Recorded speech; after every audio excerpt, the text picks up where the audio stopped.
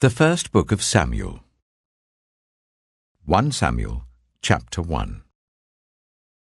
There was a certain man from Ramathaim, a Zuphite from the hill country of Ephraim, whose name was Elkanah, son of Jeroham, the son of Elihu, the son of Tohu, the son of Zuph, an Ephraimite. He had 2 wives. One was called Hannah, and the other Peninnah.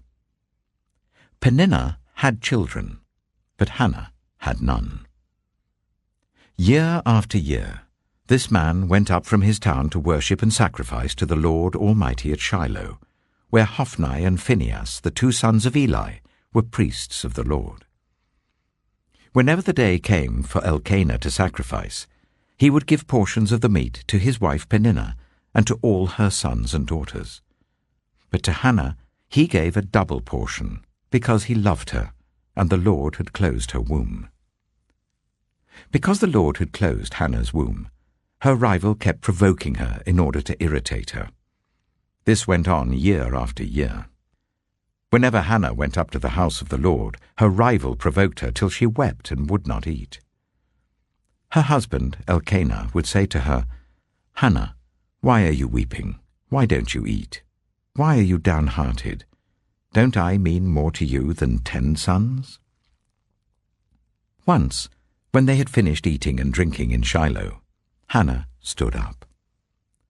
Now Eli, the priest, was sitting on his chair by the doorpost of the Lord's house. In her deep anguish, Hannah prayed to the Lord, weeping bitterly. And she made a vow, saying, "Lord Almighty, if you will only look on your servant's misery and remember me, and not forget your servant, but give her a son, then I will give him to the Lord for all the days of his life, and no razor will ever be used on his head." As she kept on praying to the Lord, Eli observed her mouth. Hannah was praying in her heart, and her lips were moving, but her voice was not heard. Eli thought she was drunk and said to her, "How long are you going to stay drunk? Put away your wine." "Not so, my lord," Hannah replied. "I am a woman who is deeply troubled. I have not been drinking wine or beer. I was pouring out my soul to the Lord. Do not take your servant for a wicked woman. I have been praying here out of my great anguish and grief." Eli answered, "Go in peace, and may the God of Israel grant you what you have asked of him." She said, "May your servant find favor in your eyes." Then she went away and ate something, and her face was no longer downcast. Early the next morning they arose and worshipped before the Lord, and then went back to their home at Ramah. Elkanah made love to his wife Hannah, and the Lord remembered her. So in the course of time Hannah became pregnant and gave birth to a son. She named him Samuel, saying, "Because I asked the Lord for him." When her husband Elkanah went up with all his family to offer the annual sacrifice to the Lord and to fulfill his vow, Hannah did not go. She said to her husband, "After the boy is weaned, I will take him and present him before the Lord, and he will live there always." "Do what seems best to you," her husband Elkanah told her. "Stay here until you have weaned him. Only may the Lord make good his word." So the woman stayed at home and nursed her son until she had weaned him. After he was weaned, she took the boy with her, young as he was, along with a 3-year-old bull, an ephah of flour, and a skin of wine, and brought him to the house of the Lord at Shiloh. When the bull had been sacrificed, they brought the boy to Eli, and she said to him, "Pardon me, my lord. As surely as you live, I am the woman who stood here beside you praying to the Lord. I prayed for this child, and the Lord has granted me what I asked of him. So now I give him to the Lord. For his whole life he shall be given over to the Lord." And he worshipped the Lord there. 1 Samuel chapter 2. Then Hannah prayed and said, "My heart rejoices in the Lord. In the Lord my horn is lifted high. My mouth boasts over my enemies, for I delight in your deliverance. There is no one holy like the Lord. There is no one besides you. There is no rock like our God. Do not keep talking so proudly, or let your mouth speak such arrogance. For the Lord is a God who knows, and by him deeds are weighed. The bows of the warriors are broken, but those who stumbled are armed with strength. Those who are full hire themselves out for food, but those who are hungry no more. She who was barren has borne 7 children, but she who has had many sons pines away. The Lord brings death and makes alive. He brings down to the grave and raises up. The Lord sends poverty and wealth. He humbles and he exalts. He raises the poor from the dust and lifts the needy from the ash heap. He seats them with princes and makes them inherit a throne of honor. For the foundations of the earth are the Lord's. On them he has set the world. He will guard the feet of his faithful servants, but the wicked will be silenced in the place of darkness. It is not by strength that one prevails. Those who oppose the Lord will be broken. The Most High will thunder from heaven. The Lord will judge the ends of the earth. He will give strength to his king and exalt the horn of his anointed. Then Elkanah went home to Ramah, but the boy ministered before the Lord under Eli the priest. Eli's sons were scoundrels. They had no regard for the Lord. Now it was the practice of the priests that whenever any of the people offered a sacrifice, the priest's servant would come with a 3-pronged fork in his hand while the meat was being boiled, and would plunge the fork into the pan or kettle or cauldron or pot. Whatever the fork brought up, the priest would take for himself. This is how they treated all the Israelites who came to Shiloh. But even before the fat was burned, the priest's servant would come and say to the person who was sacrificing, "Give the priest some meat to roast. He won't accept boiled meat from you, but only raw." If the person said to him, "Let the fat be burned first, and then take whatever you want," the servant would answer, "No, hand it over now. If you don't, I'll take it by force." This sin of the young men was very great in the Lord's sight, for they were treating the Lord's offering with contempt. But Samuel was ministering before the Lord, a boy wearing a linen ephod. Each year his mother made him a little robe and took it to him, when she went up with her husband to offer the annual sacrifice. Eli would bless Elkanah and his wife, saying, "May the Lord give you children by this woman to take the place of the one she prayed for and gave to the Lord." Then they would go home. And the Lord was gracious to Hannah. She gave birth to 3 sons and 2 daughters. Meanwhile, the boy Samuel grew up in the presence of the Lord. Now Eli, who was very old, heard about everything his sons were doing to all Israel, and how they slept with the women who served at the entrance to the tent of meeting. So he said to them, "Why do you do such things? I hear from all the people about these wicked deeds of yours. No, my sons, the report I hear spreading among the Lord's people is not good. If one person sins against another, God may mediate for the offender. But if anyone sins against the Lord, who will intercede for them?" His sons, however, did not listen to their father's rebuke, for it was the Lord's will to put them to death. And the boy Samuel continued to grow in stature and in favor with the Lord and with people. Now a man of God came to Eli and said to him, "This is what the Lord says. Did I not clearly reveal myself to your ancestors' family when they were in Egypt under Pharaoh? I chose your ancestor out of all the tribes of Israel to be my priest, to go up to my altar, to burn incense, and to wear an ephod in my presence. I also gave your ancestors' family all the food offerings presented by the Israelites. Why do you scorn my sacrifice and offering that I prescribed for my dwelling? Why do you honor your sons more than me, by fattening yourselves on the choice parts of every offering made by my people Israel? Therefore the Lord, the God of Israel, declares, I promised that members of your family would minister before me forever. But now the Lord declares, far be it from me.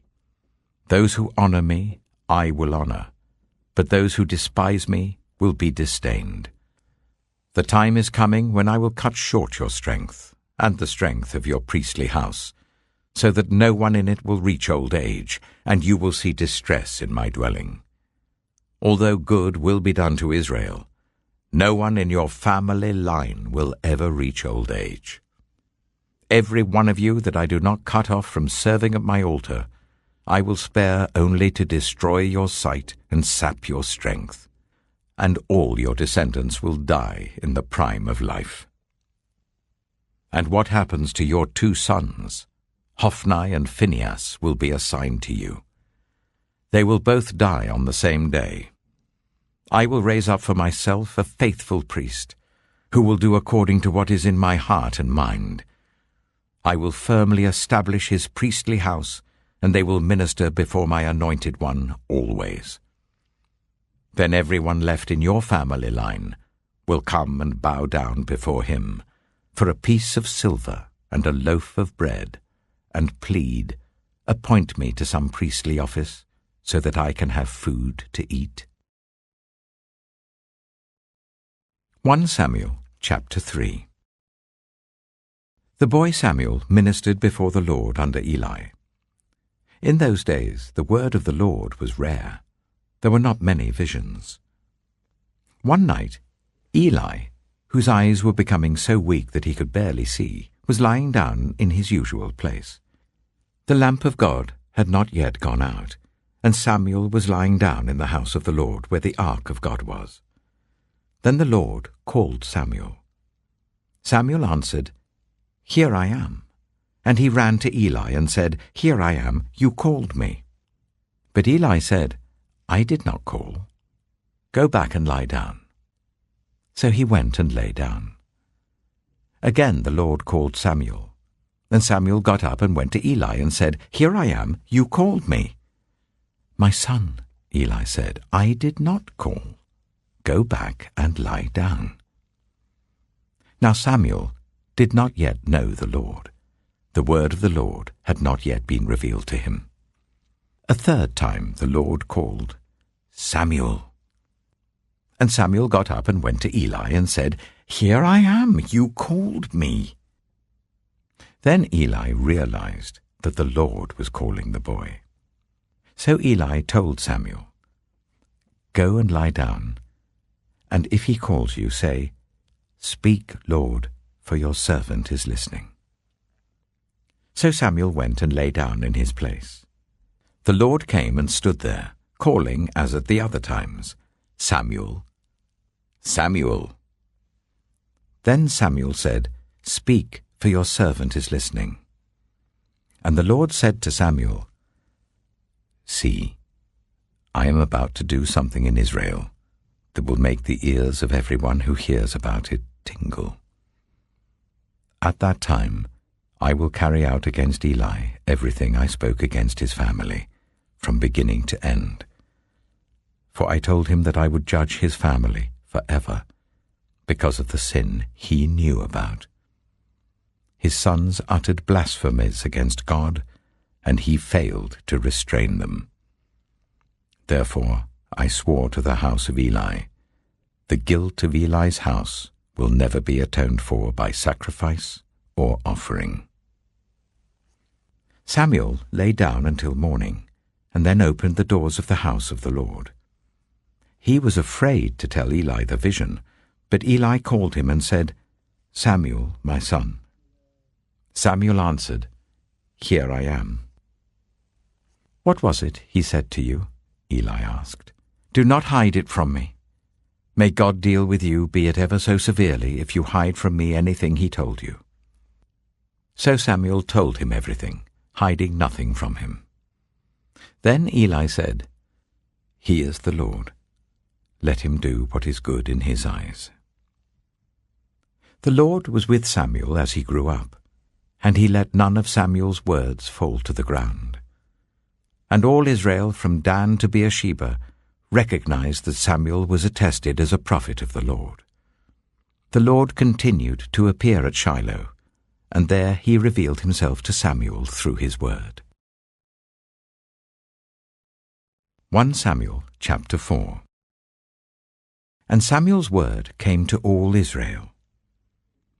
Now the Israelites went out to fight against the Philistines. The Israelites camped at Ebenezer, and the Philistines at Aphek.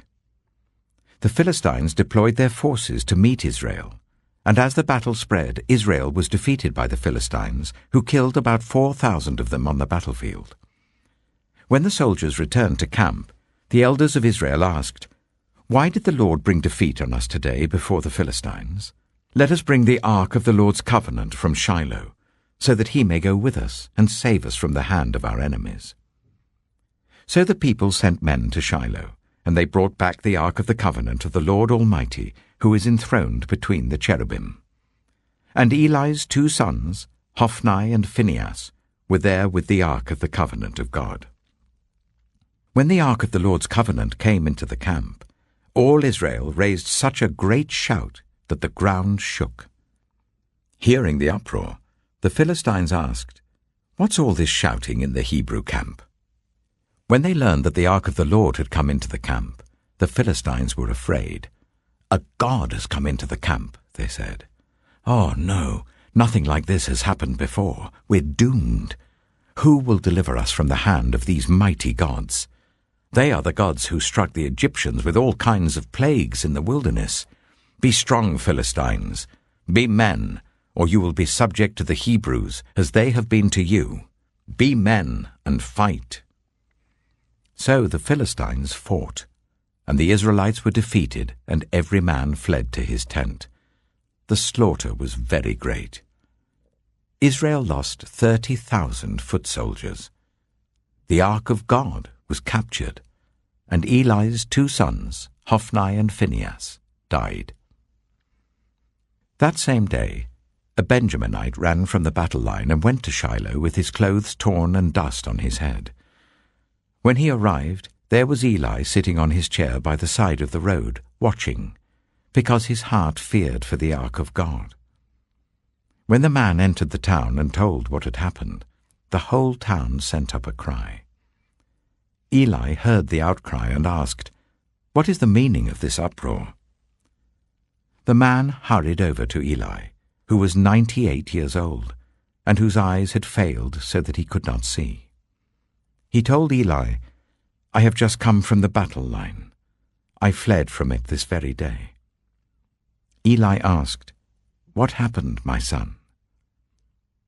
The man who brought the news replied, "Israel fled before the Philistines, and the army has suffered heavy losses. Also your 2 sons, Hophni and Phinehas, are dead, and the ark of God has been captured." When he mentioned the ark of God, Eli fell backwards off his chair by the side of the gate. His neck was broken, and he died, for he was an old man, and he was heavy. He had led Israel for 40 years.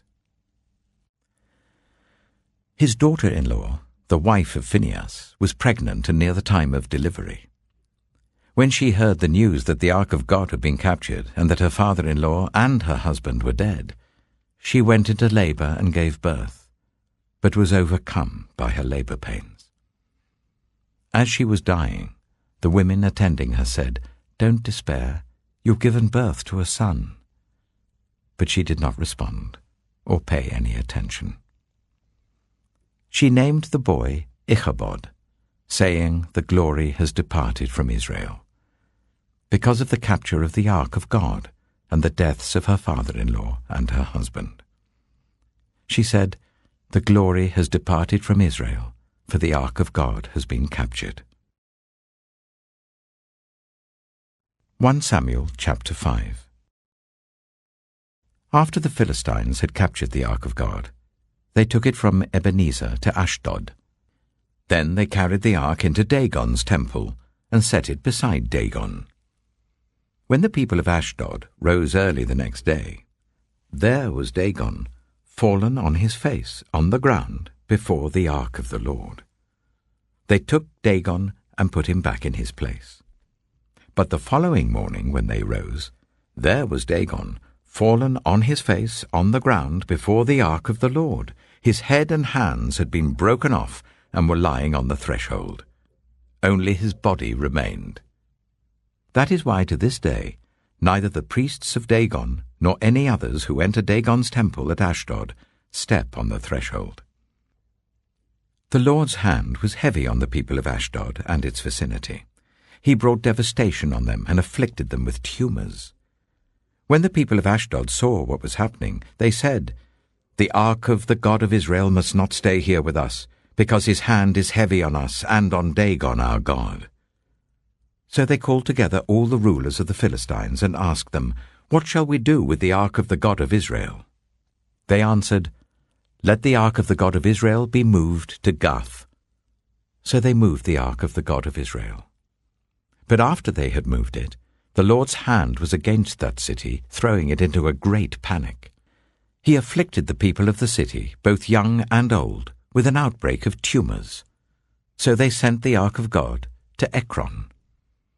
As the ark of God was entering Ekron, the people of Ekron cried out, "They have brought the ark of the God of Israel round to us to kill us and our people." So they called together all the rulers of the Philistines and said, "Send the ark of the God of Israel away. Let it go back to its own place, or it will kill us and our people." For death had filled the city with panic. God's hand was very heavy on it. Those who did not die were afflicted with tumors, and the outcry of the city went up to heaven. 1 Samuel chapter 6. When the ark of the Lord had been in Philistine territory for 7 months, the Philistines called for the priests and the diviners, and said, "What shall we do with the ark of the Lord? Tell us how we should send it back to its place." They answered, "If you return the ark of the God of Israel, do not send it back to him without a gift. By all means send a guilt offering to him. Then you will be healed, and you will know why his hand has not been lifted from you." The Philistines asked, "What guilt offering should we send to him?" They replied, 5 gold tumors and 5 gold rats, according to the number of the Philistine rulers, because the same plague has struck both you and your rulers. Make models of the tumors and of the rats that are destroying the country, and give glory to Israel's God.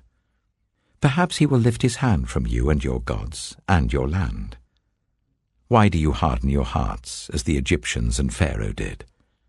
When Israel's God dealt harshly with them, did they not send the Israelites out so that they could go on their way?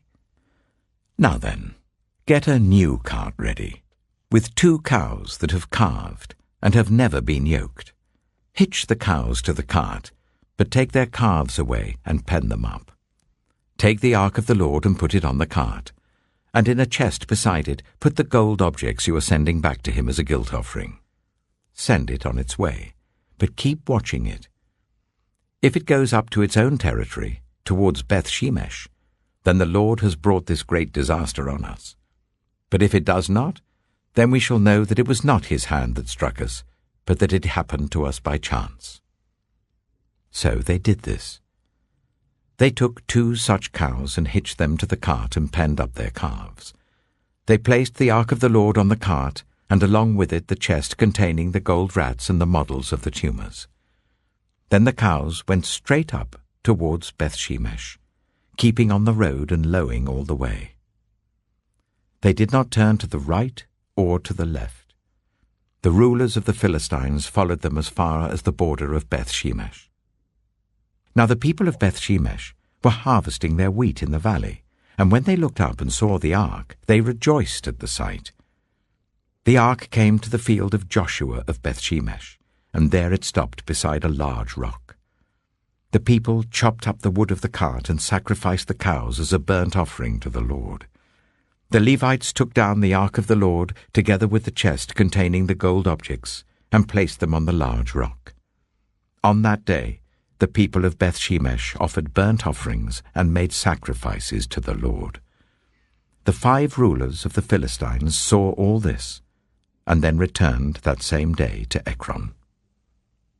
These are the gold tumors the Philistines sent as a guilt offering to the Lord, 1 each for Ashdod, Gaza, Ashkelon, Gath, and Ekron.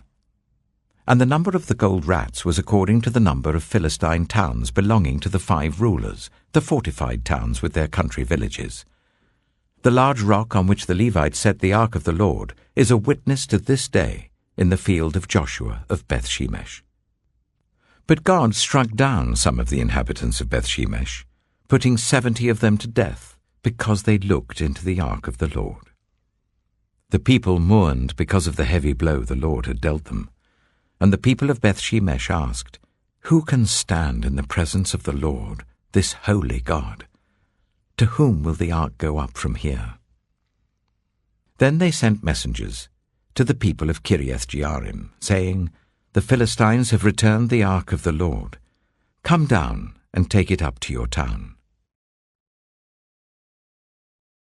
1 Samuel chapter 7. So the men of Kiriath-jearim came and took up the ark of the Lord. They brought it to Abinadab's house on the hill, and consecrated Eleazar his son to guard the ark of the Lord.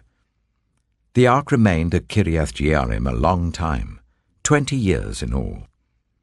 Then all the people of Israel turned back to the Lord.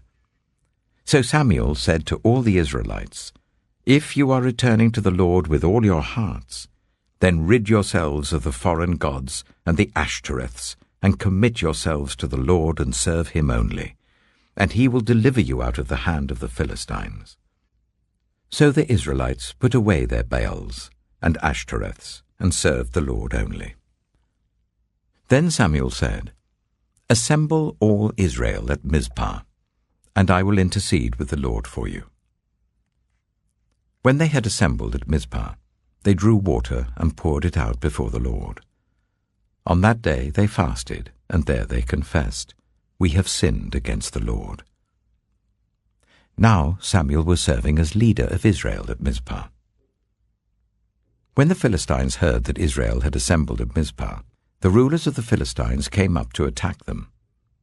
When the Israelites heard of it, they were afraid because of the Philistines.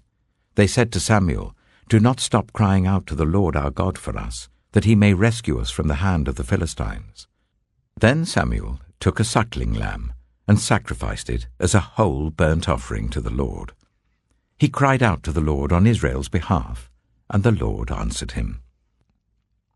While Samuel was sacrificing the burnt offering, the Philistines drew near to engage Israel in battle. But that day the Lord thundered with loud thunder against the Philistines, and threw them into such a panic that they were routed before the Israelites. The men of Israel rushed out of Mizpah and pursued the Philistines, slaughtering them along the way to a point below Beth-kar. Then Samuel took a stone and set it up between Mizpah and Shen. He named it Ebenezer, saying, "Thus far the Lord has helped us." So the Philistines were subdued, and they stopped invading Israel's territory. Throughout Samuel's lifetime, the hand of the Lord was against the Philistines. The towns from Ekron to Gath that the Philistines had captured from Israel were restored to Israel, and Israel delivered the neighboring territory from the hands of the Philistines, and there was peace between Israel and the Amorites. Samuel continued as Israel's leader all the days of his life. From year to year he went on a circuit from Bethel to Gilgal to Mizpah, judging Israel in all those places. But he always went back to Ramah, where his home was, and there he also held court for Israel. And he built an altar there to the Lord. 1 Samuel chapter 8. When Samuel grew old, he appointed his sons as Israel's leaders. The name of his firstborn was Joel, and the name of his second was Abijah, and they served at Beersheba. But his sons did not follow his ways.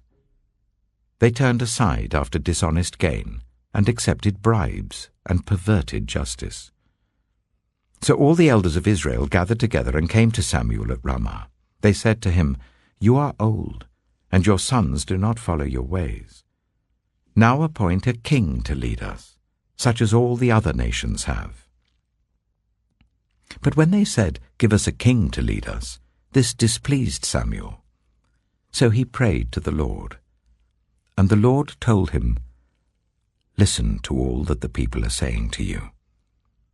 It is not you they have rejected, but they have rejected me as their king, as they have done from the day I brought them up out of Egypt until this day, forsaking me and serving other gods.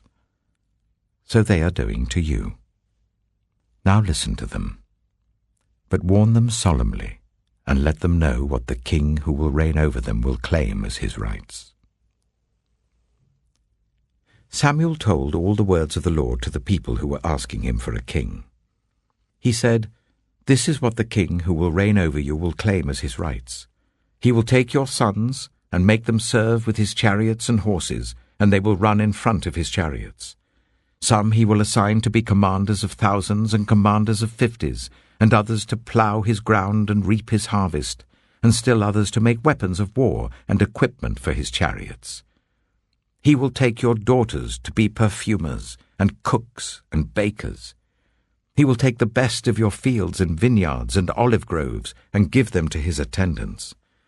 He will take 1/10 of your grain and of your vintage and give it to his officials and attendants. Your male and female servants and the best of your cattle and donkeys he will take for his own use. He will take 1/10 of your flocks, and you yourselves will become his slaves.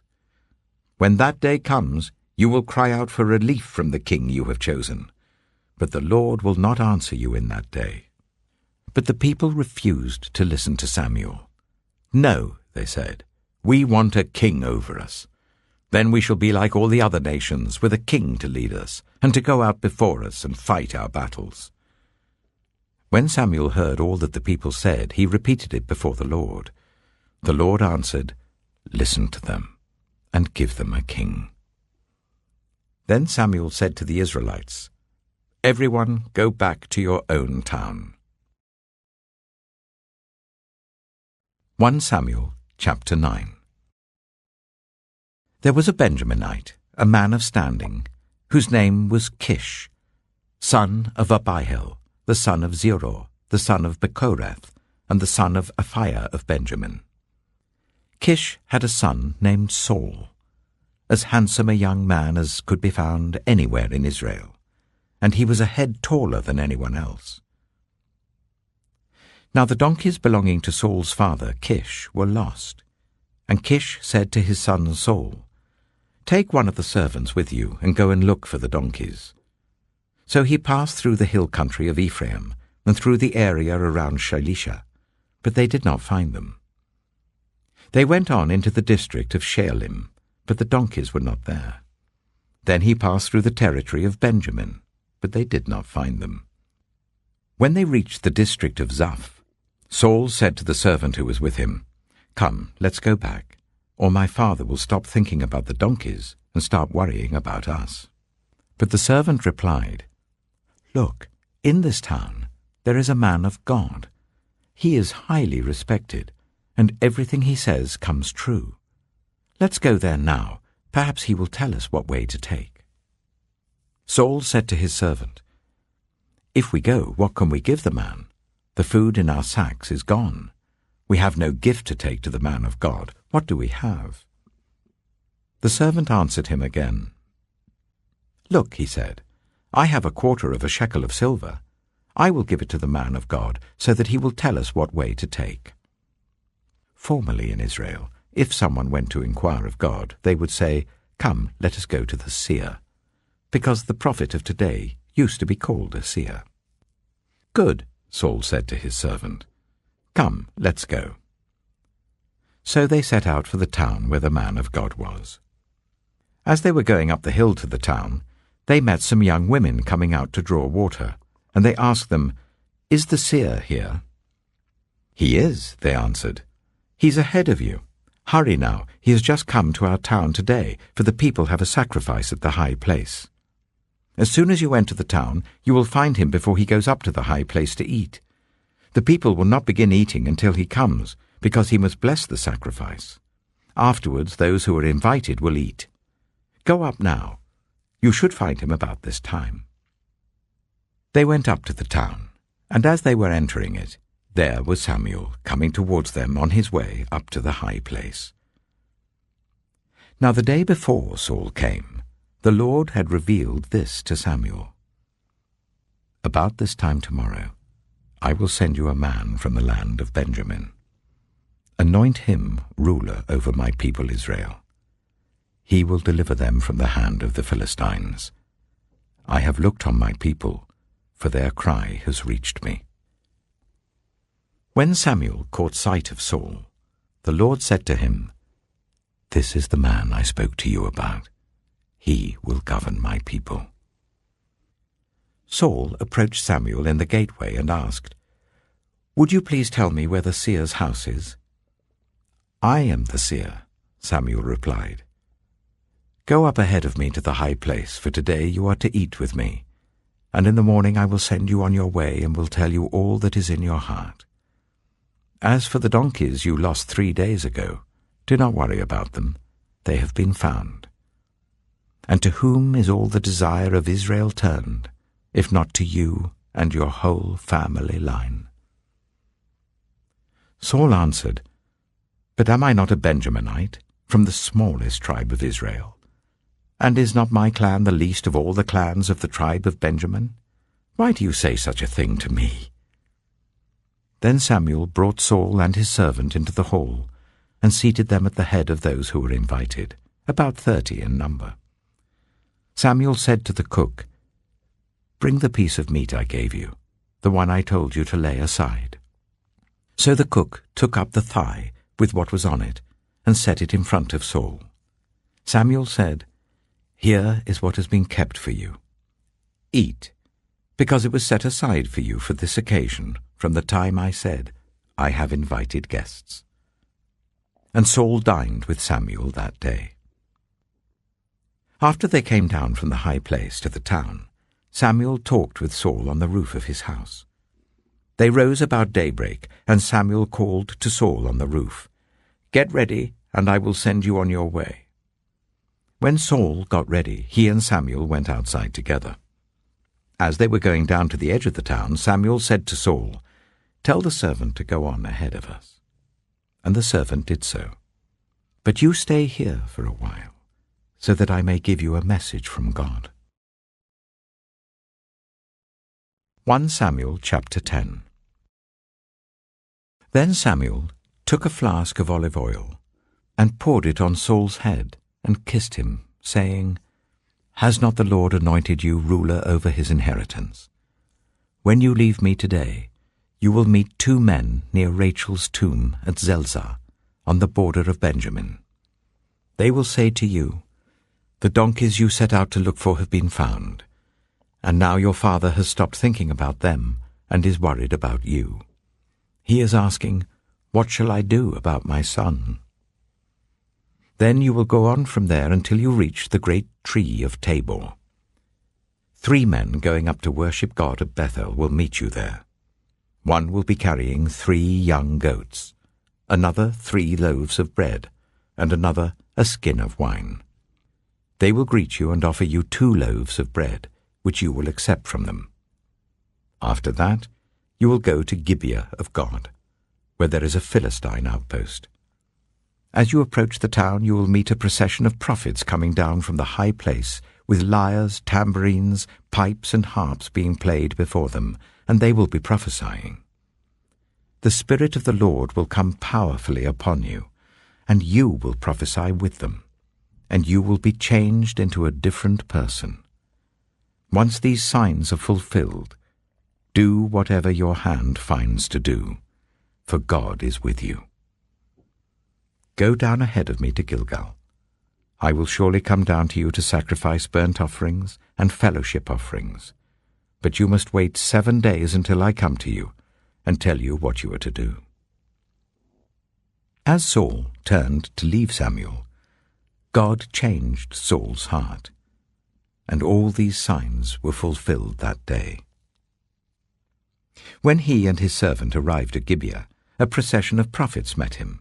The Spirit of God came powerfully upon him, and he joined in their prophesying. When all those who had formerly known him saw him prophesying with the prophets, they asked each other, "What is this that has happened to the son of Kish? Is Saul also among the prophets?"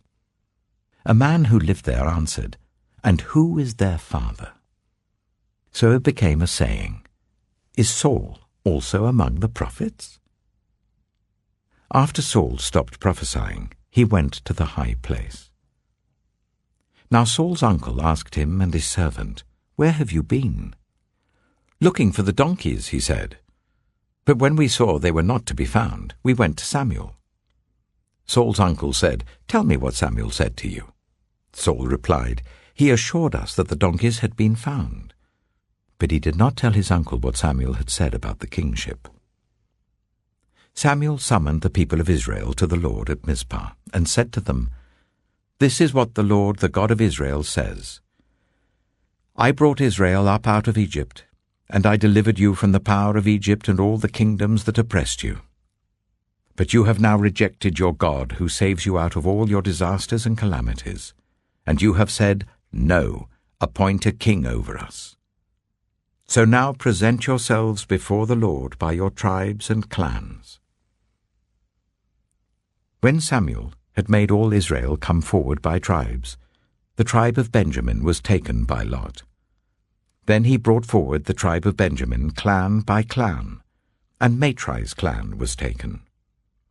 Finally, Saul, son of Kish, was taken. But when they looked for him, he was not to be found.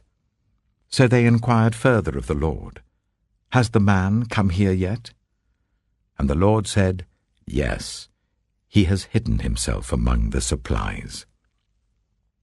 They ran and brought him out, and as he stood among the people, he was a head taller than any of the others. Samuel said to all the people, "Do you see the man the Lord has chosen? There is no one like him among all the people." Then the people shouted, "Long live the king." Samuel explained to the people the rights and duties of kingship. He wrote them down on a scroll and deposited it before the Lord. Then Samuel dismissed the people to go to their own homes. Saul also went to his home in Gibeah, accompanied by valiant men whose hearts God had touched. But some scoundrels said, "How can this fellow save us?"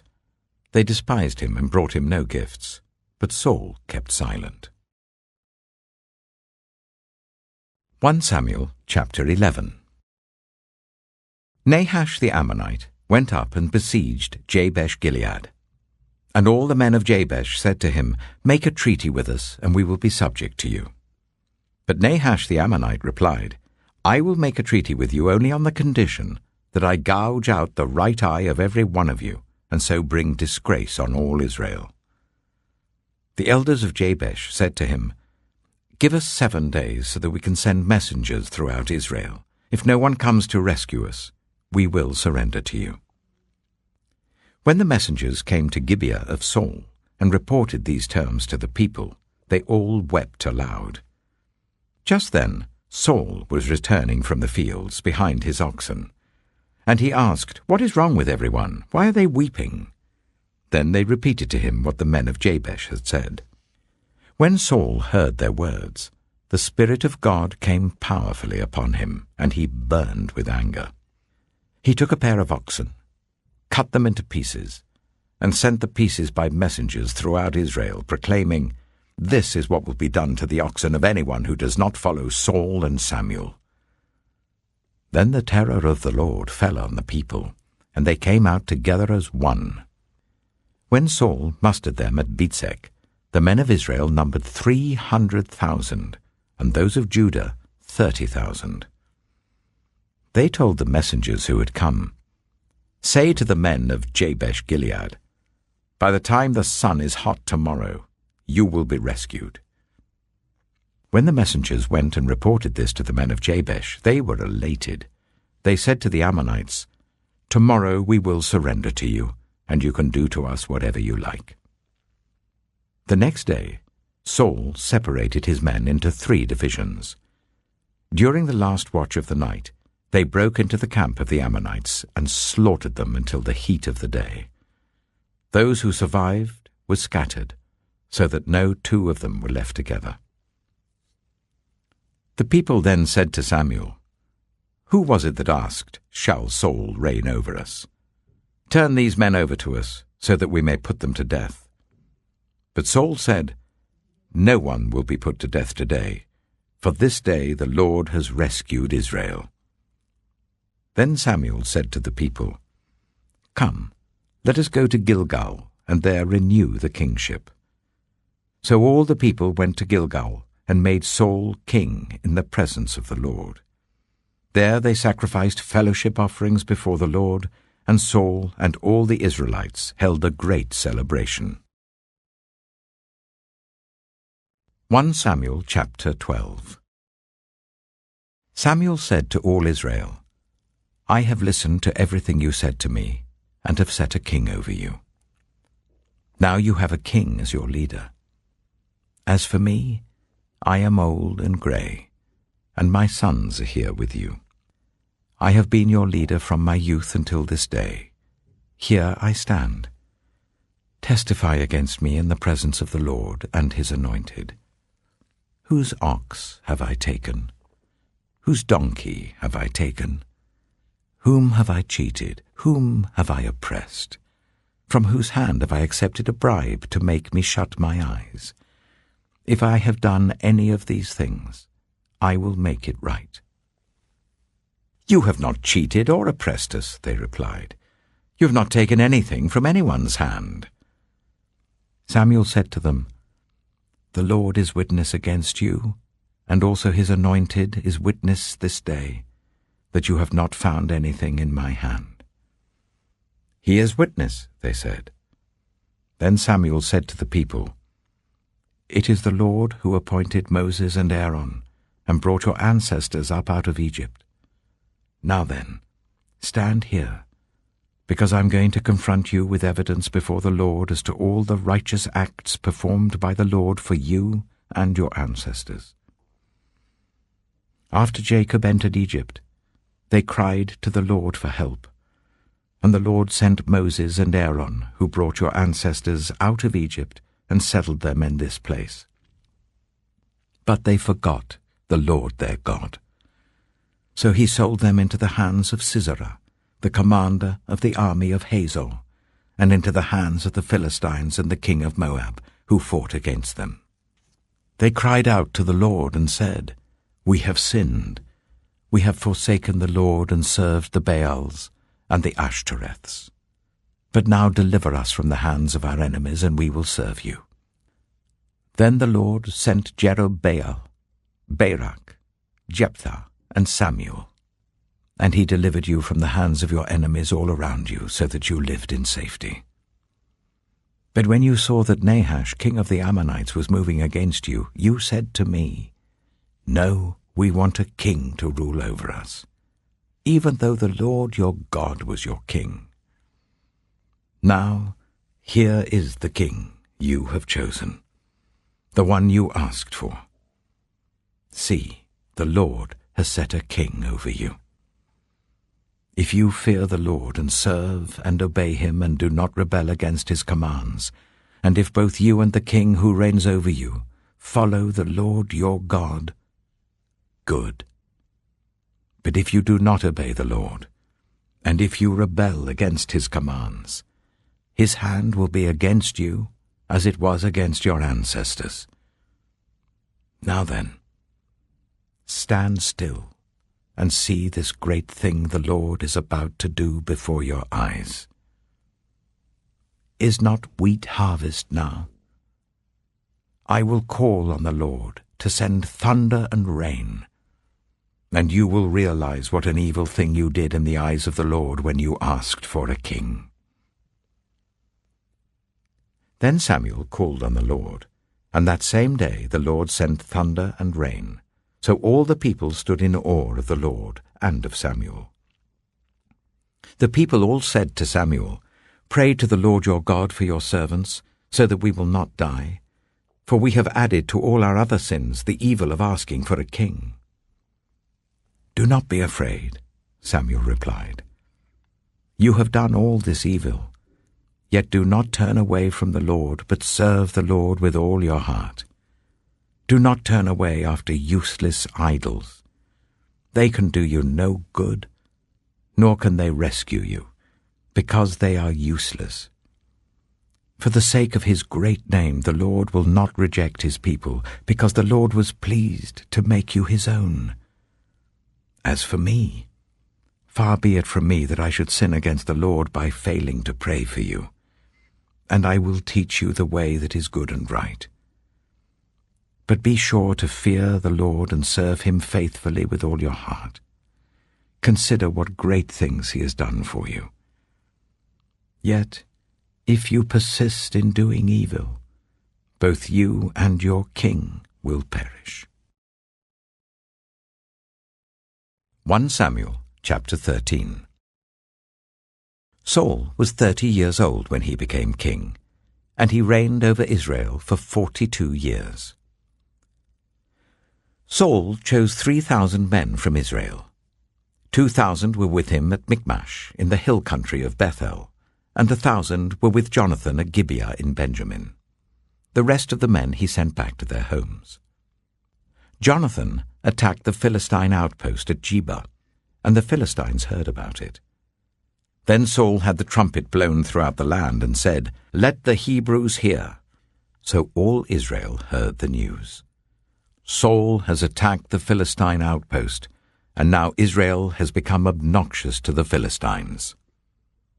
And the people were summoned to join Saul at Gilgal. The Philistines assembled to fight Israel, with 3,000 chariots, 6,000 charioteers, and soldiers as numerous as the sand on the seashore. They went up and camped at Michmash, east of Bethaven. When the Israelites saw that their situation was critical and that their army was hard pressed, they hid in caves and thickets among the rocks, and in pits and cisterns. Some Hebrews even crossed the Jordan to the land of Gad and Gilead. Saul remained at Gilgal, and all the troops with him were quaking with fear. He waited for 7 days, the time set by Samuel. But Samuel did not come to Gilgal, and Saul's men began to scatter. So he said, "Bring me the burnt offering and the fellowship offerings." And Saul offered up the burnt offering. Just as he finished making the offering, Samuel arrived, and Saul went out to greet him. "What have you done?" asked Samuel. Saul replied, "When I saw that the men were scattering, and that you did not come at the set time, and that the Philistines were assembling at Michmash, I thought, now the Philistines will come down against me at Gilgal, and I have not sought the Lord's favor. So I felt compelled to offer the burnt offering." "Oh, you have done a foolish thing," Samuel said. "You have not kept the command the Lord your God gave you. If you had, he would have established your kingdom over Israel for all time. But now your kingdom will not endure. The Lord has sought out a man after his own heart, and appointed him ruler of his people, because you have not kept the Lord's command." Then Samuel left Gilgal and went up to Gibeah in Benjamin. And Saul counted the men who were with him. They numbered about 600. Saul and his son Jonathan and the men with them were staying at Gibeah of Benjamin, while the Philistines camped at Michmash. Raiding parties went out from the Philistine camp in 3 detachments. One turned towards Ophrah in the vicinity of Shual, another towards Beth-horon, and the third towards the borderland overlooking the valley of Zeboim, facing the wilderness. Not a blacksmith could be found in the whole land of Israel, because the Philistines had said, "Otherwise the Hebrews will make swords and spears." So all Israel went down to the Philistines to have their plowshares, mattocks, axes, and sickles sharpened. The price was 2/3 of a shekel for sharpening plowshares and mattocks, and 1/3 of a shekel for sharpening forks and axes, and for repointing goads. So on the day of the battle, not a soldier with Saul and Jonathan had a sword or spear in his hand. Only Saul and his son Jonathan had them. Now a detachment of Philistines had gone out to the pass at Michmash. 1 Samuel chapter 14. One day, Jonathan, son of Saul, said to his young armor-bearer, "Come, let's go over to the Philistine outpost on the other side." But he did not tell his father. Saul was staying on the outskirts of Gibeah, under a pomegranate tree in Migron. With him were about 600 men, among whom was Ahijah, who was wearing an ephod. He was a son of Ichabod's brother, Ahitub, son of Phinehas, the son of Eli, the Lord's priest in Shiloh. No one was aware that Jonathan had left. On each side of the pass that Jonathan intended to cross to reach the Philistine outpost was a cliff. One was called Bozez, and the other Sine. One cliff stood to the north towards Michmash, the other to the south towards Geba. Jonathan said to his young armor-bearer, "Come, let's go over to the outpost of those uncircumcised men. Perhaps the Lord will act on our behalf. Nothing can hinder the Lord from saving, whether by many or by few." "Do all that you have in mind," his armor-bearer said. "Go ahead. I am with you, heart and soul." Jonathan said, "Come on then. We will cross over towards them and let them see us. If they say to us, 'Wait there until we come to you,' we will stay where we are and not go up to them. But if they say, 'Come up to us,' we will climb up, because that will be our sign that the Lord has given them into our hands." So both of them showed themselves to the Philistine outpost. "Look," said the Philistines, "the Hebrews are crawling out of the holes they were hiding in." The men of the outpost shouted to Jonathan and his armor-bearer, "Come up to us and we'll teach you a lesson." So Jonathan said to his armor-bearer, "Climb up after me. The Lord has given them into the hand of Israel." Jonathan climbed up using his hands and feet, with his armor-bearer right behind him. The Philistines fell before Jonathan, and his armor-bearer followed and killed behind him. In that first attack, Jonathan and his armor-bearer killed some 20 men in an area of about half an acre. Then panic struck the whole army, those in the camp and field and those in the outposts and raiding parties, and the ground shook. It was a panic sent by God. Saul's lookouts at Gibeah in Benjamin saw the army melting away in all directions. Then Saul said to the men who were with him, "Muster the forces and see who has left us." When they did, it was Jonathan and his armor-bearer who were not there. Saul said to Ahijah, "Bring the ark of God." At that time it was with the Israelites. While Saul was talking to the priest, the tumult in the Philistine camp increased more and more. So Saul said to the priest, "Withdraw your hand." Then Saul and all his men assembled and went to the battle. They found the Philistines in total confusion, striking each other with their swords. Those Hebrews who had previously been with the Philistines and had gone up with them to their camp went over to the Israelites who were with Saul and Jonathan. When all the Israelites who had hidden in the hill country of Ephraim heard that the Philistines were on the run, they joined the battle in hot pursuit. So on that day the Lord saved Israel, and the battle moved on beyond Beth-aven. Now the Israelites were in distress that day, because Saul had bound the people under an oath, saying, "Cursed be anyone who eats food before evening comes, before I have avenged myself on my enemies." So none of the troops tasted food. The entire army entered the woods, and there was honey on the ground. When they went into the woods, they saw the honey oozing out. Yet no one put his hand to his mouth because they feared the oath. But Jonathan had not heard that his father had bound the people with the oath, so he reached out the end of the staff that was in his hand and dipped it into the honeycomb. He raised his hand to his mouth, and his eyes brightened. Then one of the soldiers told him, "Your father bound the army under a strict oath, saying, 'Cursed be anyone who eats food today.' That is why the men are faint." Jonathan said, "My father has made trouble for the country. See how my eyes brightened when I tasted a little of this honey. How much better it would have been if the men had eaten today some of the plunder they took from their enemies. Would not the slaughter of the Philistines have been even greater?" That day, after the Israelites had struck down the Philistines from Michmash to Ajalon, they were exhausted. They pounced on the plunder, and, taking sheep, cattle, and calves, they butchered them on the ground and ate them, together with the blood. Then someone said to Saul, "Look, the men are sinning against the Lord by eating meat that has blood in it." "You have broken faith," he said.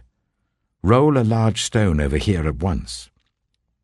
Then he said, "Go out among the men and tell them, 'Each of you bring me your cattle and sheep, and slaughter them here and eat them. Do not sin against the Lord by eating meat with blood still in it.'" So everyone brought his ox that night and slaughtered it there. Then Saul built an altar to the Lord. It was the first time he had done this. Saul said, "Let us go down and pursue the Philistines by night and plunder them till dawn, and let us not leave one of them alive." "Do whatever seems best to you," they replied. But the priest said, "Let us inquire of God here." So Saul asked God, "Shall I go down and pursue the Philistines? Will you give them into Israel's hand?" But God did not answer him that day. Saul therefore said, "Come here, all you who are leaders of the army, and let us find out what sin has been committed today. As surely as the Lord who rescues Israel lives, even if the guilt lies with my son Jonathan, he must die." But not one of them said a word. Saul then said to all the Israelites, "You stand over there. I and Jonathan my son will stand over here." "Do what seems best to you," they replied. Then Saul prayed to the Lord, the God of Israel, "Why have you not answered your servant today? If the fault is in me or my son Jonathan, respond with Urim. But if the men of Israel are at fault, respond with Thummim." Jonathan and Saul were taken by lot, and the men were cleared. Saul said, "Cast the lot between me and Jonathan my son." And Jonathan was taken. Then Saul said to Jonathan, "Tell me what you have done." So Jonathan told him, "I tasted a little honey with the end of my staff, and now I must die?" Saul said, "May God deal with me, be it ever so severely, if you do not die, Jonathan." But the men said to Saul, "Should Jonathan die? He who has brought about this great deliverance in Israel? Never. As surely as the Lord lives, not a hair of his head shall fall to the ground, for he did this today with God's help." So the men rescued Jonathan, and he was not put to death. Then Saul stopped pursuing the Philistines, and they withdrew to their own land. After Saul had assumed rule over Israel, he fought against their enemies on every side: Moab, the Ammonites, Edom, the kings of Zobah, and the Philistines. Wherever he turned, he inflicted punishment on them. He fought valiantly and defeated the Amalekites, delivering Israel from the hands of those who had plundered them. Saul's sons were Jonathan, Ishvi, and Malchishua. The name of his elder daughter was Merab, and that of the younger was Michal. His wife's name was Ahinoam, daughter of Ahimaaz. The name of the commander of Saul's army was Abner, son of Ner, and Ner was Saul's uncle. Saul's father, Kish, and Abner's father, Ner, were sons of Abiel. All the days of Saul there was bitter war with the Philistines, and whenever Saul saw a mighty or brave man, he took him into his service. 1 Samuel chapter 15. Samuel said to Saul, I am the one the Lord sent to anoint you king over his people Israel. So listen now to the message from the Lord. This is what the Lord Almighty says. I will punish the Amalekites for what they did to Israel when they waylaid them as they came up from Egypt. Now go, attack the Amalekites, and totally destroy all that belongs to them. Do not spare them. Put to death men and women, children and infants, cattle and sheep, camels and donkeys. So Saul summoned the men and mustered them at Telaim, 200,000 foot soldiers and 10,000 from Judah. Saul went to the city of Amalek and set an ambush in the ravine. Then he said to the Kenites, Go away, leave the Amalekites, so that I do not destroy you along with them. For you showed kindness to all the Israelites when they came up out of Egypt. So the Kenites moved away from the Amalekites. Then Saul attacked the Amalekites all the way from Havilah to Shur, near the eastern border of Egypt. He took Agag, king of the Amalekites, alive, and all his people he totally destroyed with the sword. But Saul and the army spared Agag, and the best of the sheep and cattle, the fat calves and lambs, everything that was good. These they were unwilling to destroy completely, but everything that was despised and weak they totally destroyed. Then the word of the Lord came to Samuel. I regret that I have made Saul king, because he has turned away from me and has not carried out my instructions. Samuel was angry, and he cried out to the Lord all that night. Early in the morning, Samuel got up and went to meet Saul, but he was told, Saul has gone to Carmel. There he has set up a monument in his own honor, and has turned and gone on down to Gilgal. When Samuel reached him, Saul said, The Lord bless you. I have carried out the Lord's instructions. But Samuel said, What then is this bleating of sheep in my ears?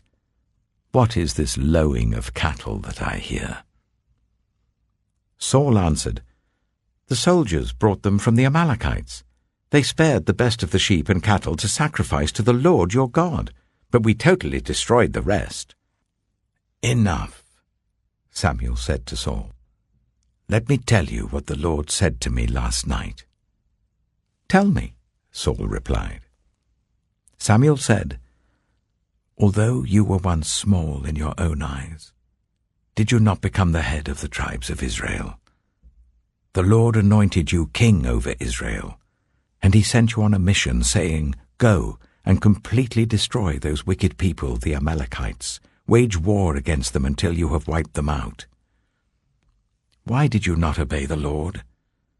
Why did you pounce on the plunder and do evil in the eyes of the Lord? But I did obey the Lord, Saul said. I went on the mission the Lord assigned me. I completely destroyed the Amalekites and brought back Agag, their king. The soldiers took sheep and cattle from the plunder, the best of what was devoted to God, in order to sacrifice them to the Lord your God at Gilgal. But Samuel replied, Does the Lord delight in burnt offerings and sacrifices as much as in obeying the Lord? To obey is better than sacrifice, and to heed is better than the fat of rams. For rebellion is like the sin of divination, and arrogance like the evil of idolatry. Because you have rejected the word of the Lord, he has rejected you as king. Then Saul said to Samuel, I have sinned. I violated the Lord's command and your instructions. I was afraid of the men, and so I gave in to them. Now I beg you, forgive my sin and come back with me, so that I may worship the Lord. But Samuel said to him, I will not go back with you.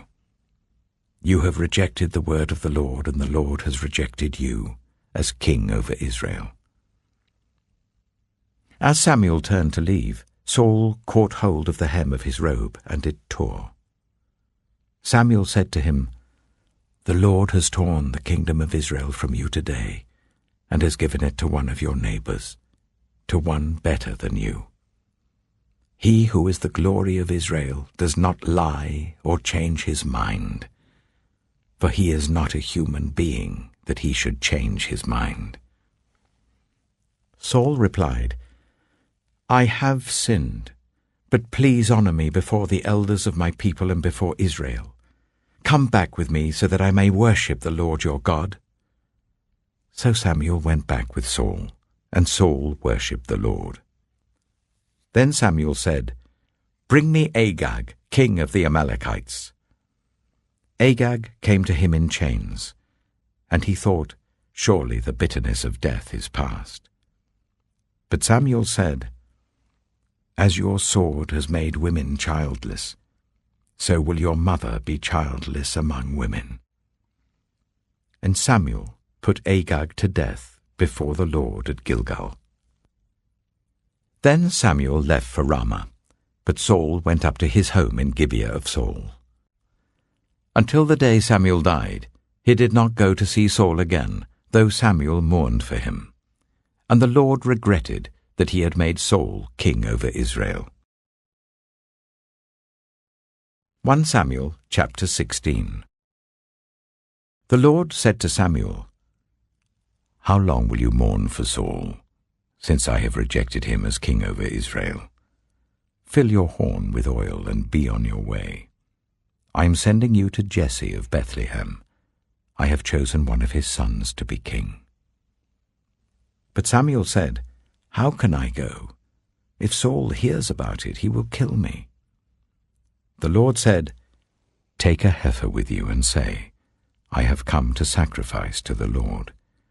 Invite Jesse to the sacrifice, and I will show you what to do. You are to anoint for me the one I indicate." Samuel did what the Lord said. When he arrived at Bethlehem, the elders of the town trembled when they met him. They asked, "Do you come in peace?" Samuel replied, "Yes, in peace. I have come to sacrifice to the Lord. Consecrate yourselves and come to the sacrifice with me." Then he consecrated Jesse and his sons and invited them to the sacrifice. When they arrived, Samuel saw Eliab and thought, "Surely the Lord's anointed stands here before the Lord." But the Lord said to Samuel, "Do not consider his appearance or his height, for I have rejected him. The Lord does not look at the things people look at. People look at the outward appearance, but the Lord looks at the heart." Then Jesse called Abinadab and made him pass in front of Samuel. But Samuel said, "The Lord has not chosen this one either." Jesse then made Shammah pass by. But Samuel said, "Nor has the Lord chosen this one." Jesse made 7 of his sons pass before Samuel, but Samuel said to him, "The Lord has not chosen these." So he asked Jesse, "Are these all the sons you have?" "There is still the youngest," Jesse answered. "He's tending the sheep." Samuel said, "Send for him. We will not sit down until he arrives." So he sent for him and had him brought in. He was glowing with health and had a fine appearance and handsome features. Then the Lord said, "Rise and anoint him. This is the one."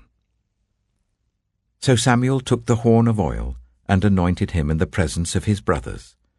And from that day on, the Spirit of the Lord came powerfully upon David. Samuel then went to Ramah.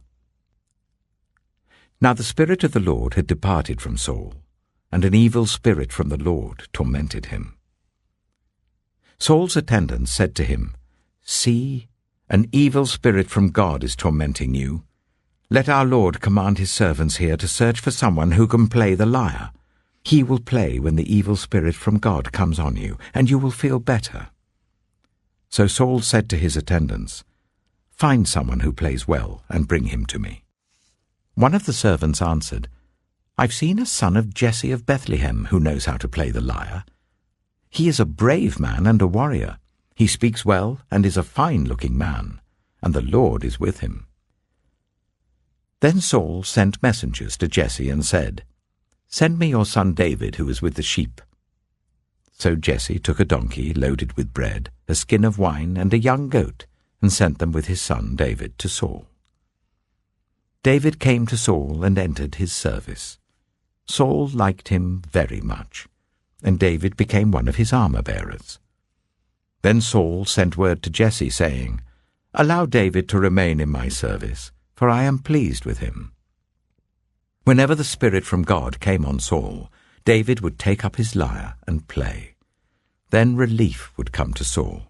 He would feel better, and the evil spirit would leave him. 1 Samuel chapter 17. Now the Philistines gathered their forces for war and assembled at Socoh in Judah. They pitched camp at Ephes-Dammim, between Socoh and Azekah.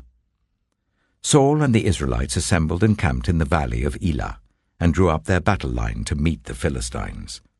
The Philistines occupied one hill, and the Israelites another, with the valley between them. A champion named Goliath, who was from Gath, came out of the Philistine camp. His height was 6 cubits and a span. He had a bronze helmet on his head, and wore a coat of scale armor of bronze weighing 5,000 shekels. On his legs he wore bronze greaves, and a bronze javelin was slung on his back. His spear shaft was like a weaver's rod, and its iron point weighed 600 shekels. His shield-bearer went ahead of him. Goliath stood and shouted to the ranks of Israel, "Why do you come out and line up for battle? Am I not a Philistine, and are you not the servants of Saul? Choose a man and let him come down to me. If he is able to fight and kill me, we will become your subjects. But if I overcome him and kill him, you will become our subjects and serve us." Then the Philistine said, "This day I defy the armies of Israel. Give me a man and let us fight each other." On hearing the Philistines' words, Saul and all the Israelites were dismayed and terrified. Now David was the son of an Ephrathite named Jesse, who was from Bethlehem in Judah. Jesse had 8 sons, and in Saul's time he was very old. Jesse's 3 eldest sons had followed Saul to the war. The firstborn was Eliab, the second Abinadab, and the third Shammah. David was the youngest. The 3 eldest followed Saul, but David went back and forth from Saul to tend his father's sheep at Bethlehem. For 40 days the Philistine came forward every morning and evening and took his stand. Now Jesse said to his son David, "Take this ephah of roasted grain and these 10 loaves of bread for your brothers and hurry to their camp. Take along these 10 cheeses to the commander of their unit. See how your brothers are, and bring back some assurance from them. They are with Saul and all the men of Israel in the valley of Elah, fighting against the Philistines." Early in the morning, David left the flock in the care of a shepherd, loaded up and set out as Jesse had directed. He reached the camp as the army was going out to its battle positions, shouting the war cry. Israel and the Philistines were drawing up their lines facing each other. David left his things with the keeper of supplies, ran to the battle lines, and asked his brothers how they were. As he was talking with them, Goliath, the Philistine champion from Gath, stepped out from his lines and shouted his usual defiance, and David heard it. Whenever the Israelites saw the man, they all fled from him in great fear. Now the Israelites had been saying, "Do you see how this man keeps coming out? He comes out to defy Israel. The king will give great wealth to the man who kills him. He will also give him his daughter in marriage, and will exempt his family from taxes in Israel." David asked the men standing near him, "What will be done for the man who kills this Philistine and removes this disgrace from Israel? Who is this uncircumcised Philistine that he should defy the armies of the living God?" They repeated to him what they had been saying, and told him, "This is what will be done for the man who kills him." When Eliab, David's eldest brother, heard him speaking with the men, he burned with anger at him and asked, "Why have you come down here?" And with whom did you leave those few sheep in the wilderness? I know how conceited you are, and how wicked your heart is. You came down only to watch the battle." "Now what have I done?" said David. "Can't I even speak?" He then turned away to someone else and brought up the same matter, and the men answered him as before. What David said was overheard and reported to Saul, and Saul sent for him. David said to Saul, "Let no one lose heart on account of this Philistine. Your servant will go and fight him." Saul replied, "You are not able to go out against this Philistine and fight him. You're only a young man, and he has been a warrior from his youth." But David said to Saul, "Your servant has been keeping his father's sheep. When a lion or a bear came and carried off a sheep from the flock, I went after it, struck it, and rescued the sheep from its mouth. When it turned on me, I seized it by its hair, struck it, and killed it. Your servant has killed both the lion and the bear. This uncircumcised Philistine will be like one of them, because he has defied the armies of the living God. The Lord who rescued me from the paw of the lion and the paw of the bear will rescue me from the hand of this Philistine." Saul said to David, "Go, and the Lord be with you." Then Saul dressed David in his own tunic. He put a coat of armor on him and a bronze helmet on his head. David fastened on his sword over the tunic and tried walking around because he was not used to them. "I cannot go in these," he said to Saul, "because I'm not used to them." So he took them off. Then he took his staff in his hand, chose 5 smooth stones from the stream, put them in the pouch of his shepherd's bag, and, with his sling in his hand, approached the Philistine. Meanwhile, the Philistine, with his shield-bearer in front of him, kept coming closer to David. He looked David over and saw that he was little more than a boy, glowing with health and handsome, and he despised him. He said to David, "Am I a dog, that you come at me with sticks?" And the Philistine cursed David by his gods. "Come here," he said, "and I'll give your flesh to the birds and the wild animals." David said to the Philistine, "You come against me with sword and spear and javelin, but I come against you in the name of the Lord Almighty, the God of the armies of Israel, whom you have defied. This day the Lord will deliver you into my hands, and I'll strike you down and cut off your head. This very day I will give the carcasses of the Philistine army to the birds and the wild animals, and the whole world will know that there is a God in Israel. All those gathered here will know that it is not by sword or spear that the Lord saves, for the battle is the Lord's, and he will give all of you into our hands." As the Philistine moved closer to attack him, David ran quickly towards the battle line to meet him. Reaching into his bag and taking out a stone, he slung it and struck the Philistine on the forehead. The stone sank into his forehead, and he fell face down on the ground. So David triumphed over the Philistine with a sling and a stone. Without a sword in his hand, he struck down the Philistine and killed him. David ran and stood over him. He took hold of the Philistine's sword and drew it from the sheath. After he killed him, he cut off his head with the sword. When the Philistines saw that their hero was dead, they turned and ran. Then the men of Israel and Judah surged forward with a shout and pursued the Philistines to the entrance of Gath and to the gates of Ekron. Their dead were strewn along the Shearaim road to Gath and Ekron. When the Israelites returned from chasing the Philistines, they plundered their camp. David took the Philistine's head and brought it to Jerusalem. He put the Philistine's weapons in his own tent.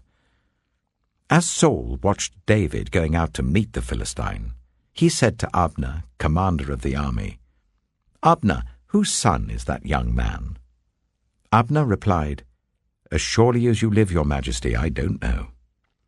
The king said, "Find out whose son this young man is." As soon as David returned from killing the Philistine, Abner took him and brought him before Saul, with David still holding the Philistine's head. "Whose son are you, young man?" Saul asked him. David said, "I am the son of your servant Jesse of Bethlehem." 1 Samuel chapter 18. After David had finished talking with Saul, Jonathan became one in spirit with David, and he loved him as himself. From that day, Saul kept David with him and did not let him return home to his family. And Jonathan made a covenant with David because he loved him as himself. Jonathan took off the robe he was wearing and gave it to David, along with his tunic and even his sword, his bow, and his belt. Whatever mission Saul sent him on, David was so successful that Saul gave him a high rank in the army. This pleased all the troops and Saul's officers as well. When the men were returning home after David had killed the Philistine, the women came out from all the towns of Israel to meet King Saul, with singing and dancing, with joyful songs, with tambourines and lyres. As they danced, they sang, "Saul has slain his thousands, and David his tens of thousands." Saul was very angry. This refrain displeased him greatly. "They have credited David with tens of thousands," he thought, "but me with only thousands. What more can he get but the kingdom?" And from that time on, Saul kept a close eye on David. The next day, an evil spirit from God came forcefully on Saul. He was prophesying in his house while David was playing the lyre, as he usually did. Saul had a spear in his hand, and he hurled it, saying to himself, "I'll pin David to the wall." But David eluded him twice. Saul was afraid of David, because the Lord was with David, but had departed from Saul. So he sent David away from him and gave him command over 1,000 men. And David led the troops in their campaigns. In everything he did, he had great success, because the Lord was with him. When Saul saw how successful he was afraid of him. But all Israel and Judah loved David, because he led them in their campaigns. Saul said to David, "Here is my elder daughter, Merab. I will give her to you in marriage. Only serve me bravely and fight the battles of the Lord." For Saul said to himself, "I will not raise a hand against him. Let the Philistines do that." But David said to Saul, "Who am I, and what is my family or my clan in Israel, that I should become the king's son-in-law?" So when the time came for Merab, Saul's daughter, to be given to David, she was given in marriage to Adriel of Meholah. Now Saul's daughter Michal was in love with David, and when they told Saul about it, he was pleased. "I will give her to him," he thought, "so that she may be a snare to him, and so that the hand of the Philistines may be against him." So Saul said to David, "Now you have a second opportunity to become my son-in-law." Then Saul ordered his attendants, "Speak to David privately and say, 'Look, the king likes you, and his attendants all love you. Now become his son-in-law.'" They repeated these words to David, but David said, "Do you think it is a small matter to become the king's son-in-law? I'm only a poor man and little known." When Saul's servants told him what David had said, Saul replied, "Say to David, 'The king wants no other price for the bride than 100 Philistine foreskins to take revenge on his enemies.'" Saul's plan was for David to fall by the hands of the Philistines. When the attendants told David these things, he was pleased to become the king's son-in-law. So before the allotted time elapsed, David took his men with him and went out and killed 200 Philistines and brought back their foreskins. They counted out the full number to the king so that David might become the king's son-in-law. Then Saul gave him his daughter Michal in marriage. When Saul realized that the Lord was with David and that his daughter Michal loved David, Saul became still more afraid of him, and he remained his enemy for the rest of his days. The Philistine commanders continued to go out to battle, and as often as they did, David met with more success than the rest of Saul's officers, and his name became well known. 1 Samuel chapter 19. Saul told his son Jonathan and all the attendants to kill David. But Jonathan had taken a great liking to David and warned him, "My father Saul is looking for a chance to kill you. Be on your guard tomorrow morning. Go into hiding and stay there. I will go out and stand with my father in the field where you are. I'll speak to him about you and will tell you what I find out." Jonathan spoke well of David to Saul his father, and said to him, "Let not the king do wrong to his servant David. He has not wronged you, and what he has done has benefited you greatly. He took his life in his hands when he killed the Philistine. The Lord won a great victory for all Israel, and you saw it and were glad. Why then would you do wrong to an innocent man like David by killing him for no reason?" Saul listened to Jonathan and took this oath, "As surely as the Lord lives, David will not be put to death." So Jonathan called David and told him the whole conversation. He brought him to Saul, and David was with Saul as before. Once more war broke out, and David went out and fought the Philistines. He struck them with such force that they fled before him. But an evil spirit from the Lord came on Saul as he was sitting in his house with his spear in his hand. While David was playing the lyre, Saul tried to pin him to the wall with his spear, but David eluded him as Saul drove the spear into the wall. That night David made good his escape. Saul sent men to David's house to watch it and to kill him in the morning. But Michal, David's wife, warned him, "If you don't run for your life tonight, tomorrow you'll be killed." So Michal let David down through a window, and he fled and escaped. Then Michal took an idol and laid it on the bed, covering it with a garment and putting some goat's hair at the head.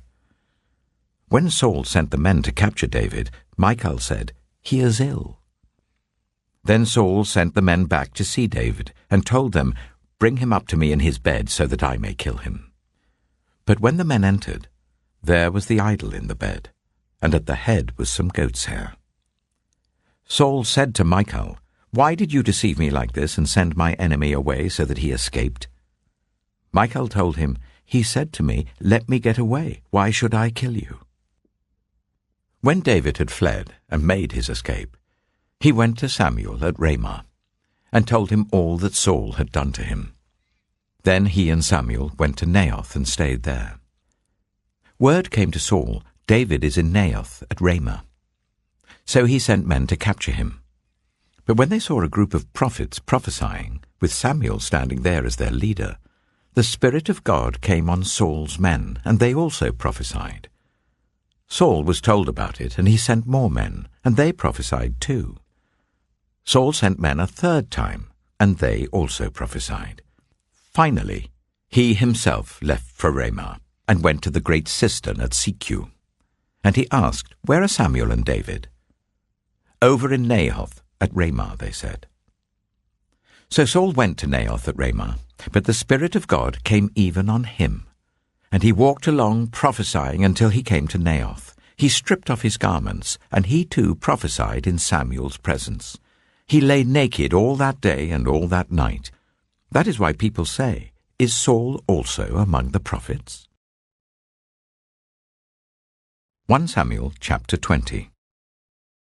Then David fled from Naioth at Ramah, and went to Jonathan and asked, "What have I done? What is my crime? How have I wronged your father, that he is trying to kill me?" "Never," Jonathan replied. "You're not going to die. Look, my father doesn't do anything, great or small, without letting me know. Why should he hide this from me? It isn't so." But David took an oath and said, "Your father knows very well that I have found favor in your eyes. And he has said to himself, 'Jonathan must not know this, or he will be grieved.' Yet as surely as the Lord lives and as you live, there is only a step between me and death." Jonathan said to David, "Whatever you want me to do, I'll do for you." So David said, "Look, tomorrow is the new moon feast, and I am supposed to dine with the king. But let me go and hide in the field until the evening of the day after tomorrow. If your father misses me at all, tell him, 'David earnestly asked my permission to hurry to Bethlehem, his hometown, because an annual sacrifice is being made there for his whole clan.' If he says, 'Very well,' then your servant is safe. But if he loses his temper, you can be sure that he is determined to harm me. As for you, show kindness to your servant, for you have brought him into a covenant with you before the Lord. If I am guilty, then kill me yourself. Why hand me over to your father?" "Never," Jonathan said. "If I had the least inkling that my father was determined to harm you, wouldn't I tell you?" David asked, "Who will tell me if your father answers you harshly?" "Come," Jonathan said, "let's go out into the field." So they went there together. Then Jonathan said to David, "I swear by the Lord, the God of Israel, that I will surely sound out my father by this time the day after tomorrow. If he is favorably disposed towards you, will I not send you word and let you know? But if my father intends to harm you, may the Lord deal with me, be it ever so severely, if I do not let you know and send you away in peace. May the Lord be with you, as he has been with my father. But show me unfailing kindness like the Lord's kindness as long as I live, so that I may not be killed. And do not ever cut off your kindness from my family, not even when the Lord has cut off every one of David's enemies from the face of the earth." So Jonathan made a covenant with the house of David, saying, "May the Lord call David's enemies to account." And Jonathan made David reaffirm his oath out of love for him, because he loved him as he loved himself. Then Jonathan said to David, "Tomorrow is the new moon feast. You will be missed, because your seat will be empty. The day after tomorrow, towards evening, go to the place where you hid when this trouble began, and wait by the stone easel. I will shoot 3 arrows to the side of it, as though I were shooting at a target. Then I will send a boy, and say, 'Go find the arrows.' If I say to him, 'Look, the arrows are on this side of you, bring them here,' then come, because as surely as the Lord lives, you are safe, there is no danger. But if I say to the boy, 'Look, the arrows are beyond you,' then you must go, because the Lord has sent you away. And about the matter you and I discussed, remember, the Lord is witness between you and me forever." So David hid in the field. And when the new moon feast came, the king sat down to eat. He sat in his customary place by the wall, opposite Jonathan, and Abner sat next to Saul, but David's place was empty. Saul said nothing that day, for he thought something must have happened to David to make him ceremonially unclean. Surely he is unclean. But the next day, the 2nd day of the month, David's place was empty again. Then Saul said to his son Jonathan, "Why hasn't the son of Jesse come to the meal, either yesterday or today?" Jonathan answered, "David earnestly asked me for permission to go to Bethlehem. He said, 'Let me go because our family is observing a sacrifice in the town, and my brother has ordered me to be there. If I have found favor in your eyes, let me go to see my brothers.' That is why he has not come to the king's table." Saul's anger flared up at Jonathan, and he said to him, "You son of a perverse and rebellious woman! Don't I know that you have sided with the son of Jesse to your own shame, and to the shame of the mother who bore you?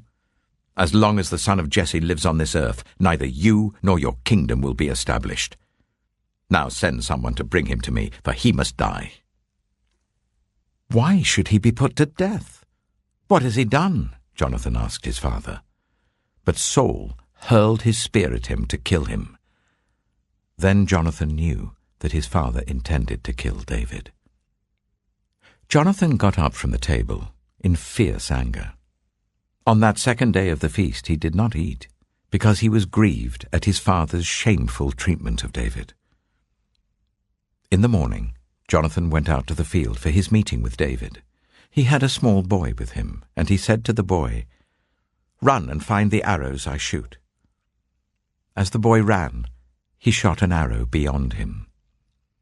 When the boy came to the place where Jonathan's arrow had fallen, Jonathan called out after him, "Isn't the arrow beyond you?" Then he shouted, "Hurry, go quickly, don't stop." The boy picked up the arrow and returned to his master. The boy knew nothing about all this, only Jonathan and David knew. Then Jonathan gave his weapons to the boy and said, "Go, carry them back to town." After the boy had gone, David got up from the south side of the stone and bowed down before Jonathan 3 times, with his face to the ground. Then they kissed each other and wept together. But David wept the most. Jonathan said to David, "Go in peace, for we have sworn friendship with each other in the name of the Lord, saying, 'The Lord is witness between you and me, and between your descendants and my descendants forever.'" Then David left, and Jonathan went back to the town. 1 Samuel chapter 21. David went to Nob, to Ahimelech the priest. Ahimelech trembled when he met him and asked, "Why are you alone? Why is no one with you?" David answered Ahimelech the priest, "The king sent me on a mission and said to me, 'No one is to know anything about the mission I'm sending you on. As for my men, I've told them to meet me at a certain place. Now then, what have you to hand? Give me 5 loaves of bread, or whatever you can find." But the priest answered David, "I don't have any ordinary bread to hand. However, there is some consecrated bread here, provided the men have kept themselves from women." David replied, "Indeed, women have been kept from us, as usual whenever I set out. The men's bodies are holy even on missions that are not holy. How much more so today?" So the priest gave him the consecrated bread, since there was no bread there except the bread of the presence that had been removed from before the Lord and replaced by hot bread on the day it was taken away. Now one of Saul's servants was there that day, detained before the Lord. He was Doeg, the Edomite, Saul's chief shepherd. David asked Ahimelech, "Don't you have a spear or sword here? I haven't brought my sword or any other weapon, because the king's mission was urgent." The priest replied, "The sword of Goliath the Philistine, whom you killed in the valley of Elah, is here. It is wrapped in a cloth behind the ephod. If you want it, take it. There is no sword here but that one." David said, "There is none like it. Give it to me." That day David fled from Saul and went to Achish, king of Gath. But the servants of Achish said to him, "Isn't this David, the king of the land? Isn't he the one they sing about in their dances? Saul has slain his thousands, and David his tens of thousands." David took these words to heart, and was very much afraid of Achish, king of Gath. So he feigned insanity in their presence. And while he was in their hands, he acted like a madman, making marks on the doors of the gate and letting saliva run down his beard. Achish said to his servants, "Look at the man, he's insane. Why bring him to me? Am I so short of madmen that you have to bring this fellow here to carry on like this in front of me? Must this man come into my house?" 1 Samuel chapter 22. David left Gath and escaped to the cave of Adullam. When his brothers and his father's household heard about it, they went down to him there. All those who were in distress or in debt or discontented gathered round him, and he became their commander. About 400 men were with him. From there David went to Mizpah in Moab, and said to the king of Moab, "Would you let my father and mother come and stay with you until I learn what God will do for me?" So he left them with the king of Moab, and they stayed with him as long as David was in the stronghold. But the prophet Gad said to David, "Do not stay in the stronghold. Go into the land of Judah." So David left and went to the forest of Hereth. Now Saul heard that David and his men had been discovered, and Saul was seated, spear in hand, under the tamarisk tree on the hill at Gibeah, with all his officials standing at his side. He said to them, "Listen, men of Benjamin. Will the son of Jesse give all of you fields and vineyards? Will he make all of you commanders of thousands and commanders of hundreds? Is that why you've all conspired against me? No one tells me when my son makes a covenant with the son of Jesse. None of you is concerned about me, or tells me that my son has incited my servant to lie in wait for me, as he does today." But Doeg the Edomite, who was standing with Saul's officials, said, "I saw the son of Jesse come to Ahimelech, son of Ahitub at Nob. Ahimelech inquired of the Lord for him. He also gave him provisions and the sword of Goliath the Philistine." Then the king sent for the priest Ahimelech, son of Ahitub, and all the men of his family, who were the priests at Nob, and they all came to the king. Saul said, "Listen now, son of Ahitub." "Yes, my lord," he answered. Saul said to him, "Why have you conspired against me, you and the son of Jesse, giving him bread and a sword, and inquiring of God for him, so that he has rebelled against me and lies in wait for me, as he does today?" Ahimelech answered the king, "Who of all your servants is as loyal as David, the king's son-in-law, captain of your bodyguard, and highly respected in your household? Was that day the first time I inquired of God for him? Of course not. Let not the king accuse your servant or any of his father's family, for your servant knows nothing at all about this whole affair." But the king said, "You shall surely die, Ahimelech, you and your whole family." Then the king ordered the guards at his side, "Turn and kill the priests of the Lord, because they too have sided with David. They knew he was fleeing, yet they did not tell me." But the king's officials were unwilling to raise a hand to strike the priests of the Lord. The king then ordered Doeg, "You turn and strike down the priests." So Doeg the Edomite turned and struck them down. That day he killed 85 men who wore the linen ephod.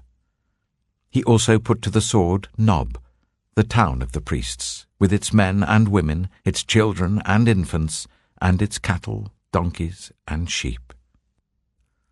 But one son of Ahimelech, son of Ahitub, named Abiathar, escaped and fled to join David. He told David that Saul had killed the priests of the Lord. Then David said to Abiathar, "That day, when Doeg the Edomite was there, I knew he would be sure to tell Saul. I am responsible for the death of your whole family. Stay with me, don't be afraid. The man who wants to kill you is trying to kill me too. You will be safe with me." 1 Samuel chapter 23. When David was told, "Look, the Philistines are fighting against Keilah and are looting the threshing floors," he inquired of the Lord, saying, "Shall I go and attack these Philistines?" The Lord answered him, "Go, attack the Philistines, and save Keilah." But David's men said to him, "Here in Judah we are afraid. How much more then if we go to Keilah against the Philistine forces?" Once again David inquired of the Lord, and the Lord answered him, "Go down to Keilah, for I am going to give the Philistines into your hand."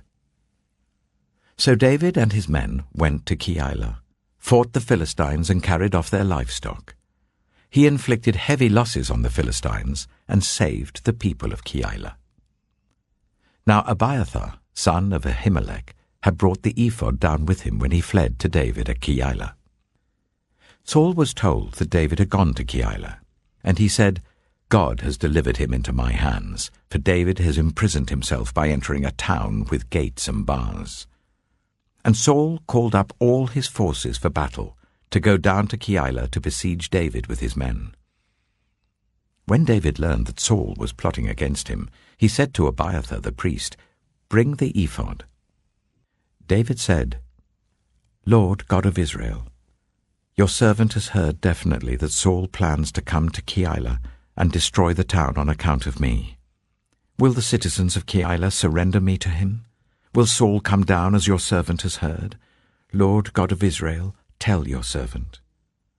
And the Lord said, "He will." Again David asked, "Will the citizens of Keilah surrender me and my men to Saul?" And the Lord said, "They will." So David and his men, about 600 in number, left Keilah and kept moving from place to place. When Saul was told that David had escaped from Keilah, he did not go there. David stayed in the wilderness strongholds and in the hills of the desert of Ziph. Day after day Saul searched for him, but God did not give David into his hands. While David was at Horesh, in the desert of Ziph, he learned that Saul had come out to take his life, and Saul's son Jonathan went to David at Horesh and helped him to find strength in God. "Don't be afraid," he said. "My father Saul will not lay a hand on you.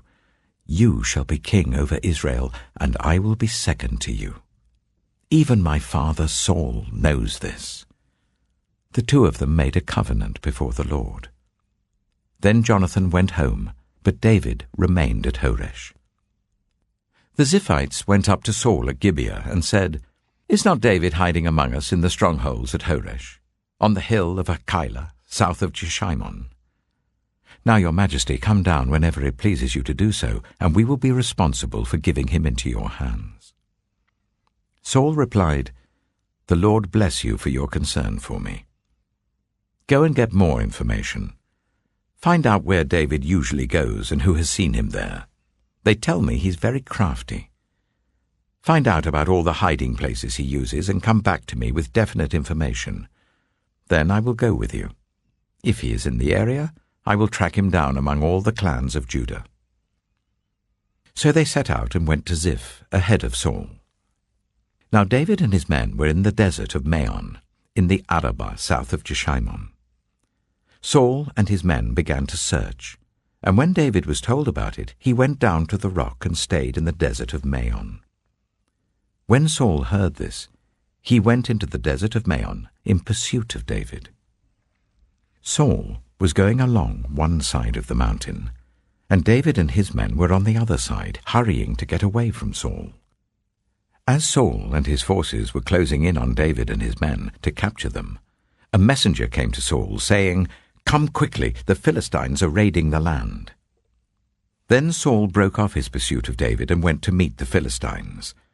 That is why they call this place Selah Hamalakoth. And David went up from there and lived in the strongholds of En-gedi. 1 Samuel chapter 24. After Saul returned from pursuing the Philistines, he was told, "David is in the desert of En-gedi." So Saul took 3,000 able young men from all Israel and set out to look for David and his men near the crags of the wild goats. He came to the sheepfolds along the way. A cave was there, and Saul went in to relieve himself. David and his men were far back in the cave. The men said, "This is the day the Lord spoke of when he said to you, 'I will give your enemy into your hands for you to deal with as you wish.'" Then David crept up unnoticed and cut off a corner of Saul's robe. Afterwards, David was conscience-stricken for having cut off a corner of his robe. He said to his men, "The Lord forbid that I should do such a thing to my master, the Lord's anointed, or lay my hand on him. For he is the anointed of the Lord." With these words David sharply rebuked his men, and did not allow them to attack Saul. And Saul left the cave and went his way. Then David went out of the cave and called out to Saul, "My lord the king." When Saul looked behind him, David bowed down and prostrated himself with his face to the ground. He said to Saul, "Why do you listen when men say, 'David is bent on harming you'? This day you have seen with your own eyes how the Lord gave you into my hands in the cave. Some urged me to kill you, but I spared you. I said, 'I will not lay my hand on my Lord, because he is the Lord's anointed.' See, my father, look at this piece of your robe in my hand. I cut off the corner of your robe, but did not kill you. See that there is nothing in my hand to indicate that I am guilty of wrongdoing or rebellion. I have not wronged you, but you are hunting me down to take my life. May the Lord judge between you and me, and may the Lord avenge the wrongs you have done to me, but my hand will not touch you. As the old saying goes, 'From evildoers come evil deeds,' so my hand will not touch you." Against whom has the king of Israel come out? Who are you pursuing? A dead dog? A flea? May the Lord be our judge and decide between us. May he consider my cause and uphold it. May he vindicate me by delivering me from your hand." When David finished saying this, Saul asked, "Is that your voice, David my son?" And he wept aloud. "You are more righteous than I," he said. "You have treated me well, but I have treated you badly. You have just now told me about the good you did to me. The Lord gave me into your hands, but you did not kill me. When a man finds his enemy, does he let him get away unharmed? May the Lord reward you well for the way you've treated me today. I know that you will surely be king, and that the kingdom of Israel will be established in your hands. Now swear to me by the Lord that you will not kill off my descendants or wipe out my name from my father's family." So David gave his oath to Saul.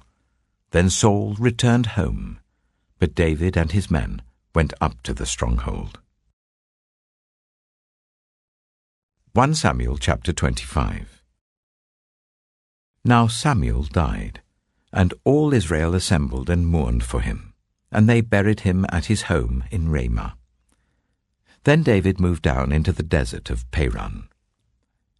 A certain man in Maon, who had property there at Carmel, was very wealthy. He had 1,000 goats and 3,000 sheep, which he was shearing in Carmel. His name was Nabal, and his wife's name was Abigail. She was an intelligent and beautiful woman, but her husband was surly and mean in his dealings. He was a Calebite.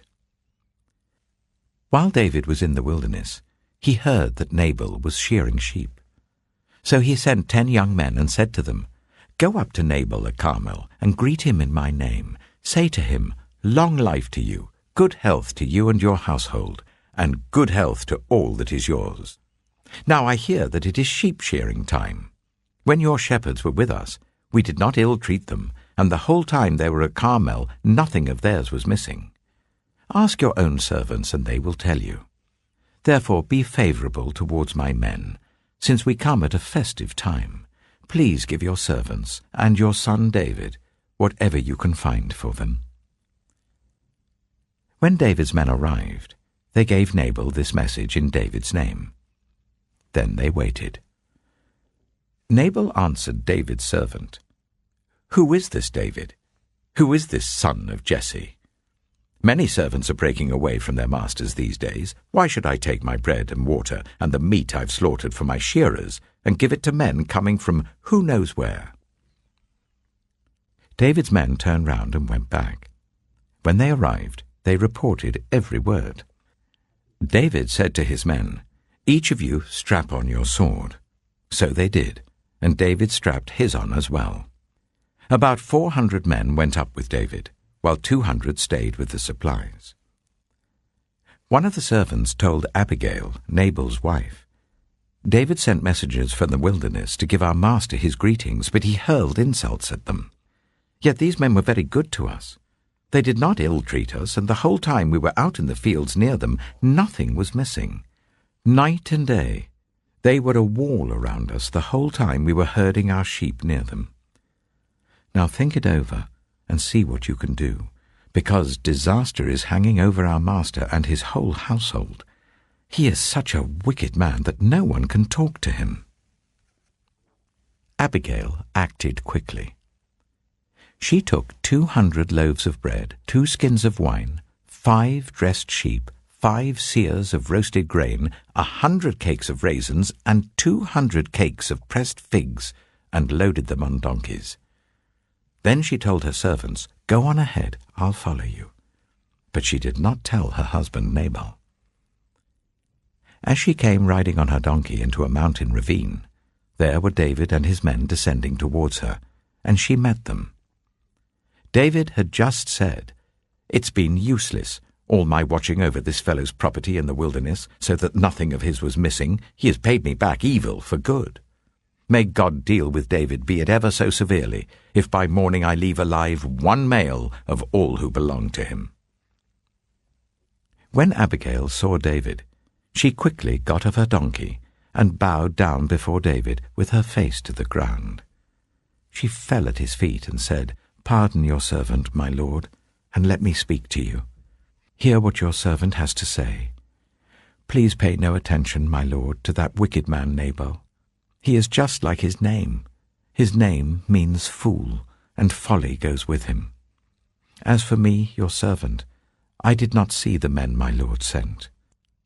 And now, my lord, as surely as the Lord your God lives and as you live, since the Lord has kept you from bloodshed and from avenging yourself with your own hands, may your enemies and all who are intent on harming my lord be like Nabal. And let this gift which your servant has brought to my lord be given to the men who follow you. Please forgive your servant's presumption. The Lord your God will certainly make a lasting dynasty for my lord, because you fight the Lord's battles, and no wrongdoing will be found in you as long as you live. Even though someone is pursuing you to take your life, the life of my lord will be bound securely in the bundle of the living by the Lord your God, but the lives of your enemies he will hurl away as from the pocket of a sling. When the Lord has fulfilled for my lord every good thing he promised concerning him, and has appointed him ruler over Israel, my lord will not have on his conscience the staggering burden of needless bloodshed or of having avenged himself. And when the Lord your God has brought my lord success, remember your servant." David said to Abigail, "Praise be to the Lord, the God of Israel, who has sent you today to meet me. May you be blessed for your good judgment and for keeping me from bloodshed this day and from avenging myself with my own hands.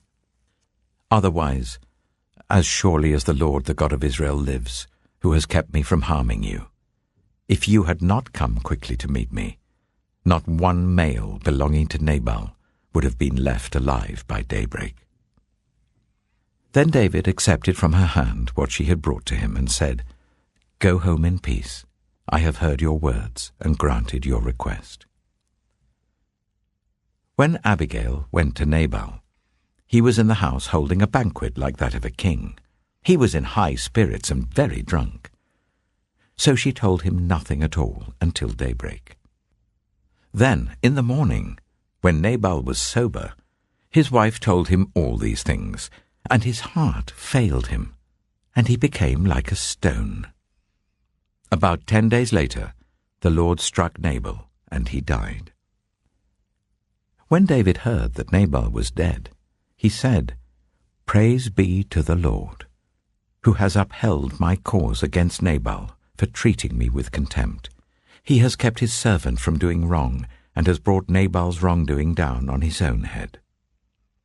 Then David sent word to Abigail, asking her to become his wife. His servants went to Carmel and said to Abigail, "David has sent us to you to take you to become his wife." She bowed down with her face to the ground and said, "I am your servant, and am ready to serve you and wash the feet of my Lord's servants." Abigail quickly got on a donkey, and attended by her 5 female servants, went with David's messengers and became his wife. David had also married Ahinoam of Jezreel, and they were both his wives. But Saul had given his daughter Michal, David's wife, to Paltiel, son of Laish, who was from Galim. 1 Samuel chapter 26. The Ziphites went to Saul at Gibeah, and said, "Is not David hiding on the hill of Hachilah, which faces Jeshimon?" So Saul went down to the desert of Ziph with his 3,000 select Israelite troops to search there for David. Saul made his camp beside the road on the hill of Hachilah facing Jeshimon, but David stayed in the wilderness. When he saw that Saul had followed him there, he sent out scouts and learned that Saul had definitely arrived. Then David set out and went to the place where Saul had camped. He saw where Saul and Abner, son of Ner, the commander of the army, had lain down. Saul was lying inside the camp, with the army camped around him. David then asked Ahimelech the Hittite and Abishai, son of Zeruiah, Joab's brother, "Who will go down into the camp with me to Saul?" "I'll go with you," said Abishai. So David and Abishai went to the army by night, and there was Saul, lying asleep inside the camp with his spear stuck in the ground near his head. Abner and the soldiers were lying round him. Abishai said to David, "Today God has given your enemy into your hands. Now let me pin him to the ground with one thrust of the spear. I won't strike him twice." But David said to Abishai, "Don't destroy him. Who can lay a hand on the Lord's anointed and be guiltless? As surely as the Lord lives," he said, "the Lord himself will strike him, or his time will come and he will die, or he will go into battle and perish. But the Lord forbid that I should lay a hand on the Lord's anointed. Now get the spear and water jug that are near his head, and let's go." So David took the spear and water jug near Saul's head, and they left. No one saw or knew about it, nor did anyone wake up. They were all sleeping, because the Lord had put them into a deep sleep. Then David crossed over to the other side and stood on top of the hill some distance away. There was a wide space between them. He called out to the army and to Abner, son of Ner, "Aren't you going to answer me, Abner?" Abner replied, "Who are you who calls to the king?" David said, "You're a man, aren't you? And who is like you in Israel? Why didn't you guard your lord the king? Someone came to destroy your lord the king. What you have done is not good. As surely as the Lord lives, you and your men must die, because you did not guard your master, the Lord's anointed. Look around you. Where are the king's spear and water jug that were near his head?" Saul recognized David's voice and said, "Is that your voice, David, my son?" David replied, "Yes, it is, my lord the king." And he added, "Why is my lord pursuing his servant? What have I done, and what wrong am I guilty of? Now let my lord the king listen to his servant's words. If the Lord has incited you against me, then may he accept an offering. If, however, people have done it, may they be cursed before the Lord. They have driven me today from my share in the Lord's inheritance, and have said, 'Go serve other gods.' Now do not let my blood fall to the ground far from the presence of the Lord. The king of Israel has come out to look for a flea, as one hunts a partridge in the mountains." Then Saul said, "I have sinned. Come back, David my son. Because you considered my life precious today, I will not try to harm you again. Surely I have acted like a fool, and have been terribly wrong." "Here is the king's spear," David answered. "Let one of your young men come over and get it. The Lord rewards everyone for their righteousness and faithfulness. The Lord gave you into my hands today, but I would not lay a hand on the Lord's anointed. As surely as I valued your life today, so may the Lord value my life and deliver me from all trouble." Then Saul said to David, "May you be blessed, David my son. You will do great things and surely triumph." So David went on his way, and Saul returned home. 1 Samuel chapter 27.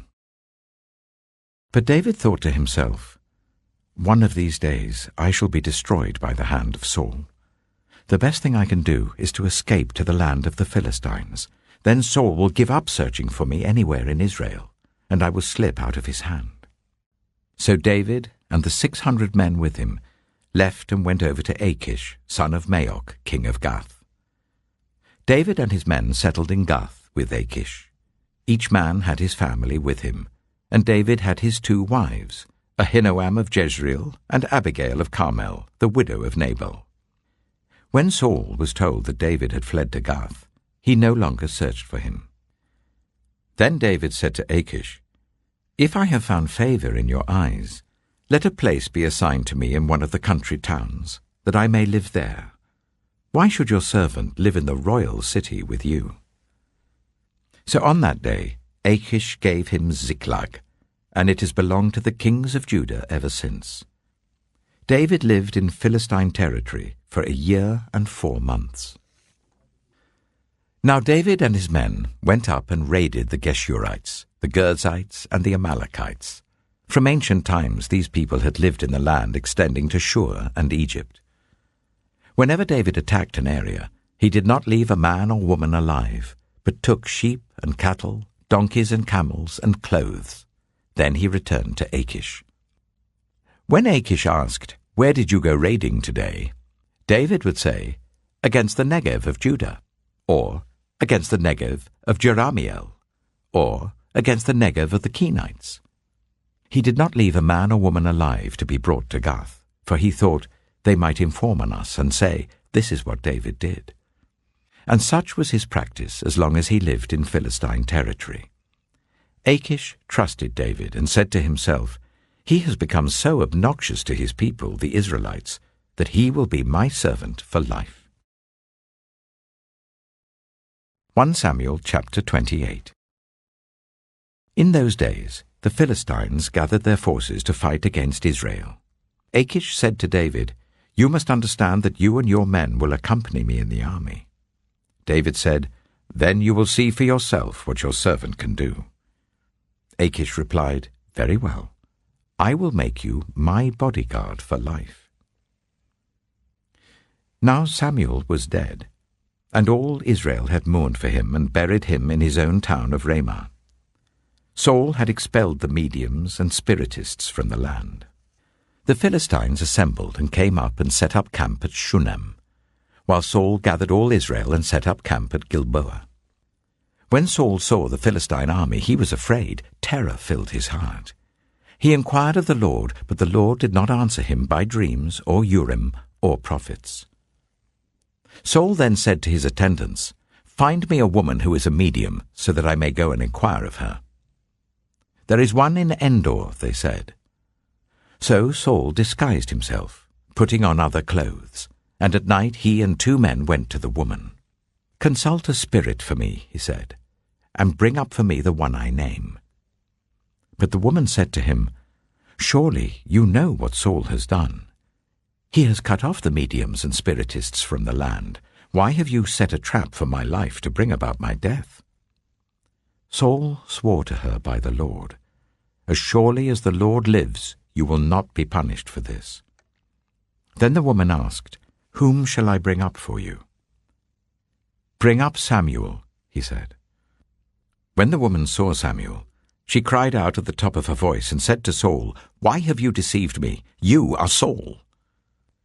The king said to her, "Don't be afraid. What do you see?" The woman said, "I see a ghostly figure coming up out of the earth." "What does he look like?" he asked. "An old man wearing a robe is coming up," she said. Then Saul knew it was Samuel, and he bowed down and prostrated himself with his face to the ground. Samuel said to Saul, "Why have you disturbed me by bringing me up?" "I am in great distress," Saul said. "The Philistines are fighting against me, and God has departed from me. He no longer answers me either by prophets or by dreams. So I have called on you to tell me what to do." Samuel said, "Why do you consult me, now that the Lord has departed from you and become your enemy? The Lord has done what he predicted through me. The Lord has torn the kingdom out of your hands and given it to one of your neighbors, to David. Because you did not obey the Lord or carry out his fierce wrath against the Amalekites, the Lord has done this to you today. The Lord will deliver both Israel and you into the hands of the Philistines, and tomorrow you and your sons will be with me. The Lord will also give the army of Israel into the hands of the Philistines." Immediately Saul fell full length on the ground, filled with fear because of Samuel's words. His strength was gone, for he had eaten nothing all that day and all that night. When the woman came to Saul and saw that he was greatly shaken, she said, "Look, your servant has obeyed you. I took my life in my hands and did what you told me to do. Now please listen to your servant and let me give you some food, so that you may eat and have the strength to go on your way." He refused and said, "I will not eat." But his men joined with the woman in urging him, and he listened to them. He got up from the ground and sat on the couch. The woman had a fattened calf at the house, which she slaughtered at once. She took some flour, kneaded it, and baked bread without yeast. Then she set it before Saul and his men, and they ate. That same night they got up and left.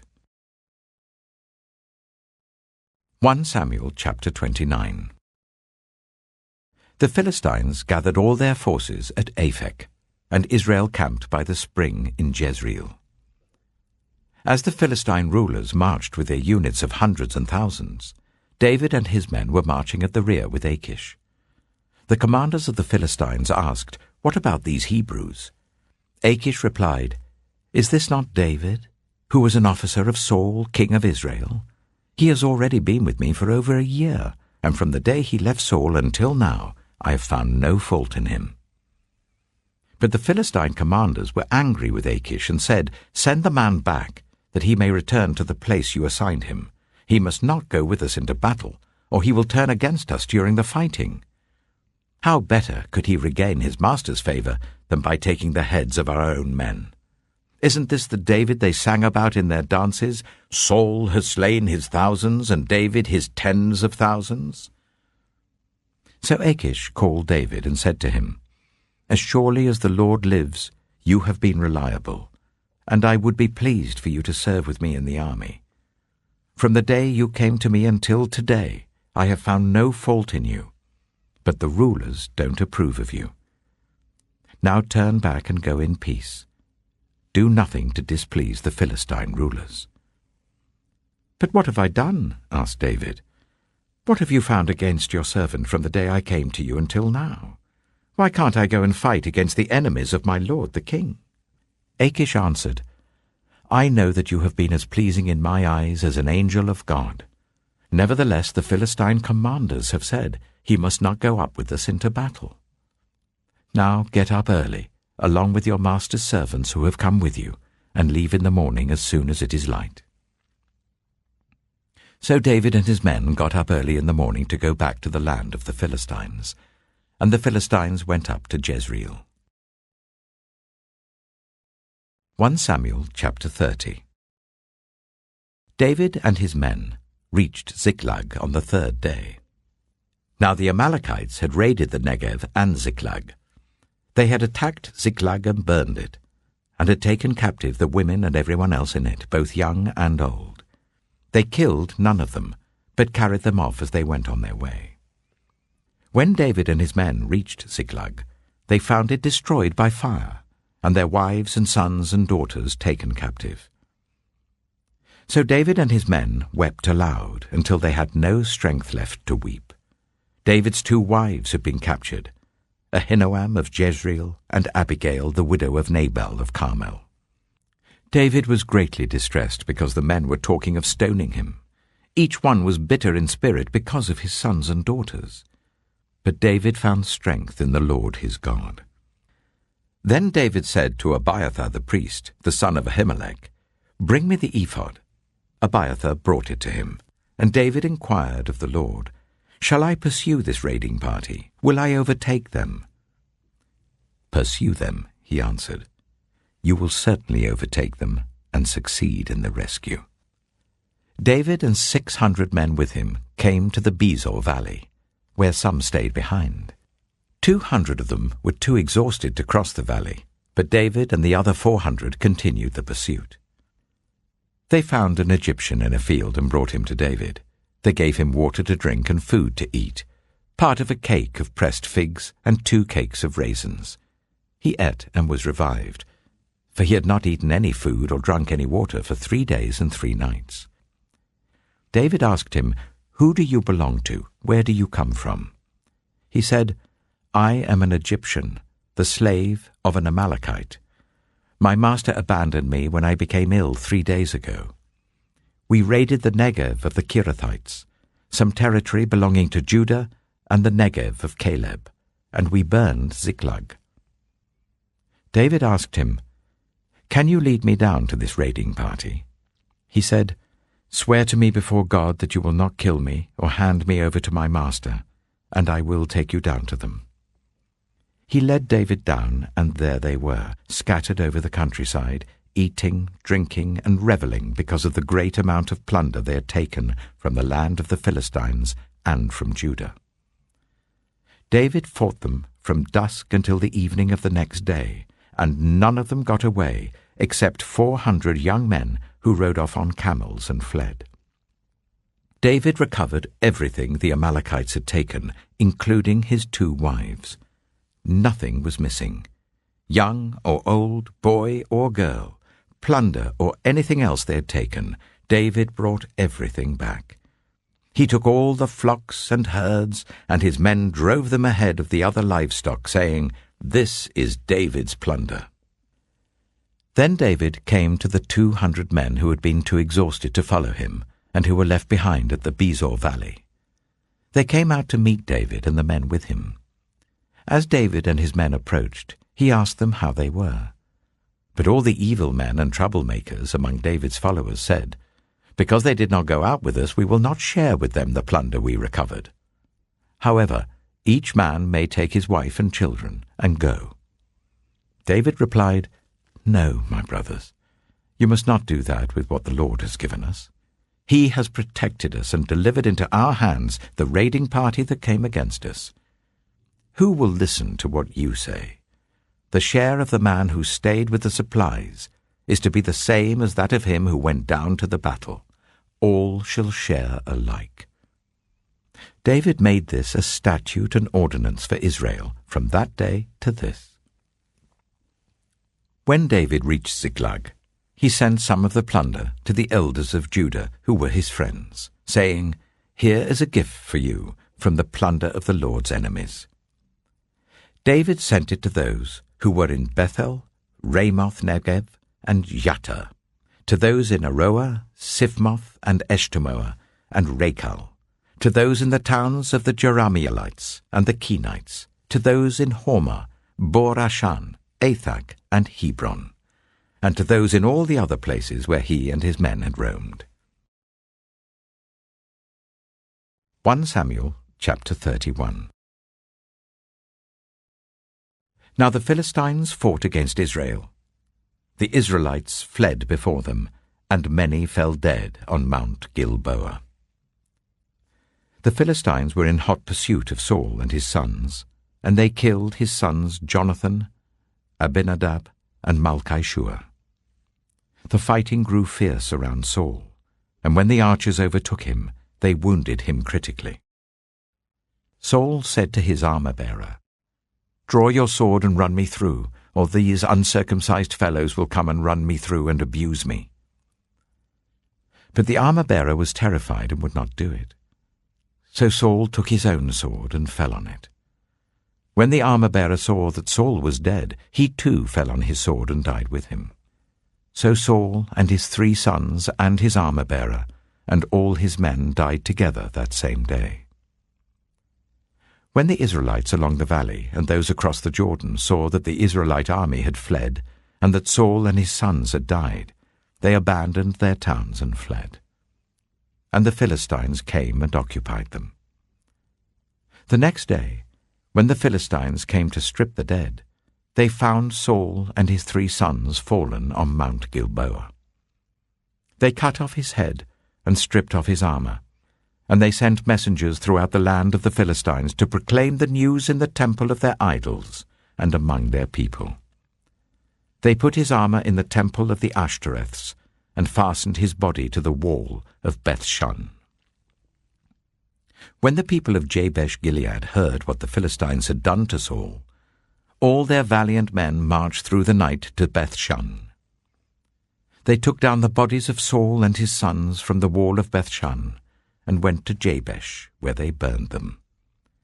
Then they took their bones and buried them under a tamarisk tree at Jabesh, and they fasted 7 days. The second book of Samuel. 2 Samuel, chapter 1. After the death of Saul, David returned from striking down the Amalekites and stayed in Ziklag 2 days. On the 3rd day, a man arrived from Saul's camp with his clothes torn and dust on his head. When he came to David, he fell to the ground to pay him honor. "Where have you come from?" David asked him. He answered, "I have escaped from the Israelite camp." "What happened?" David asked. "Tell me." "The men fled from the battle," he replied. "Many of them fell and died. And Saul and his son Jonathan are dead."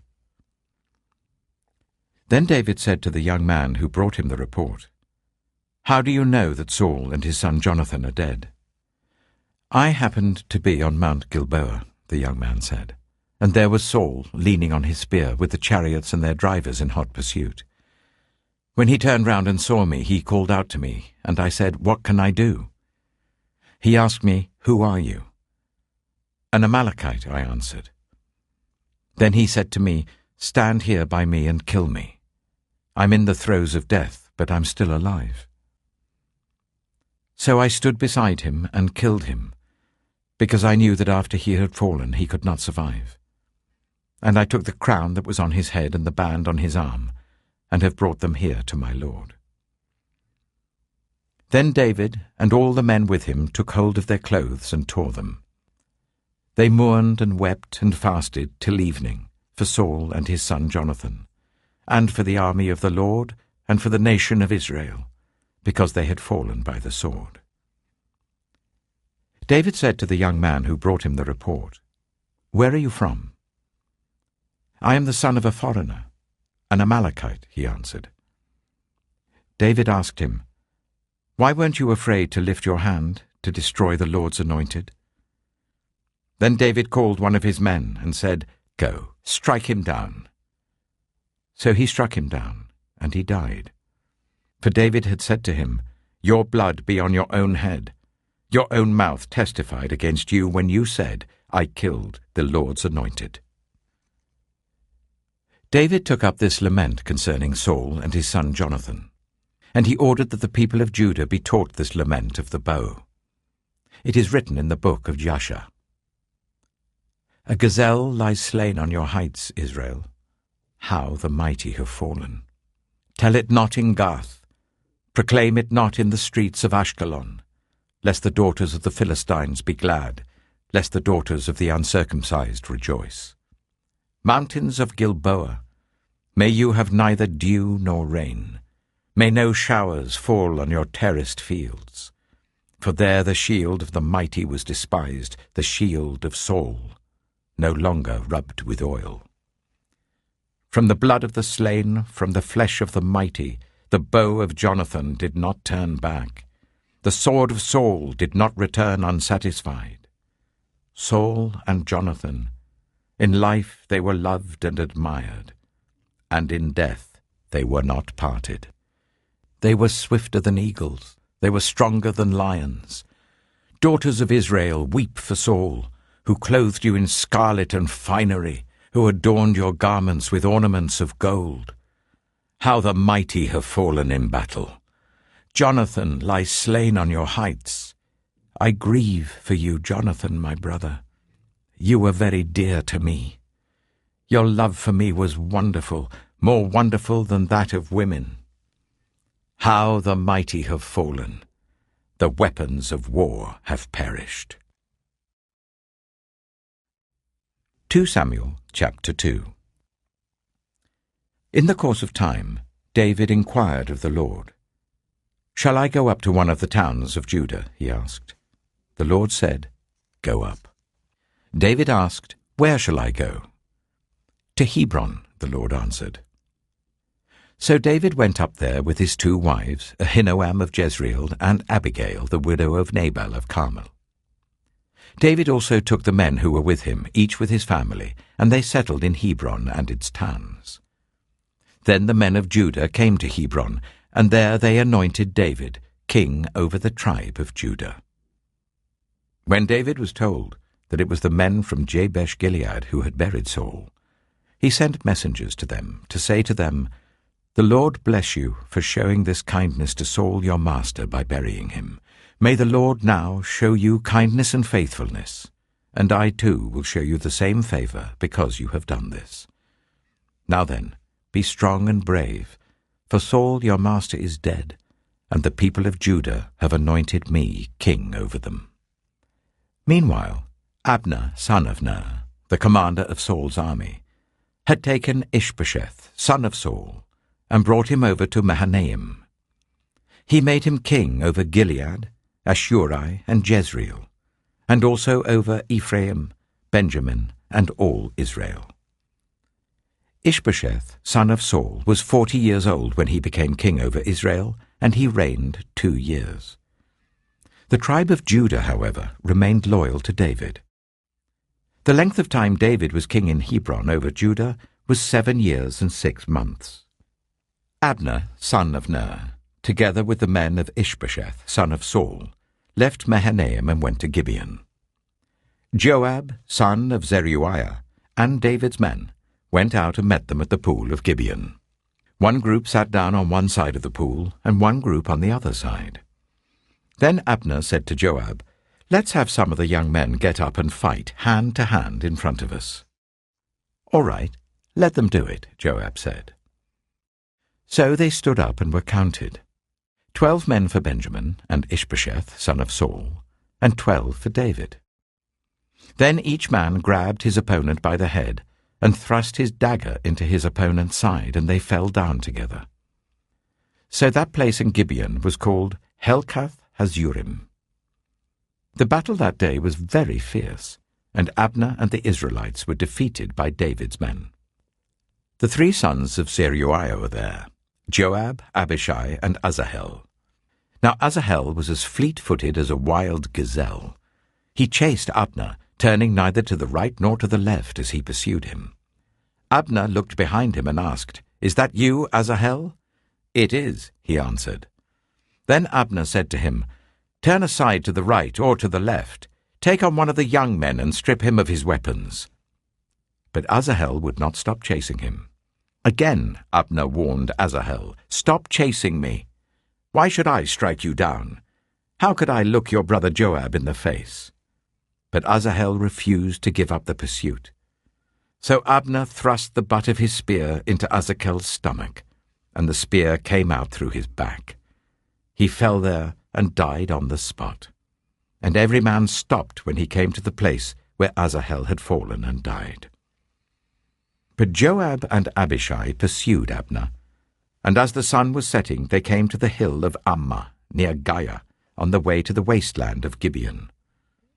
Then the men of Benjamin rallied behind Abner. They formed themselves into a group and took their stand on top of a hill. Abner called out to Joab, "Must the sword devour forever? Don't you realize that this will end in bitterness? How long before you order your men to stop pursuing their fellow Israelites?" Joab answered, "As surely as God lives, if you had not spoken, the men would have continued pursuing them until morning." So Joab blew the trumpet, and all the troops came to a halt. They no longer pursued Israel, nor did they fight any more. All that night Abner and his men marched through the Arabah. They crossed the Jordan, continued through the morning hours, and came to Mahanaim. Then Joab stopped pursuing Abner and assembled the whole army. Besides Asahel, 19 of David's men were found missing. But David's men had killed 360 Benjaminites who were with Abner. They took Asahel and buried him in his father's tomb at Bethlehem. Then Joab and his men marched all night and arrived at Hebron by daybreak. 2 Samuel chapter 3. The war between the house of Saul and the house of David lasted a long time. David grew stronger and stronger, while the house of Saul grew weaker and weaker. Sons were born to David in Hebron. His firstborn was Amnon, the son of Ahinoam of Jezreel. His second, Chileab, the son of Abigail, the widow of Nabal of Carmel. The third, Absalom, the son of Maacah, daughter of Talmai, king of Geshur.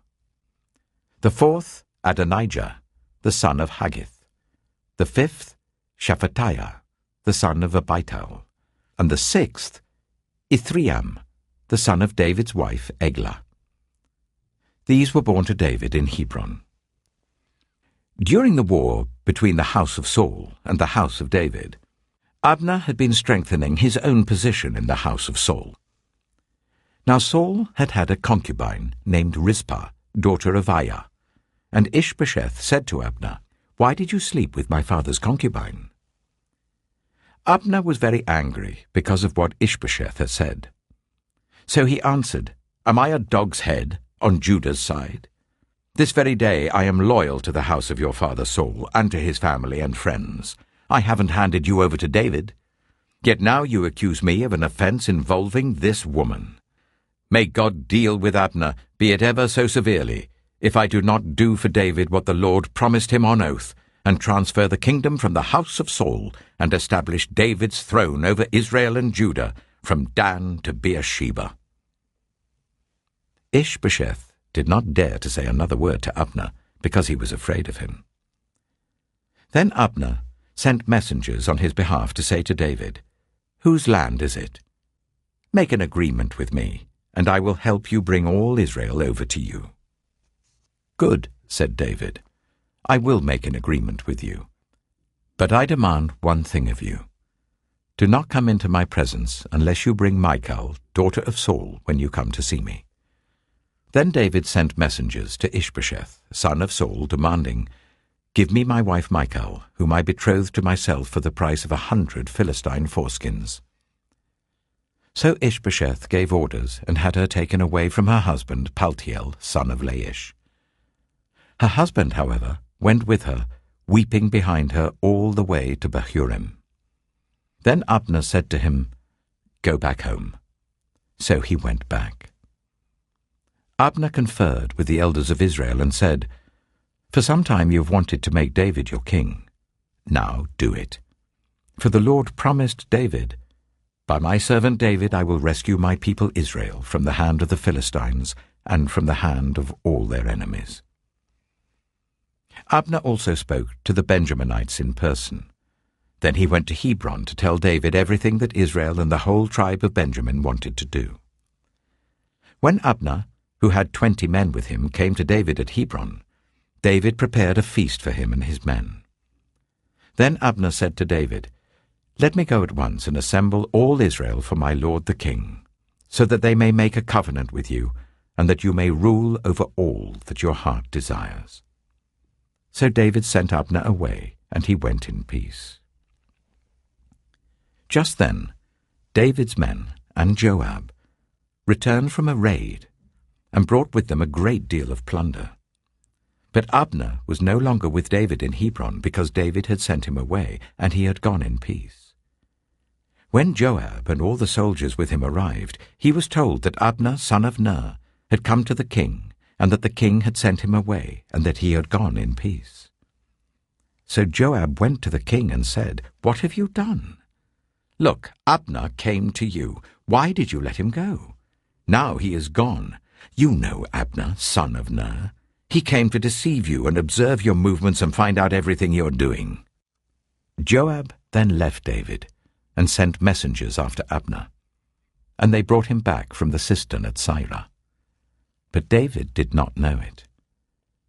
Now when Abner returned to Hebron, Joab took him aside into an inner chamber, as if to speak with him privately. And there, to avenge the blood of his brother Asahel, Joab stabbed him in the stomach, and he died. Later, when David heard about this, he said, "I and my kingdom are forever innocent before the Lord concerning the blood of Abner, son of Ner. May his blood fall on the head of Joab and on his whole family. May Joab's family never be without someone who has a running sore or leprosy, or who leans on a crutch, or who falls by the sword, or who lacks food." Joab and his brother Abishai murdered Abner because he had killed their brother Asahel in the battle of Gibeon. Then David said to Joab and all the people with him, "Tear your clothes and put on sackcloth and walk in mourning in front of Abner." King David himself walked behind the bier. They buried Abner in Hebron, and the king wept aloud at Abner's tomb. All the people wept also. The king sang this lament for Abner. "Should Abner have died as the lawless die? Your hands were not bound, your feet were not fettered. You fell as one falls before the wicked." And all the people wept over him again. Then they all came and urged David to eat something while it was still day. But David took an oath, saying, "May God deal with me, be it ever so severely, if I taste bread or anything else before the sun sets." All the people took note and were pleased. Indeed, everything the king did pleased them. So on that day all the people there and all Israel knew that the king had no part in the murder of Abner, son of Ner. Then the king said to his men, "Do you not realize that a commander and a great man has fallen in Israel this day? And today, though I am the anointed king, I am weak. And these sons of Zeruiah are too strong for me. May the Lord repay the evildoer according to his evil deeds." 2 Samuel chapter 4. When Ishbosheth, son of Saul, heard that Abner had died in Hebron, he lost courage, and all Israel became alarmed. Now Saul's son had 2 men who were leaders of raiding bands. One was named Baanah, and the other Rechab. They were sons of Rimmon the Beerothite, from the tribe of Benjamin. Beeroth is considered part of Benjamin because the people of Beeroth fled to Gittaim and have resided there as foreigners to this day. Jonathan, son of Saul, had a son who was lame in both feet. He was 5 years old when the news about Saul and Jonathan came from Jezreel. His nurse picked him up and fled, but as she hurried to leave, he fell and became disabled. His name was Mephibosheth. Now Rechab and Baanah, the sons of Rimmon the Beerothite, set out for the house of Ishbosheth, and they arrived there in the heat of the day while he was taking his noonday rest. They went into the inner part of the house as if to get some wheat, and they stabbed him in the stomach. Then Rechab and his brother Baanah slipped away. They had gone into the house while he was lying on the bed in his bedroom. After they stabbed and killed him, they cut off his head. Taking it with them, they travelled all night by way of the Arabah. They brought the head of Ishbosheth to David at Hebron and said to the king, "Here is the head of Ishbosheth, son of Saul, your enemy, who tried to kill you. This day the Lord has avenged my lord the king against Saul and his offspring." David answered Rechab and his brother Baanah, the sons of Rimmon the Beerothite, "As surely as the Lord lives, who has delivered me out of every trouble, when someone told me Saul is dead, and thought he was bringing good news, I seized him and put him to death in Ziklag. That was the reward I gave him for his news.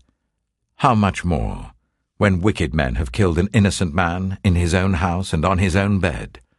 Should I not now demand his blood from your hand and rid the earth of you?"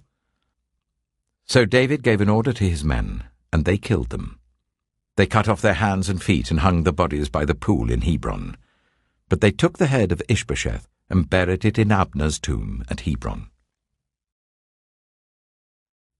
2 Samuel chapter 5.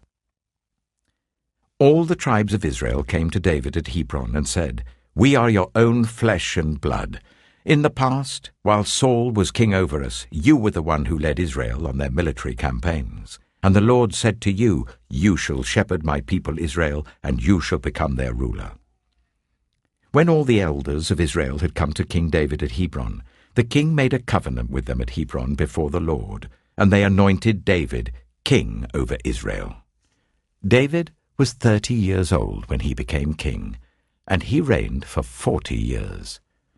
In Hebron he reigned over Judah for 7 years and 6 months, and in Jerusalem he reigned over all Israel and Judah for 33 years.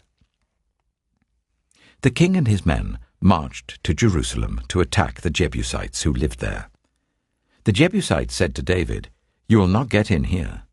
Even the blind and the lame can ward you off." They thought, "David cannot get in here." Nevertheless, David captured the fortress of Zion, which is the city of David.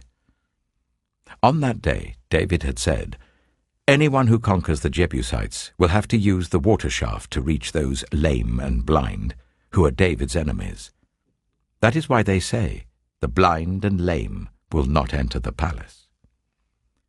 David then took up residence in the fortress and called it the City of David.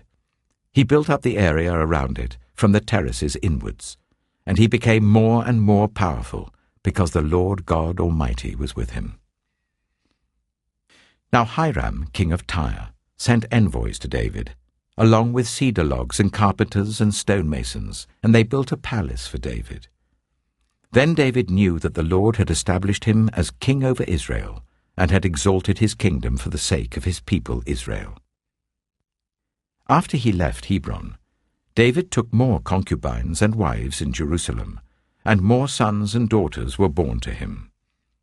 These are the names of the children born to him there: Shammua, Shobab, Nathan, Solomon, Ibhar, Elishua, Nepheg, Japhiah, Elishama, Eliada, and Eliphelet. When the Philistines heard that David had been anointed king over Israel, they went up in full force to search for him. But David heard about it and went down to the stronghold. Now the Philistines had come and spread out in the valley of Rephaim. So David inquired of the Lord, "Shall I go and attack the Philistines? Will you deliver them into my hands?" The Lord answered him, "Go, for I will surely deliver the Philistines into your hands." So David went to Baal-perazim, and there he defeated them. He said, "As the waters break out, the Lord has broken out against my enemies before me." So that place was called Baal-perazim. The Philistines abandoned their idols there, and David and his men carried them off. Once more the Philistines came up, and spread out in the valley of Rephaim. So David inquired of the Lord, and he answered, "Do not go straight up, but circle round behind them and attack them in front of the poplar trees. As soon as you hear the sound of marching in the tops of the poplar trees, move quickly, because that will mean the Lord has gone out in front of you to strike the Philistine army." So David did as the Lord commanded him, and he struck down the Philistines all the way from Gibeon to Gezer. 2 Samuel chapter 6. David again brought together all the able young men of Israel, 30,000. He and all his men went to Baalah in Judah to bring up from there the ark of God, which is called by the name of the Lord Almighty, who is enthroned between the cherubim on the ark. They set the ark of God on a new cart, and brought it from the house of Abinadab, which was on the hill.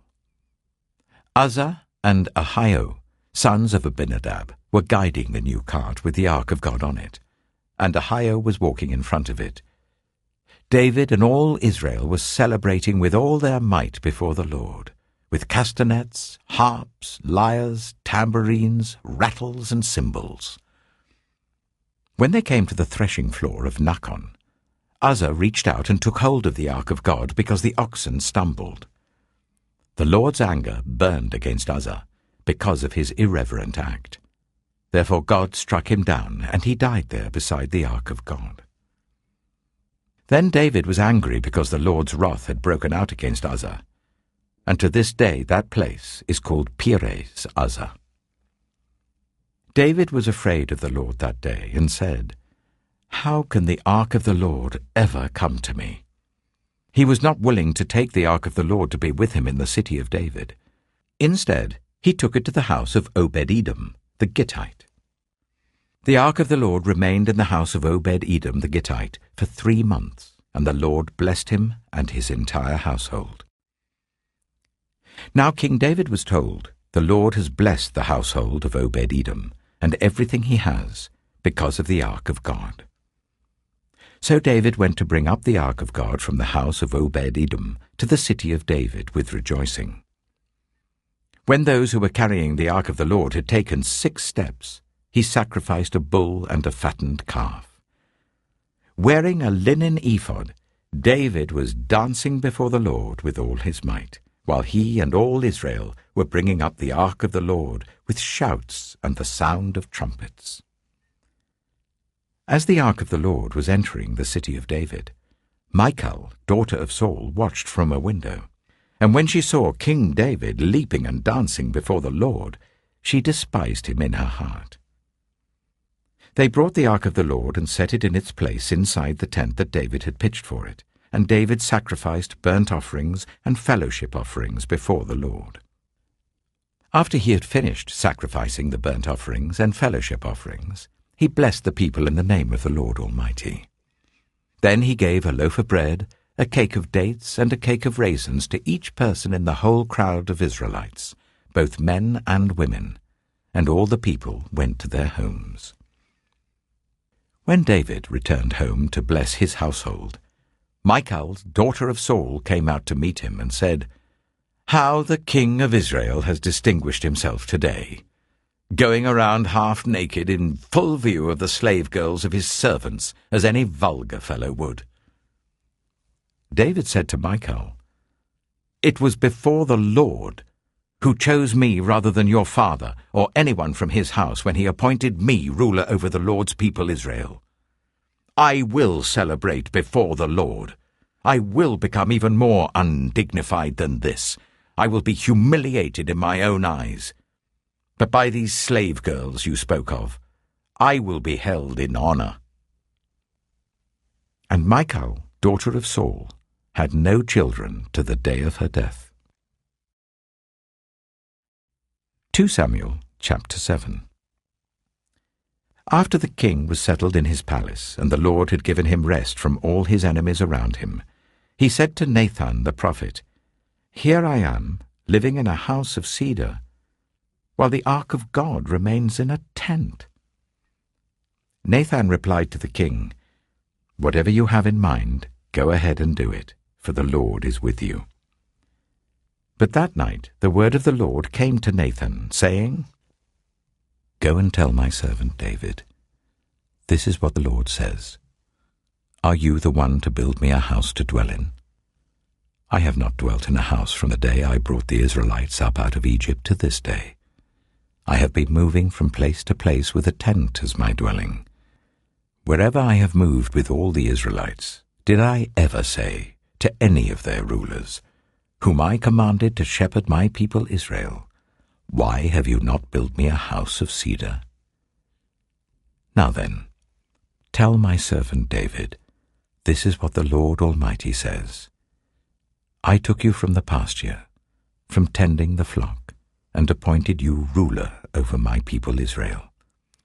I have been with you wherever you have gone, and I have cut off all your enemies from before you. Now I will make your name great, like the names of the greatest men on earth. And I will provide a place for my people Israel, and will plant them so that they can have a home of their own and no longer be disturbed. Wicked people shall not oppress them any more, as they did at the beginning, and have done ever since the time I appointed leaders over my people Israel. I will also give you rest from all your enemies. The Lord declares to you that the Lord himself will establish a house for you. When your days are over and you rest with your ancestors, I will raise up your offspring to succeed you, your own flesh and blood, and I will establish his kingdom. He is the one who will build a house for my name, and I will establish the throne of his kingdom forever. I will be his father, and he shall be my son. When he does wrong, I will punish him with the rod wielded by men, with floggings inflicted by human hands.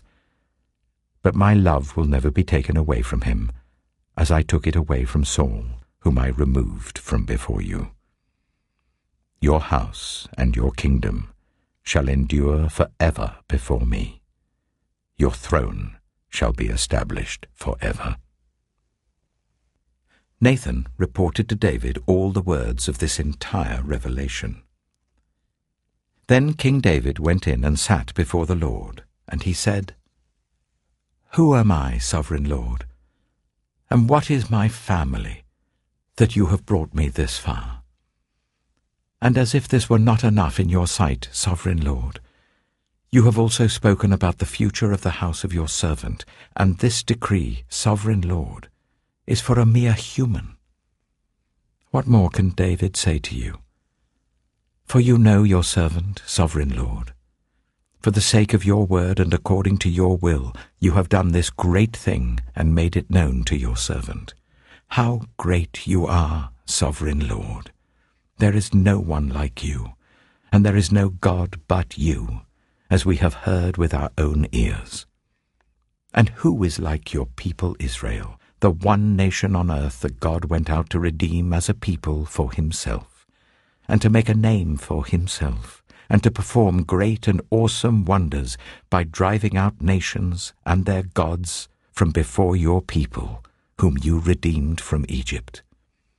You have established your people Israel as your very own forever, and you, Lord, have become their God. And now, Lord God, keep forever the promise you have made concerning your servant and his house. Do as you promised, so that your name will be great forever. Then people will say, "The Lord Almighty is God over Israel," and the house of your servant David will be established in your sight. Lord Almighty, God of Israel, you have revealed this to your servant, saying, "I will build a house for you." So your servant has found courage to pray this prayer to you. Sovereign Lord, you are God. Your covenant is trustworthy, and you have promised these good things to your servant. Now be pleased to bless the house of your servant, that it may continue forever in your sight. For you, sovereign Lord, have spoken, and with your blessing the house of your servant will be blessed forever. 2 Samuel chapter 8. In the course of time, David defeated the Philistines and subdued them. And he took Metheg-Ammah from the control of the Philistines. David also defeated the Moabites. He made them lie down on the ground and measured them off with a length of cord. Every 2 lengths of them were put to death, and the 3rd length was allowed to live. So the Moabites became subject to David and brought him tribute. Moreover, David defeated Hadadezer, son of Rehob, king of Zobah, when he went to restore his monument at the river Euphrates. David captured 1,000 of his chariots, 7,000 charioteers, and 20,000 foot soldiers. He hamstrung all but 100 of the chariot horses. When the Arameans of Damascus came to help Hadadezer, king of Zobah, David struck down 22,000 of them. He put garrisons in the Aramean kingdom of Damascus, and the Arameans became subject to him and brought tribute. The Lord gave David victory wherever he went. David took the gold shields that belonged to the officers of Hadadezer and brought them to Jerusalem. From Tebah and Berothai, towns that belonged to Hadadezer, King David took a great quantity of bronze. When Tou, king of Hamath, heard that David had defeated the entire army of Hadadezer, he sent his son Joram to King David to greet him and congratulate him on his victory in battle over Hadadezer, who had been at war with Tou. Joram brought with him articles of silver, of gold, and of bronze. King David dedicated these articles to the Lord, as he had done with the silver and gold from all the nations he had subdued: Edom and Moab, the Ammonites and the Philistines, and Amalek. He also dedicated the plunder taken from Hadadezer, son of Rehob, king of Zobah. And David became famous after he returned from striking down 18,000 Edomites in the valley of Salt. He put garrisons throughout Edom, and all the Edomites became subject to David. The Lord gave David victory wherever he went. David reigned over all Israel, doing what was just and right for all his people. Joab, son of Zeruiah, was over the army. Jehoshaphat, son of Ahilud, was recorder. Zadok, son of Ahitub, and Ahimelech, son of Abiathar, were priests. Sariah was secretary. Benaiah, son of Jehoiada, was over the Kerethites and Pelethites, and David's sons were priests. 2 Samuel chapter 9. David asked, "Is there anyone still left of the house of Saul, to whom I can show kindness for Jonathan's sake?" Now there was a servant of Saul's household named Ziba. They summoned him to appear before David, and the king said to him, "Are you Ziba?" "At your service," he replied. The king asked, "Is there no one still alive from the house of Saul, to whom I can show God's kindness?" Ziba answered the king, "There is still a son of Jonathan. He is lame in both feet." "Where is he?" the king asked. Ziba answered, "He is at the house of Machir, son of Amiel, in Lo-debar." So King David had him brought from Lo-debar, from the house of Machir, son of Amiel. When Mephibosheth, son of Jonathan, the son of Saul, came to David, he bowed down to pay him honor. David said, "Mephibosheth." "At your service," he replied.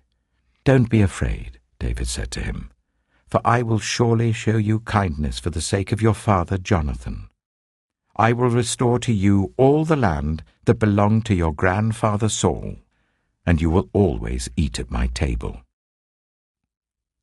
Mephibosheth bowed down and said, "What is your servant, that you should notice a dead dog like me?" Then the king summoned Ziba, Saul's steward, and said to him, "I have given your master's grandson everything that belonged to Saul and his family.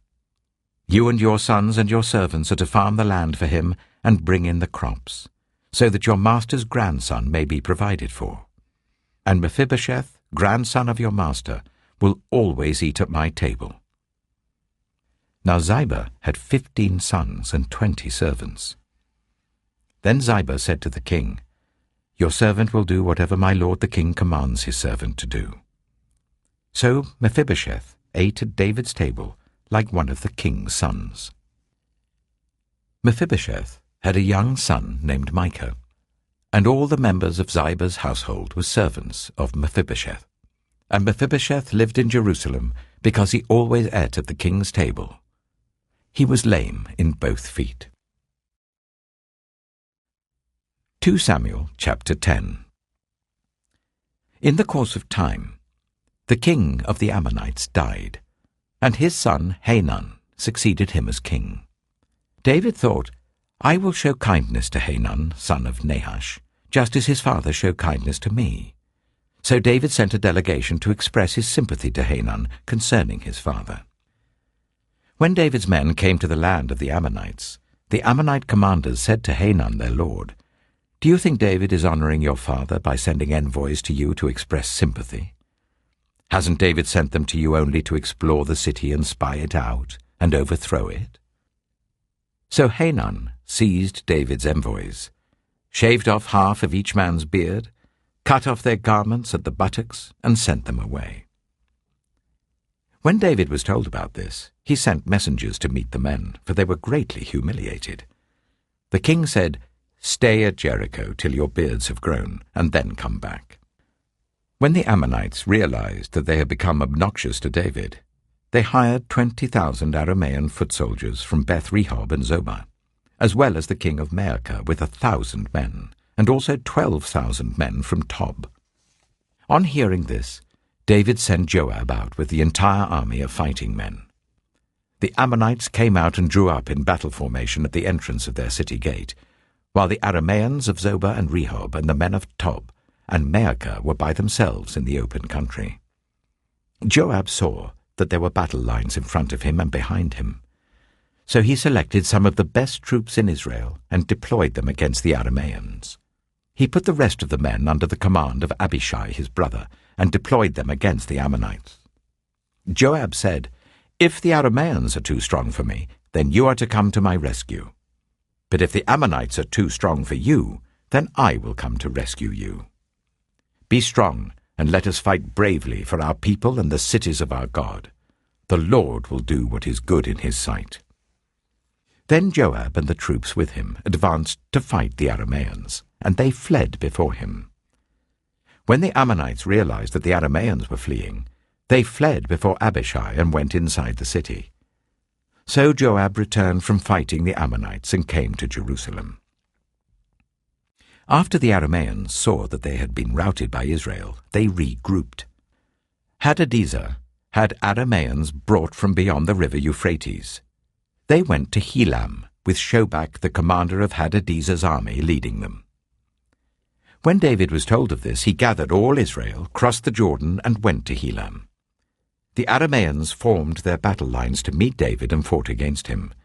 But they fled before Israel, and David killed 700 of their charioteers and 40,000 of their foot soldiers. He also struck down Shobach, the commander of their army, and he died there. When all the kings who were vassals of Hadadezer saw that they had been routed by Israel, they made peace with the Israelites and became subject to them. So the Arameans were afraid to help the Ammonites any more.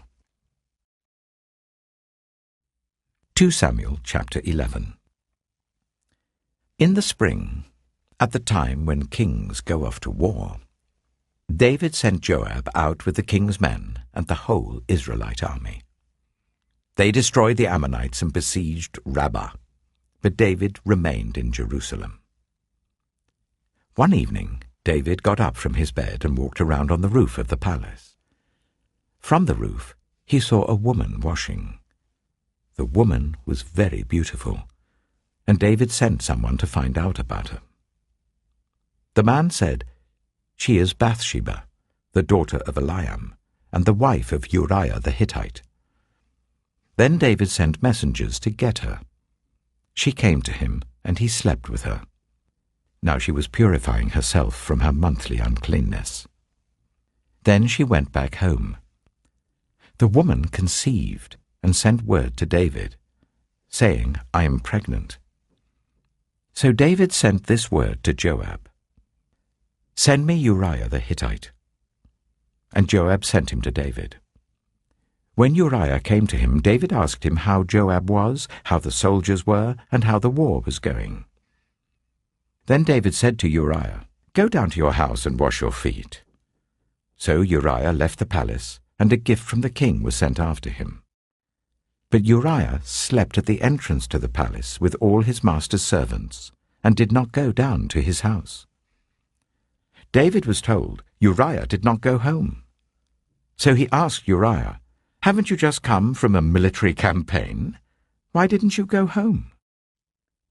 Uriah said to David, "The ark and Israel and Judah are staying in tents, and my commander Joab and my lord's men are camped in the open country. How could I go to my house to eat and drink and make love to my wife? As surely as you live, I will not do such a thing." Then David said to him, "Stay here one more day, and tomorrow I will send you back." So Uriah remained in Jerusalem that day and the next. At David's invitation, he ate and drank with him, and David made him drunk. But in the evening Uriah went out to sleep on his mat among his master's servants. He did not go home. In the morning David wrote a letter to Joab and sent it with Uriah. In it he wrote, "Put Uriah out in front, where the fighting is fiercest. Then withdraw from him, so that he will be struck down and die." So while Joab had the city under siege, he put Uriah at a place where he knew the strongest defenders were. When the men of the city came out and fought against Joab, some of the men in David's army fell. Moreover, Uriah the Hittite died. Joab sent David a full account of the battle.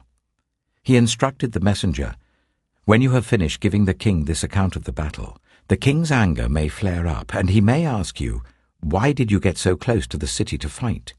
Didn't you know they would shoot arrows from the wall? Who killed Abimelech, son of Jerubesheth? Didn't a woman drop an upper millstone on him from the wall so that he died in Thebez? Why did you get so close to the wall?' If he asks you this, then say to him, 'Moreover, your servant Uriah the Hittite is dead.'" The messenger set out, and when he arrived he told David everything Joab had sent him to say. The messenger said to David, "The men overpowered us and came out against us in the open, but we drove them back to the entrance of the city gate. Then the archers shot arrows at your servants from the wall, and some of the king's men died. Moreover, your servant Uriah the Hittite is dead." David told the messenger, "Say this to Joab. Don't let this upset you. The sword devours one as well as another. Press the attack against the city and destroy it."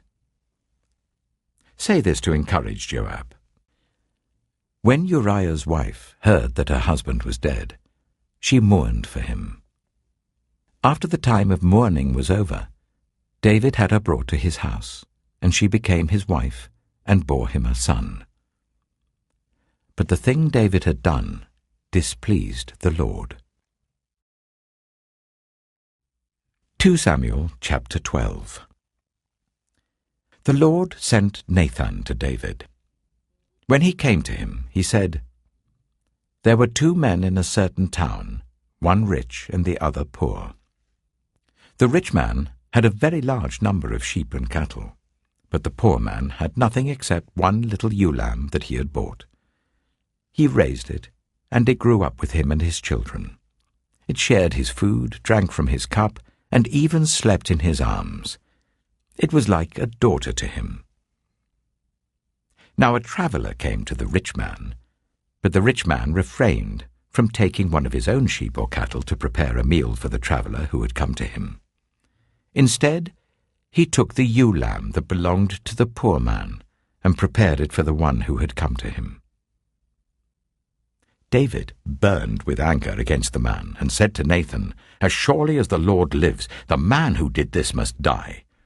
He must pay for that lamb 4 times over because he did such a thing and had no pity." Then Nathan said to David, "You are the man. This is what the Lord, the God of Israel, says. I anointed you king over Israel, and I delivered you from the hand of Saul. I gave your master's house to you, and your master's wives into your arms. I gave you all Israel and Judah. And if all this had been too little, I would have given you even more. Why did you despise the word of the Lord by doing what is evil in his eyes?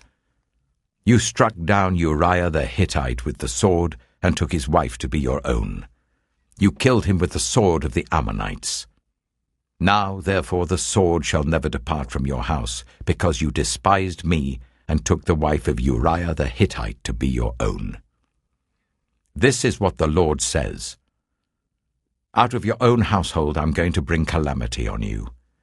Before your very eyes I will take your wives and give them to one who is close to you, and he will sleep with your wives in broad daylight.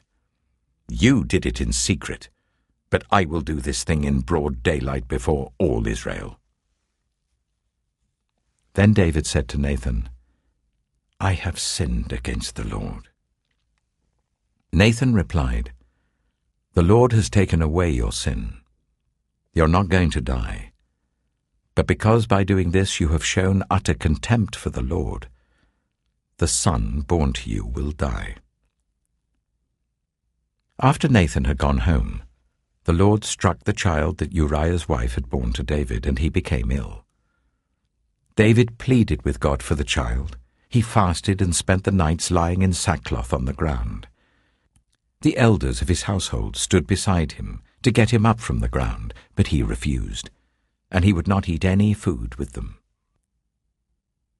On the 7th day, the child died.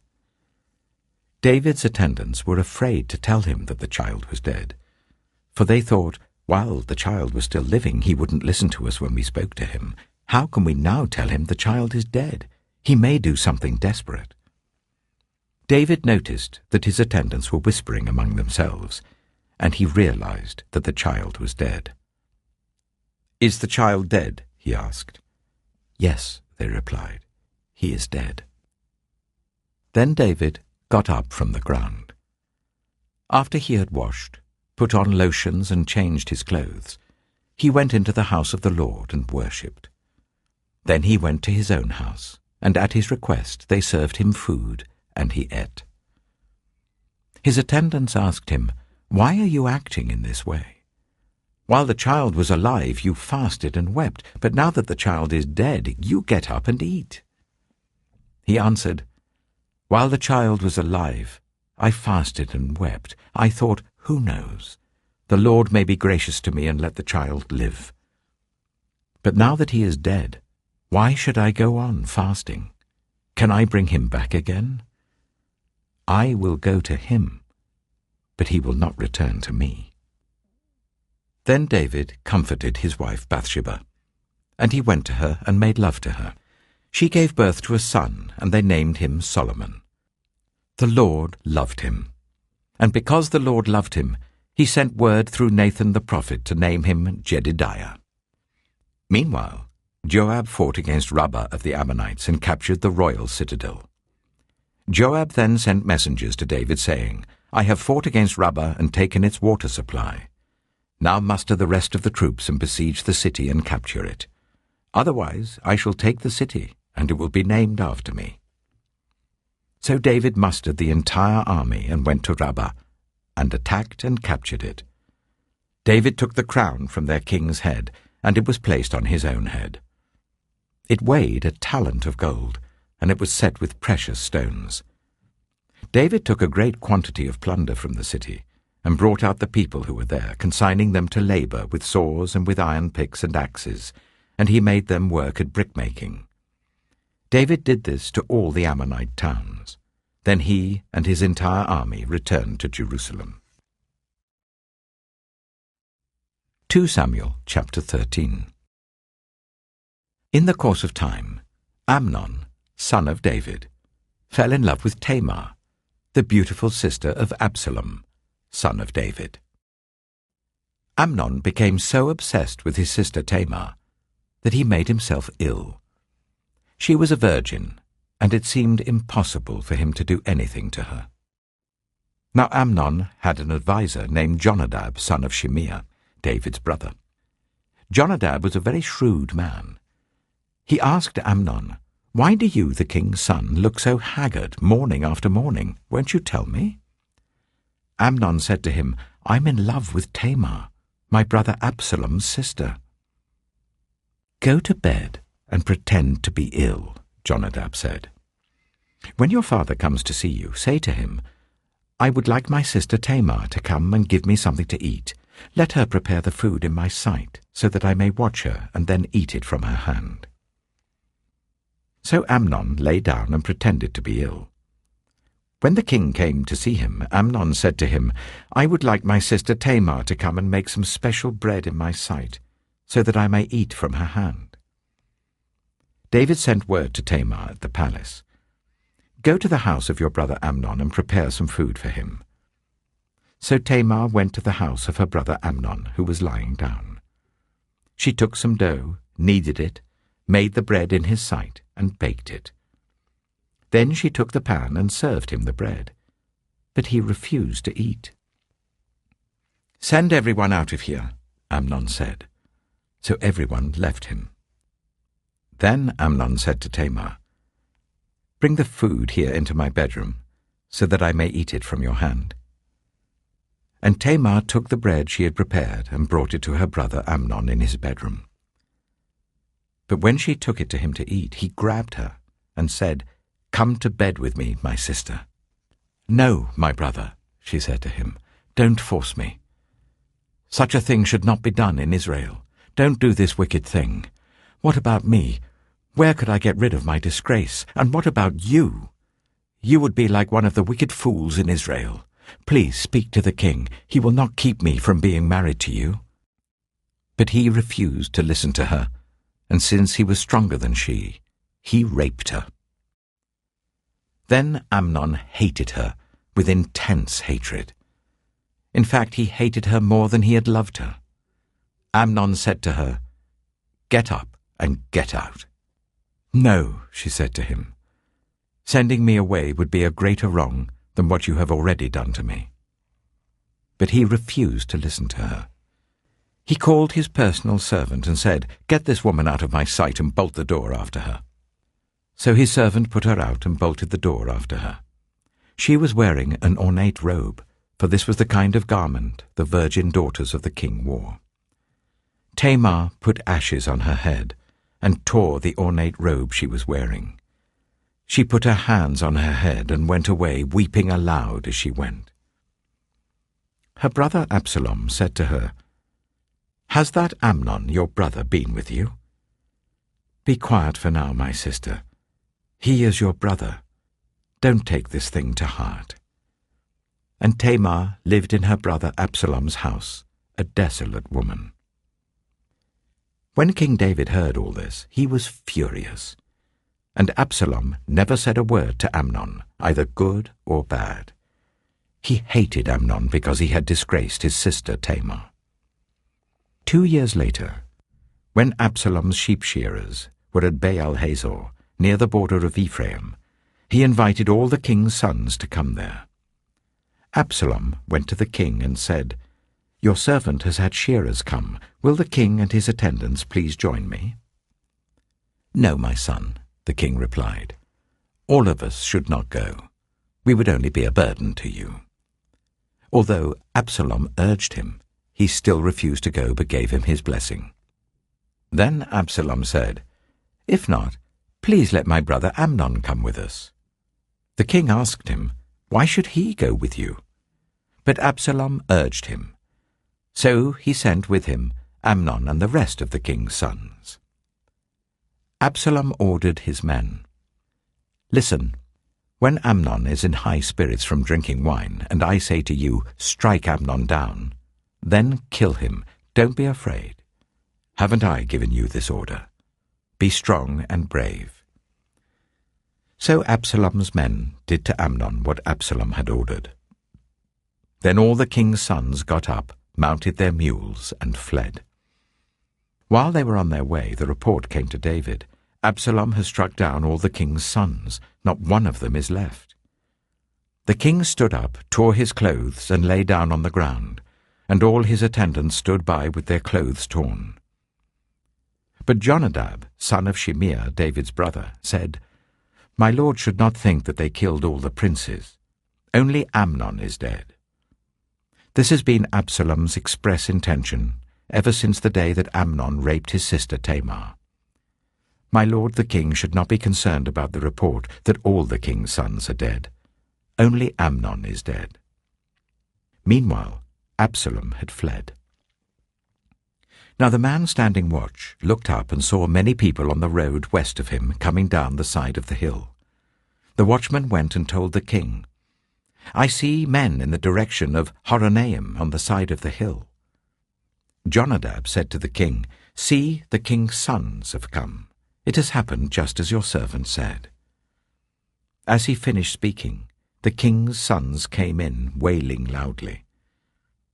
The king, too, and all his attendants wept very bitterly. Absalom fled and went to Talmai, son of Ammihud, the king of Geshur. But King David mourned many days for his son. After Absalom fled and went to Geshur, he stayed there for 3 years, and King David longed to go to Absalom, for he was consoled concerning Amnon's death. 2 Samuel chapter 14. Joab, son of Zeruiah, knew that the king's heart longed for Absalom. So Joab sent someone to Tekoa, and had a wise woman brought from there. He said to her, "Pretend you are in mourning. Dress in mourning clothes, and don't use any cosmetic lotions. Act like a woman who has spent many days grieving for the dead. Then go to the king and speak these words to him." And Joab put the words in her mouth. When the woman from Tekoa went to the king, she fell with her face to the ground to pay him honor, and she said, "Help me, your majesty." The king asked her, "What is troubling you?" She said, "I am a widow. My husband is dead. I, your servant, had 2 sons. They got into a fight with each other in the field, and no one was there to separate them. One struck the other and killed him. Now the whole clan has risen up against your servant. They say, 'Hand over the one who struck his brother down, so that we may put him to death for the life of his brother whom he killed. Then we will get rid of the heir as well.'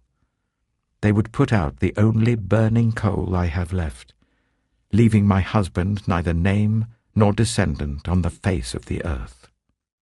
The king said to the woman, "Go home, and I will issue an order on your behalf." But the woman from Tekoa said to him, "Let my lord the king pardon me and my family, and let the king and his throne be without guilt." The king replied, "If anyone says anything to you, bring them to me, and they will not bother you again." She said, "Then let the king invoke the Lord his God to prevent the avenger of blood from adding to this destruction, so that my son shall not be destroyed." "As surely as the Lord lives," he said, "not one hair of your son's head will fall to the ground." Then the woman said, "Let your servant speak a word to my lord the king." "Speak," he replied. The woman said, "Why then have you devised a thing like this against the people of God? When the king says this, does he not convict himself? For the king has not brought back his banished son. Like water spilled on the ground, which cannot be recovered, so we must die. But that is not what God desires. Rather, he devises ways so that a banished person does not remain banished from him. And now I have come to say this to my lord the king, because the people have made me afraid. Your servant thought, 'I will speak to the king. Perhaps he will grant his servant's request. Perhaps the king will agree to deliver his servant from the hand of the man who is trying to cut off both me and my son from God's inheritance.' And now your servant says, 'May the word of my lord the king secure my inheritance, for my lord the king is like an angel of God in discerning good and evil. May the Lord your God be with you.'" Then the king said to the woman, "Don't keep from me the answer to what I am going to ask you." "Let my lord the king speak," the woman said. The king asked, "Isn't the hand of Joab with you in all this?" The woman answered, "As surely as you live, my lord the king, no one can turn to the right or to the left from anything my lord the king says. Yes, it was your servant Joab who instructed me to do this, and who put all these words into the mouth of your servant. Your servant Joab did this to change the present situation. My lord has wisdom like that of an angel of God. He knows everything that happens in the land." The king said to Joab, "Very well, I will do it. Go, bring back the young man Absalom." Joab fell with his face to the ground to pay him honor, and he blessed the king.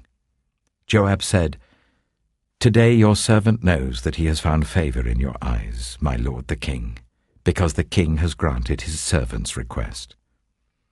Then Joab went to Geshur and brought Absalom back to Jerusalem. But the king said, "He must go to his own house. He must not see my face." So Absalom went to his own house and did not see the face of the king. In all Israel there was not a man so highly praised for his handsome appearance as Absalom. From the top of his head to the sole of his foot there was no blemish in him.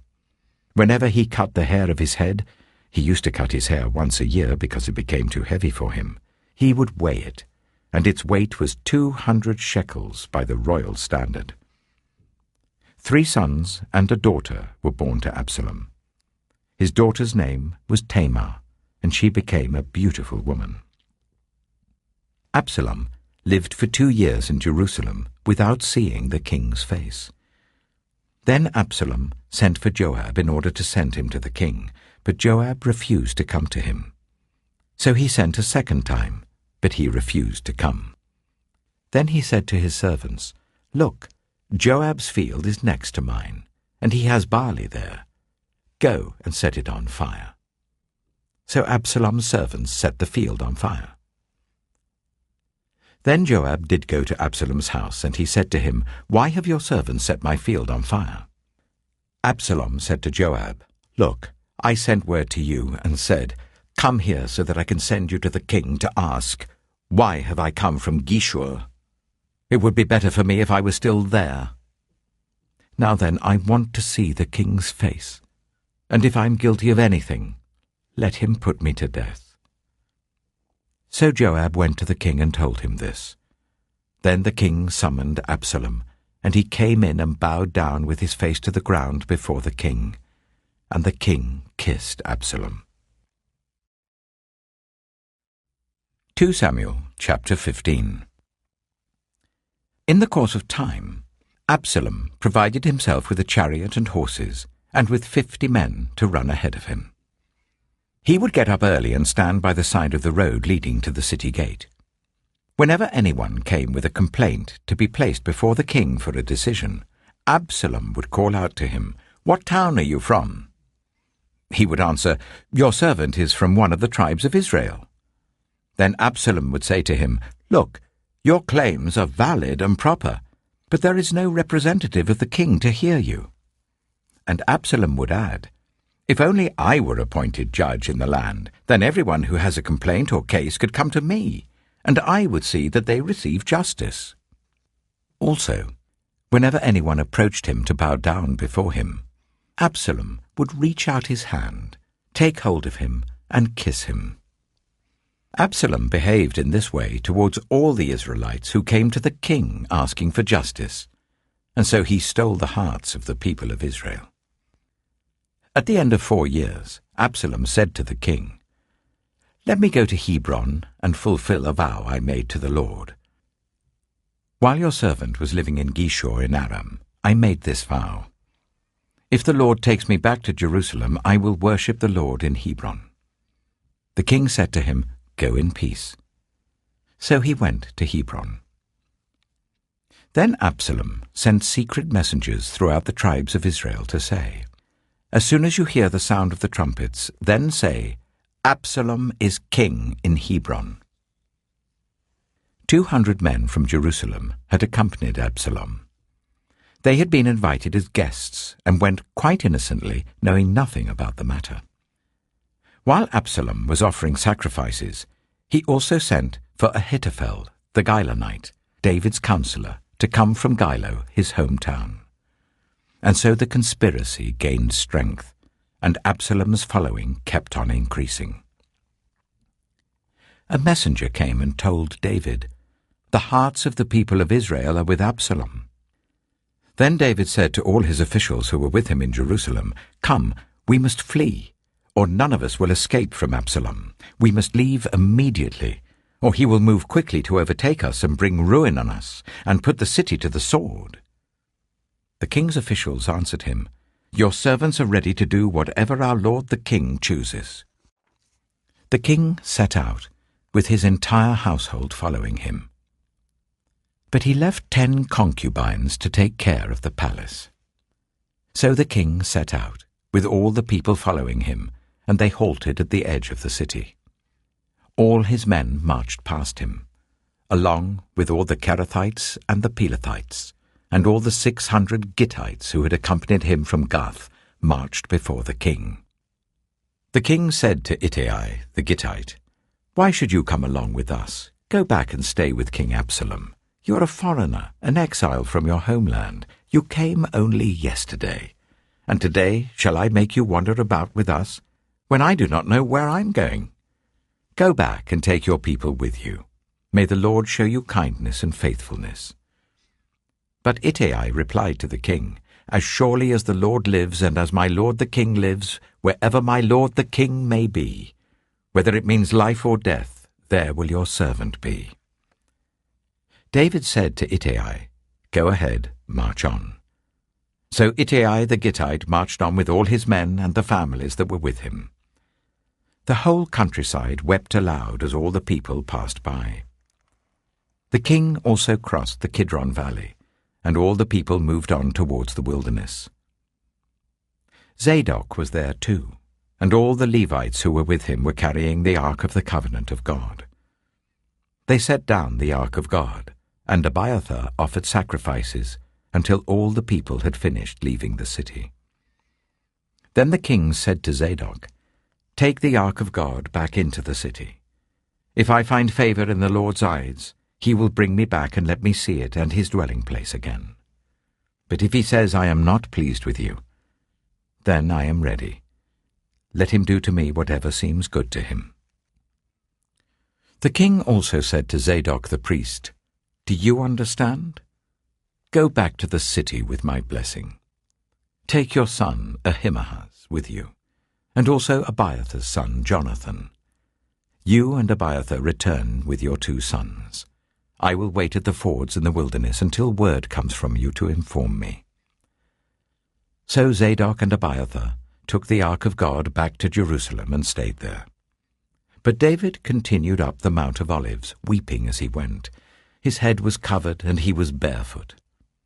All the people with him covered their heads too, and were weeping as they went up.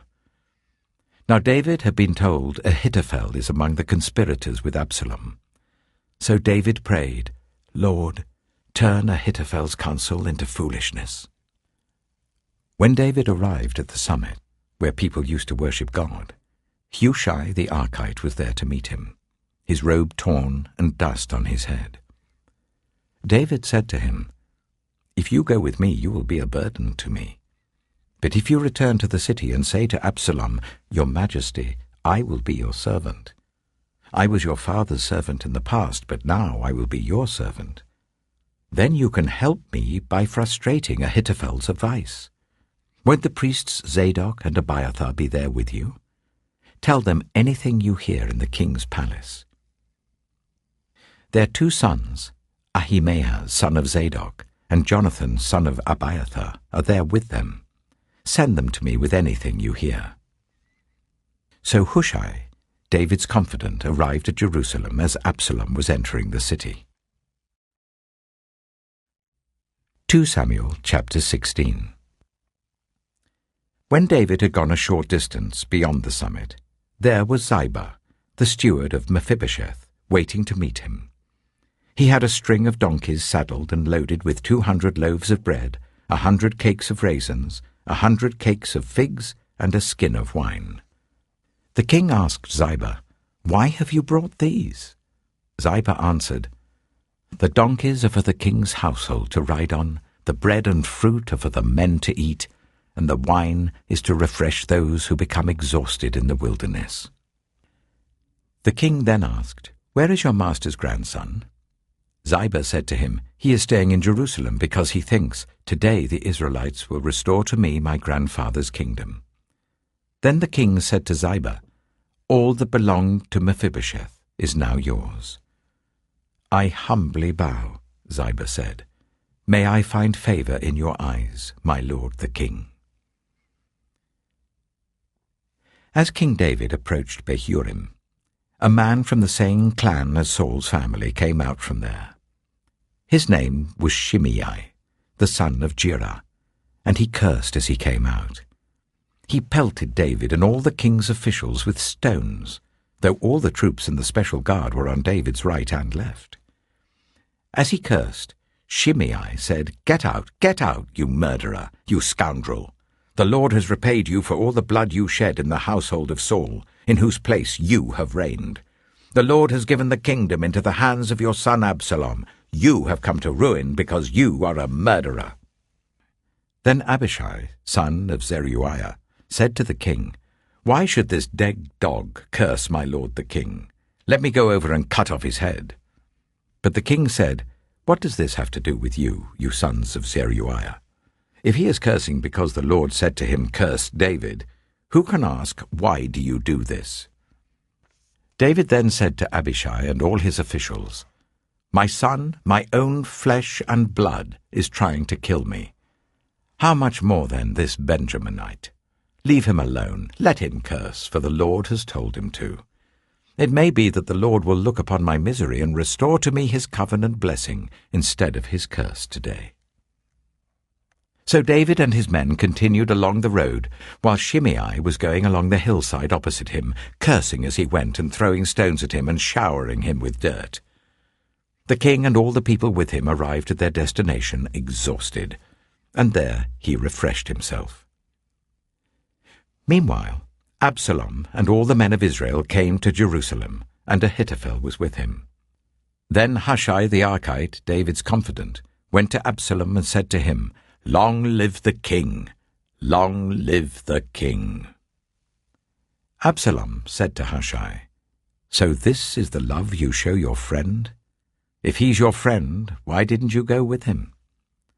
Hushai said to Absalom, "No, the one chosen by the Lord, by these people and by all the men of Israel, his I will be, and I will remain with him. Furthermore, whom should I serve? Should I not serve the Son? Just as I served your father, so I will serve you." Absalom said to Ahithophel, "Give us your advice. What should we do?" Ahithophel answered, "Sleep with your father's concubines, whom he left to take care of the palace. Then all Israel will hear that you have made yourself obnoxious to your father, and the hands of everyone with you will be more resolute." So they pitched a tent for Absalom on the roof, and he slept with his father's concubines in the sight of all Israel. Now in those days the advice Ahithophel gave was like that of one who inquires of God. That was how both David and Absalom regarded all of Ahithophel's advice. 2 Samuel chapter 17. Ahithophel said to Absalom, "I would choose 12,000 men and set out tonight in pursuit of David. I would attack him while he is weary and weak. I would strike him with terror, and then all the people with him will flee. I would strike down only the king and bring all the people back to you. The death of the man you seek will mean the return of all. All the people will be unharmed." This plan seemed good to Absalom and to all the elders of Israel. But Absalom said, "Summon also Hushai the Archite, so that we can hear what he has to say as well." When Hushai came to him, Absalom said, "Ahithophel has given this advice. Should we do what he says? If not, give us your opinion." Hushai replied to Absalom, "The advice Ahithophel has given is not good this time. You know your father and his men. They're fighters, and as fierce as a wild bear robbed of her cubs. Besides, your father is an experienced fighter. He will not spend the night with the troops. Even now he is hidden in a cave or some other place. If he should attack your troops first, whoever hears about it will say, 'There has been a slaughter among the troops who follow Absalom.' Then even the bravest soldier, whose heart is like the heart of a lion, will melt with fear, for all Israel knows that your father is a fighter, and that those with him are brave. So I advise you, let all Israel, from Dan to Beersheba, as numerous as the sand on the seashore, be gathered to you, with you yourself leading them into battle. Then we will attack him wherever he may be found, and we will fall on him as dew settles on the ground. Neither he nor any of his men will be left alive. If he withdraws into a city, then all Israel will bring ropes to that city, and we will drag it down to the valley until not so much as a pebble is left." Absalom and all the men of Israel said, "The advice of Hushai the Archite is better than that of Ahithophel." For the Lord had determined to frustrate the good advice of Ahithophel in order to bring disaster on Absalom. Hushai told Zadok and Abiathar the priests, "Ahithophel has advised Absalom and the elders of Israel to do such and such, but I have advised them to do so and so.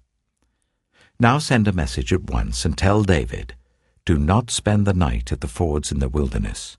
Cross over without fail, or the king and all the people with him will be swallowed up.'" Jonathan and Ahimaaz were staying at En-Rogel. A female servant was to go and inform them, and they were to go and tell King David, for they could not risk being seen entering the city. But a young man saw them and told Absalom. So the two of them left at once and went to the house of a man in Bahurim. He had a well in his courtyard, and they climbed down into it. His wife took a covering and spread it out over the opening of the well and scattered corn over it. No one knew anything about it. When Absalom's men came to the woman at the house, they asked, "Where are Ahimaaz and Jonathan?" The woman answered them, "They crossed over the brook." The men searched but found no one, so they returned to Jerusalem. After they had gone, the two climbed out of the well and went to inform King David. They said to him, "Set out and cross the river at once. Ahithophel has advised such and such against you." So David and all the people with him set out and crossed the Jordan. By daybreak, no one was left who had not crossed the Jordan. When Ahithophel saw that his advice had not been followed, he saddled his donkey and set out for his house in his hometown. He put his house in order and then hanged himself. So he died and was buried in his father's tomb. David went to Mahanaim, and Absalom crossed the Jordan with all the men of Israel. Absalom had appointed Amasa over the army in place of Joab. Amasa was the son of Jether, an Ishmaelite who had married Abigail, the daughter of Nahash, the sister of Zeruiah, the mother of Joab. The Israelites and Absalom camped in the land of Gilead. When David came to Mahanaim, Shobai, son of Nahash from Rabbah of the Ammonites, and Machir, son of Amiel from Lo-debar, and Barzillai the Gilead from Rogelim, brought bedding and bowls and articles of pottery. They also brought wheat and barley, flour and roasted grain, beans and lentils, honey and curds, sheep and cheese from cow's milk for David and his people to eat. For they said, "The people have become exhausted and hungry and thirsty in the wilderness." 2 Samuel chapter 18. David mustered the men who were with him and appointed over them commanders of thousands and commanders of hundreds. David sent out his troops, a third under the command of Joab, a third under Joab's brother Abishai, son of Zeruiah, and a third under Ittai the Gittite. The king told the troops, "I myself will surely march out with you." But the men said, "You must not go out. If we are forced to flee, they won't care about us. Even if half of us die, they won't care. But you are worth 10,000 of us. It would be better now for you to give us support from the city." The king answered, "I will do whatever seems best to you." So the king stood beside the gate while all his men marched out in units of hundreds and of thousands. The king commanded Joab, Abishai, and Ittai, "Be gentle with the young man Absalom for my sake." And all the troops heard the king give orders concerning Absalom to each of the commanders. David's army marched out of the city to fight Israel, and the battle took place in the forest of Ephraim. There Israel's troops were routed by David's men, and the casualties that day were great, 20,000 men. The battle spread out over the whole countryside, and the forest swallowed up more men that day than the sword. Now Absalom happened to meet David's men. He was riding his mule, and as the mule went under the thick branches of a large oak, Absalom's hair got caught in the tree. He was left hanging in mid-air while the mule he was riding kept on going. When one of the men saw what had happened, he told Joab, "I have just seen Absalom hanging in an oak tree." Joab said to the man who had told him this, "What? You saw him? Why didn't you strike him to the ground right there? Then I would have had to give you 10 shekels of silver and a warrior's belt." But the man replied, "Even if 1,000 shekels were weighed out into my hands, I would not lay a hand on the king's son. In our hearing, the king commanded you and Abishai and Ittai, protect the young man Absalom for my sake. And if I had put my life in jeopardy, and nothing is hidden from the king, you would have kept your distance from me." Joab said, "I'm not going to wait like this for you." So he took 3 javelins in his hand and plunged them into Absalom's heart while Absalom was still alive in the oak tree. And 10 of Joab's armor-bearers surrounded Absalom, struck him, and killed him. Then Joab sounded the trumpet, and the troops stopped pursuing Israel, for Joab halted them. They took Absalom, threw him into a big pit in the forest, and piled up a large heap of rocks over him. Meanwhile, all the Israelites fled to their homes. During his lifetime, Absalom had taken a pillar and erected it in the king's valley as a monument to himself, for he thought, "I have no son to carry on the memory of my name." He named the pillar after himself, and it is called Absalom's monument to this day. Now Ahimaaz, son of Zadok, said, "Let me run and take the news to the king that the Lord has vindicated him by delivering him from the hand of his enemies." "You are not the one to take the news today," Joab told him. "You may take the news another time, but you must not do so today, because the king's son is dead." Then Joab said to the Cushite, "Go tell the king what you have seen." The Cushite bowed down before Joab and ran off. Ahimaaz, son of Zadok, again said to Joab, "Come what may, please let me run behind the Cushite." But Joab replied, "My son, why do you want to go? You don't have any news that will bring you a reward." He said, "Come what may, I want to run." So Joab said, "Run." Then Ahimaaz ran by the way of the plain and outran the Cushite. While David was sitting between the inner and outer gates, the watchman went up to the roof of the gateway by the wall. As he looked out, he saw a man running alone. The watchman called out to the king and reported it.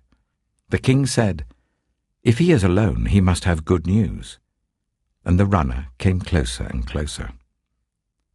Then the watchman saw another runner, and he called down to the gatekeeper, "Look, another man running alone." The king said, "He must be bringing good news too." The watchman said, "It seems to me that the first one runs like Ahimaaz, son of Zadok." "He's a good man," the king said. "He comes with good news." Then Ahimaaz called out to the king, "All is well." He bowed down before the king with his face to the ground and said, "Praise be to the Lord your God. He has delivered up those who lifted their hands against my lord the king."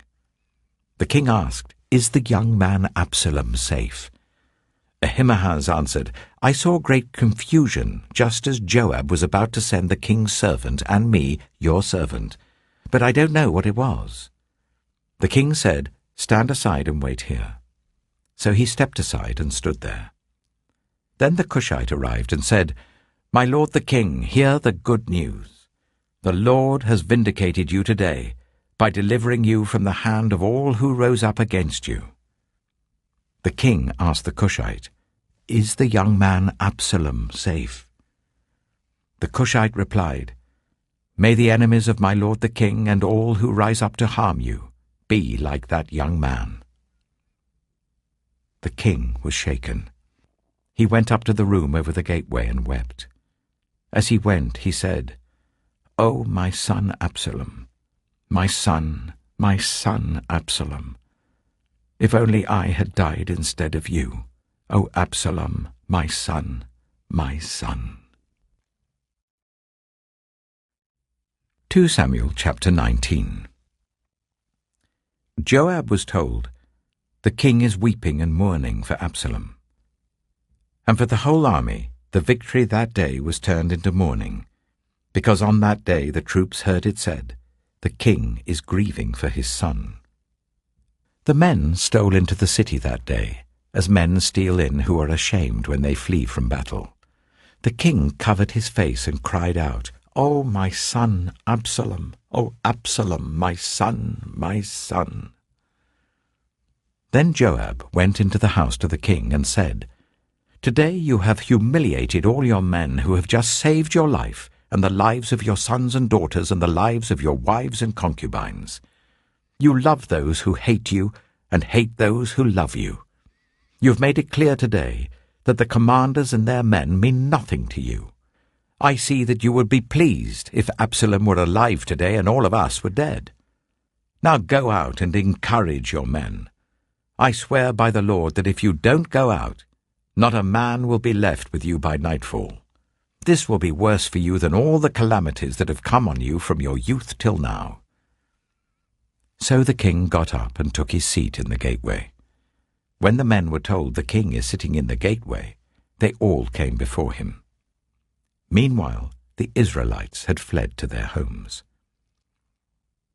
Throughout the tribes of Israel, all the people were arguing among themselves, saying, "The king delivered us from the hand of our enemies. He is the one who rescued us from the hand of the Philistines. But now he has fled the country to escape from Absalom, and Absalom, whom we anointed to rule over us, has died in battle. So why do you say nothing about bringing the king back?" King David sent this message to Zadok and Abiathar the priests. "Ask the elders of Judah, why should you be the last to bring the king back to his palace, since what is being said throughout Israel has reached the king at his quarters? You are my relatives, my own flesh and blood. So why should you be the last to bring back the king? And say to Amasa, are you not my own flesh and blood? May God deal with me, be it ever so severely, if you are not the commander of my army for life, in place of Joab." He won over the hearts of the men of Judah, so that they were all of one mind. They sent word to the king, "Return, you and all your men."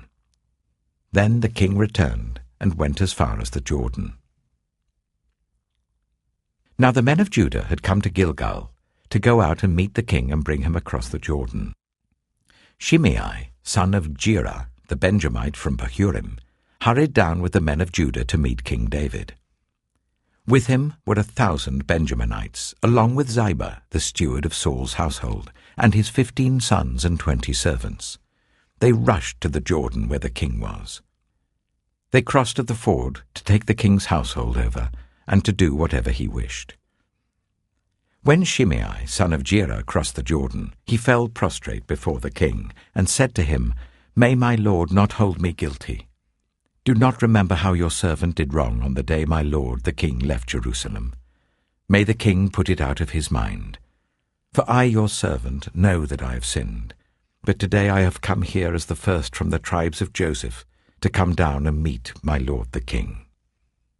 Then Abishai, son of Zeruiah, said, "Shouldn't Shimei be put to death for this? He cursed the Lord's anointed." David replied, "What does this have to do with you, you sons of Zeruiah? What right do you have to interfere?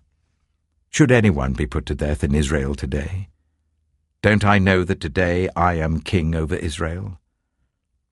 So the king said to Shimei, "You shall not die." And the king promised him on oath. Mephibosheth, Saul's grandson, also went down to meet the king. He had not taken care of his feet or trimmed his moustache or washed his clothes from the day the king left until the day he returned safely. When he came from Jerusalem to meet the king asked him, "Why didn't you go with me, Mephibosheth?" He said, "My lord the king, since I, your servant, am lame, I said, I will have my donkey saddled and will ride on it, so that I can go with the king. But Ziba my servant betrayed me, and he has slandered your servant to my lord the king. My lord the king is like an angel of God, so do whatever you wish.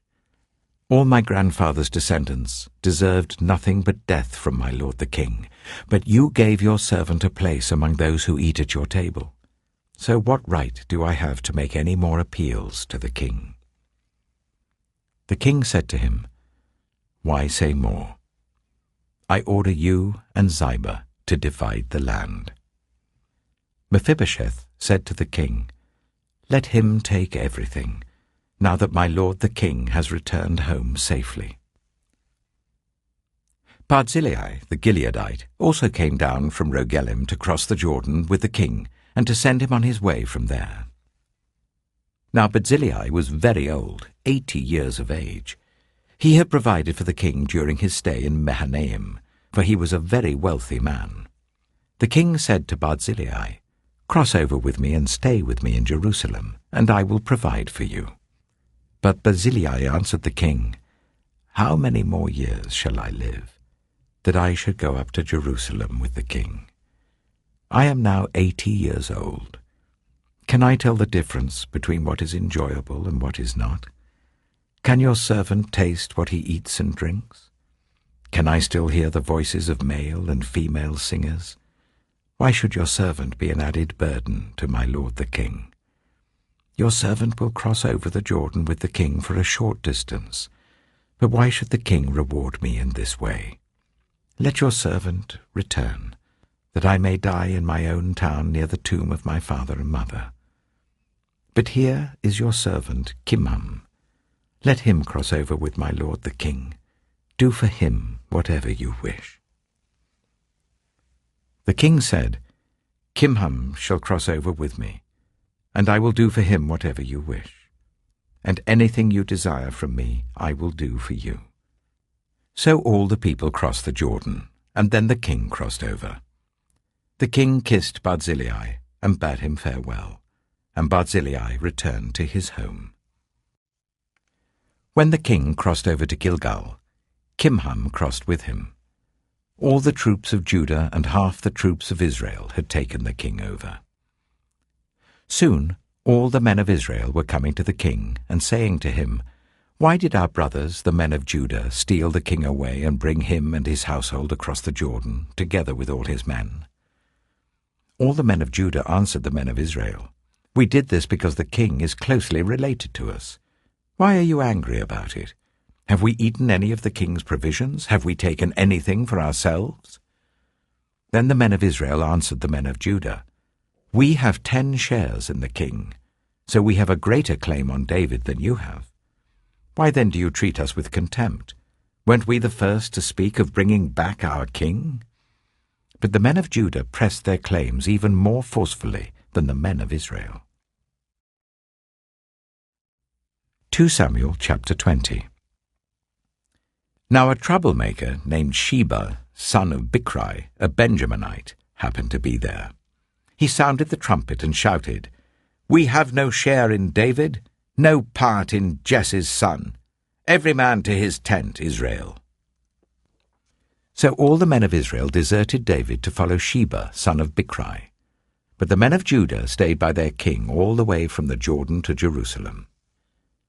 When David returned to his palace in Jerusalem, he took the 10 concubines he had left to take care of the palace and put them in a house under guard.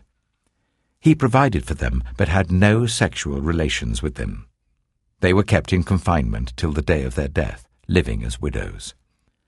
Then the king said to Amasa, "Summon the men of Judah to come to me within 3 days, and be here yourself." But when Amasa went to summon Judah, he took longer than the time the king had set for him. David said to Abishai, "Now Sheba, son of Bichri, will do us more harm than Absalom did. Take your master's men and pursue him, or he will find fortified cities and escape from us." So Joab's men and the Kerethites and the Pelethites and all the mighty warriors went out under the command of Abishai. They marched out from Jerusalem to pursue Sheba, son of Bichri. While they were at the great rock in Gibeon, Amasa came to meet them. Joab was wearing his military tunic, and strapped over it at his waist was a belt with a dagger in its sheath. As he stepped forward, it dropped out of its sheath. Joab said to Amasa, "How are you, my brother?" Then Joab took Amasa by the beard with his right hand to kiss him. Amasa was not on his guard against the dagger in Joab's hand, and Joab plunged it into his belly, and his intestines spilled out onto the ground. Without being stabbed again, Amasa died. Then Joab and his brother Abishai pursued Sheba, son of Bichri. One of Joab's men stood beside Amasa and said, "Whoever favors Joab, and whoever is for David, let him follow Joab." Amasa lay wallowing in his blood in the middle of the road, and the man saw that all the troops came to a halt there. When he realized that everyone who came up to Amasa stopped, he dragged him from the road into a field and threw a garment over him. After Amasa had been removed from the road, everyone went on with Joab to pursue Sheba, son of Bichri. Sheba passed through all the tribes of Israel to Abel-Beth-maachah, and through the entire region of the Bichrites, who gathered together and followed him. All the troops with Joab came and besieged Sheba in Abel-Beth-maachah. They built a siege ramp up to the city, and it stood against the outer fortifications. While they were battering the wall to bring it down, a wise woman called from the city, "Listen, listen! Tell Joab to come here so that I can speak to him."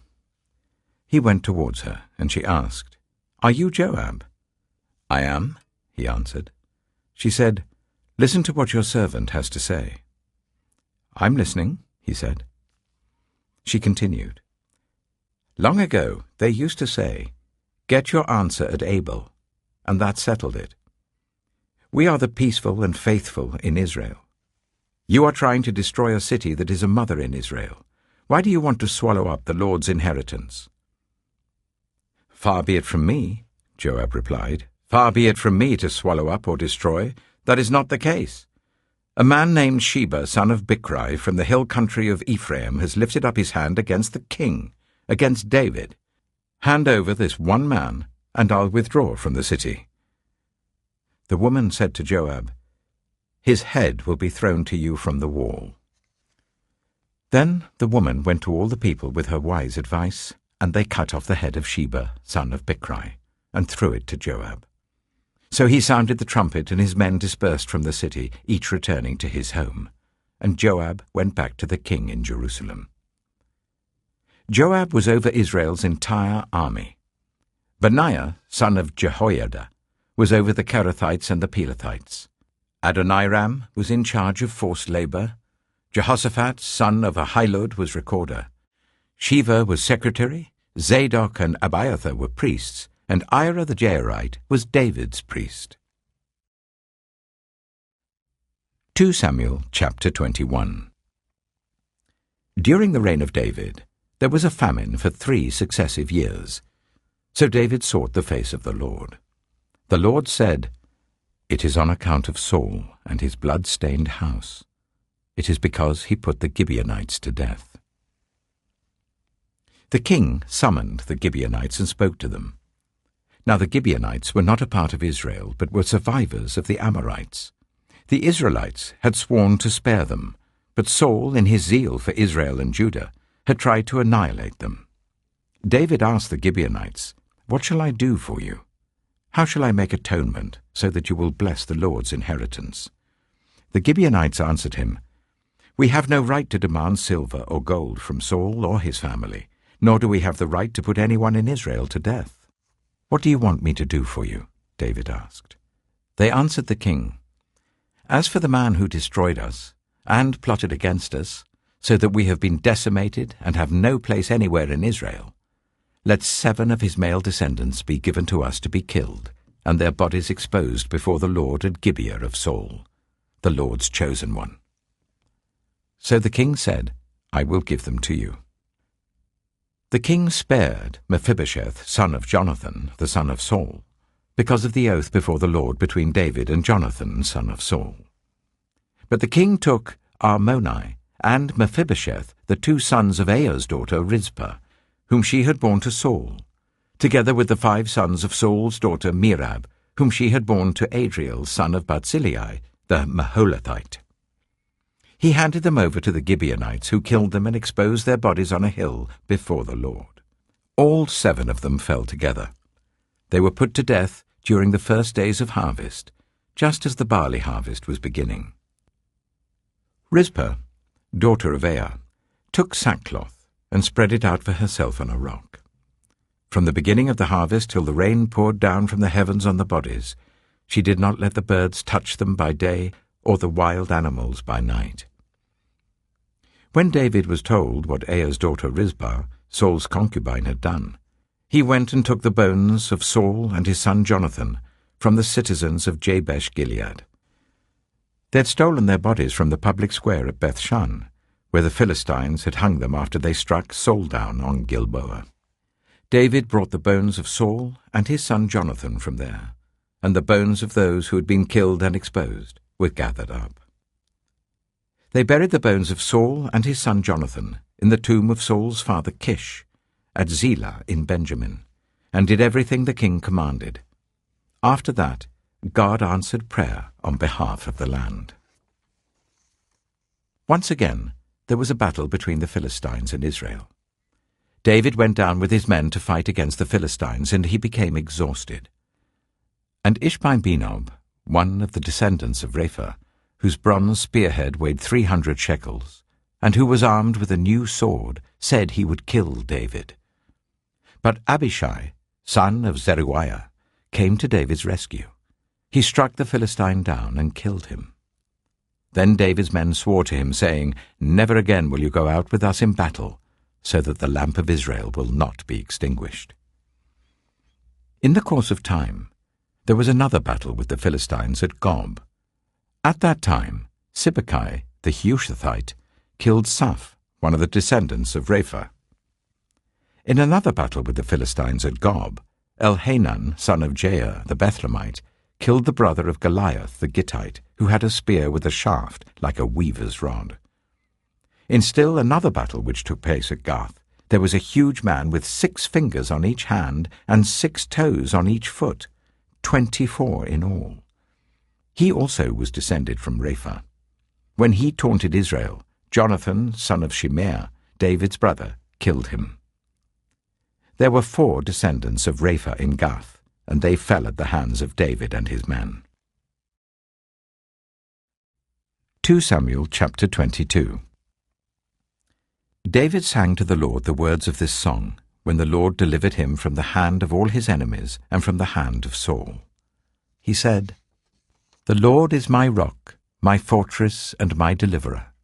My God is my rock in whom I take refuge, my shield and the horn of my salvation.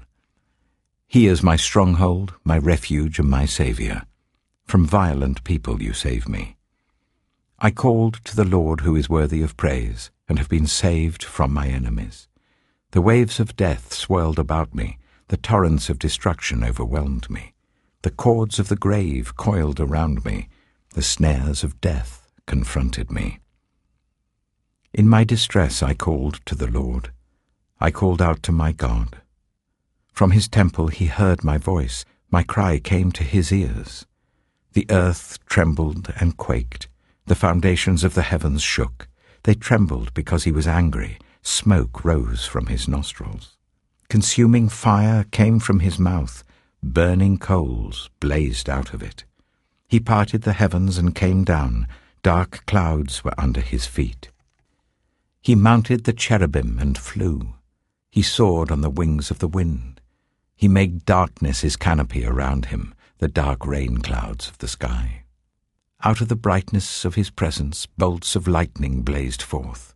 The Lord thundered from heaven. The voice of the Most High resounded. He shot his arrows and scattered the enemy. With great bolts of lightning he routed them. The valleys of the sea were exposed, and the foundations of the earth laid bare at the rebuke of the Lord, at the blast of breath from his nostrils. He reached down from on high and took hold of me. He drew me out of deep waters. He rescued me from my powerful enemy, from my foes who were too strong for me. They confronted me in the day of my disaster, but the Lord was my support. He brought me out into a spacious place. He rescued me because he delighted in me. The Lord has dealt with me according to my righteousness. According to the cleanness of my hands he has rewarded me. For I have kept the ways of the Lord. I am not guilty of turning from my God. All his laws are before me. I have not turned away from his decrees. I have been blameless before him, and have kept myself from sin. The Lord has rewarded me according to my righteousness, according to my cleanness in his sight. To the faithful, you show yourself faithful. To the blameless, you show yourself blameless. To the pure, you show yourself pure. But to the devious, you show yourself shrewd. You save the humble, but your eyes are on the haughty to bring them low. You, Lord, are my lamp. The Lord turns my darkness into light. With your help I can advance against a troop. With my God I can scale a wall. As for God, his way is perfect. The Lord's word is flawless. He shields all who take refuge in him. For who is God besides the Lord? And who is the rock except our God? It is God who arms me with strength and keeps my way secure. He makes my feet like the feet of a deer. He causes me to stand on the heights. He trains my hands for battle. My arms can bend a bow of bronze. You make your saving help my shield. Your help has made me great. You provide a broad path for my feet, so that my ankles do not give way. I pursued my enemies and crushed them. I did not turn back till they were destroyed. I crushed them completely, and they could not rise. They fell beneath my feet. You armed me with strength for battle. You humbled my adversaries before me. You made my enemies turn their backs in flight, and I destroyed my foes. They cried for help, but there was no one to save them. To the Lord, but he did not answer. I beat them as fine as the dust of the earth. I pounded and trampled them like mud in the streets. You have delivered me from the attacks of the peoples. You have preserved me as the head of nations.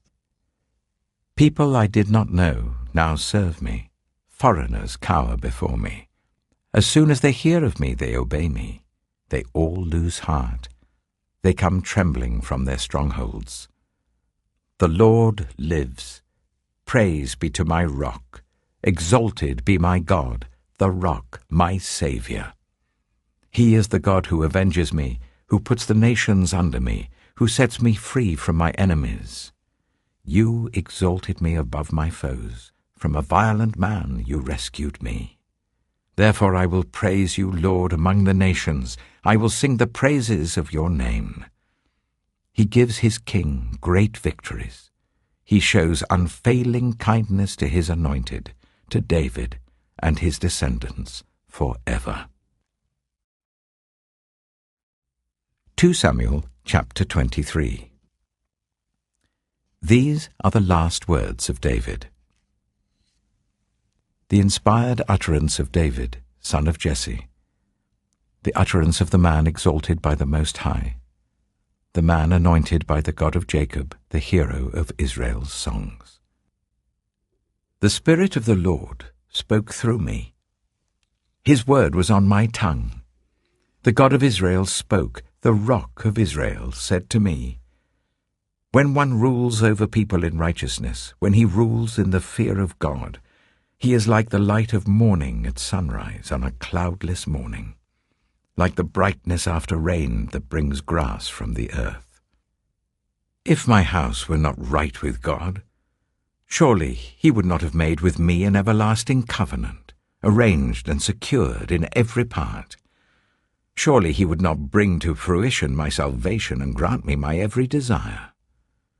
But evil men are all to be cast aside like thorns, which are not gathered with the hand.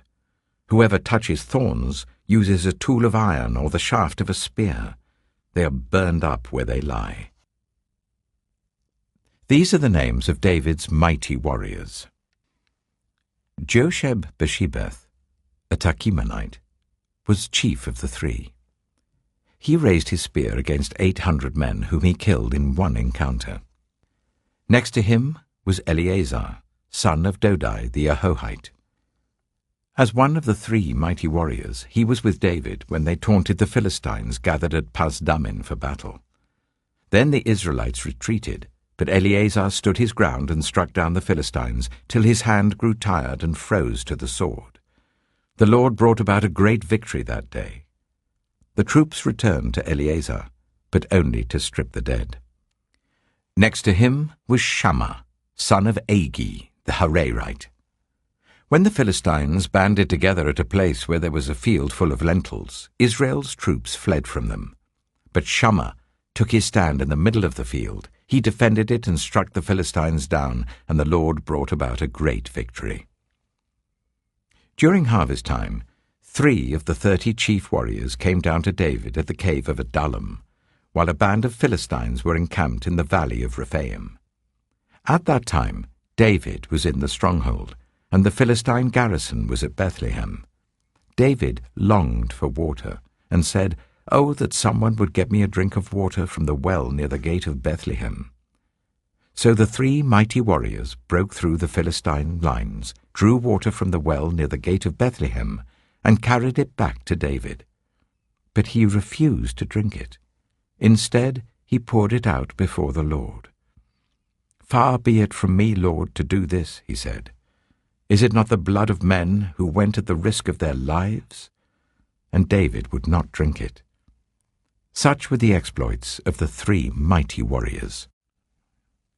Abishai, the brother of Joab, son of Zeruiah, was chief of the 3.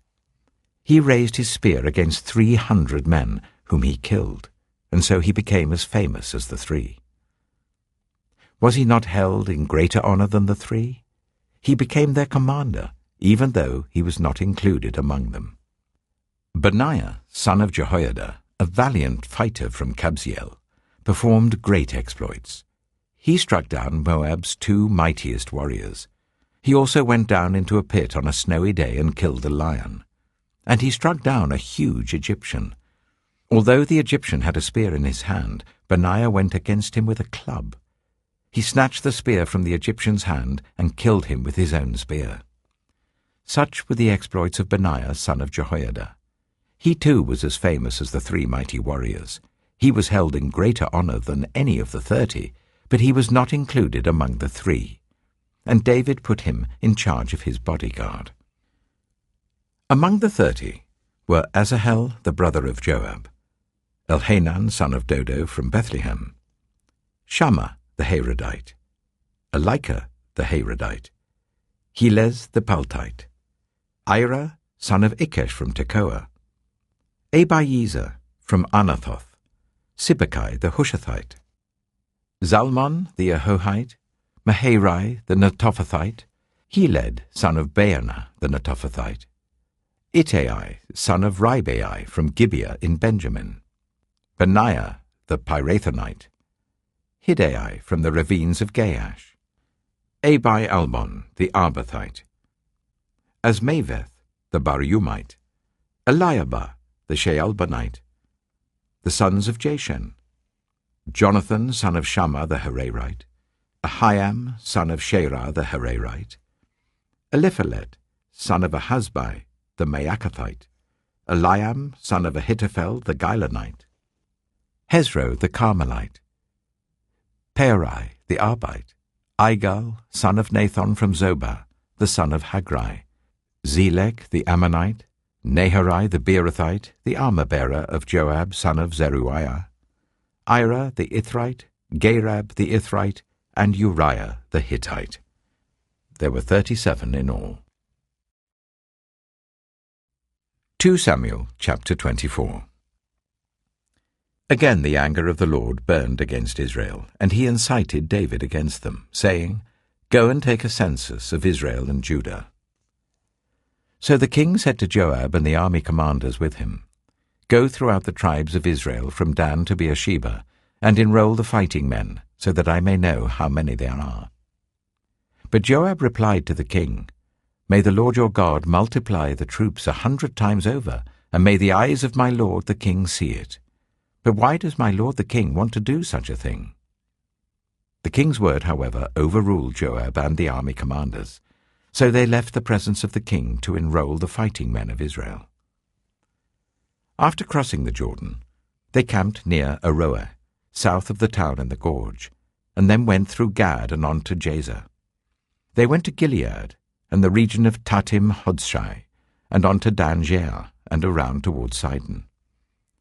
Then they went towards the fortress of Tyre, and all the towns of the Hivites and Canaanites. Finally, they went on to Beersheba in the Negev of Judah. After they had gone through the entire land, they came back to Jerusalem at the end of 9 months and 20 days. Joab reported the number of the fighting men to the king. In Israel, there were 800,000 able-bodied men who could handle a sword, and in Judah, 500,000. David was conscience-stricken after he had counted the fighting men, and he said to the Lord, I have sinned greatly in what I have done. Now, Lord, I beg you, take away the guilt of your servant. I've done a very foolish thing. Before David got up the next morning, the word of the Lord had come to Gad, the prophet, David's seer. Go and tell David, this is what the Lord says. I'm giving you 3 options. Choose one of them for me to carry out against you. So Gad went to David and said to him, Shall there come on you 3 years of famine in your land, or 3 months of fleeing from your enemies while they pursue you, or 3 days of plague in your land? Now then, think it over and decide how I should answer the one who sent me. David said to Gad, I am in deep distress. Let us fall into the hands of the Lord, for his mercy is great, but do not let me fall into human hands. So the Lord sent a plague on Israel from that morning until the end of the time designated, and 70,000 of the people from Dan to Beersheba died.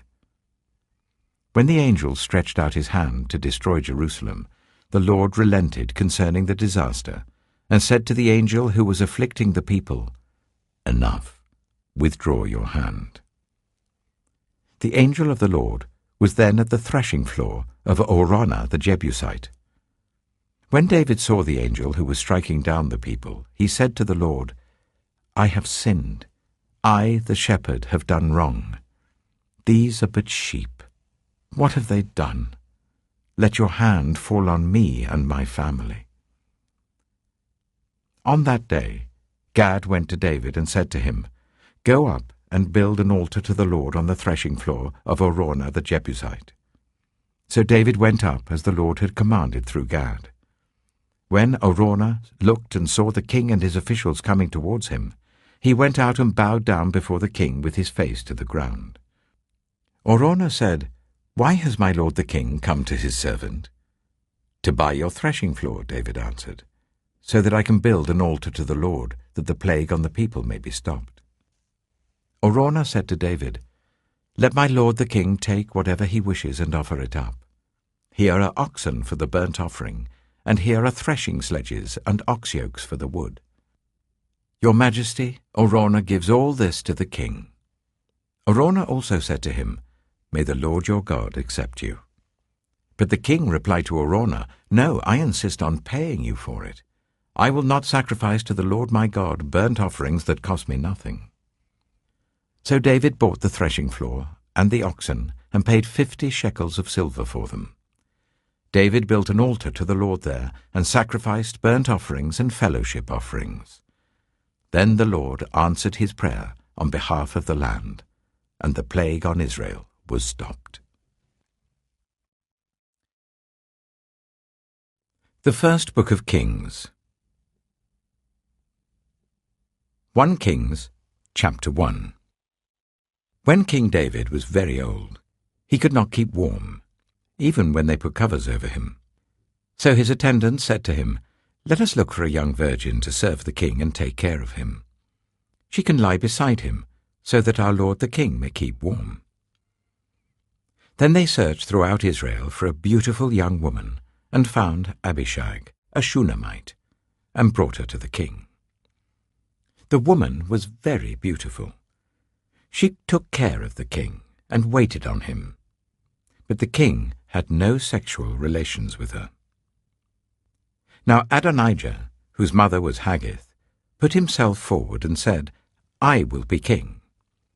So he got chariots and horses ready with 50 men to run ahead of him. His father had never rebuked him by asking, "Why do you behave as you do?" He was also very handsome, and was born next after Absalom.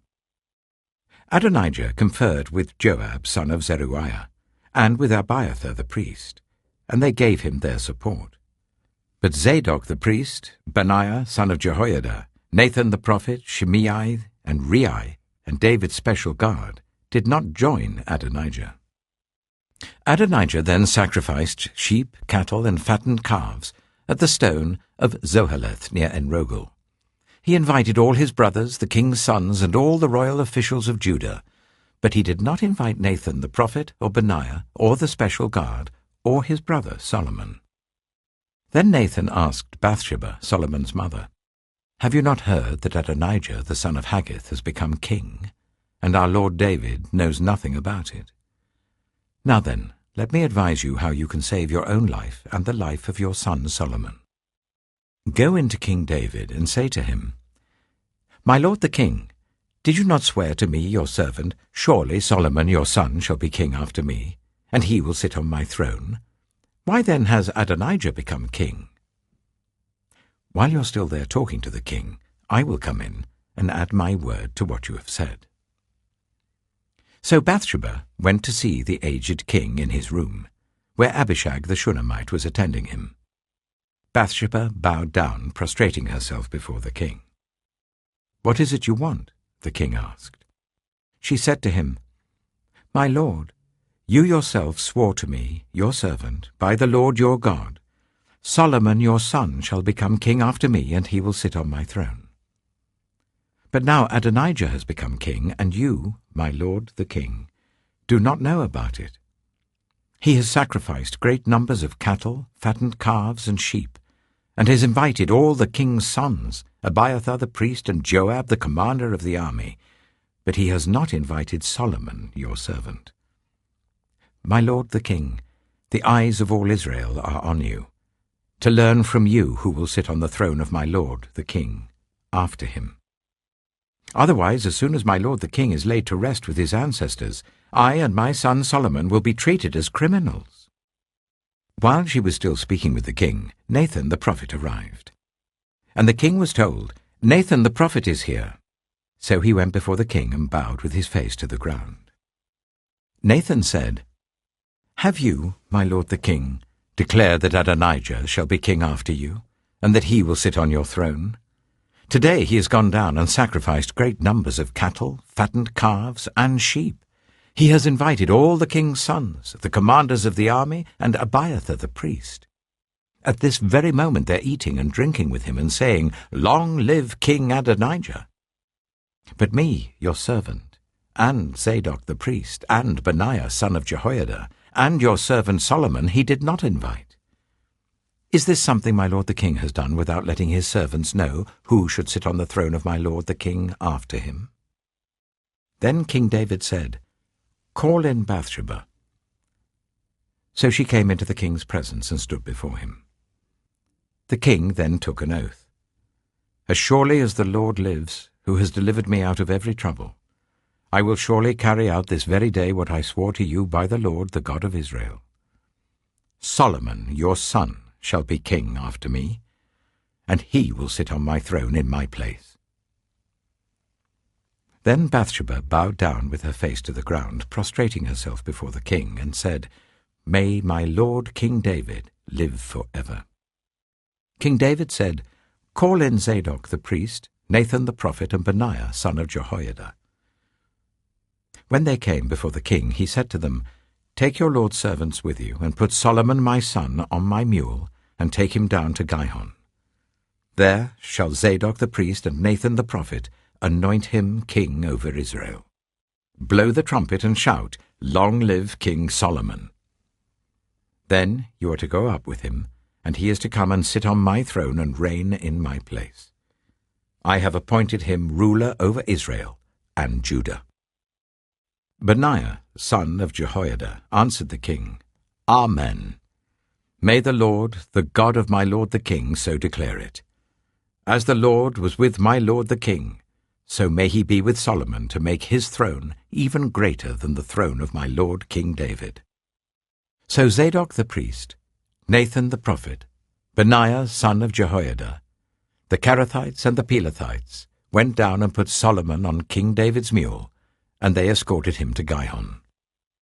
Zadok the priest took the horn of oil from the sacred tent and anointed Solomon. Then they sounded the trumpet, and all the people shouted, "Long live King Solomon!" And all the people went up after him, playing pipes and rejoicing greatly, so that the ground shook with the sound. Adonijah and all the guests who were with him heard it as they were finishing their feast. On hearing the sound of the trumpet, Joab asked, "What's the meaning of all the noise in the city?" Even as he was speaking, Jonathan, son of Abiathar the priest, arrived. Adonijah said, "Come in. A worthy man like you must be bringing good news." "Not at all," Jonathan answered. "Our lord King David has made Solomon king. The king has sent with him Zadok the priest, Nathan the prophet, Benaiah son of Jehoiada, the Kerethites and the Pelethites, and they have put him on the king's mule. And Zadok the priest and Nathan the prophet have anointed him king at Gihon. From there they have gone up cheering, and the city resounds with it. That's the noise you hear. Moreover, Solomon has taken his seat on the royal throne. Also, the royal officials have come to congratulate our lord King David, saying, 'May your God make Solomon's name more famous than yours, and his throne greater than yours.'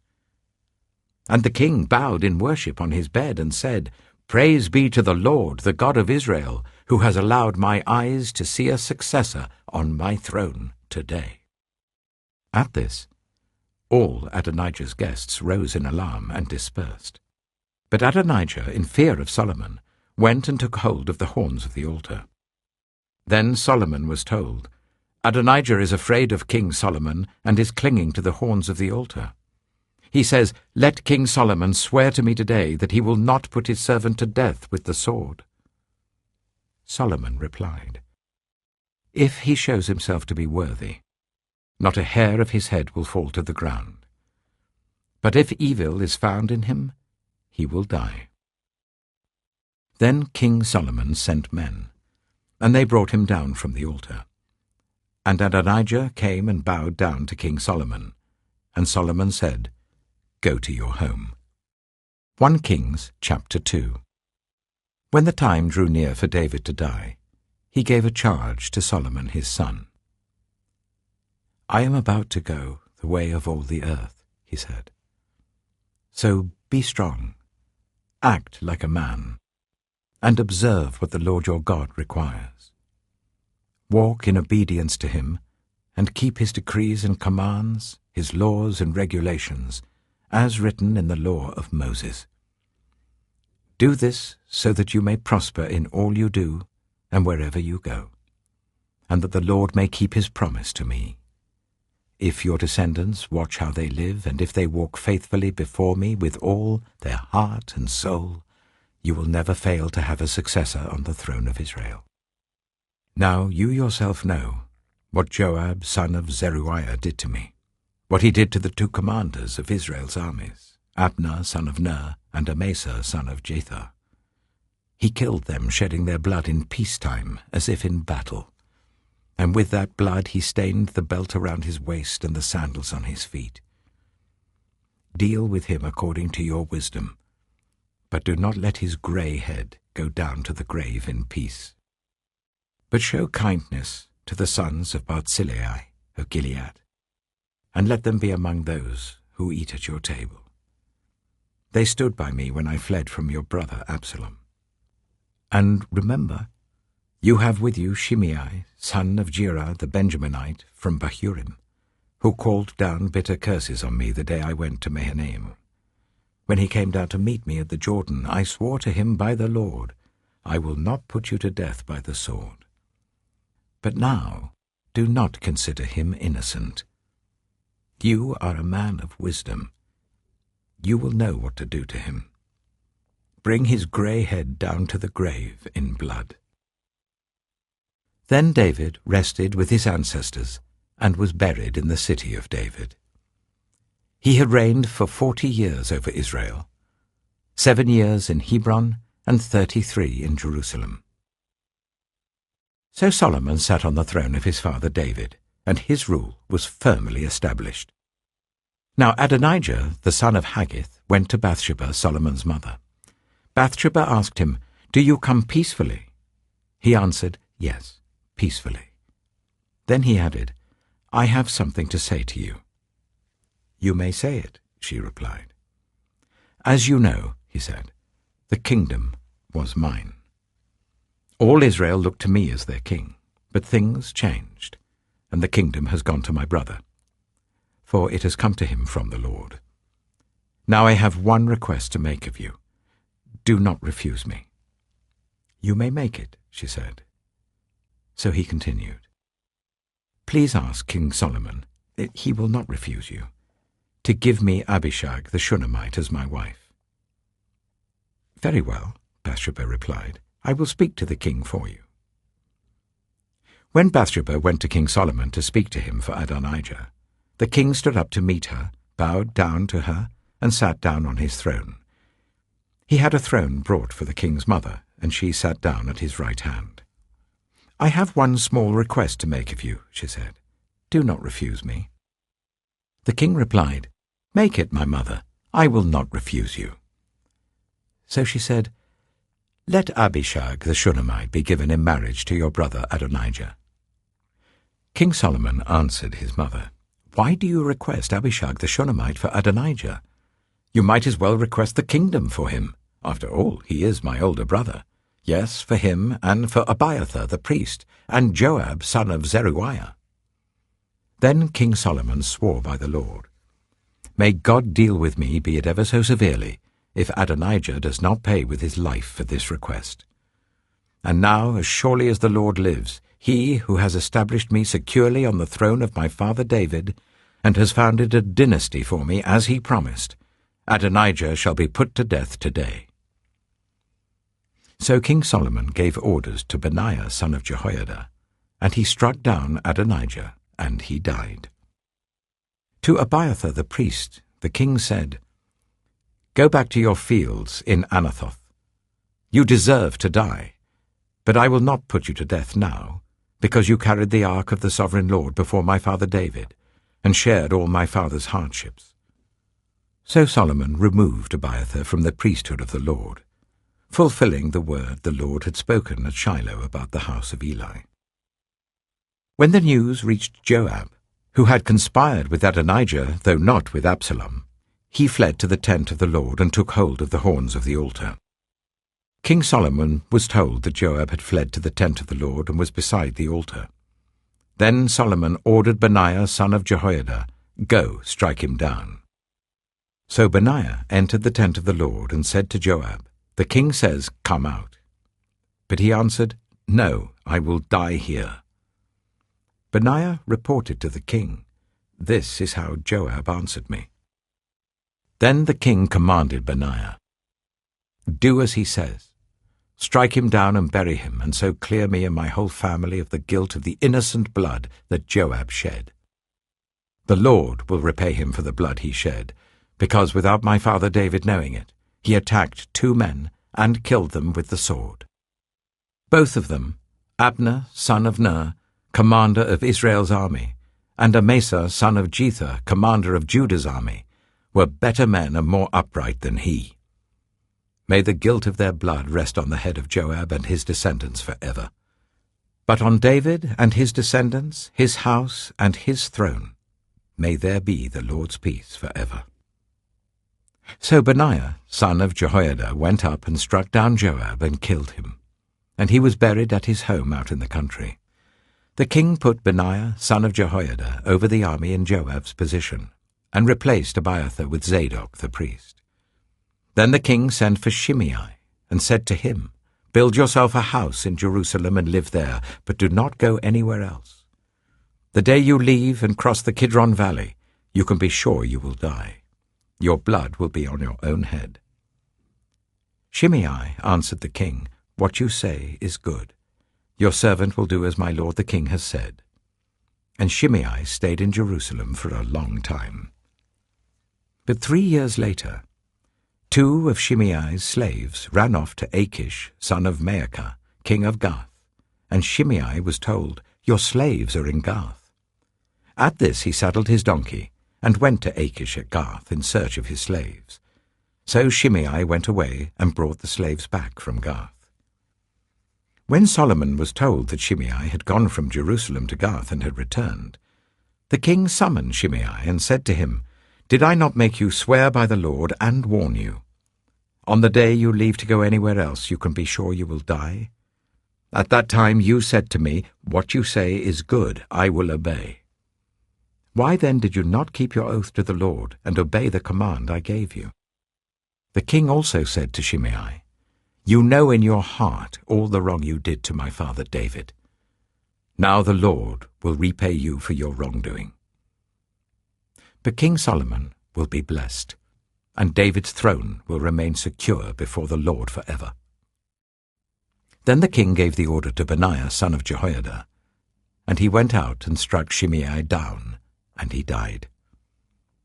The kingdom was now established in Solomon's hands. 1 Kings chapter 3.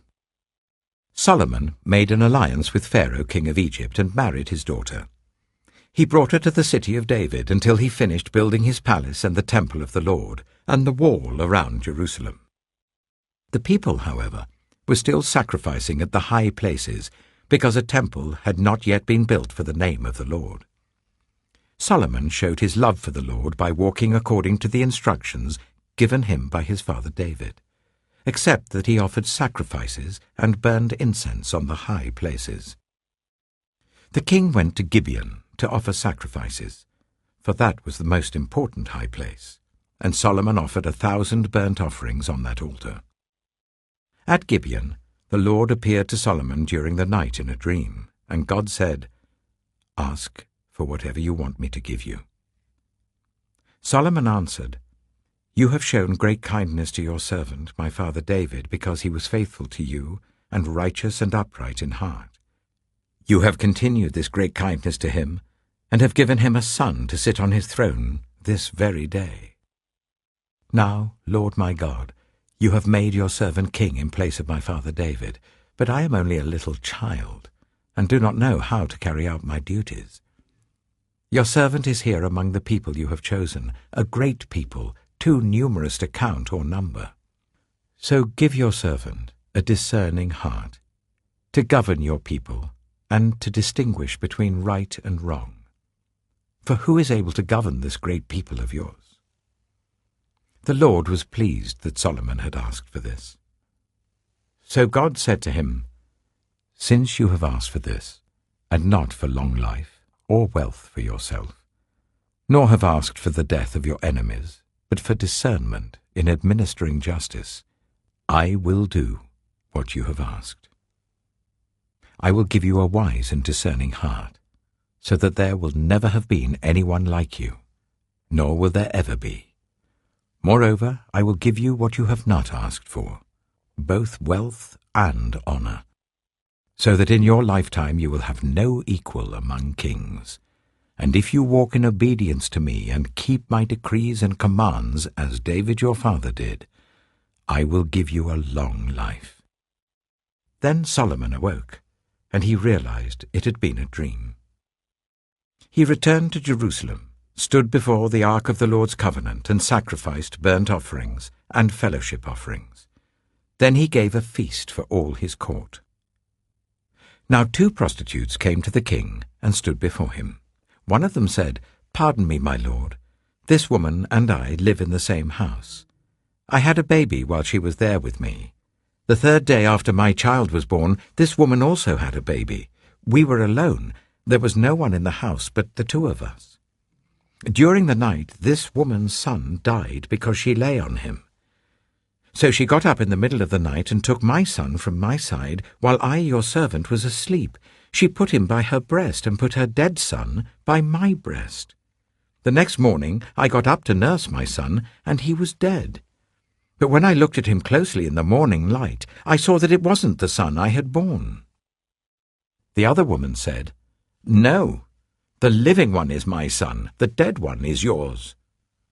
But the first one insisted, "No, the dead one is yours, the living one is mine."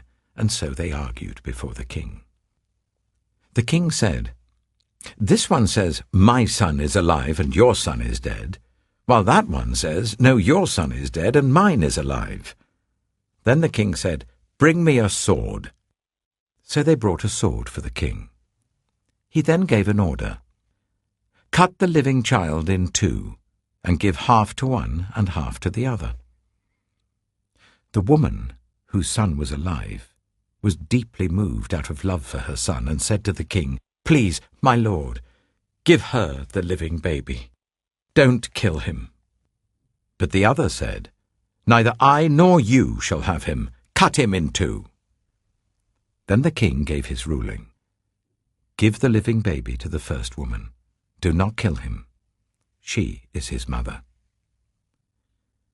When all Israel heard the verdict the king had given, they held the king in awe, because they saw that he had wisdom from God to administer justice. 1 Kings chapter 4. So King Solomon ruled over all Israel, and these were his chief officials: Azariah, son of Zadok the priest; Elihoreph and Ahijah, sons of Shisha, secretaries; Jehoshaphat, son of Elihud, recorder; Benaiah, son of Jehoiada, commander-in-chief; Zadok and Abiathar, priests; Azariah, son of Nathan, in charge of the district governors; Zabud, son of Nathan, a priest and adviser to the king; Ahisha, palace administrator; Adoniram, son of Abda, in charge of forced labor. Solomon had 12 district governors over all Israel, who supplied provisions for the king and the royal household.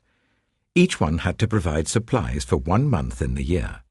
These are their names: Ben-Hur, in the hill country of Ephraim; Ben-Deka, in Makaz, Shaalbim, Bethshemesh, and Elon Bethhanan; Ben-Hesed, in Aruboth. Soko and all the land of Hepher was his; Ben-Abinadab, in Naphoth Dor.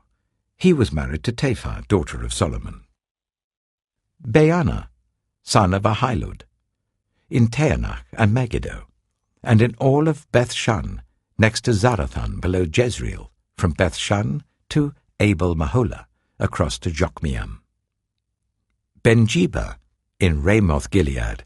The settlements of Jair, son of Manasseh in Gilead, were his, as well as the region of Argob in Bashan, and its 60 large walled cities with bronze gate bars; Ahinadab, son of Iddo, in Mahanaim; Ahimaaz, in Naphtali.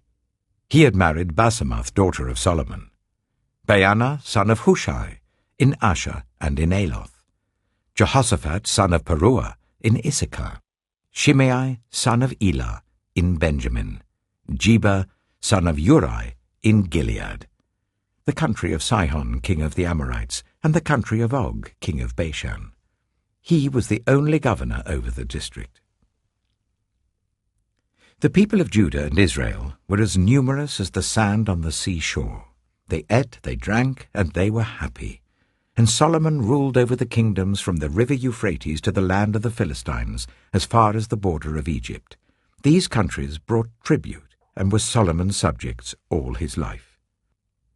Solomon's daily provisions were 30 cors of the finest flour and 60 cors of meal, 10 head of stall-fed cattle, 20 of pasture-fed cattle, and 100 sheep and goats, as well as deer, gazelles, roebucks, and choice fowl. For he ruled over all the kingdoms west of the river Euphrates, from Tifsha to Gaza, and had peace on all sides.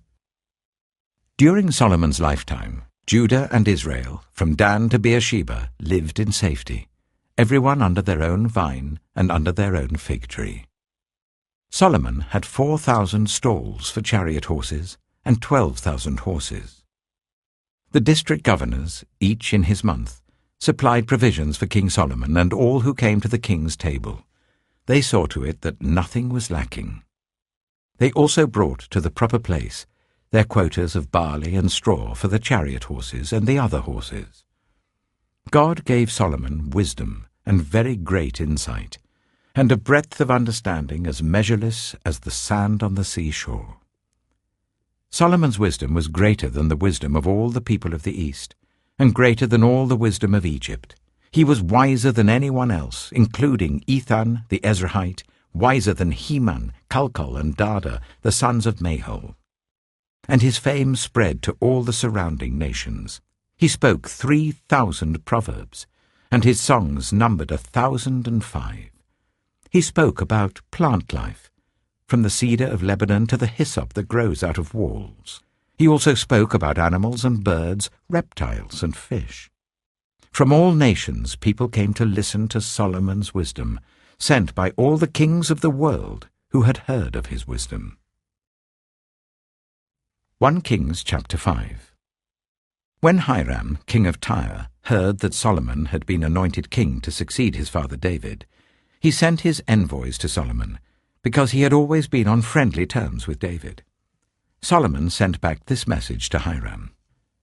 You know that because of the wars waged against my father David from all sides, he could not build a temple for the name of the Lord his God until the Lord put his enemies under his feet. But now the Lord my God has given me rest on every side, and there is no adversary or disaster. I intend therefore to build a temple for the name of the Lord my God, as the Lord told my father David when he said, Your son, whom I will put on the throne in your place, will build the temple for my name. So give orders that cedars of Lebanon be cut for me. My men will work with yours, and I will pay you for your men whatever wages you set. You know that we have no one so skilled in felling timber as the Sidonians. When Hiram heard Solomon's message, he was greatly pleased, and said, Praise be to the Lord today, for he has given David a wise son to rule over this great nation. So Hiram sent word to Solomon, I have received the message you sent me, and will do all you want in providing the cedar and the juniper logs. My men will haul them down from Lebanon to the Mediterranean Sea, and I will float them as rafts by sea to the place you specify. There I will separate them, and you can take them away. And you are to grant my wish by providing food for my royal household. In this way Hiram kept Solomon supplied with all the cedar and juniper logs he wanted, and Solomon gave Hiram 20,000 cors of wheat as food for his household, in addition to 20,000 baths of pressed olive oil. Solomon continued to do this for Hiram year after year. The Lord gave Solomon wisdom, just as he had promised him. There were peaceful relations between Hiram and Solomon, and the two of them made a treaty. King Solomon conscripted laborers from all Israel, 30,000 men. He sent them off to Lebanon in shifts of 10,000 a month, so that they spent 1 month in Lebanon and 2 months at home. Adoniram was in charge of the forced labor. Solomon had 70,000 carriers and 80,000 stonecutters in the hills, as well as 3,300 foremen who supervised the project and directed the workers. At the king's command, they removed from the quarry large blocks of high-grade stone to provide a foundation of dressed stone for the temple. The craftsmen of Solomon and Hiram and workers from Byblos cut and prepared the timber and stone for the building of the temple. 1 Kings chapter 6. In the 480th year after the Israelites came out of Egypt, in the 4th year of Solomon's reign over Israel, in the month of Ziv, the 2nd month, he began to build the temple of the Lord. The temple that King Solomon built for the Lord was 60 cubits long, 20 wide, and 30 high. The portico at the front of the main hall of the temple extended the width of the temple, that is 20 cubits, and projected 10 cubits from the front of the temple. He made narrow windows high up in the temple walls. Against the walls of the main hall and inner sanctuary, he built a structure around the building in which there were side rooms. The lowest floor was 5 cubits wide, the middle floor 6 cubits, and the third floor 7. He made offset ledges around the outside of the temple, so that nothing would be inserted into the temple walls. In building the temple, only blocks dressed at the quarry were used, and no hammer, chisel, or any other iron tool was heard at the temple site while it was being built. The entrance to the lowest floor was on the south side of the temple. A stairway led up to the middle level, and from there to the third. So he built the temple and completed it, roofing it with beams and cedar planks. And he built the side rooms all along the temple.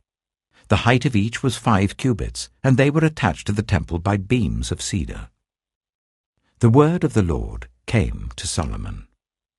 As for this temple you are building, if you follow my decrees, observe my laws, and keep all my commands and obey them, I will fulfill through you the promise I gave to David your father, and I will live among the Israelites and will not abandon my people Israel. So Solomon built the temple and completed it. He lined its interior walls with cedar boards, paneling them from the floor of the temple to the ceiling, and covered the floor of the temple with planks of juniper.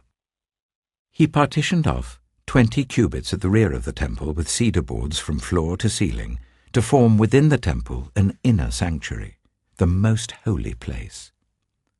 The main hall in front of this room was 40 cubits long. The inside of the temple was cedar, carved with gourds and open flowers. Everything was cedar. No stone was to be seen. He prepared the inner sanctuary within the temple to set the Ark of the Covenant of the Lord there. The inner sanctuary was 20 cubits long, 20 wide, and 20 high. He overlaid the inside with pure gold, and he also overlaid the altar of cedar. Solomon covered the inside of the temple with pure gold, and he extended gold chains across the front of the inner sanctuary, which was overlaid with gold. So he overlaid the whole interior with gold. He also overlaid with gold the altar that belonged to the inner sanctuary. For the inner sanctuary, he made a pair of cherubim out of olive wood, each 10 cubits high. One wing of the first cherub was 5 cubits long, and the other wing 5 cubits, 10 cubits from wingtip to wingtip. The second cherub also measured 10 cubits, for the 2 cherubim were identical in size and shape. The height of each cherub was 10 cubits. He placed the cherubim inside the innermost room of the temple with their wings spread out. The wing of one cherub touched one wall, while the wing of the other touched the other wall, and their wings touched each other in the middle of the room. He overlaid the cherubim with gold. On the walls all round the temple, in both the inner and the outer rooms, he carved cherubim, palm trees, and open flowers. He also covered the floors of both the inner and outer rooms of the temple with gold. For the entrance to the inner sanctuary, he made doors out of olive wood that were 1/5 of the width of the sanctuary. And on the 2 olive wood doors he carved cherubim, palm trees, and open flowers, and overlaid the cherubim and palm trees with hammered gold. In the same way, for the entrance to the main hall, he made door frames out of olive wood that were 1/4 of the width of the hall. He also made 2 doors out of juniper wood, each having 2 leaves that turned in sockets. He carved cherubim, palm trees, and open flowers on them, and overlaid them with gold, hammered evenly over the carvings. And he built the inner courtyard of 3 courses of dressed stone and 1 course of trimmed cedar beams. The foundation of the temple of the Lord was laid in the 4th year, in the month of Ziv. In the 11th year, in the month of Bul, the 8th month, the temple was finished in all its details according to its specifications. He had spent 7 years building it. 1 Kings chapter 7. It took Solomon 13 years, however, to complete the construction of his palace. He built the palace of the forest of Lebanon, 100 cubits long, 50 wide, and 30 high, with 4 rows of cedar columns supporting trimmed cedar beams. It was roofed with cedar above the beams that rested on the columns, 45 beams, 15 to a row. Its windows were placed high in sets of 3, facing each other. All the doorways had rectangular frames. They were in the front part in sets of 3, facing each other. He made a colonnade 50 cubits long and 30 wide. In front of it was a portico, and in front of that were pillars and an overhanging roof. He built the throne hall, the hall of justice, where he was to judge, and he covered it with cedar from floor to ceiling. And the palace in which he was to live, set farther back, was similar in design. Solomon also made a palace like this hall for Pharaoh's daughter, whom he had married. All these structures, from the outside to the great courtyard and from foundation to eaves, were made of blocks of high-grade stone cut to size and smoothed on their inner and outer faces. The foundations were laid with large stones of good quality, some measuring 10 cubits and some 8. Above were high-grade stones cut to size and cedar beams. The great courtyard was surrounded by a wall of 3 courses of dressed stone and 1 course of trimmed cedar beams, as was the inner courtyard of the temple of the Lord with its portico. King Solomon sent to Tyre and brought Huram, whose mother was a widow from the tribe of Naphtali, and whose father was from Tyre and a skilled craftsman in bronze. Huram was filled with wisdom, with understanding, and with knowledge to do all kinds of bronze work. He came to King Solomon and did all the work assigned to him. He cast 2 bronze pillars, each 18 cubits high and 12 cubits in circumference. He also made 2 capitals of cast bronze to set on the tops of the pillars. Each capital was 5 cubits high. A network of interwoven chains adorned the capitals on top of the pillars, 7 for each capital. He made pomegranates in 2 rows encircling each network to decorate the capitals on top of the pillars. He did the same for each capital. The capitals on top of the pillars in the portico were in the shape of lilies, 4 cubits high. On the capitals of both pillars, above the bowl-shaped part next to the network, were the 200 pomegranates in rows all round. He erected the pillars at the portico of the temple. The pillar to the south he named Jachin, and the one to the north Boaz. The capitals on top were in the shape of lilies, and so the work on the pillars was completed. He made the sea of cast metal, circular in shape, measuring 10 cubits from rim to rim and 5 cubits high. It took a line of 30 cubits to measure round it. Below the rim, gourds encircled it, 10 to a cubit. The gourds were cast in 2 rows in one piece with the sea. The sea stood on 12 bulls, 3 facing north, 3 facing west, 3 facing south, and 3 facing east.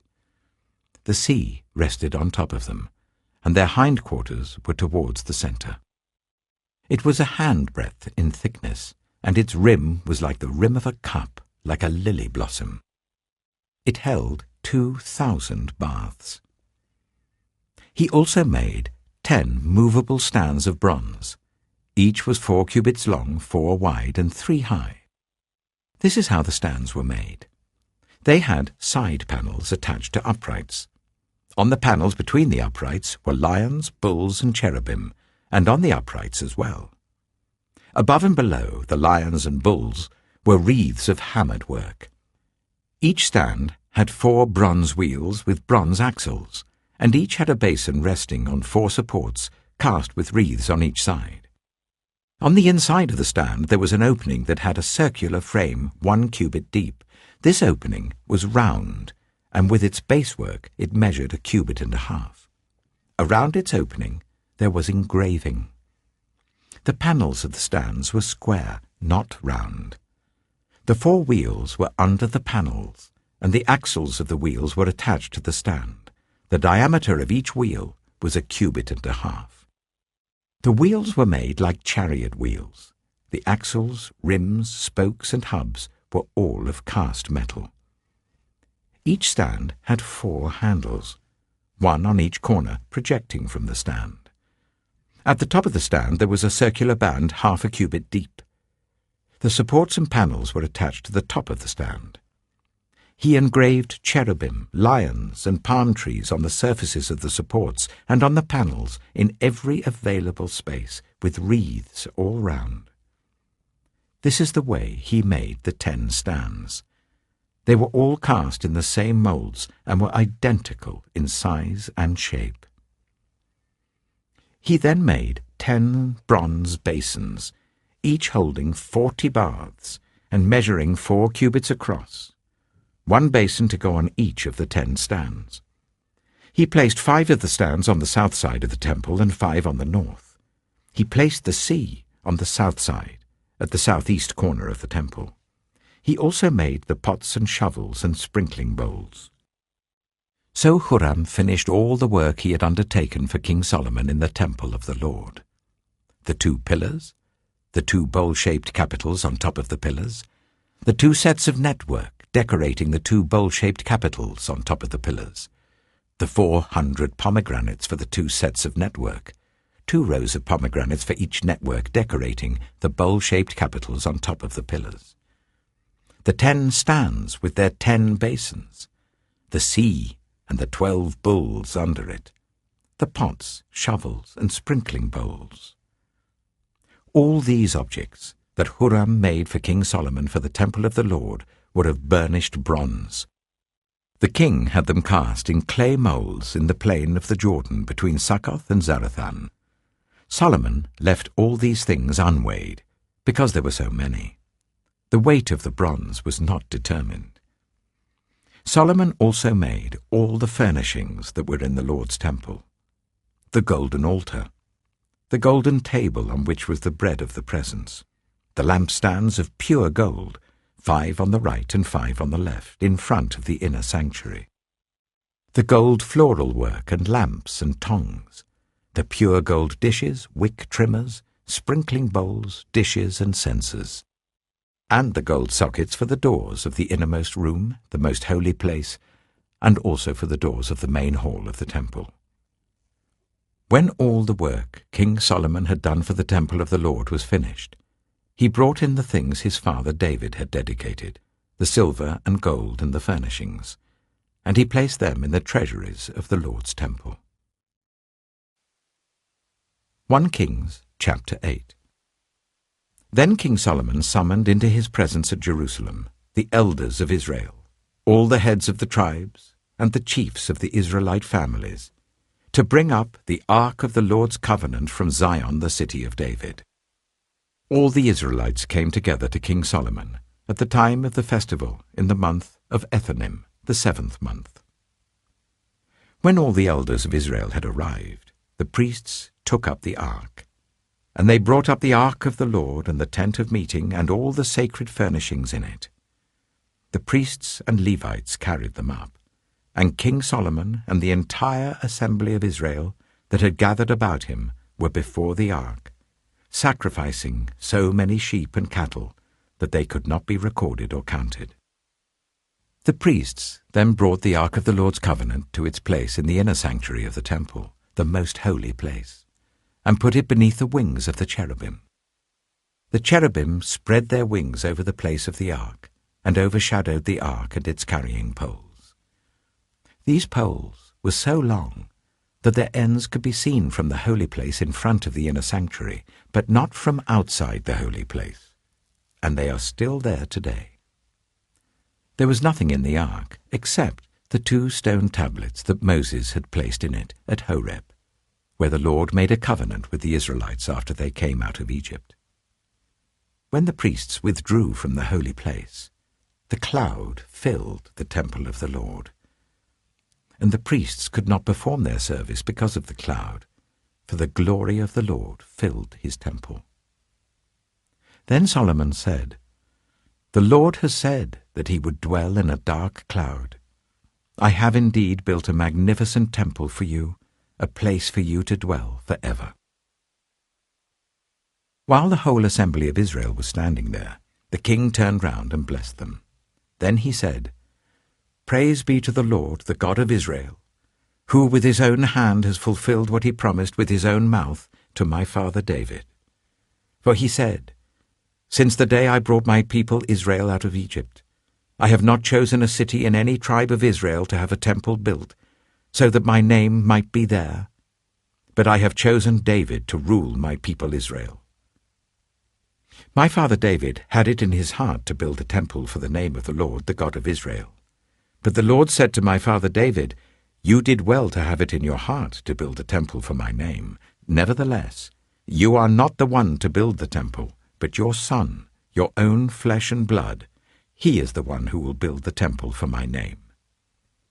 The Lord has kept the promise he made. I have succeeded David my father, and now I sit on the throne of Israel, just as the Lord promised, and I have built the temple for the name of the Lord, the God of Israel. I have provided a place there for the ark, in which is the covenant of the Lord that he made with our ancestors when he brought them out of Egypt." Then Solomon stood before the altar of the Lord in front of the whole assembly of Israel, spread out his hands towards heaven, and said, "Lord, the God of Israel, there is no God like you in heaven above or on earth below. You who keep your covenant of love with your servants, who continue wholeheartedly in your way. You have kept your promise to your servant David my father. With your mouth you have promised, and with your hand you have fulfilled it, as it is today.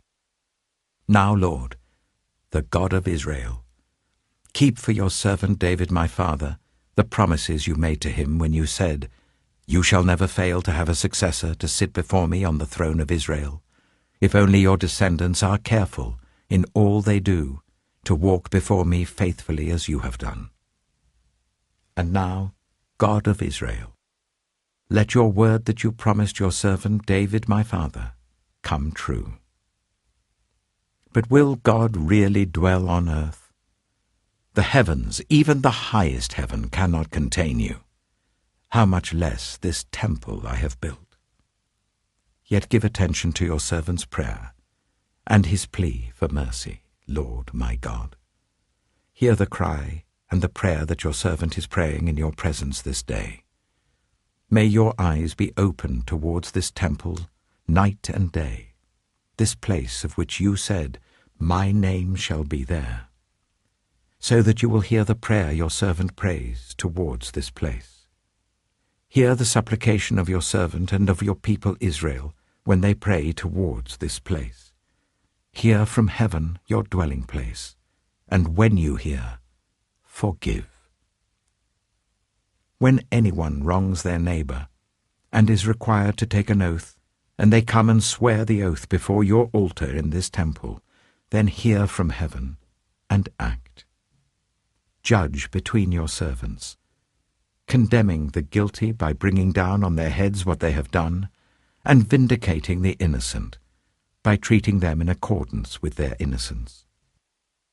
When your people Israel have been defeated by an enemy because they have sinned against you, and when they turn back to you and give praise to your name, praying and making supplication to you in this temple, then hear from heaven and forgive the sin of your people Israel, and bring them back to the land you gave to their ancestors.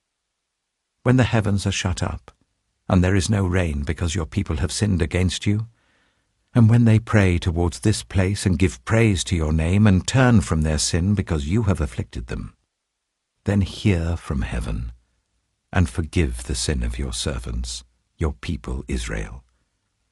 Teach them the right way to live, and send rain on the land you gave your people for an inheritance. When famine or plague comes to the land, or blight or mildew, locusts or grasshoppers, or when an enemy besieges them in any of their cities, whatever disaster or disease may come, and when a prayer or plea is made by anyone among your people Israel, being aware of the afflictions of their own hearts, and spreading out their hands towards this temple, then hear from heaven your dwelling place. Forgive and act. Deal with everyone according to all they do, since you know their hearts, for you alone know every human heart, so that they will fear you all the time they live in the land you gave our ancestors. As for the foreigner, who does not belong to your people Israel, but has come from a distant land because of your name, for they will hear of your great name and your mighty hand and your outstretched arm. When they come and pray towards this temple, then hear from heaven your dwelling place. Do whatever the foreigner asks of you, so that all the peoples of the earth may know your name and fear you, as do your own people Israel, and may know that this house I have built bears your name. When your people go to war against their enemies, wherever you send them, and when they pray to the Lord towards the city you have chosen and the temple I have built for your name, then hear from heaven their prayer and their plea, and uphold their cause.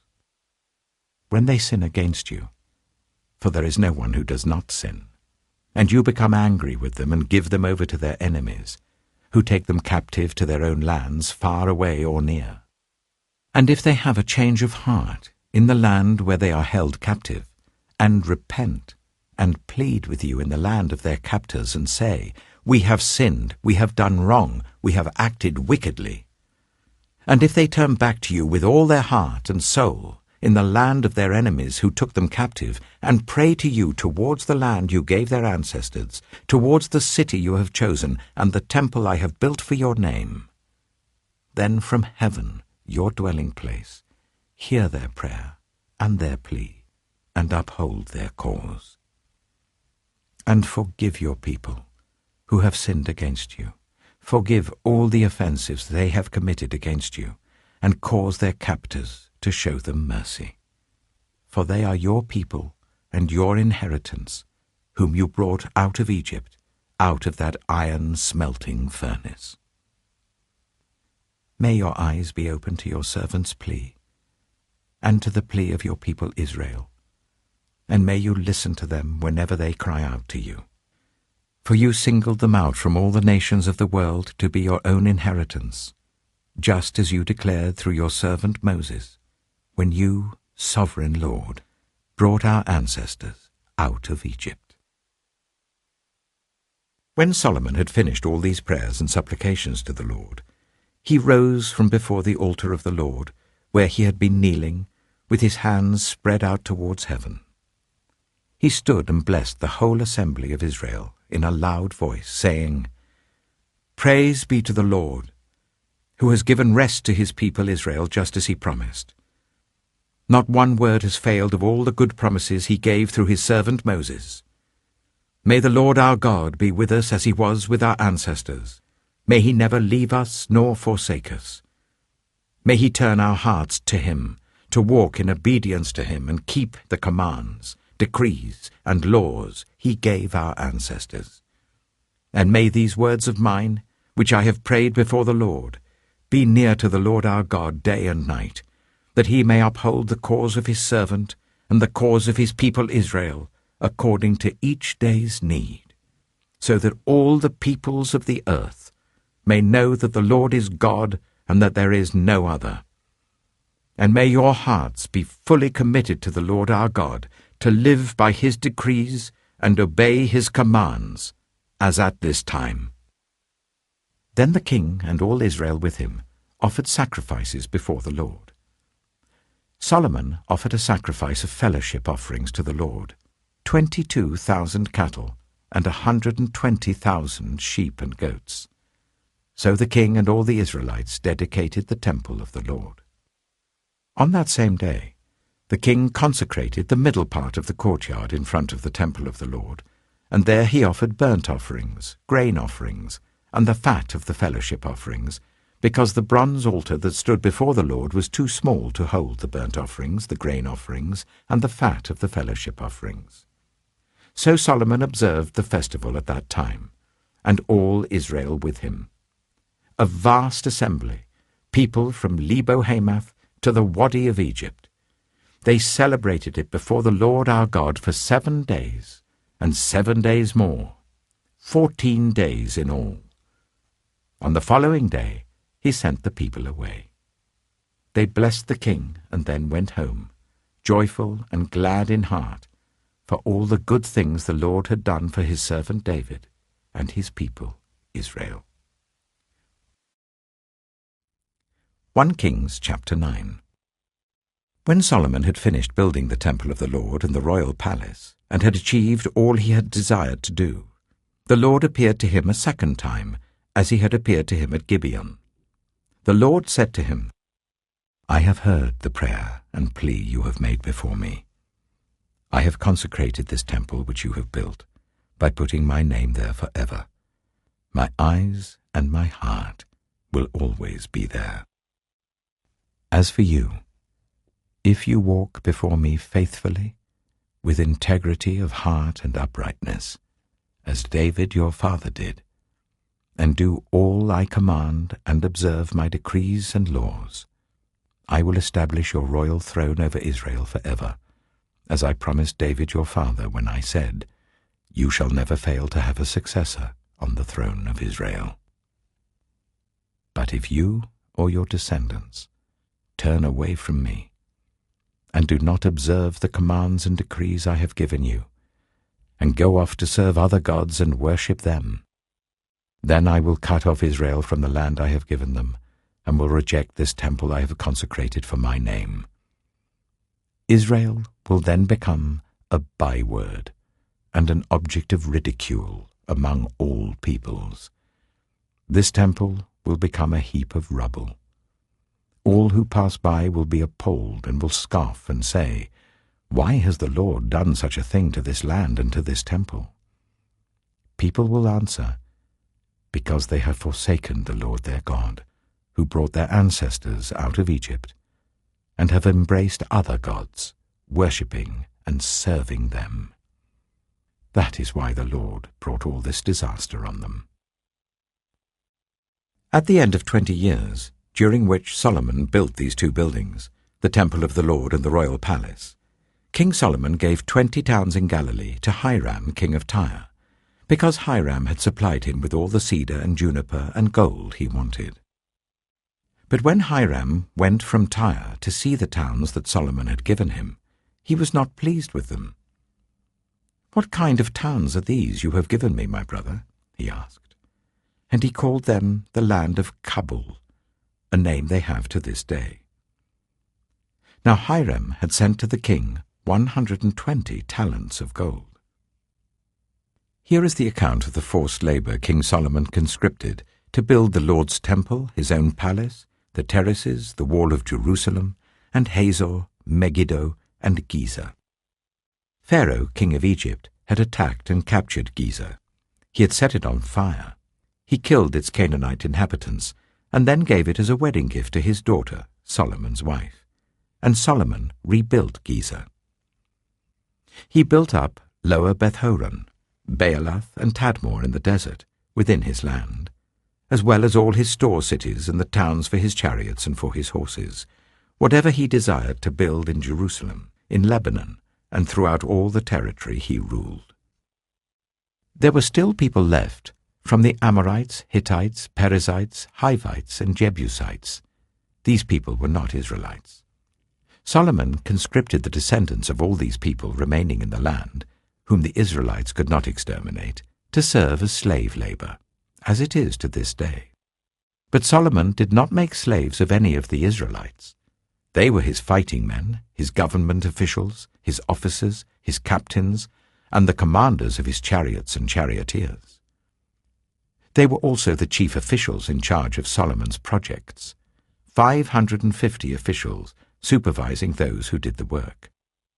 After Pharaoh's daughter had come up from the city of David to the palace Solomon had built for her, he constructed the terraces. 3 times a year Solomon sacrificed burnt offerings and fellowship offerings on the altar he had built for the Lord, burning incense before the Lord along with them, and so fulfilled the temple obligations. King Solomon also built ships at Ezion-Geber, which is near Elath in Edom, on the shore of the Red Sea. And Hiram sent his men, sailors who knew the sea, to serve in the fleet with Solomon's men. They sailed to Ophir and brought back 420 talents of gold, which they delivered to King Solomon. 1 Kings chapter 10. When the queen of Sheba heard about the fame of Solomon and his relationship to the Lord, she came to test Solomon with hard questions. Arriving at Jerusalem with a very great caravan, with camels carrying spices, large quantities of gold and precious stones, She came to Solomon and talked with him about all that she had on her mind. Solomon answered all her questions. Nothing was too hard for the king to explain to her. When the Queen of Sheba saw all the wisdom of Solomon and the palace he had built, the food on his table, the seating of his officials, the attending servants in their robes, his cupbearers, and the burnt offerings he made at the temple of the Lord, she was overwhelmed. She said to the king, "The report I heard in my own country about your achievements and your wisdom is true. But I did not believe these things until I came and saw with my own eyes. Indeed, not even half was told me. In wisdom and wealth, you have far exceeded the report I heard. How happy your people must be! How happy your officials who continually stand before you and hear your wisdom! Praise be to the Lord your God, who has delighted in you and placed you on the throne of Israel. Because of the Lord's eternal love for Israel, he has made you king to maintain justice and righteousness." And she gave the king 120 talents of gold, large quantities of spices and precious stones. Never again were so many spices brought in as those the Queen of Sheba gave to King Solomon.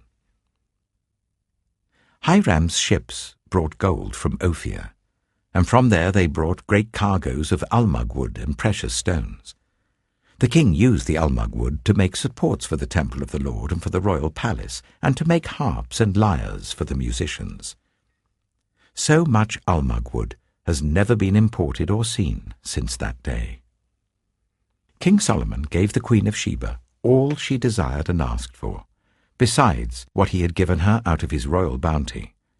Then she left and returned with her retinue to her own country. The weight of the gold that Solomon received yearly was 666 talents, not including the revenues from merchants and traders and from all the Arabian kings and the governors of the territories. King Solomon made 200 large shields of hammered gold.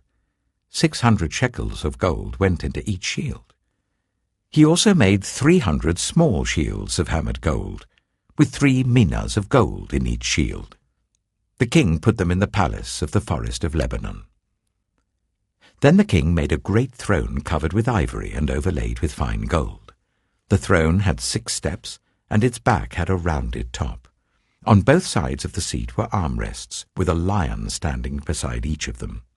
12 lions stood on the 6 steps, one at either end of each step. Nothing like it had ever been made for any other kingdom. All King Solomon's goblets were gold, and all the household articles in the palace of the forest of Lebanon were pure gold. Nothing was made of silver, because silver was considered of little value in Solomon's days. The king had a fleet of trading ships at sea, along with the ships of Hiram. Once every 3 years it returned carrying gold, silver, and ivory, and apes and baboons. King Solomon was greater in riches and wisdom than all the other kings of the earth. The whole world sought audience with Solomon to hear the wisdom God had put in his heart. Year after year, everyone who came brought a gift, articles of silver and gold, robes, weapons and spices, and horses and mules. Solomon accumulated chariots and horses. He had 1,400 chariots and 12,000 horses, which he kept in the chariot cities and also with him in Jerusalem. The king made silver as common in Jerusalem as stones, and cedar as plentiful as sycamore fig trees in the foothills. Solomon's horses were imported from Egypt and from Kue. Royal merchants purchased them from Kue at the current price. They imported a chariot from Egypt for 600 shekels of silver, and a horse for 150. They also exported them to all the kings of the Hittites and of the Arameans. 1 Kings chapter 11. King Solomon, however, loved many foreign women, besides Pharaoh's daughter: Moabites, Ammonites, Edomites, Sidonians, and Hittites. They were from nations about which the Lord had told the Israelites, "You must not intermarry with them, because they will surely turn your hearts after their gods." Nevertheless, Solomon held fast to them in love. He had 700 wives of royal birth and 300 concubines, and his wives led him astray. As Solomon grew old, his wives turned his heart after other gods, and his heart was not fully devoted to the Lord his God, as the heart of David his father had been. He followed Ashtoreth, the goddess of the Sidonians, and Molech, the detestable god of the Ammonites. So Solomon did evil in the eyes of the Lord. He did not follow the Lord completely, as David his father had done. On a hill east of Jerusalem, Solomon built a high place for Chemosh, the detestable god of Moab, and for Molech, the detestable god of the Ammonites. He did the same for all his foreign wives, who burned incense and offered sacrifices to their gods. The Lord became angry with Solomon because his heart had turned away from the Lord, the God of Israel, who had appeared to him twice. Although he had forbidden Solomon to follow other gods, Solomon did not keep the Lord's command. So the Lord said to Solomon, "Since this is your attitude, and you have not kept my covenant and my decrees, which I commanded you, I will most certainly tear the kingdom away from you and give it to one of your subordinates. Nevertheless, for the sake of David your father, I will not do it during your lifetime. I will tear it out of the hand of your son. Yet I will not tear the whole kingdom from him, but will give him one tribe for the sake of David my servant, and for the sake of Jerusalem, which I have chosen." Then the Lord raised up against Solomon an adversary, Hadad the Edomite, from the royal line of Edom. Earlier, when David was fighting with Edom, Joab, the commander of the army, who had gone up to bury the dead, had struck down all the men in Edom. Joab and all the Israelites stayed there for 6 months, until they had destroyed all the men in Edom. But Hadad, still only a boy, fled to Egypt with some Edomite officials who had served his father. They set out from Midian and went to Paran. Then, taking people from Paran with them, they went to Egypt, to Pharaoh, king of Egypt, who gave Hadad a house and land and provided him with food. Pharaoh was so pleased with Hadad that he gave him a sister of his own wife, Queen Tahpenes, in marriage. The sister of Tahpenes bore him a son named Genubath, whom Tahpenes brought up in the royal palace. There Genubath lived with Pharaoh's own children.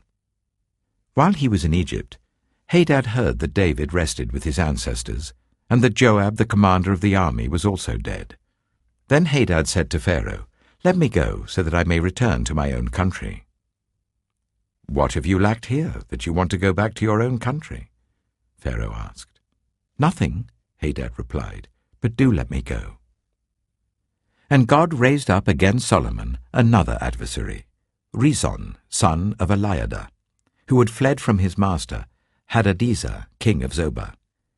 When David destroyed Zobah's army, Rezon gathered a band of men around him and became their leader.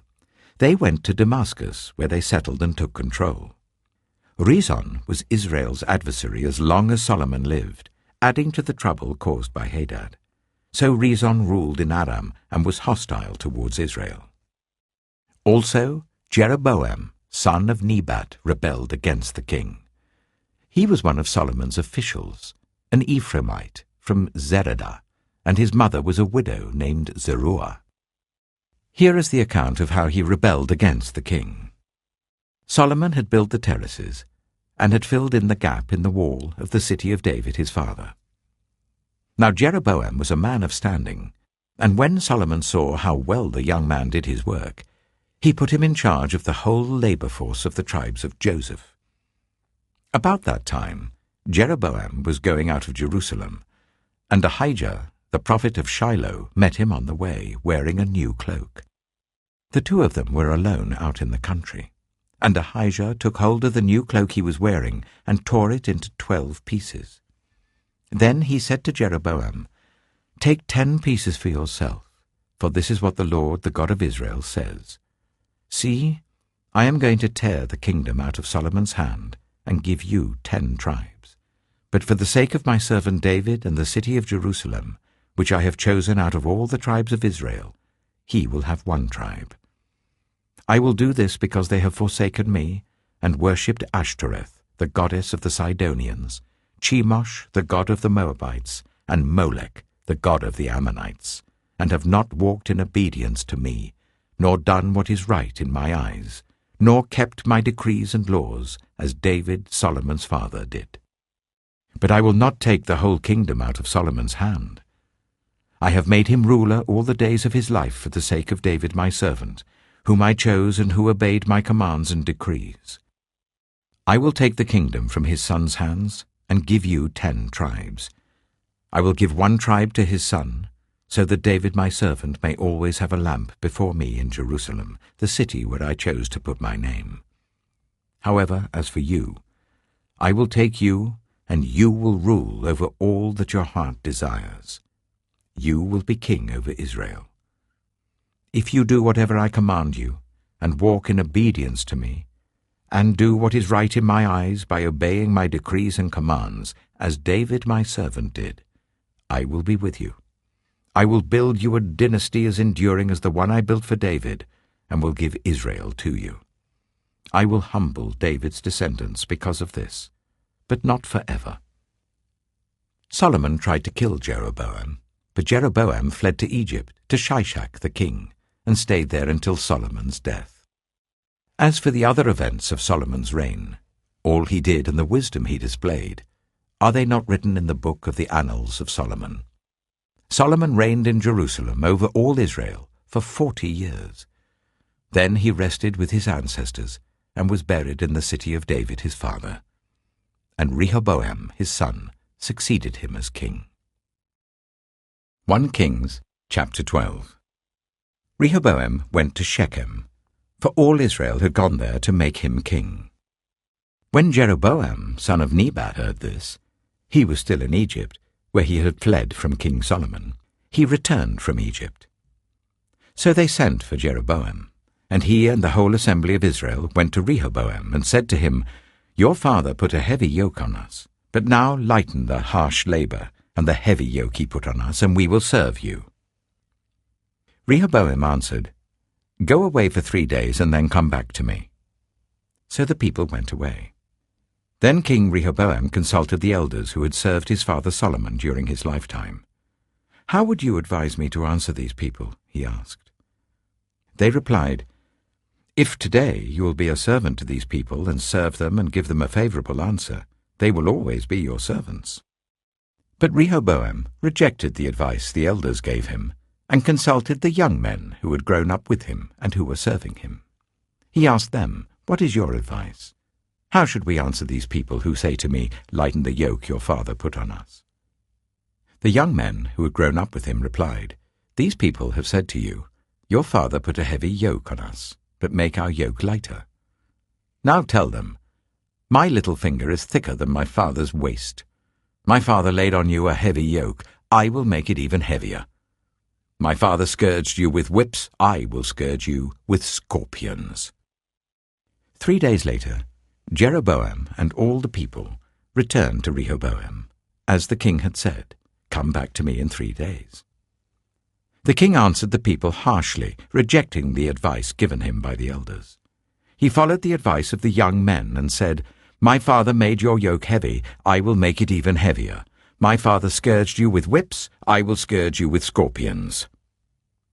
So the king did not listen to the people, for this turn of events was from the Lord, to fulfill the word the Lord had spoken to Jeroboam son of Nebat through Ahijah the Shilonite. When all Israel saw that the king refused to listen to them, they answered the king, What share do we have in David? What part in Jesse's son? To your tents, Israel. Look after your own house, David. So the Israelites went home. But as for the Israelites who were living in the towns of Judah, Rehoboam still ruled over them. King Rehoboam sent out Adoniram, who was in charge of forced labor, but all Israel stoned him to death. King Rehoboam, however, managed to get into his chariot and escape to Jerusalem. So Israel has been in rebellion against the house of David to this day. When all the Israelites heard that Jeroboam had returned, they sent and called him to the assembly and made him king over all Israel. Only the tribe of Judah remained loyal to the house of David.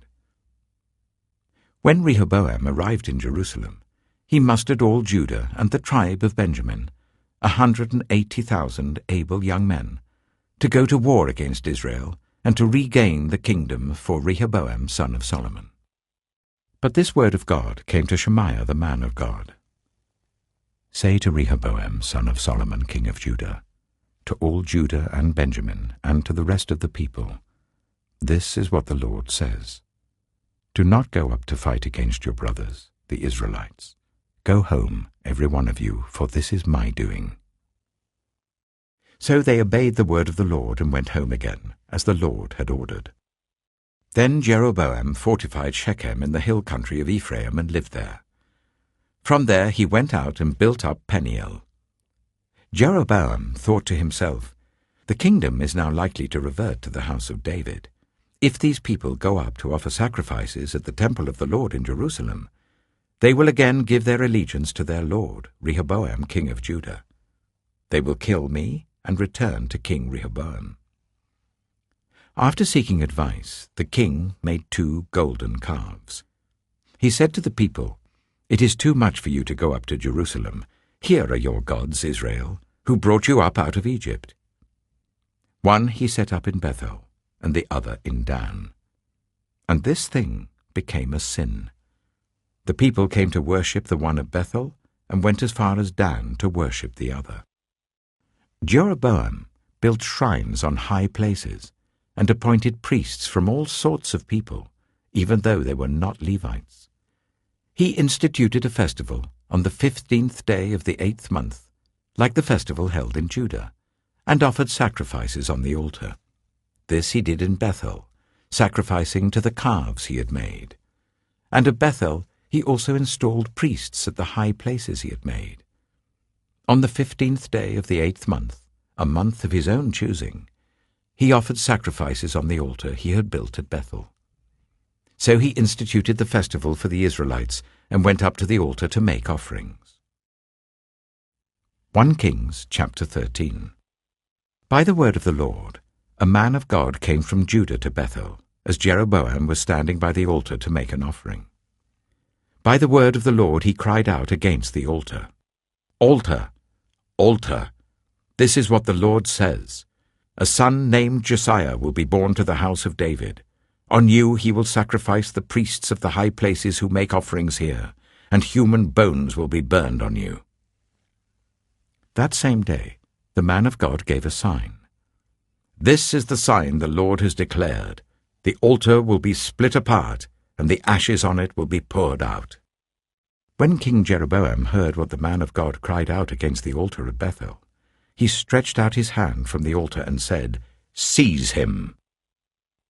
But the hand he stretched out towards the man shriveled up, so that he could not pull it back.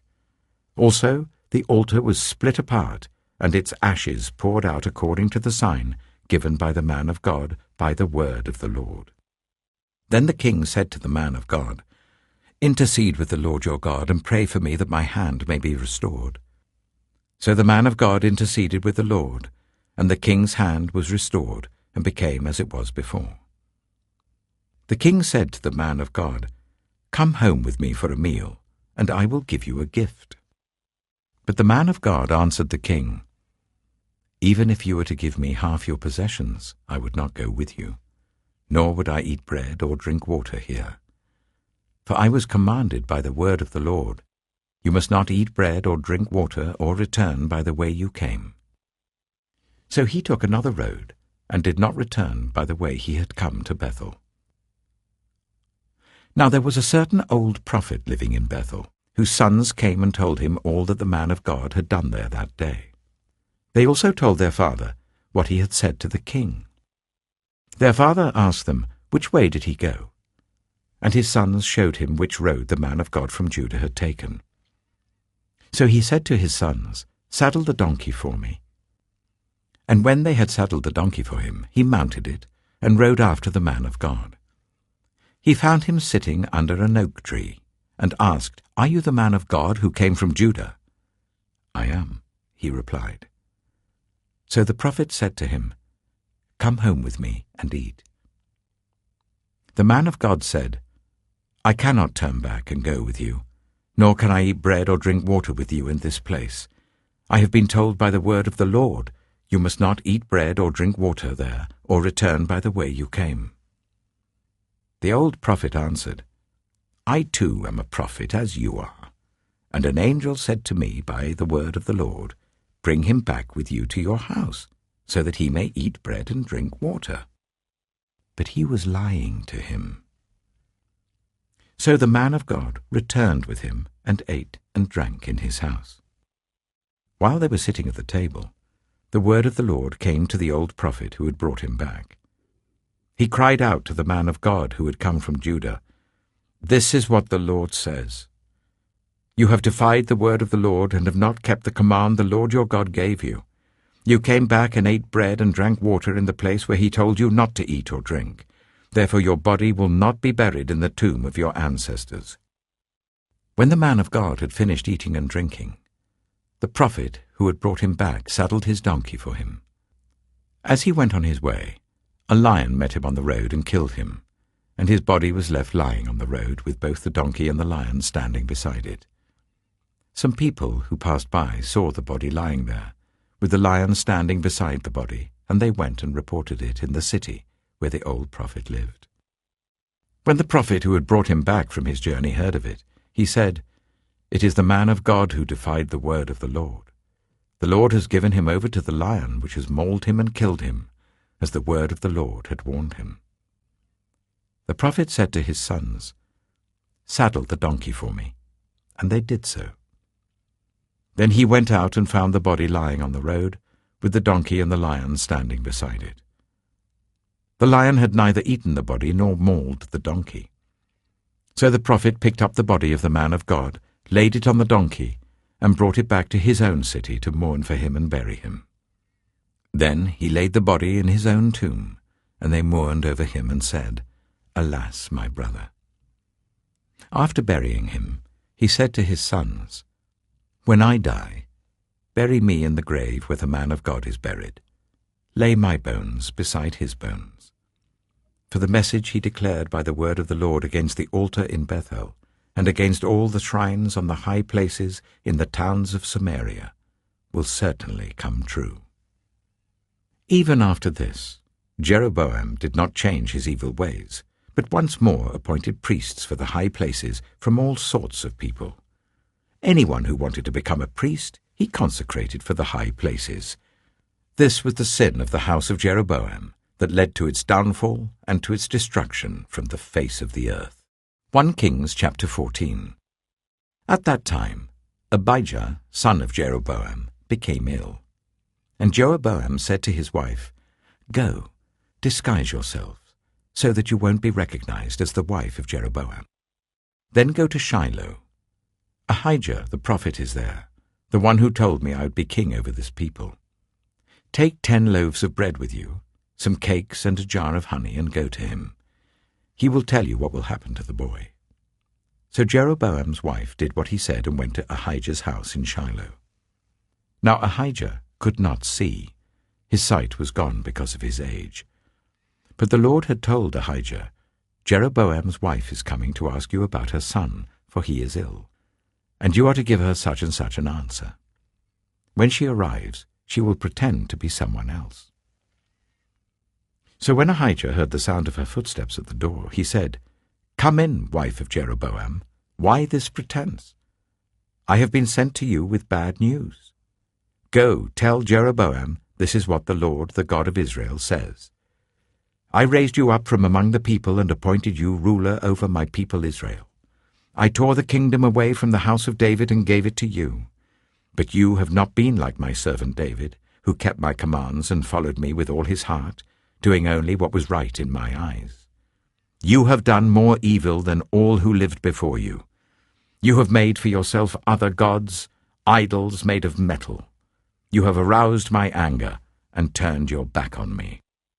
Because of this, I am going to bring disaster on the house of Jeroboam.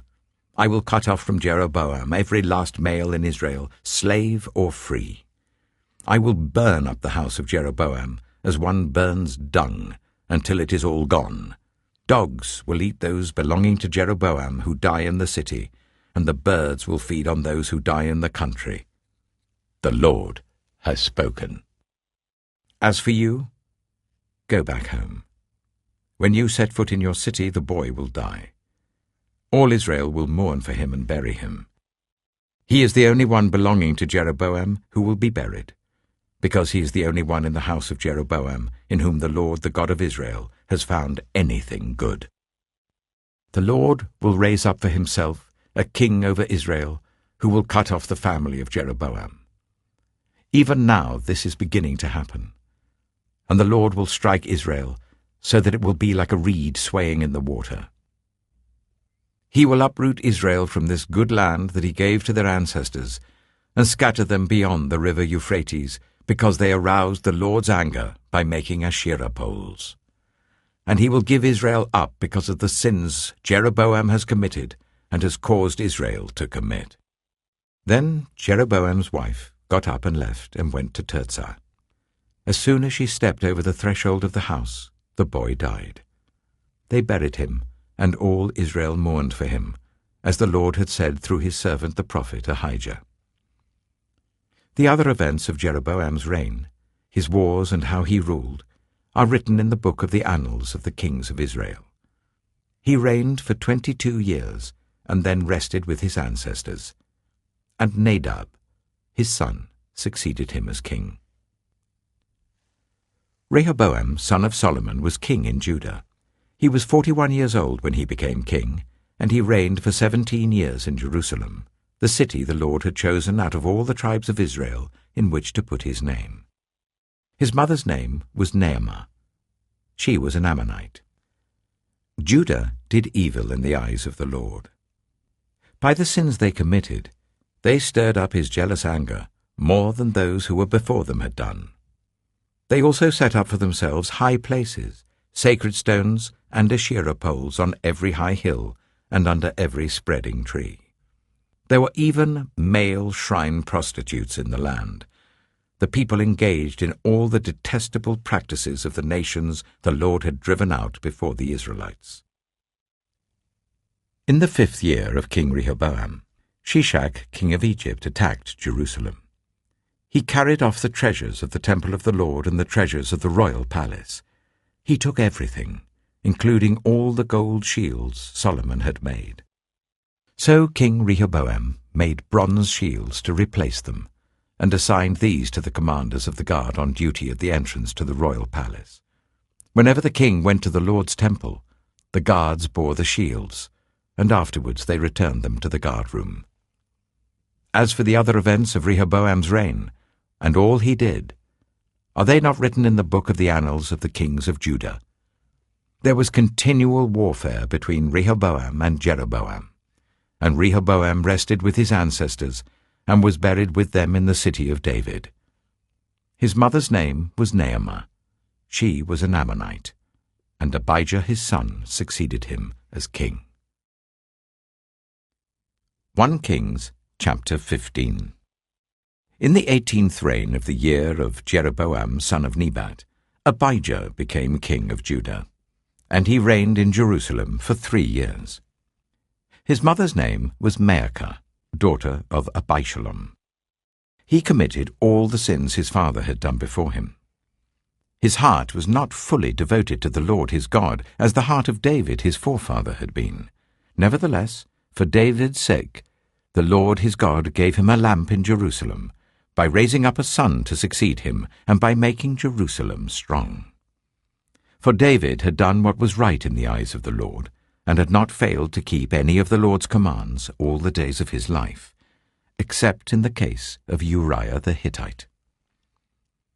There was war between Abijah and Jeroboam throughout Abijah's lifetime. As for the other events of Abijah's reign and all he did, are they not written in the book of the annals of the kings of Judah? There was war between Abijah and Jeroboam, and Abijah rested with his ancestors and was buried in the city of David, and Asa his son succeeded him as king. In the 20th year of Jeroboam king of Israel, Asa became king of Judah, and he reigned in Jerusalem for 41 years. His grandmother's name was Maacah, daughter of Abishalom. Asa did what was right in the eyes of the Lord, as his father David had done. He expelled the male shrine prostitutes from the land and got rid of all the idols his ancestors had made. He even deposed his grandmother Maacah from her position as queen mother, because she had made a repulsive image for the worship of Asherah. Asa cut it down and burned it in the Kidron Valley. Although he did not remove the high places, Asa's heart was fully committed to the Lord all his life. He brought into the temple of the Lord the silver and gold and the articles that he and his father had dedicated. There was war between Asa and Baasha, king of Israel, throughout their reigns. Baasha, king of Israel, went up against Judah and fortified Ramah to prevent anyone from leaving or entering the territory of Asa, king of Judah. Asa then took all the silver and gold that was left in the treasuries of the Lord's temple and of his own palace. He entrusted it to his officials and sent them to Ben-Hadad, son of Tabrimon, the son of Hezion, the king of Aram, who was ruling in Damascus. "Let there be a treaty between me and you," he said, "as there was between my father and your father. See, I am sending you a gift of silver and gold. Now break your treaty with Baasha, king of Israel, so that he will withdraw from me." Ben-Hadad agreed with King Asa and sent the commander of his forces against the towns of Israel. He conquered Ijon, Dan, Abel, Beth-Maacah, and all Kinnereth, in addition to Naphtali. When Baasha heard this, he stopped building Ramah and withdrew to Tirzah. Then King Asa issued an order to all Judah. No one was exempt, and they carried away from Ramah the stones and timber Baasha had been using there. With them, King Asa built up Geba in Benjamin, and also Mizpah. As for all the other events of Asa's reign, all his achievements, all he did, and the cities he built, are they not written in the book of the annals of the kings of Judah? In his old age, however, his feet became diseased. Then Asa rested with his ancestors, and was buried with them in the city of his father David. And Jehoshaphat, his son, succeeded him as king. Nadab, son of Jeroboam, became king of Israel in the 2nd year of Asa, king of Judah, and he reigned over Israel for 2 years. He did evil in the eyes of the Lord, following the ways of his father, and committing the same sin his father had caused Israel to commit.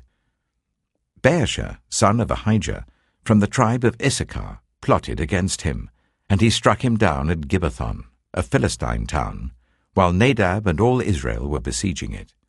Baasha killed Nadab in the 3rd year of Asa, king of Judah, and succeeded him as king. As soon as he began to reign, he killed Jeroboam's whole family. He did not leave Jeroboam anyone that breathed, but destroyed them all according to the word of the Lord, given through his servant Ahijah the Shilonite. This happened because of the sins Jeroboam had committed and had caused Israel to commit, and because he aroused the anger of the Lord, the God of Israel. As for the other events of Nadab's reign and all he did, are they not written in the book of the annals of the kings of Israel? There was war between Asa and Baasha, king of Israel, throughout their reigns. In the 3rd year of Asa, king of Judah, Baasha, son of Ahijah, became king of all Israel in Tirzah, and he reigned for 24 years. He did evil in the eyes of the Lord, following the ways of Jeroboam, and committing the same sin Jeroboam had caused Israel to commit. 1 Kings chapter 16. Then the word of the Lord came to Jehu, son of Hanani, concerning Baasha. I lifted you up from the dust, and appointed you ruler over my people Israel.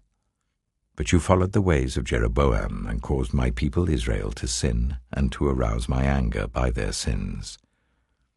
So I am about to wipe out Baasha and his house, and I will make your house like that of Jeroboam son of Nebat. Dogs will eat those belonging to Baasha who die in the city, and birds will feed on those who die in the country. As for the other events of Baasha's reign, what he did and his achievements, are they not written in the book of the annals of the kings of Israel? Baasha rested with his ancestors and was buried in Tirzah, and Elah his son succeeded him as king. Moreover, the word of the Lord came through the prophet Jehu, son of Hanani, to Baasha and his house, because of all the evil he had done in the eyes of the Lord, arousing his anger by the things he did, becoming like the house of Jeroboam, and also because he destroyed it.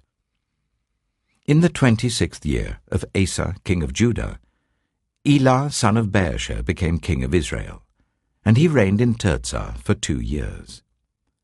Zimri, one of his officials, who had command of half his chariots, plotted against him. Elah was in Tirzah at the time, getting drunk in the home of Arza, the palace administrator at Tirzah. Zimri came in, struck him down, and killed him in the 27th year of Asa king of Judah. Then he succeeded him as king. As soon as he began to reign and was seated on the throne, he killed off Baasha's whole family. He did not spare a single male, whether relative or friend. So Zimri destroyed the whole family of Baasha in accordance with the word of the Lord spoken against Baasha through the prophet Jehu, because of all the sins Baasha and his son Elah had committed and had caused Israel to commit, so that they aroused the anger of the Lord, the God of Israel, by their worthless idols. As for the other events of Elah's reign and all he did, are they not written in the book of the annals of the kings of Israel? In the 27th year of Asa king of Judah, Zimri reigned in Tirzah for 7 days. The army was encamped near Gibbethon, a Philistine town. When the Israelites in the camp heard that Zimri had plotted against the king and murdered him, they proclaimed Omri, the commander of the army, king over Israel, that very day there in the camp. Then Omri and all the Israelites with him withdrew from Gibbethon and laid siege to Tirzah. When Zimri saw that the city was taken, he went into the citadel of the royal palace and set the palace on fire around him.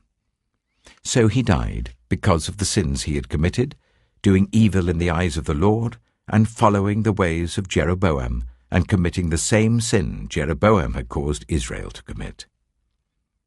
As for the other events of Zimri's reign and the rebellion he carried out, are they not written in the book of the annals of the kings of Israel? Then the people of Israel were split into 2 factions. Half supported Tibni, son of Ginath, for king, and the other half supported Omri. But Omri's followers proved stronger than those of Tibni, son of Ginath. So Tibni died, and Omri became king. In the 31st year of Asa king of Judah, Omri became king of Israel, and he reigned for 12 years, 6 of them in Tirzah. He bought the hill of Samaria from Shema for 2 talents of silver, and built a city on the hill, calling it Samaria, after Shema, the name of the former owner of the hill. But Omri did evil in the eyes of the Lord, and sinned more than all those before him. He followed completely the ways of Jeroboam son of Nebat, committing the same sin Jeroboam had caused Israel to commit, so that they aroused the anger of the Lord, the God of Israel, by their worthless idols. As for the other events of Omri's reign, what he did and the things he achieved, are they not written in the book of the annals of the kings of Israel? Omri rested with his ancestors and was buried in Samaria, and Ahab, his son, succeeded him as king. In the 38th year of Asa king of Judah, Ahab, son of Omri, became king of Israel, and he reigned in Samaria over Israel for 22 years. Ahab, son of Omri, did more evil in the eyes of the Lord than any of those before him. He not only considered it trivial to commit the sins of Jeroboam, son of Nebat, but he also married Jezebel, daughter of Ethbaal, king of the Sidonians, and began to serve Baal and worship him. He set up an altar for Baal in the temple of Baal that he built in Samaria. Ahab also made an Asherah pole, and did more to arouse the anger of the Lord, the God of Israel, than did all the kings of Israel before him. In Ahab's time, Hiel of Bethel rebuilt Jericho. He laid its foundation at the cost of his firstborn son Abiram, and he set up its gates at the cost of his youngest son Segub, in accordance with the word of the Lord spoken by Joshua, son of Nun. 1 Kings chapter 17. Now Elijah the Tishbite, from Tishbe in Gilead, said to Ahab, As the Lord, the God of Israel, lives, whom I serve, there will be neither dew nor rain in the next few years, except at my word. Then the word of the Lord came to Elijah, Leave here, turn eastward and hide in the Kerith ravine, east of the Jordan. You will drink from the brook, and I have instructed the ravens to supply you with food there. So he did what the Lord had told him. He went to the Kerith ravine, east of the Jordan, and stayed there. The ravens brought him bread and meat in the morning, and bread and meat in the evening, and he drank from the brook. Some time later the brook dried up because there had been no rain in the land. Then the word of the Lord came to him, Go at once to Zarephath, in the region of Sidon, and stay there. I have instructed a widow there to supply you with food. So he went to Zarephath. When he came to the town gate, a widow was there gathering sticks. He called to her and asked, Would you bring me a little water in a jar, so I may have a drink?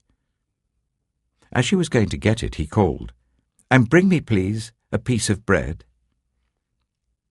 As surely as the Lord your God lives, she replied, I don't have any bread, only a handful of flour in a jar and a little olive oil in a jug. I'm gathering a few sticks to take home and make a meal for myself and my son, that we may eat it and die. Elijah said to her, Don't be afraid. Go home and do as you have said. But first make a small loaf of bread for me from what you have, and bring it to me, and then make something for yourself and your son. For this is what the Lord, the God of Israel, says, The jar of flour will not be used up, and the jug of oil will not run dry, until the day the Lord sends rain on the land. She went away and did as Elijah had told her. So there was food every day for Elijah and for the woman and her family.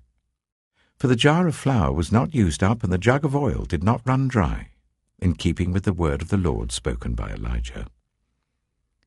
Some time later, the son of the woman who owned the house became ill. He grew worse and worse, and finally stopped breathing. She said to Elijah, What do you have against me, man of God? Did you come to remind me of my sin and kill my son? Give me your son, Elijah replied. He took him from her arms, carried him to the upper room where he was staying, and laid him on his bed. Then he cried out to the Lord, Lord my God, have you brought tragedy even on this widow I am staying with, by causing her son to die? Then he stretched himself out on the boy 3 times, and cried out to the Lord, Lord my God, let this boy's life return to him. The Lord heard Elijah's cry, and the boy's life returned to him, and he lived. Elijah picked up the child and carried him down from the room into the house. He gave him to his mother and said, Look, your son is alive. Then the woman said to Elijah, Now I know that you are a man of God, and that the word of the Lord from your mouth is the truth. 1 Kings chapter 18. After a long time, in the 3rd year, the word of the Lord came to Elijah. Go and present yourself to Ahab, and I will send rain on the land. So Elijah went to present himself to Ahab. Now the famine was severe in Samaria, and Ahab had summoned Obadiah, his palace administrator. Obadiah was a devout believer in the Lord. While Jezebel was killing off the Lord's prophets, Obadiah had taken 100 prophets and hidden them in 2 caves, 50 in each, and had supplied them with food and water. Ahab said to Obadiah, Go through the land to all the springs and valleys. Maybe we can find some grass to keep the horses and mules alive, so we'll not have to kill any of our animals. So they divided the land they were to cover, Ahab going in one direction and Obadiah in another. As Obadiah was walking along, Elijah met him. Obadiah recognized him, bowed to the ground, and said, "Is it really you, my lord Elijah?" "Yes," he replied. "Go tell your master, Elijah is here." "What have I done wrong?" asked Obadiah, "that you are handing your servant over to Ahab to be put to death? As surely as the Lord your God lives, there's not a nation or kingdom where my master has not sent someone to look for you. And whenever a nation or kingdom claimed you were not there, he made them swear they could not find you. But now you tell me to go to my master and say, 'Elijah is here.' I don't know where the Spirit of the Lord may carry you when I leave you. If I go and tell Ahab and he doesn't find you, he'll kill me. Yet I, your servant, have worshipped the Lord since my youth. Haven't you heard, my lord, what I did while Jezebel was killing the prophets of the Lord? I hid 100 of the Lord's prophets in 2 caves, 50 in each, and supplied them with food and water, and now you tell me to go to my master and say, 'Elijah is here.' He will kill me." Elijah said, "As the Lord Almighty lives, whom I serve, I will surely present myself to Ahab today." So Obadiah went to meet Ahab and told him, and Ahab went to meet Elijah. When he saw Elijah, he said to him, "Is that you, you troubler of Israel?" "I've not made trouble for Israel," Elijah replied, "but you and your father's family have. You have abandoned the Lord's commands and have followed the Baals. Now summon the people from all over Israel to meet me on Mount Carmel, and bring the 450 prophets of Baal and the 400 prophets of Asherah who eat at Jezebel's table." So Ahab sent word throughout all Israel and assembled the prophets on Mount Carmel. Elijah went before the people and said, "How long will you waver between 2 opinions? If the Lord is God, follow him. But if Baal is God, follow him." But the people said nothing. Then Elijah said to them, "I am the only one of the Lord's prophets left, but Baal has 450 prophets. Get 2 bulls for us. Let Baal's prophets choose one for themselves, and let them cut it into pieces and put it on the wood, but not set fire to it. I will prepare the other bull, and put it on the wood, but not set fire to it. Then you call on the name of your God, and I will call on the name of the Lord. The God who answers by fire, he is God." Then all the people said, "What you say is good." Elijah said to the prophets of Baal, "Choose one of the bulls and prepare it first, since there are so many of you. Call on the name of your God, but do not light the fire." So they took the bull that was given to them and prepared it. Then they called on the name of Baal from morning till noon. "Baal, answer us," they shouted. But there was no response. No one answered, and they danced around the altar they had made. At noon, Elijah began to taunt them. "Shout louder," he said. "Surely he is a god. Oh, perhaps he's deep in thought or busy or traveling. Maybe he's sleeping and must be awakened." So they shouted louder and slashed themselves with swords and spears, as was their custom, until their blood flowed. Midday passed, and they continued their frantic prophesying until the time for the evening sacrifice. But there was no response. No one answered. No one paid attention. Then Elijah said to all the people, "Come here to me." They came to him, and he repaired the altar of the Lord, which had been torn down. Elijah took 12 stones, one for each of the tribes descended from Jacob, to whom the word of the Lord had come, saying, "Your name shall be Israel." With the stones he built an altar in the name of the Lord, and he dug a trench round it large enough to hold 2 seahs of seed. He arranged the wood, cut the bull into pieces, and laid it on the wood. Then he said to them, "Fill 4 large jars with water, and pour it on the offering and on the wood." "Do it again," he said, and they did it again.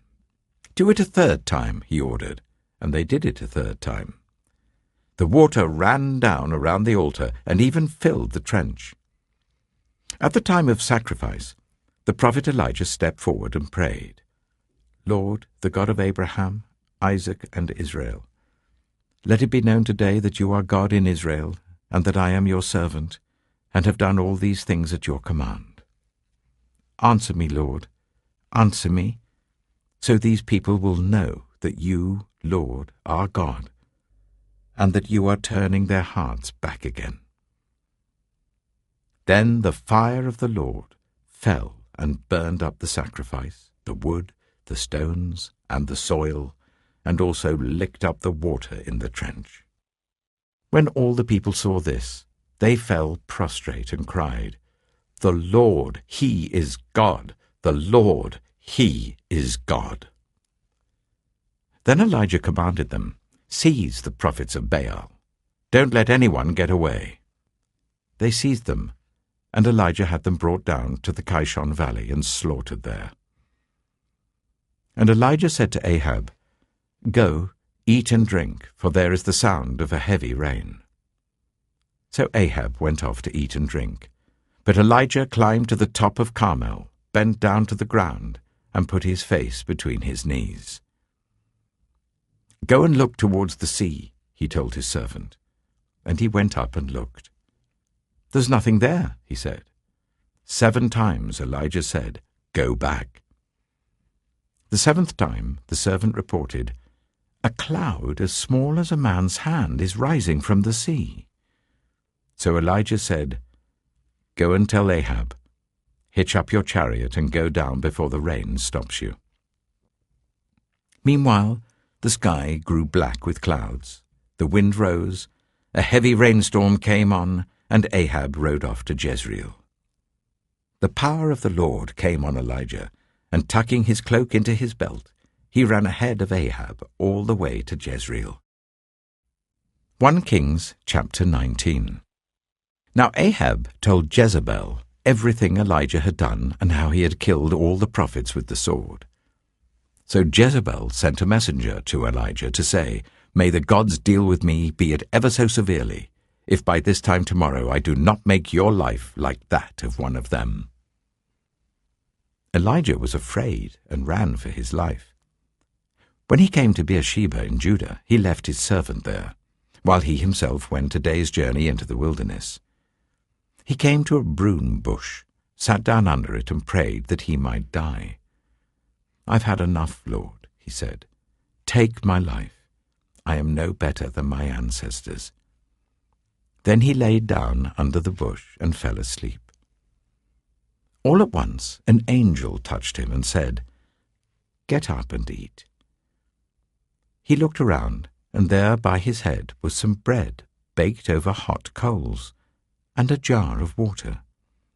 He ate and drank, and then lay down again.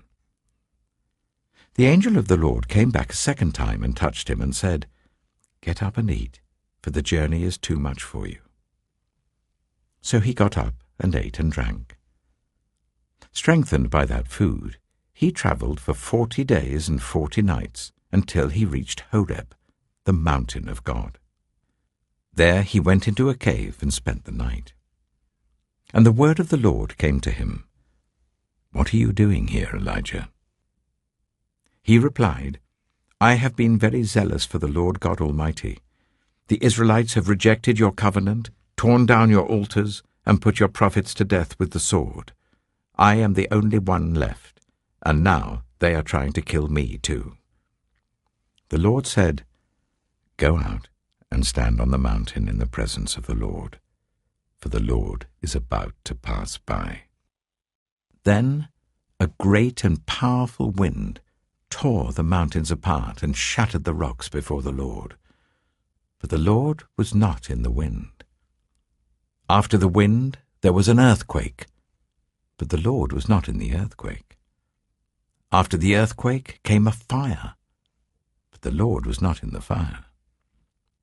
And after the fire came a gentle whisper.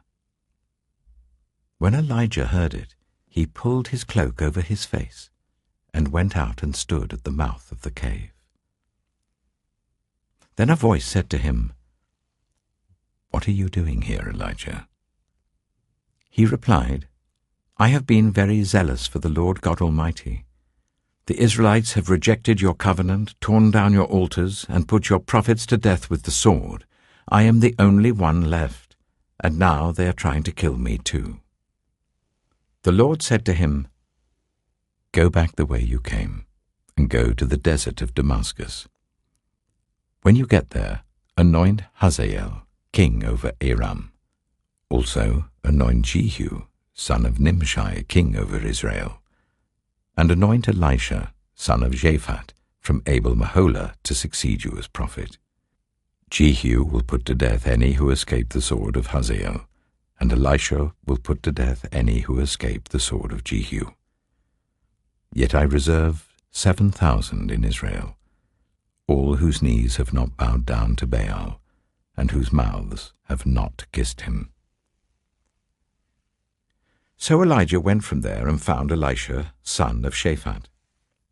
He was ploughing with 12 yoke of oxen, and he himself was driving the 12th pair. Elijah went up to him and threw his cloak around him. Elisha then left his oxen and ran after Elijah. "Let me kiss my father and mother goodbye," he said, "and then I will come with you."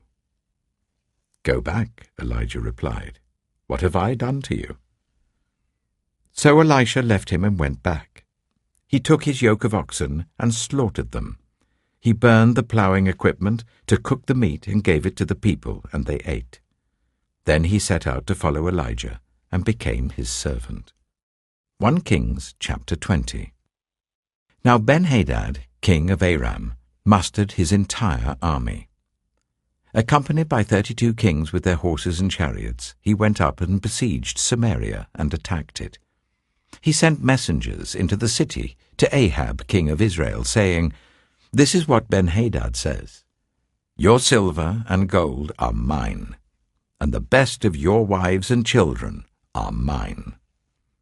The king of Israel answered, 'Just as you say, my lord the king, I and all I have are yours.' The messengers came again and said, 'This is what Ben-Hadad says, I sent to demand your silver and gold, your wives and your children. But about this time tomorrow I'm going to send my officials to search your palace and the houses of your officials. They will seize everything you value and carry it away.' The king of Israel summoned all the elders of the land and said to them, 'See how this man is looking for trouble. When he sent for my wives and my children, my silver and my gold, I did not refuse him.' The elders and the people all answered, 'Don't listen to him or agree to his demands.' So he replied to Ben-Hadad's messengers, 'Tell my lord the king, your servant will do all you demanded the first time. But this demand I cannot meet.' They left and took the answer back to Ben-Hadad. Then Ben-Hadad sent another message to Ahab. 'May the gods deal with me, be it ever so severely, if enough dust remains in Samaria to give each of my men a handful.' The king of Israel answered, 'Tell him, one who puts on his armor should not boast like one who takes it off.' Ben-Hadad heard this message while he and the kings were drinking in their tents, and he ordered his men, 'Prepare to attack.' So they prepared to attack the city. Meanwhile, a prophet came to Ahab, king of Israel, and announced, 'This is what the Lord says. Do you see this vast army? I will give it into your hand today, and then you will know that I am the Lord.' 'But who will do this?' asked Ahab. The prophet replied, 'This is what the Lord says. The junior officers under the provincial commanders will do it.' 'And who will start the battle?' he asked. The prophet answered, 'You will.' So Ahab summoned the 232 junior officers under the provincial commanders. Then he assembled the rest of the Israelites, 7,000 in all. They set out at noon, while Ben-Hadad and the 32 kings allied with him were in their tents getting drunk. The junior officers under the provincial commanders went out first. Now Ben-Hadad had dispatched scouts who reported, 'Men are advancing from Samaria.' He said, 'If they have come out for peace, take them alive. If they've come out for war, take them alive." The junior officers under the provincial commanders marched out of the city with the army behind them, and each one struck down his opponent. At that, the Arameans fled with the Israelites in pursuit. But Ben-Hadad, king of Aram, escaped on horseback with some of his horsemen. The king of Israel advanced and overpowered the horses and chariots and inflicted heavy losses on the Arameans. Afterwards, the prophet came to the king of Israel and said, "Strengthen your position and see what must be done, because next spring the king of Aram will attack you again." Meanwhile, the officials of the king of Aram advised him, "Their gods are gods of the hills. That is why they were too strong for us. But if we fight them on the plains, surely we will be stronger than they. Do this: remove all the kings from their commands and replace them with other officers. You must also raise an army like the one you lost, horse for horse and chariot for chariot, so we can fight Israel on the plains. Then surely we will be stronger than they." He agreed with them and acted accordingly. The next spring, Ben-Hadad mustered the Arameans and went up to Aphek to fight against Israel. When the Israelites were also mustered and given provisions, they marched out to meet them. The Israelites camped opposite them like two small flocks of goats, while the Arameans covered the countryside. The man of God came up and told the king of Israel, "This is what the Lord says. Because the Arameans think the Lord is a God of the hills and not a God of the valleys, I will deliver this vast army into your hands, and you will know that I am the Lord." For 7 days they camped opposite each other, and on the 7th day the battle was joined. The Israelites inflicted 100,000 casualties on the Aramean foot soldiers in 1 day. The rest of them escaped to the city of Aphek, where the wall collapsed on 27,000 of them, and Ben-Hadad fled to the city and hid in an inner room. His officials said to him, "Look, we have heard that the kings of Israel are merciful. Let us go to the king of Israel with sackcloth around our waists and ropes around our heads. Perhaps he will spare your life." Wearing sackcloth round their waists and ropes round their heads, they went to the king of Israel and said, "Your servant Ben-Hadad says, 'Please let me live.'" The king answered, "Is he still alive?" "He is my brother." The men took this as a good sign and were quick to pick up his word. "Yes, your brother Ben-Hadad," they said. "Go and get him," the king said. When Ben-Hadad came out, Ahab brought him up into his chariot.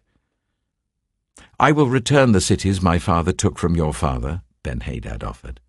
"You may set up your own market areas in Damascus, as my father did in Samaria." Ahab said, "On the basis of a treaty I will set you free." So he made a treaty with him and let him go. By the word of the Lord, one of the company of the prophets said to his companion, "Strike me with your weapon." But he refused. So the prophet said, "Because you have not obeyed the Lord, as soon as you leave me, a lion will kill you." And after the man went away, a lion found him and killed him. The prophet found another man and said, "Strike me, please." So the man struck him and wounded him. Then the prophet went and stood by the road waiting for the king. He disguised himself with his headband down over his eyes. As the king passed by, the prophet called out to him, "Your servant went into the thick of the battle, and someone came to me with a captive and said, 'Guard this man. If he is missing, it will be your life for his life, or you must pay a talent of silver.' While your servant was busy here and there, the man disappeared." "That is your sentence," the king of Israel said.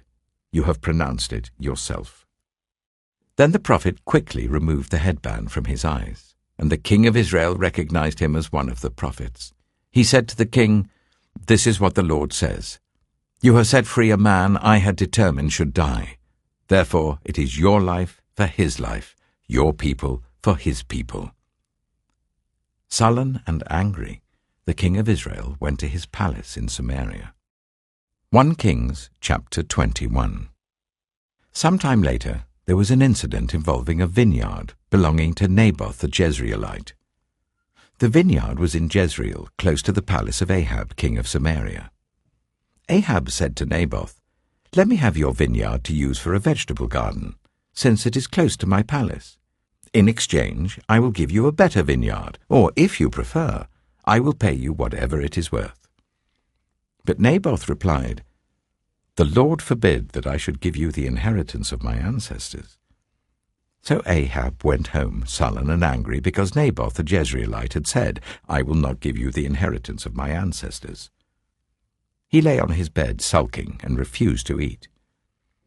His wife Jezebel came in and asked him, "Why are you so sullen? Why won't you eat?"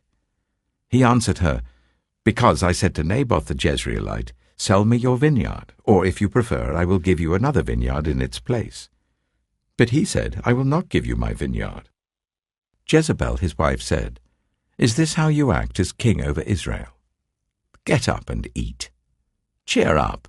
I'll get you the vineyard of Naboth the Jezreelite."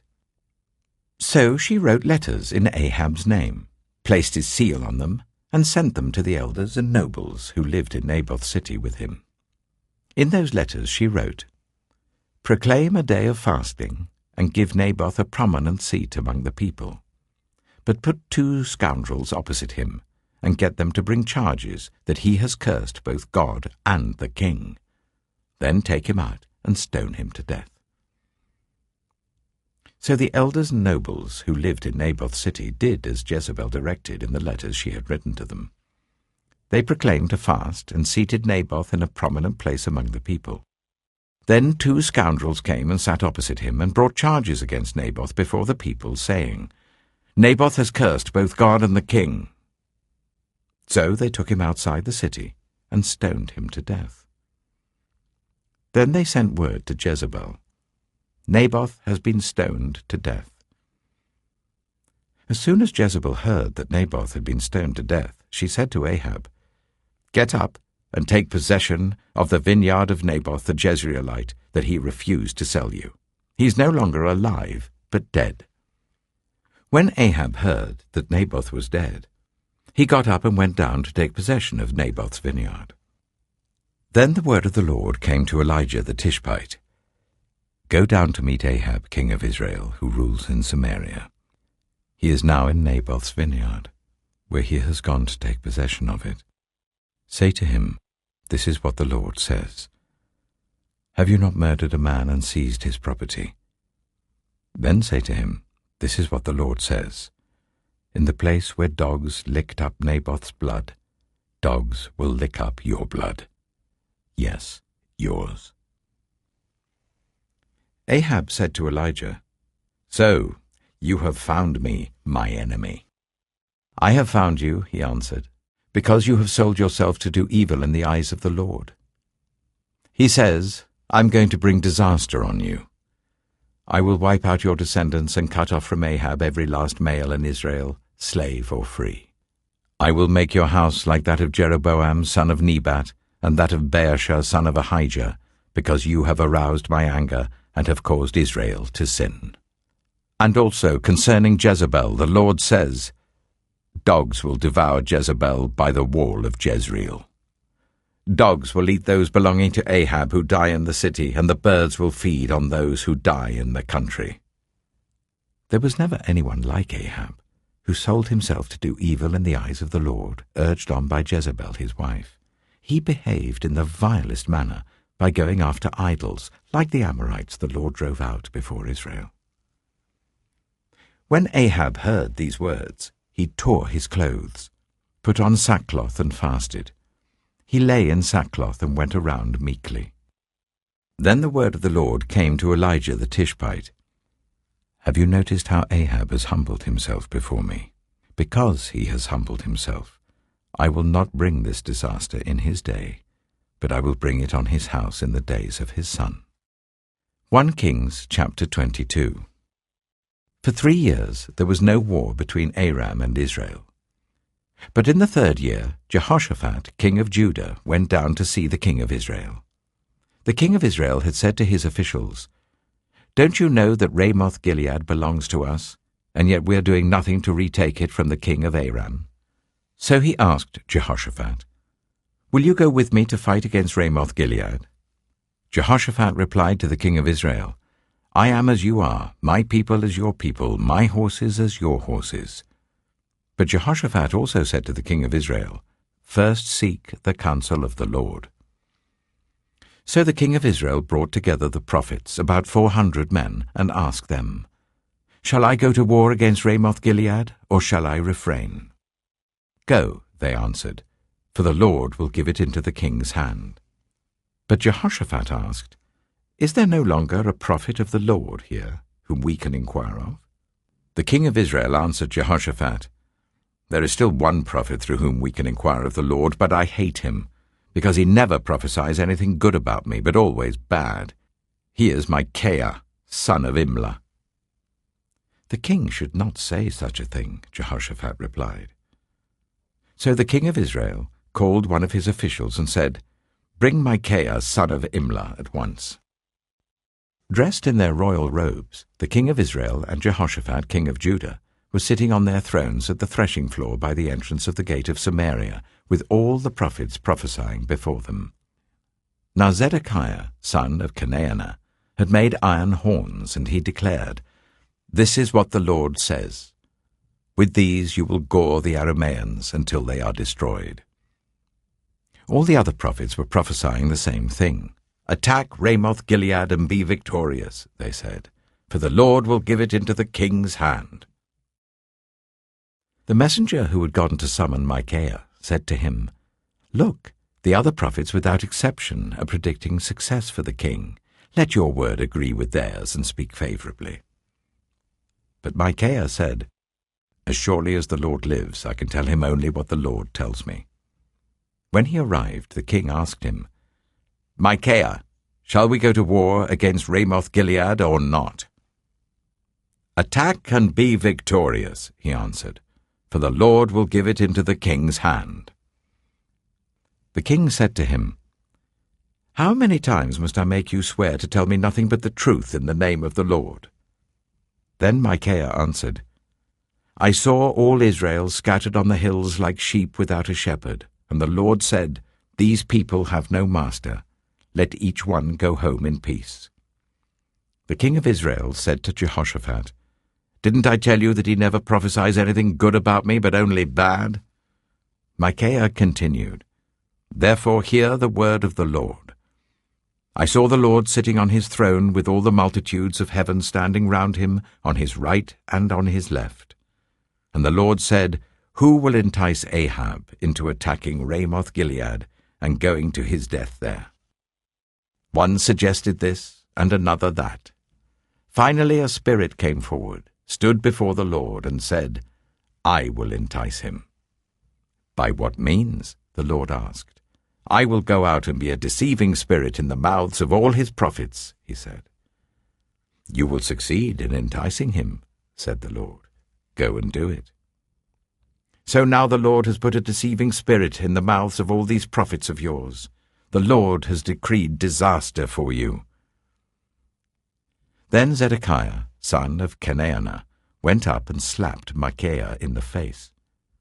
"Which way did the spirit from the Lord go when he went from me to speak to you?" he asked.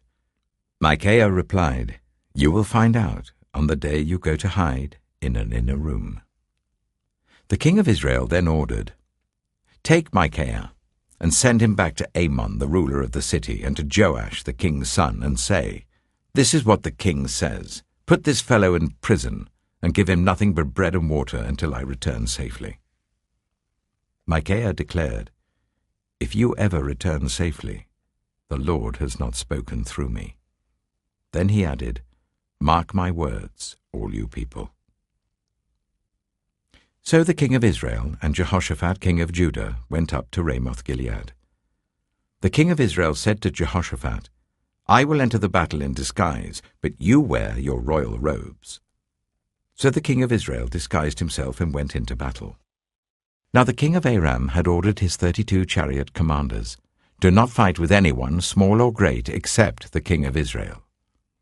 When the chariot commanders saw Jehoshaphat, they thought, "Surely this is the king of Israel." So they turned to attack him. But when Jehoshaphat cried out, the chariot commanders saw that he was not the king of Israel and stopped pursuing him. But someone drew his bow at random and hit the king of Israel between the sections of his armor. The king told his chariot driver, "Wheel around and get me out of the fighting. I've been wounded."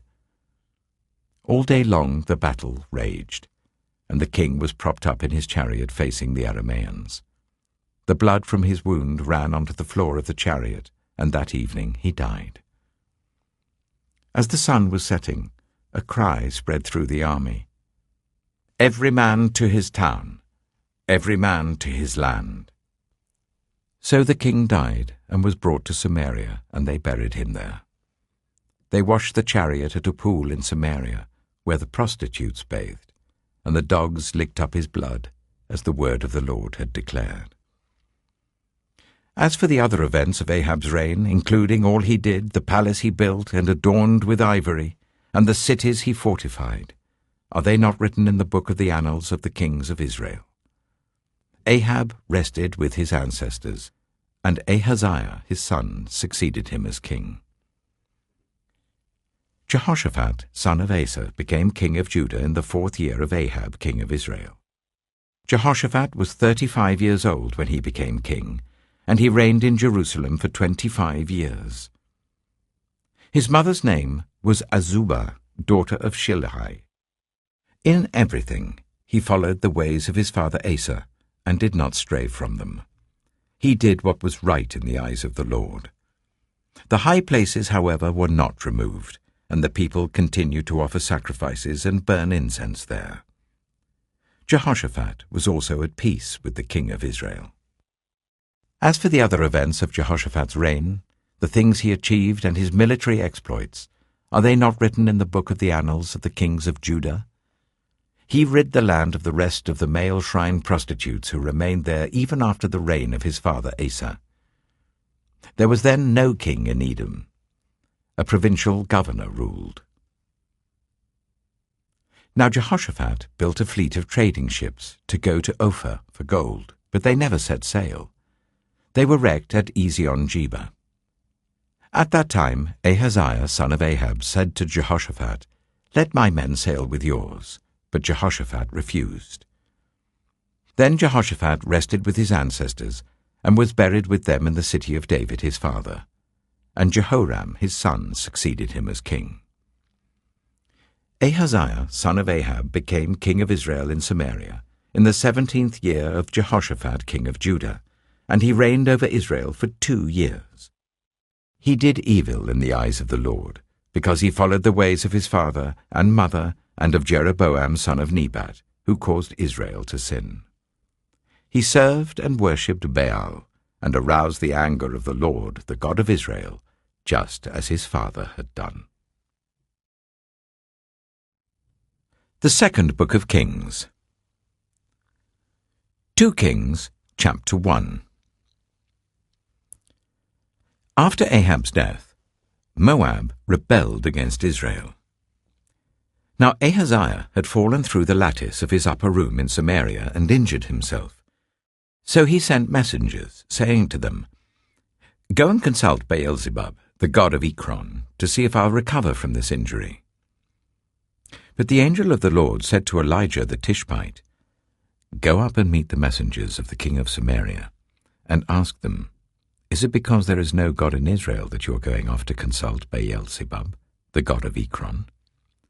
Therefore this is what the Lord says, you will not leave the bed you are lying on. You will certainly die.'" So Elijah went. When the messengers returned to the king, he asked them, "Why have you come back?" "A man came to meet us," they replied, "and he said to us, 'Go back to the king who sent you, and tell him this is what the Lord says. Is it because there is no God in Israel that you are sending messengers to consult Beelzebub, the god of Ekron?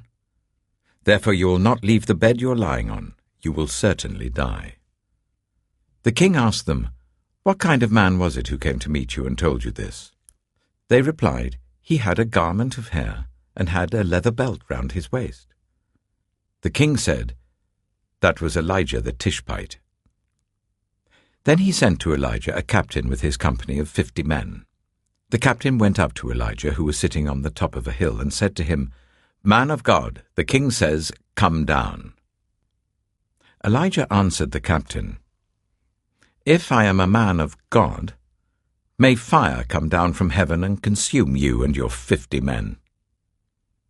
Then the fire fell from heaven and consumed the captain and his men. At this the king sent to Elijah another captain with his 50 men. The captain said to him, "Man of God, this is what the king says. Come down at once."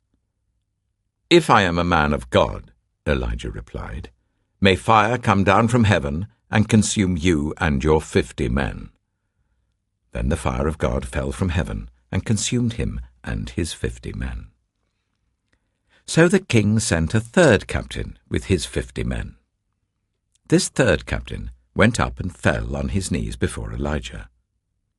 "Man of God," he begged, "please have respect for my life and the lives of these 50 men, your servants. See, fire has fallen from heaven and consumed the first 2 captains and all their men. But now have respect for my life." The angel of the Lord said to Elijah, "Go down with him. Do not be afraid of him." So Elijah got up and went down with him to the king. He told the king, "This is what the Lord says. Is it because there is no God in Israel for you to consult, that you have sent messengers to consult Baal-zebub, the god of Ekron?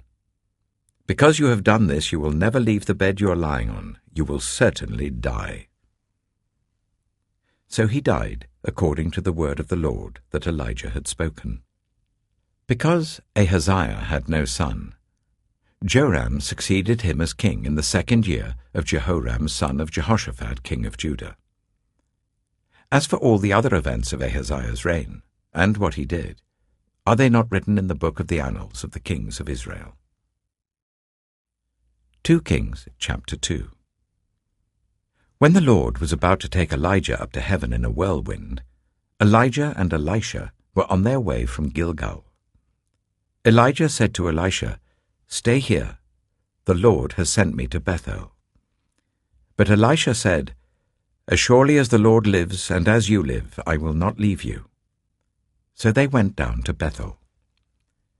The company of the prophets at Bethel came out to Elisha and asked, "Do you know that the Lord is going to take your master from you today?" "Yes, I know," Elisha replied, "so be quiet." Then Elijah said to him, "Stay here, Elisha. The Lord has sent me to Jericho."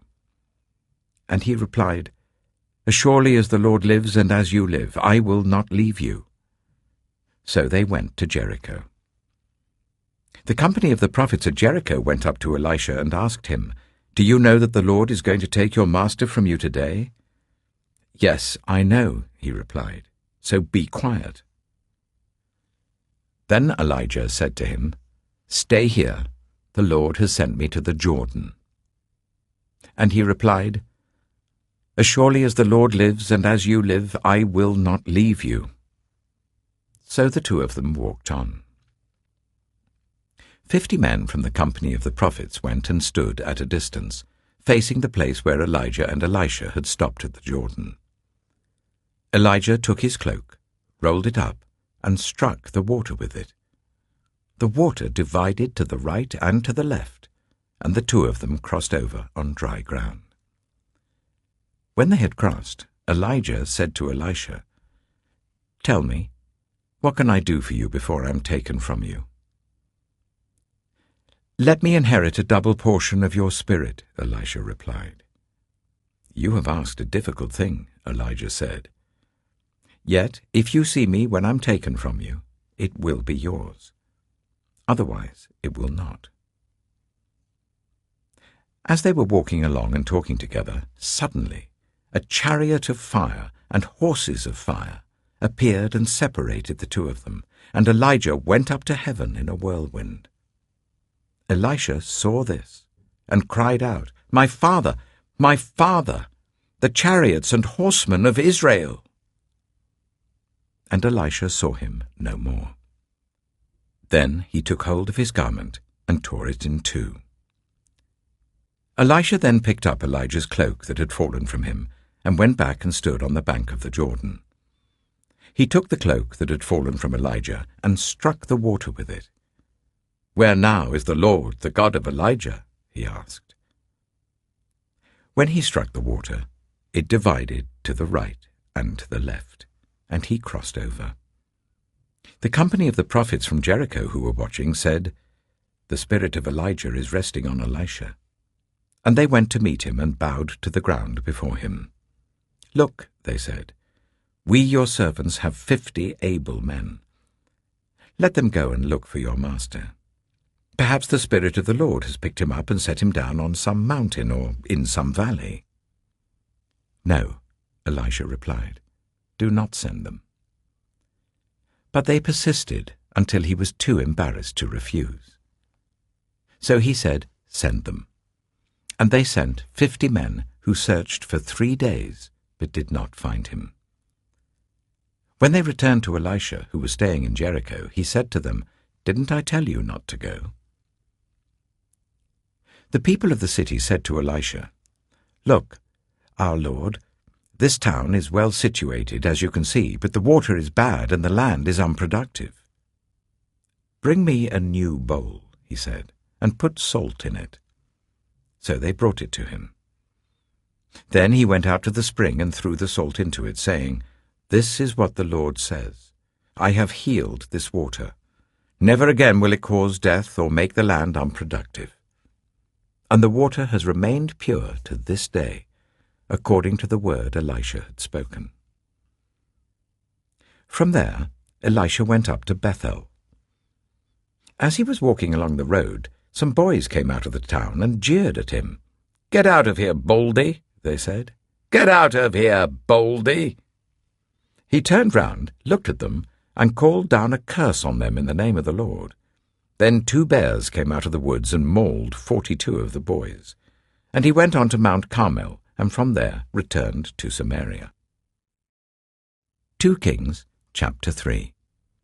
Joram, son of Ahab, became king of Israel in Samaria in the 18th year of Jehoshaphat, king of Judah, and he reigned for 12 years. He did evil in the eyes of the Lord, but not as his father and mother had done.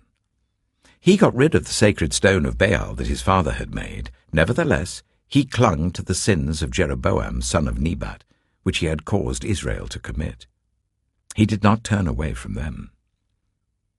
Now Mesha, king of Moab, raised sheep, and he had to pay the king of Israel a tribute of 100,000 lambs and the wool of 100,000 rams.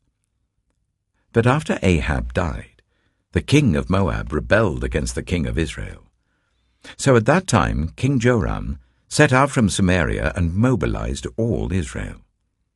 He also sent this message to Jehoshaphat, king of Judah. "The king of Moab has rebelled against me. Will you go with me to fight against Moab?" "I will go with you," he replied. "I am as you are, my people as your people, my horses as your horses." "By what route shall we attack?" he asked. "Through the desert of Edom," he answered. So the king of Israel set out with the king of Judah and the king of Edom. After a roundabout march of 7 days, the army had no more water for themselves or for the animals with them. "What?" exclaimed the king of Israel. "Has the Lord called us 3 kings together, only to deliver us into the hands of Moab?" But Jehoshaphat asked, "Is there no prophet of the Lord here, through whom we may inquire of the Lord?" An officer of the king of Israel answered, "Elisha, son of Shaphat, is here. He used to pour water on the hands of Elijah." Jehoshaphat said, "The word of the Lord is with him." So the king of Israel and Jehoshaphat and the king of Edom went down to him. Elisha said to the king of Israel, "Why do you want to involve me? Go to the prophets of your father and the prophets of your mother." "No," the king of Israel answered, "because it was the Lord who called us 3 kings together to deliver us into the hands of Moab." Elisha said, "As surely as the Lord Almighty lives, whom I serve, if I did not have respect for the presence of Jehoshaphat, king of Judah, I would not pay any attention to you. But now, bring me a harpist." While the harpist was playing, the hand of the Lord came on Elisha, and he said, "This is what the Lord says. I will fill this valley with pools of water. For this is what the Lord says. You will see neither wind nor rain, yet this valley will be filled with water, and you, your cattle, and your other animals will drink. This is an easy thing in the eyes of the Lord.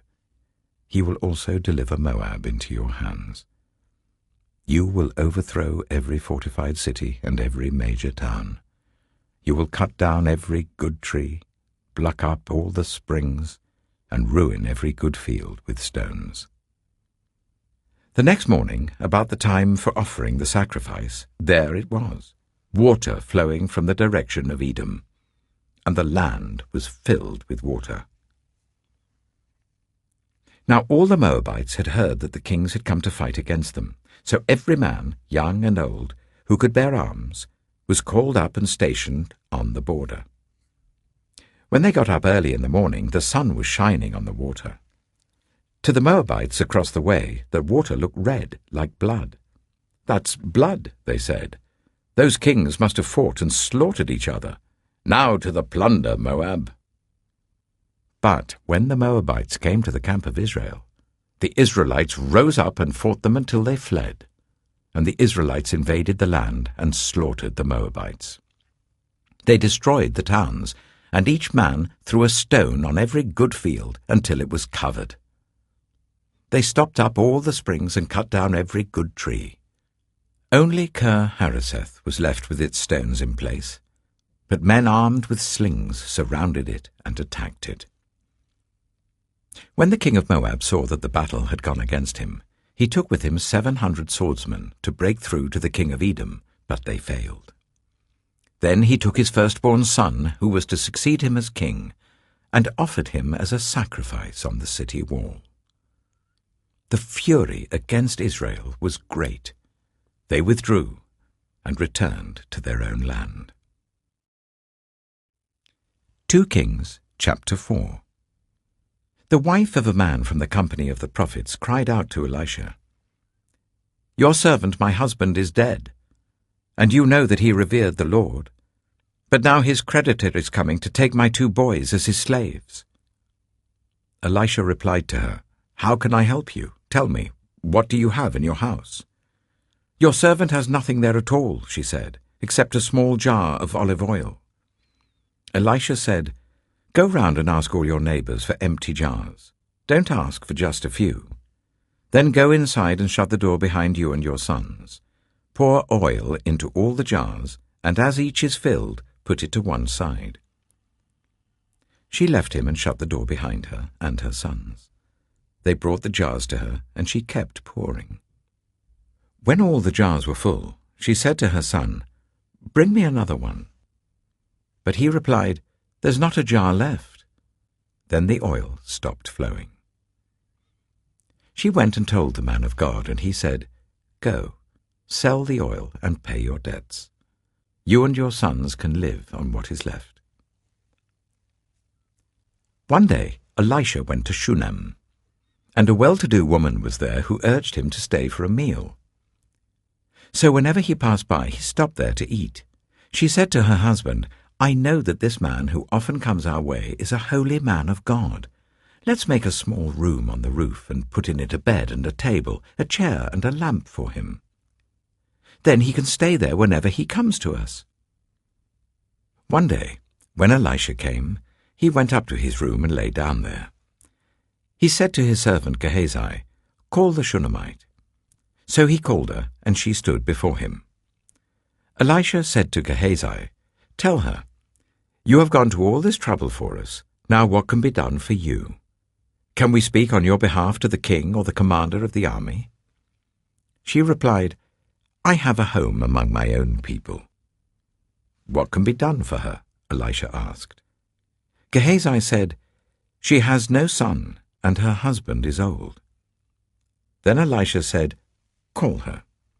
So he called her, and she stood in the doorway. "About this time next year," Elisha said, "you will hold a son in your arms." "No, my lord," she objected. "Please, man of God, don't mislead your servant." But the woman became pregnant, and the next year, about that same time, she gave birth to a son, just as Elisha had told her. The child grew, and one day he went out to his father, who was with the reapers. He said to his father, "My head, my head." His father told a servant, "Carry him to his mother." After the servant had lifted him up and carried him to his mother, the boy sat on her lap until noon, and then he died.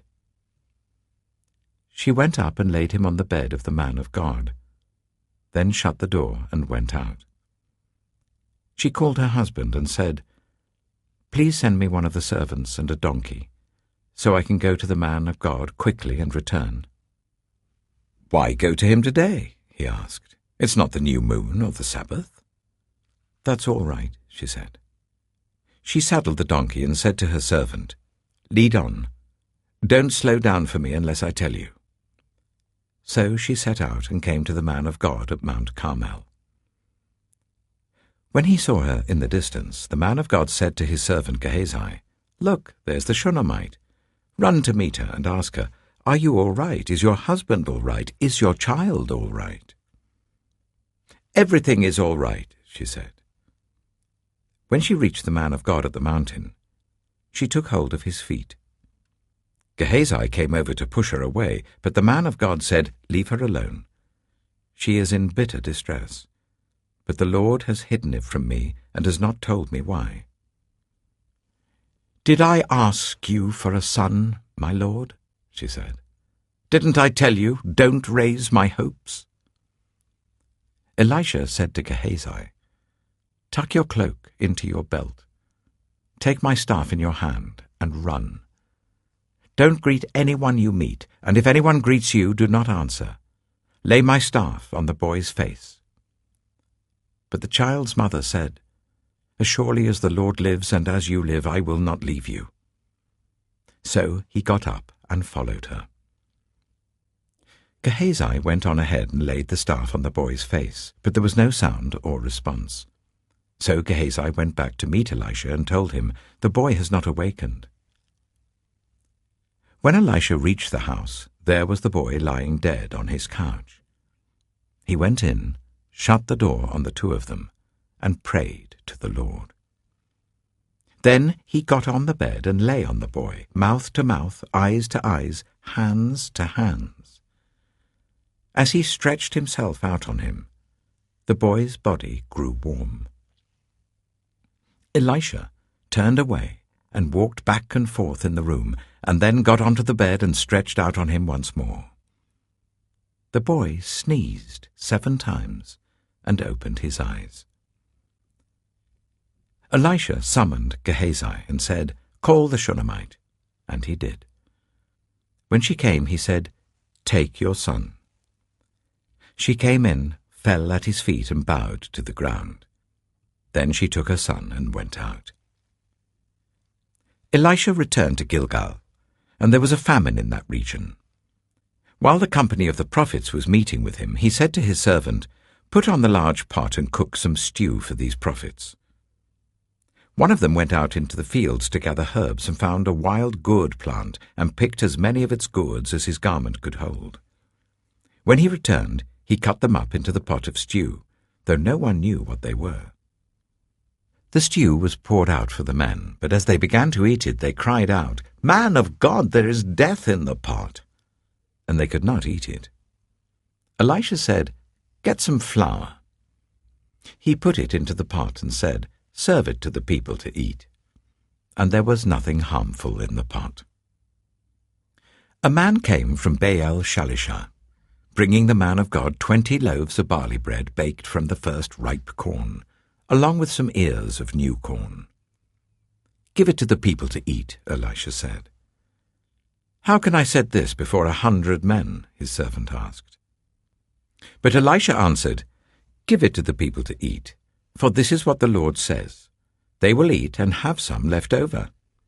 Then he set it before them, and they ate and had some left over, according to the word of the Lord.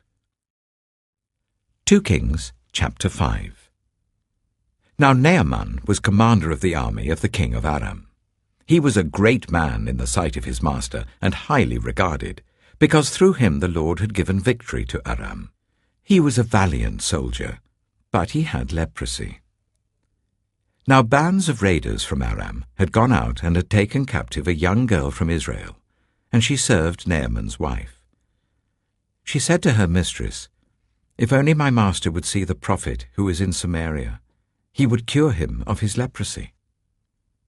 Naaman went to his master and told him what the girl from Israel had said. "By all means go," the king of Aram replied. "I will send a letter to the king of Israel." So Naaman left, taking with him 10 talents of silver, 6,000 shekels of gold, and 10 sets of clothing. The letter that he took to the king of Israel read, "With this letter I am sending my servant Naaman to you, so that you may cure him of his leprosy." As soon as the king of Israel read the letter, he tore his robes and said, "Am I God? Can I kill and bring back to life? Why does this fellow send someone to me to be cured of his leprosy? See how he is trying to pick a quarrel with me." When Elisha, the man of God, heard that the king of Israel had torn his robes, he sent him this message, "Why have you torn your robes? Make the man come to me, and he will know that there is a prophet in Israel." So Naaman went with his horses and chariots and stopped at the door of Elisha's house. Elisha sent a messenger to say to him, "Go, wash yourself 7 times in the Jordan, and your flesh will be restored, and you will be cleansed." But Naaman went away angry and said, "I thought that he would surely come out to me and stand and call on the name of the Lord his God, wave his hand over the spot and cure me of my leprosy. Are not Abana and Pharpar, the rivers of Damascus, better than all the waters of Israel? Couldn't I wash in them and be cleansed?" So he turned and went off in a rage. Naaman's servants went to him and said, "My father, if the prophet had told you to do some great thing, would you not have done it? How much more, then, when he tells you, 'Wash and be cleansed'?"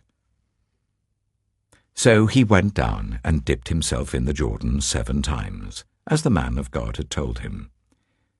And his flesh was restored, and became clean like that of a young boy. Then Naaman and all his attendants went back to the man of God. He stood before him and said, "Now I know that there is no God in all the world except in Israel. So please accept a gift from your servant." The prophet answered, "As surely as the Lord lives whom I serve, I will not accept a thing." And even though Naaman urged him, he refused. "If you will not," said Naaman, "please let me, your servant, be given as much earth as a pair of mules can carry, for your servant will never again make burnt offerings and sacrifices to any other god but the Lord. But may the Lord forgive your servant for this one thing. When my master enters the temple of Rimmon to bow down, and he is leaning on my arm, and I have to bow there also, when I bow down in the temple of Rimmon, may the Lord forgive your servant for this." "Go in peace," Elisha said.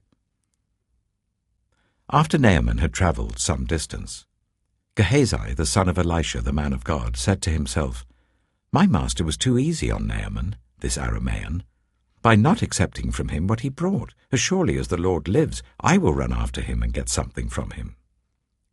So Gehazi hurried after Naaman. When Naaman saw him running towards him, he got down from the chariot to meet him. "Is everything all right?" he asked.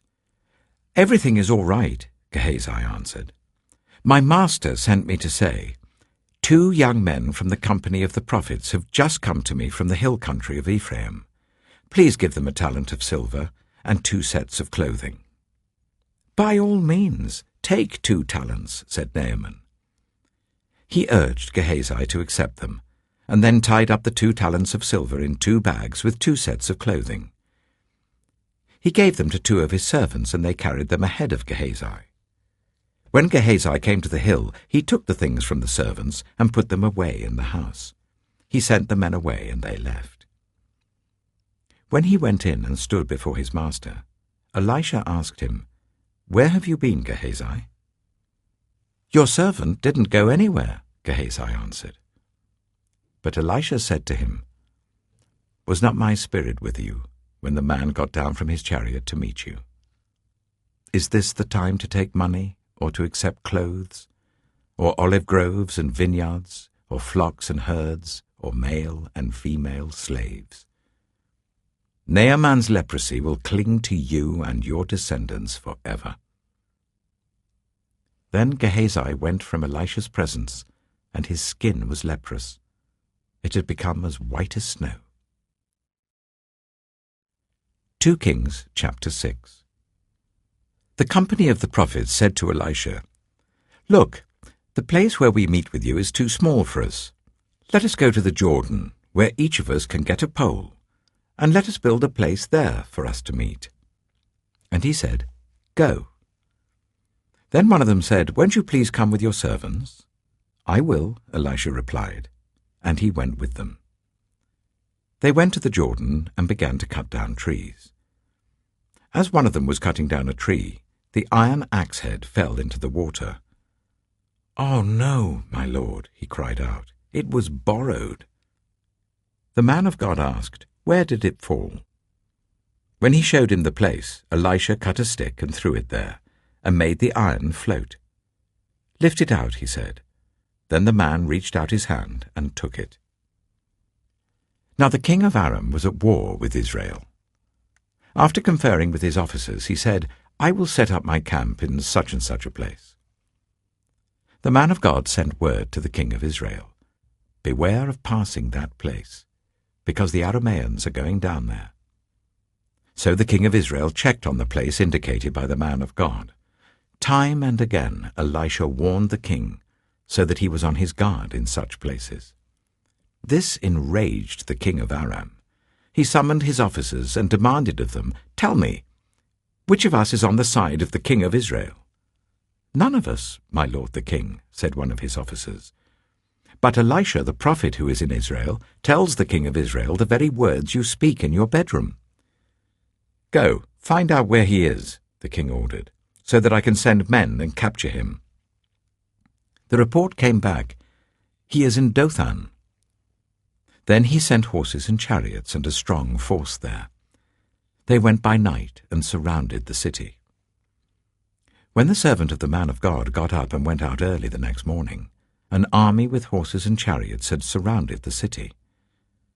"Oh no, my lord, what shall we do?" the servant asked. "Don't be afraid," the prophet answered. "Those who are with us are more than those who are with them." And Elisha prayed, "Open his eyes, Lord, so that he may see." Then the Lord opened the servant's eyes, and he looked, and saw the hills full of horses and chariots of fire all round Elisha. As the enemy came down towards him, Elisha prayed to the Lord, "Strike this army with blindness." So he struck them with blindness, as Elisha had asked. Elisha told them, "This is not the road, and this is not the city. Follow me, and I will lead you to the man you are looking for." And he led them to Samaria. After they entered the city, Elisha said, "Lord, open the eyes of these men so that they can see." Then the Lord opened their eyes, and they looked, and there they were, inside Samaria. When the king of Israel saw them, he asked Elisha, "Shall I kill them, my father? Shall I kill them?" "Do not kill them," he answered. "Would you kill those you have captured with your own sword or bow? Set food and water before them, so that they may eat and drink and then go back to their master." So he prepared a great feast for them, and after they had finished eating and drinking, he sent them away, and they returned to their master. So the bands from Aram stopped raiding Israel's territory. Some time later, Ben-Hadad, king of Aram, mobilized his entire army, and marched up and laid siege to Samaria. There was a great famine in the city. The siege lasted so long that a donkey's head sold for 80 shekels of silver, and a quarter of a cab of seed pods for 5 shekels. As the king of Israel was passing by on the wall, a woman cried to him, "Help me, my lord the king." The king replied, "If the Lord does not help you, where can I get help for you? From the threshing floor? From the winepress?" Then he asked her, "What's the matter?" She answered, "This woman said to me, 'Give up your son, so that we may eat him today, and tomorrow we'll eat my son.' So we cooked my son and ate him. The next day I said to her, 'Give up your son, so that we may eat him,' but she had hidden him." When the king heard the woman's words, he tore his robes. As he went along the wall, the people looked, and they saw that under his robes he had sackcloth on his body. He said, "May God deal with me, be it ever so severely, if the head of Elisha, son of Shaphat, remains on his shoulders today." Now Elisha was sitting in his house, and the elders were sitting with him. The king sent a messenger ahead, but before he arrived, Elisha said to the elders, "Don't you see how this murderer is sending someone to cut off my head? Look, when the messenger comes, shut the door and hold it shut against him. Is not the sound of his master's footsteps behind him?" While he was still talking to them, the messenger came down to him. The king said, "This disaster is from the Lord. Why should I wait for the Lord any longer?" 2 Kings chapter 7. Elisha replied, "Hear the word of the Lord. This is what the Lord says. About this time tomorrow, a seah of the finest flour will sell for a shekel, and 2 seahs of barley for a shekel at the gate of Samaria." The officer, on whose arm the king was leaning, said to the man of God, "Look, even if the Lord should open the floodgates of the heavens, could this happen?" "You will see it with your own eyes," answered Elisha, "but you will not eat any of it." Now there were 4 men with leprosy at the entrance of the city gate. They said to each other, "Why stay here until we die? If we say we'll go into the city, the famine is there and we will die. And if we stay here, we will die. So let's go over to the camp of the Arameans and surrender. If they spare us, we live. If they kill us, then we die." At dusk they got up and went to the camp of the Arameans. When they reached the edge of the camp, no one was there, for the Lord had caused the Arameans to hear the sound of chariots and horses and a great army, so that they said to one another, "Look, the king of Israel has hired the Hittite and Egyptian kings to attack us." So they got up and fled in the dusk, and abandoned their tents and their horses and donkeys. They left the camp as it was and ran for their lives. The men who had leprosy reached the edge of the camp, entered one of the tents, and ate and drank. Then they took silver, gold, and clothes and went off and hid them. They returned and entered another tent, and took some things from it and hid them also.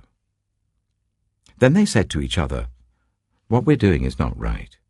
This is a day of good news, and we're keeping it to ourselves. If we wait until daylight, punishment will overtake us. Let's go at once and report this to the royal palace." So they went and called out to the city gatekeepers and told them, "We went into the Aramean camp, and no one was there, not a sound of anyone, only tethered horses and donkeys, and the tents left just as they were." The gatekeepers shouted the news, and it was reported within the palace. The king got up in the night and said to his officers, "I will tell you what the Arameans have done to us. They know we are starving, so they have left the camp to hide in the countryside, thinking they will surely come out, and then we will take them alive and get into the city." One of his officers answered, "Make some men take 5 of the horses that are left in the city. Their plight will be like that of all the Israelites left here. Yes, they will only be like all these Israelites who are doomed. So let us send them to find out what happened." So they selected 2 chariots with their horses, and the king sent them after the Aramean army. He commanded the drivers, "Go and find out what has happened." They followed them as far as the Jordan, and they found the whole road strewn with the clothing and equipment the Arameans had thrown away in their headlong flight. So the messengers returned and reported to the king. Then the people went out and plundered the camp of the Arameans. So a seah of the finest flour sold for a shekel, and 2 seahs of barley sold for a shekel, as the Lord had said. Now the king had put the officer, on whose arm he leaned, in charge of the gate. And the people trampled him in the gateway, and he died, just as the man of God had foretold when the king came down to his house. It happened as the man of God had said to the king, "About this time tomorrow, a seah of the finest flour will sell for a shekel, and 2 seahs of barley for a shekel at the gate of Samaria." The officer had said to the man of God, "Look, even if the Lord should open the floodgates of the heavens, could this happen?" And the man of God had replied, "You will see it with your own eyes, but you will not eat any of it." And that is exactly what happened to him, for the people trampled him in the gateway, and he died. 2 Kings chapter 8. Now Elisha had said to the woman whose son he had restored to life, "Go away with your family and stay for a while wherever you can, because the Lord has decreed a famine in the land that will last 7 years." The woman proceeded to do as the man of God said. She and her family went away and stayed in the land of the Philistines for 7 years. At the end of 7 years she came back from the land of the Philistines and went to appeal to the king for her house and land. The king was talking to Gehazi, the servant of the man of God, and had said, "Tell me about all the great things Elisha has done." Just as Gehazi was telling the king how Elisha had restored the dead to life, the woman whose son Elisha had brought back to life came to appeal to the king for her house and land. Gehazi said, "This is the woman, my lord the king, and this is her son, whom Elisha restored to life." The king asked the woman about it, and she told him. Then he assigned an official to her case and said to him, "Give back everything that belonged to her, including all the income from her land from the day she left the country until now." Elisha went to Damascus, and Ben-Hadad, king of Aram, was ill. When the king was told, "The man of God has come all the way up here," he said to Hazael, "Take a gift with you, and go to meet the man of God. Consult the Lord through him. Ask him, 'Will I recover from this illness?'" Hazael went to meet Elisha, taking with him as a gift 40 camel loads of all the finest wares of Damascus. He went in and stood before him and said, "Your son Ben-Hadad, king of Aram, has sent me to ask, 'Will I recover from this illness?'" Elisha answered, "Go and say to him, 'You will certainly recover.' Nevertheless, the Lord has revealed to me that he will in fact die." He stared at him with a fixed gaze, until Hazael was embarrassed. Then the man of God began to weep. "Why is my lord weeping?" asked Hazael. "Because I know the harm you will do to the Israelites," he answered. "You will set fire to their fortified places, kill their young men with the sword, dash their little children to the ground, and rip open their pregnant women." Hazael said, "How could your servant, a mere dog, accomplish such a feat?" "The Lord has shown me that you will become king of Aram," answered Elisha. Then Hazael left Elisha and returned to his master. When Ben-Hadad asked, "What did Elisha say to you?" Hazael replied, "He told me that you would certainly recover." But the next day he took a thick cloth, soaked it in water, and spread it over the king's face so that he died. Then Hazael succeeded him as king. In the 5th year of Joram, son of Ahab, king of Israel, when Jehoshaphat was king of Judah, Jehoram, son of Jehoshaphat, began his reign as king of Judah. He was 32 years old when he became king, and he reigned in Jerusalem for 8 years. He followed the ways of the kings of Israel, as the house of Ahab had done, for he married a daughter of Ahab. He did evil in the eyes of the Lord. Nevertheless, for the sake of his servant David, the Lord was not willing to destroy Judah. He had promised to maintain a lamp for David and his descendants forever. In the time of Jehoram, Edom rebelled against Judah and set up its own king. So Jehoram went to Zair with all his chariots. The Edomites surrounded him and his chariot commanders, but he rose up and broke through by night. His army, however, fled back home. To this day, Edom has been in rebellion against Judah. Libnah revolted at the same time. As for the other events of Jehoram's reign and all he did, are they not written in the book of the annals of the kings of Judah? Jehoram rested with his ancestors and was buried with them in the city of David. And Ahaziah his son succeeded him as king. In the 12th year of Joram, son of Ahab king of Israel, Ahaziah son of Jehoram king of Judah began to reign. Ahaziah was 22 years old when he became king, and he reigned in Jerusalem for 1 year. His mother's name was Athaliah, a granddaughter of Omri, king of Israel. He followed the ways of the house of Ahab and did evil in the eyes of the Lord, as the house of Ahab had done, for he was related by marriage to Ahab's family. Ahaziah went with Joram, son of Ahab, to war against Hazael, king of Aram, at Ramoth-Gilead. The Arameans wounded Joram. So King Joram returned to Jezreel, to recover from the wounds the Arameans had inflicted on him at Ramoth in his battle with Hazael, king of Aram. Then Ahaziah, son of Jehoram, king of Judah, went down to Jezreel to see Joram, son of Ahab, because he had been wounded. 2 Kings chapter 9. The prophet Elisha summoned a man from the company of the prophets and said to him, "Tuck your cloak into your belt, take this flask of olive oil with you, and go to Ramoth-Gilead. When you get there, look for Jehu, son of Jehoshaphat, the son of Nimshi. Go to him, get him away from his companions, and take him into an inner room. Then take the flask and pour the oil on his head and declare, 'This is what the Lord says, I anoint you king over Israel.' Then open the door and run. Don't delay." So the young prophet went to Ramoth-Gilead. When he arrived, he found the army officers sitting together. "I have a message for you, Commander," he said.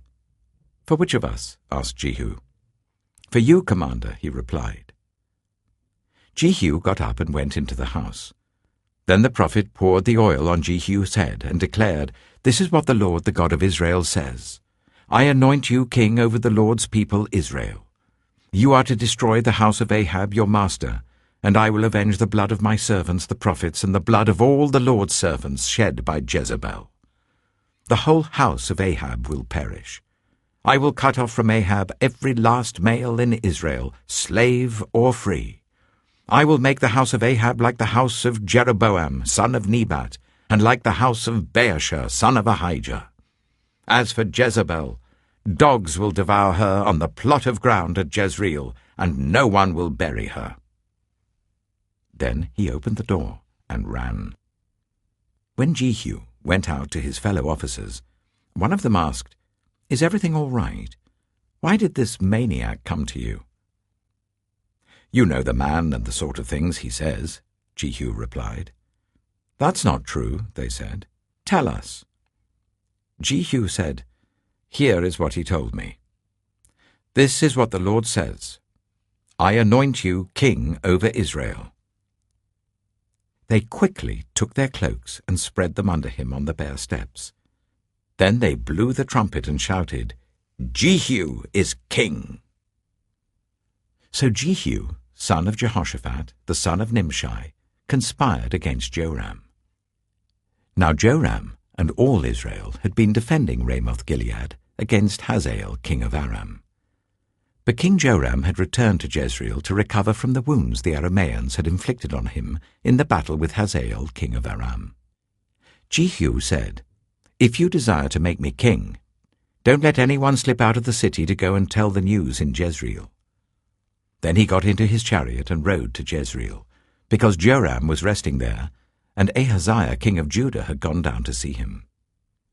When the lookout standing on the tower in Jezreel saw Jehu's troops approaching, he called out, "I see some troops coming."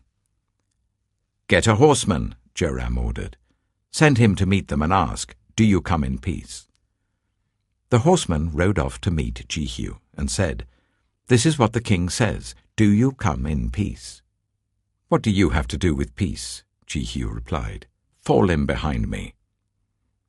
The lookout reported, "The messenger has reached them, but he isn't coming back." So the king sent out a second horseman. When he came to them, he said, "This is what the king says, 'Do you come in peace?'" Jehu replied, "What do you have to do with peace? Fall in behind me." The lookout reported, "He has reached them, but he isn't coming back either. The driving is like that of Jehu, son of Nimshi. He drives like a maniac." "Hitch up my chariot," Joram ordered. And when it was hitched up, Joram, king of Israel, and Ahaziah, king of Judah, rode out, each in his own chariot, to meet Jehu. They met him at the plot of ground that had belonged to Naboth the Jezreelite. When Joram saw Jehu, he asked, "Have you come in peace, Jehu?" "How can there be peace," Jehu replied, "as long as all the idolatry and witchcraft of your mother Jezebel abound?" Joram turned about and fled, calling out to Ahaziah, "Treachery, Ahaziah!" Then Jehu drew his bow and shot Joram between the shoulders. The arrow pierced his heart, and he slumped down in his chariot. Jehu said to Bidkar, his chariot officer, "Pick him up and throw him on the field that belonged to Naboth the Jezreelite. Remember how you and I were riding together in chariots behind Ahab his father, when the Lord spoke this prophecy against him? 'Yesterday I saw the blood of Naboth and the blood of his sons, declares the Lord, and I will surely make you pay for it on this plot of ground, declares the Lord.' Now then, pick him up and throw him on that plot, in accordance with the word of the Lord." When Ahaziah, king of Judah, saw what had happened, he fled up the road to Beth-Hagan. Jehu chased him, shouting, "Kill him too!" They wounded him in his chariot on the way up to Gur near Ibleam, but he escaped to Megiddo and died there. His servant took him by chariot to Jerusalem and buried him with his ancestors in his tomb in the city of David. In the 11th year of Joram, son of Ahab, Ahaziah had become king of Judah. Then Jehu went to Jezreel. When Jezebel heard about it, she put on eye makeup, arranged her hair, and looked out of a window. As Jehu entered the gate, she asked, "Have you come in peace, you, Zimri, you murderer of your master?" He looked up at the window and called out, "Who is on my side? Who?" 2 or 3 eunuchs looked down at him. "Throw her down," Jehu said. So they threw her down, and some of her blood spattered the wall and the horses as they trampled her underfoot. Jehu went in and ate and drank. "Take care of that cursed woman," he said, "and bury her, for she was a king's daughter." But when they went out to bury her, they found nothing except her skull, her feet, and her hands. They went back and told Jehu, who said, "This is the word of the Lord that he spoke through his servant Elijah the Tishbite. On the plot of ground at Jezreel, dogs will devour Jezebel's flesh. Jezebel's body will be like dung on the ground in the plot at Jezreel, so that no one will be able to say, 'This is Jezebel.'" 2 Kings chapter 10. Now there were in Samaria 70 sons of the house of Ahab. So Jehu wrote letters and sent them to Samaria, to the officials of Jezreel, to the elders, and to the guardians of Ahab's children. He said, "You have your master's sons with you, and you have chariots and horses, a fortified city and weapons. Now as soon as this letter reaches you, choose the best and most worthy of your master's sons, and set him on his father's throne. Then fight for your master's house." But they were terrified and said, "If 2 kings could not resist him, how can we?" So the palace administrator, the city governor, the elders, and the guardians sent this message to Jehu: "We are your servants, and we will do anything you say. We will not appoint anyone as king. You do whatever you think best." Then Jehu wrote them a second letter, saying, "If you are on my side and will obey me, take the heads of your master's sons and come to me in Jezreel by this time tomorrow." Now the royal princes, 70 of them, were with the leading men of the city who were bringing them up. When the letter arrived, these men took the princes and slaughtered all 70 of them. They put their heads in baskets and sent them to Jehu in Jezreel. When the messenger arrived, he told Jehu, "They have brought the heads of the princes." Then Jehu ordered, "Put them in 2 piles at the entrance of the city gate until morning." The next morning Jehu went out.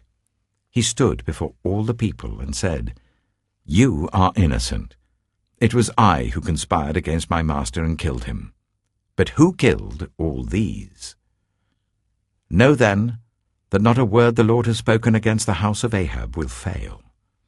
The Lord has done what he announced through his servant Elijah." So Jehu killed everyone in Jezreel who remained of the house of Ahab, as well as all his chief men, his close friends, and his priests, leaving him no survivor. Jehu then set out and went toward Samaria. At Beth-eked of the shepherds, he met some relatives of Ahaziah, king of Judah, and asked, "Who are you?" They said, "We are relatives of Ahaziah, and we have come down to greet the families of the king and of the queen mother." "Take them alive," he ordered. So they took them alive and slaughtered them by the well of Beth-eked, 42 of them. He left no survivor. After he left there, he came upon Jehonadab, son of Rechab, who was on his way to meet him. Jehu greeted him and said, "Are you in accord with me, as I am with you?" "I am," Jehonadab answered. "If so," said Jehu, "give me your hand." So he did, and Jehu helped him up into the chariot. Jehu said, "Come with me and see my zeal for the Lord." Then he made him ride in his chariot.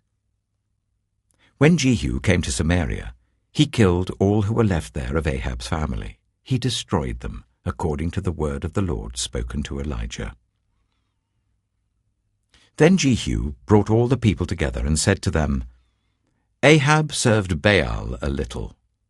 Jehu will serve him much. Now summon all the prophets of Baal, all his servants, and all his priests. See that no one is missing, because I am going to hold a great sacrifice for Baal. Anyone who fails to come will no longer live."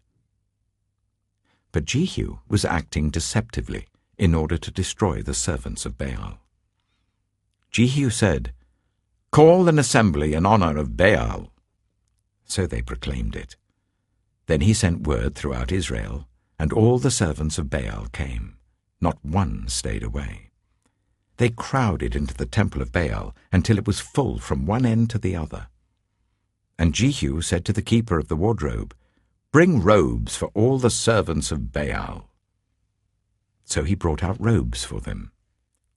Then Jehu and Jehonadab, son of Rechab, went into the temple of Baal. Jehu said to the servants of Baal, "Look around and see that no one who serves the Lord is here with you, only servants of Baal." So they went in to make sacrifices and burnt offerings.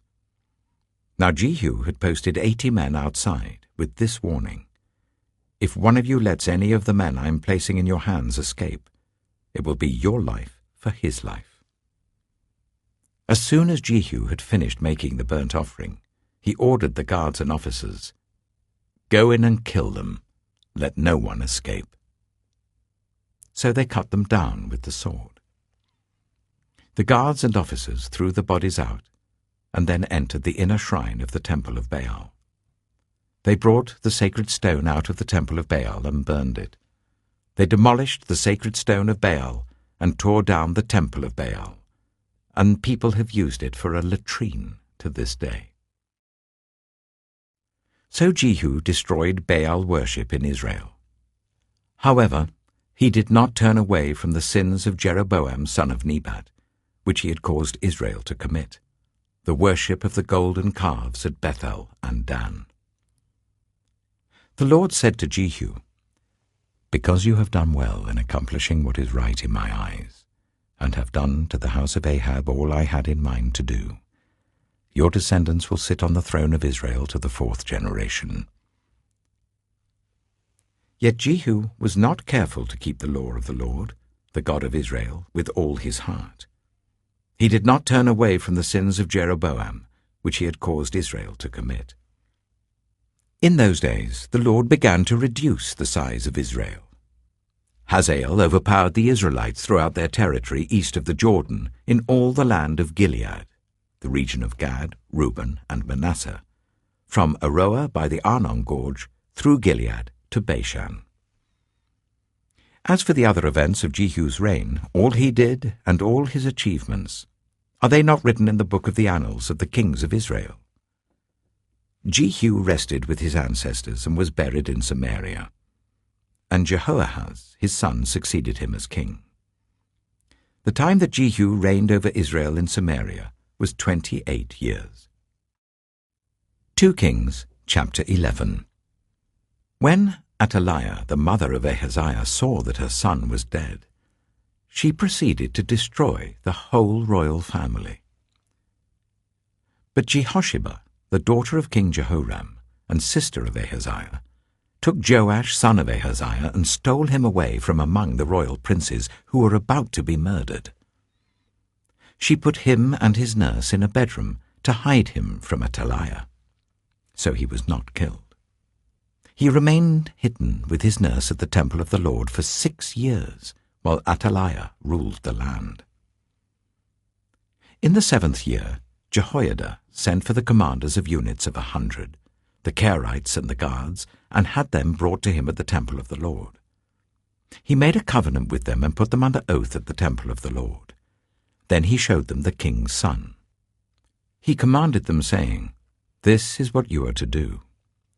You, who are in the 3 companies that are going on duty on the Sabbath, 1/3 of you guarding the royal palace, 1/3 at the Shur gate, and 1/3 at the gate behind the guard, who take turns guarding the temple, and you who are in the other 2 companies that normally go off Sabbath duty, are all to guard the temple for the king. Station yourselves round the king, each of you with weapon in hand. Anyone who approaches your ranks is to be put to death. Stay close to the king wherever he goes." The commanders of units of 100 did just as Jehoiada the priest ordered. Each one took his men, those who were going on duty on the Sabbath, and those who were going off duty, and came to Jehoiada the priest. Then he gave the commanders the spears and shields that had belonged to King David, and that were in the temple of the Lord. The guards, each with weapon in hand, stationed themselves round the king, near the altar and the temple, from the south side to the north side of the temple. Jehoiada brought out the king's son and put the crown on him. He presented him with a copy of the covenant and proclaimed him king. They anointed him, and the people clapped their hands and shouted, "Long live the king." When Athaliah heard the noise made by the guards and the people, she went to the people at the temple of the Lord. She looked, and there was the king, standing by the pillar, as the custom was. The officers and the trumpeters were beside the king, and all the people of the land were rejoicing and blowing trumpets. Then Athaliah tore her robes and called out, "Treason! Treason!" Jehoiada the priest ordered the commanders of units of 100, who were in charge of the troops, "Bring her out between the ranks and put to the sword anyone who follows her." For the priest had said, "She must not be put to death in the temple of the Lord." So they seized her as she reached the place where the horses enter the palace grounds, and there she was put to death. Jehoiada then made a covenant between the Lord and the king and people, that they would be the Lord's people. He also made a covenant between the king and the people. all the people of the land went to the temple of Baal and tore it down. They smashed the altars and idols to pieces and killed Mattan, the priest of Baal, in front of the altars. Then Jehoiada the priest posted guards at the temple of the Lord. He took with him the commanders of hundreds, the Kerites, the guards, and all the people of the land, and together they brought the king down from the temple of the Lord, and went into the palace, entering by way of the gate of the guards. The king then took his place on the royal throne. All the people of the land rejoiced, and the city was calm, because Athaliah had been slain with the sword at the palace. Joash was 7 years old when he began his reign. 2 Kings chapter 12. In the 7th year of Jehu, Joash became king, and he reigned in Jerusalem for 40 years. His mother's name was Zibiah. She was from Beersheba. Joash did what was right in the eyes of the Lord all the years Jehoiada the priest instructed him. The high places, however, were not removed. The people continued to offer sacrifices and burn incense there. Joash said to the priests, "Collect all the money that is brought as sacred offerings to the temple of the Lord, the money collected in the census, the money received from personal vows, and the money brought voluntarily to the temple. Let every priest receive the money from one of the treasurers, then use it to repair whatever damage is found in the temple." But by the 23rd year of King Joash, the priests still had not repaired the temple. Therefore King Joash summoned Jehoiada the priest and the other priests and asked them, "Why aren't you repairing the damage done to the temple? Take no more money from your treasurers, but hand it over for repairing the temple." The priests agreed that they would not collect any more money from the people, and that they would not repair the temple themselves. Jehoiada the priest took a chest and bored a hole in its lid. He placed it beside the altar on the right side as one enters the temple of the Lord. The priests who guarded the entrance put into the chest all the money that was brought to the temple of the Lord. Whenever they saw that there was a large amount of money in the chest, the royal secretary and the high priest came, counted the money that had been brought into the temple of the Lord, and put it into bags. When the amount had been determined, they gave the money to the men appointed to supervise the work on the temple. With it, they paid those who worked on the temple of the Lord, the carpenters and builders, the masons and stone cutters. They purchased timber and blocks of dressed stone for the repair of the temple of the Lord, and met all the other expenses of restoring the temple. The money brought into the temple was not spent for making silver basins, wick trimmers, sprinkling bowls, trumpets, or any other articles of gold or silver for the temple of the Lord. It was paid to the workers, who used it to repair the temple. They did not require an accounting from those to whom they gave the money to pay the workers, because they acted with complete honesty. The money from the guilt offerings and sin offerings was not brought into the temple of the Lord. It belonged to the priests. About this time, Hazael, king of Aram, went up and attacked Gath and captured it. Then he turned to attack Jerusalem.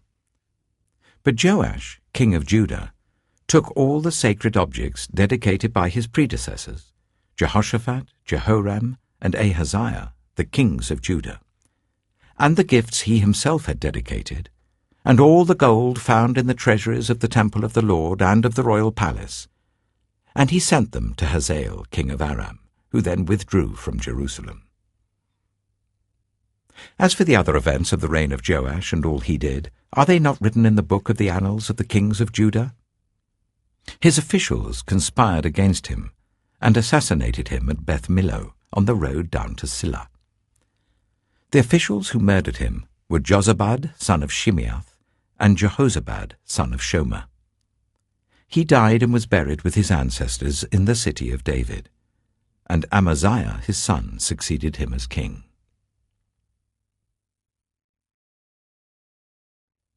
2 Kings chapter 13. In the 23rd year of Joash son of Ahaziah king of Judah, Jehoahaz son of Jehu became king of Israel in Samaria, and he reigned for 17 years.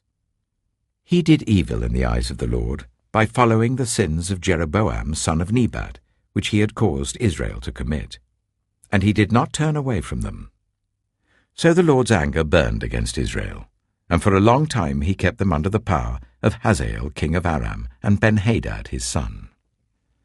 Then Jehoahaz sought the Lord's favour, and the Lord listened to him, for he saw how severely the king of Aram was oppressing Israel. The Lord provided a deliverer for Israel, and they escaped from the power of Aram. So the Israelites lived in their own homes as they had before. But they did not turn away from the sins of the house of Jeroboam, which he had caused Israel to commit. They continued in them. Also, the Asherah pole remained standing in Samaria. Nothing had been left of the army of Jehoahaz, except 50 horsemen, 10 chariots, and 10,000 foot soldiers, for the king of Aram had destroyed the rest and made them like the dust at threshing time. As for the other events of the reign of Jehoahaz, all he did and his achievements, are they not written in the book of the annals of the kings of Israel? Jehoahaz rested with his ancestors and was buried in Samaria, and Jehoash his son succeeded him as king. In the 37th year of Joash king of Judah, Jehoash son of Jehoahaz became king of Israel in Samaria, and he reigned for 16 years. He did evil in the eyes of the Lord, and did not turn away from any of the sins of Jeroboam son of Nebat, which he had caused Israel to commit. He continued in them.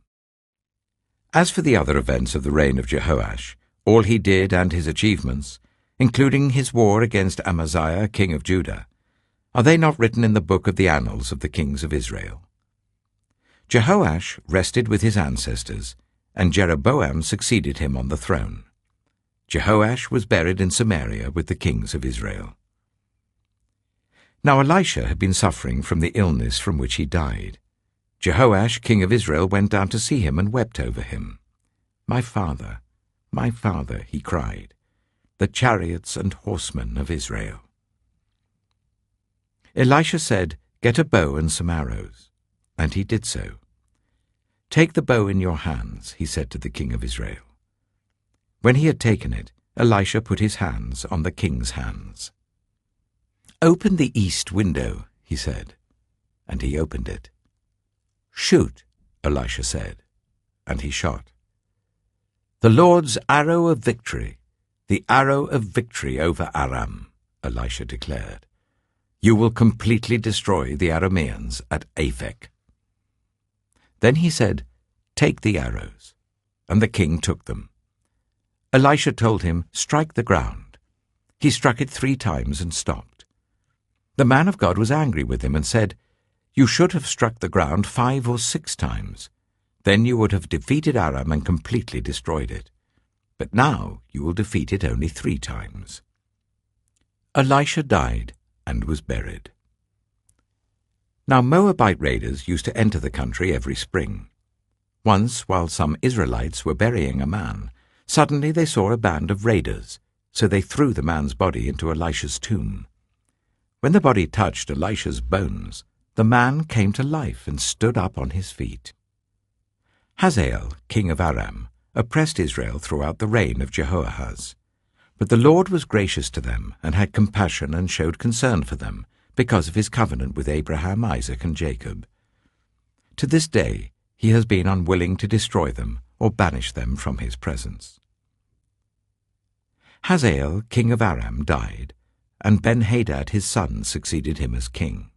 Then Jehoash, son of Jehoahaz, recaptured from Ben-Hadad, son of Hazael, the towns he had taken in battle from his father Jehoahaz. 3 times Jehoash defeated him, and so he recovered the Israelite towns. 2 Kings chapter 14. In the 2nd year of Jehoash, son of Jehoahaz, king of Israel, Amaziah, son of Joash, king of Judah, began to reign.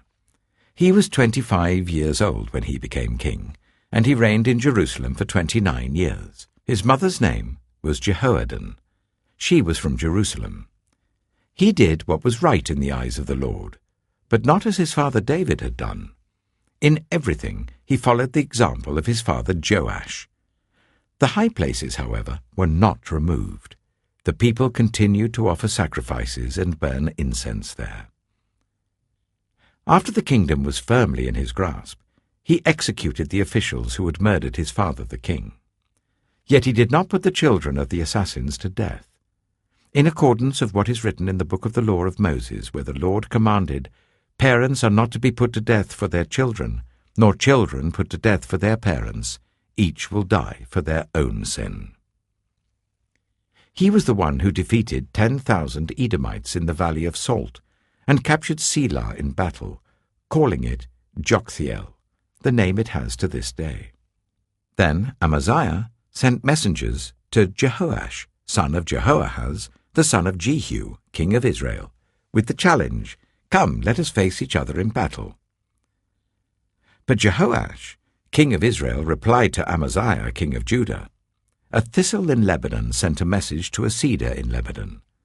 Give your daughter to my son in marriage." Then a wild beast in Lebanon came along and trampled the thistle underfoot. "You have indeed defeated Edom, and now you are arrogant.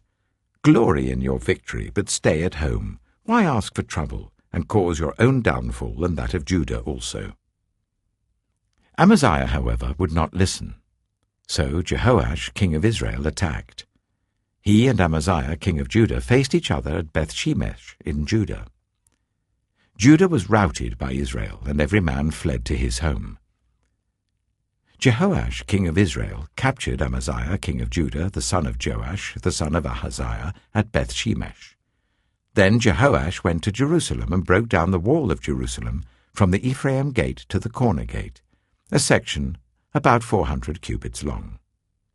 He took all the gold and silver and all the articles found in the temple of the Lord and in the treasuries of the royal palace. He also took hostages and returned to Samaria.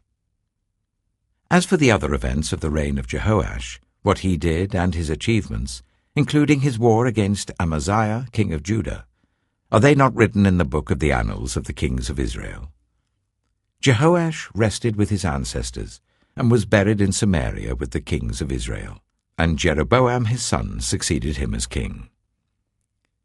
Amaziah, son of Joash, king of Judah, lived for 15 years after the death of Jehoash, son of Jehoahaz, king of Israel.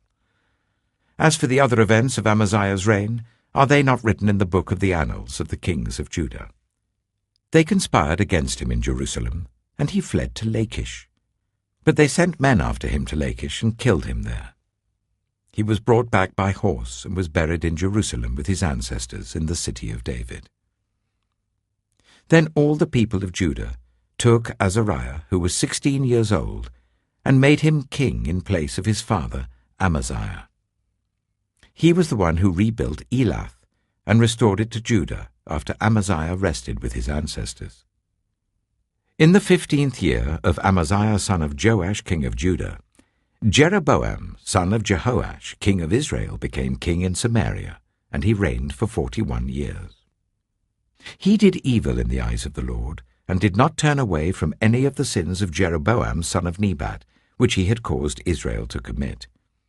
He was the one who restored the boundaries of Israel from Lebo-Hamath to the Dead Sea, in accordance with the word of the Lord, the God of Israel, spoken through his servant Jonah, son of Amittai, the prophet from Gath-hepher.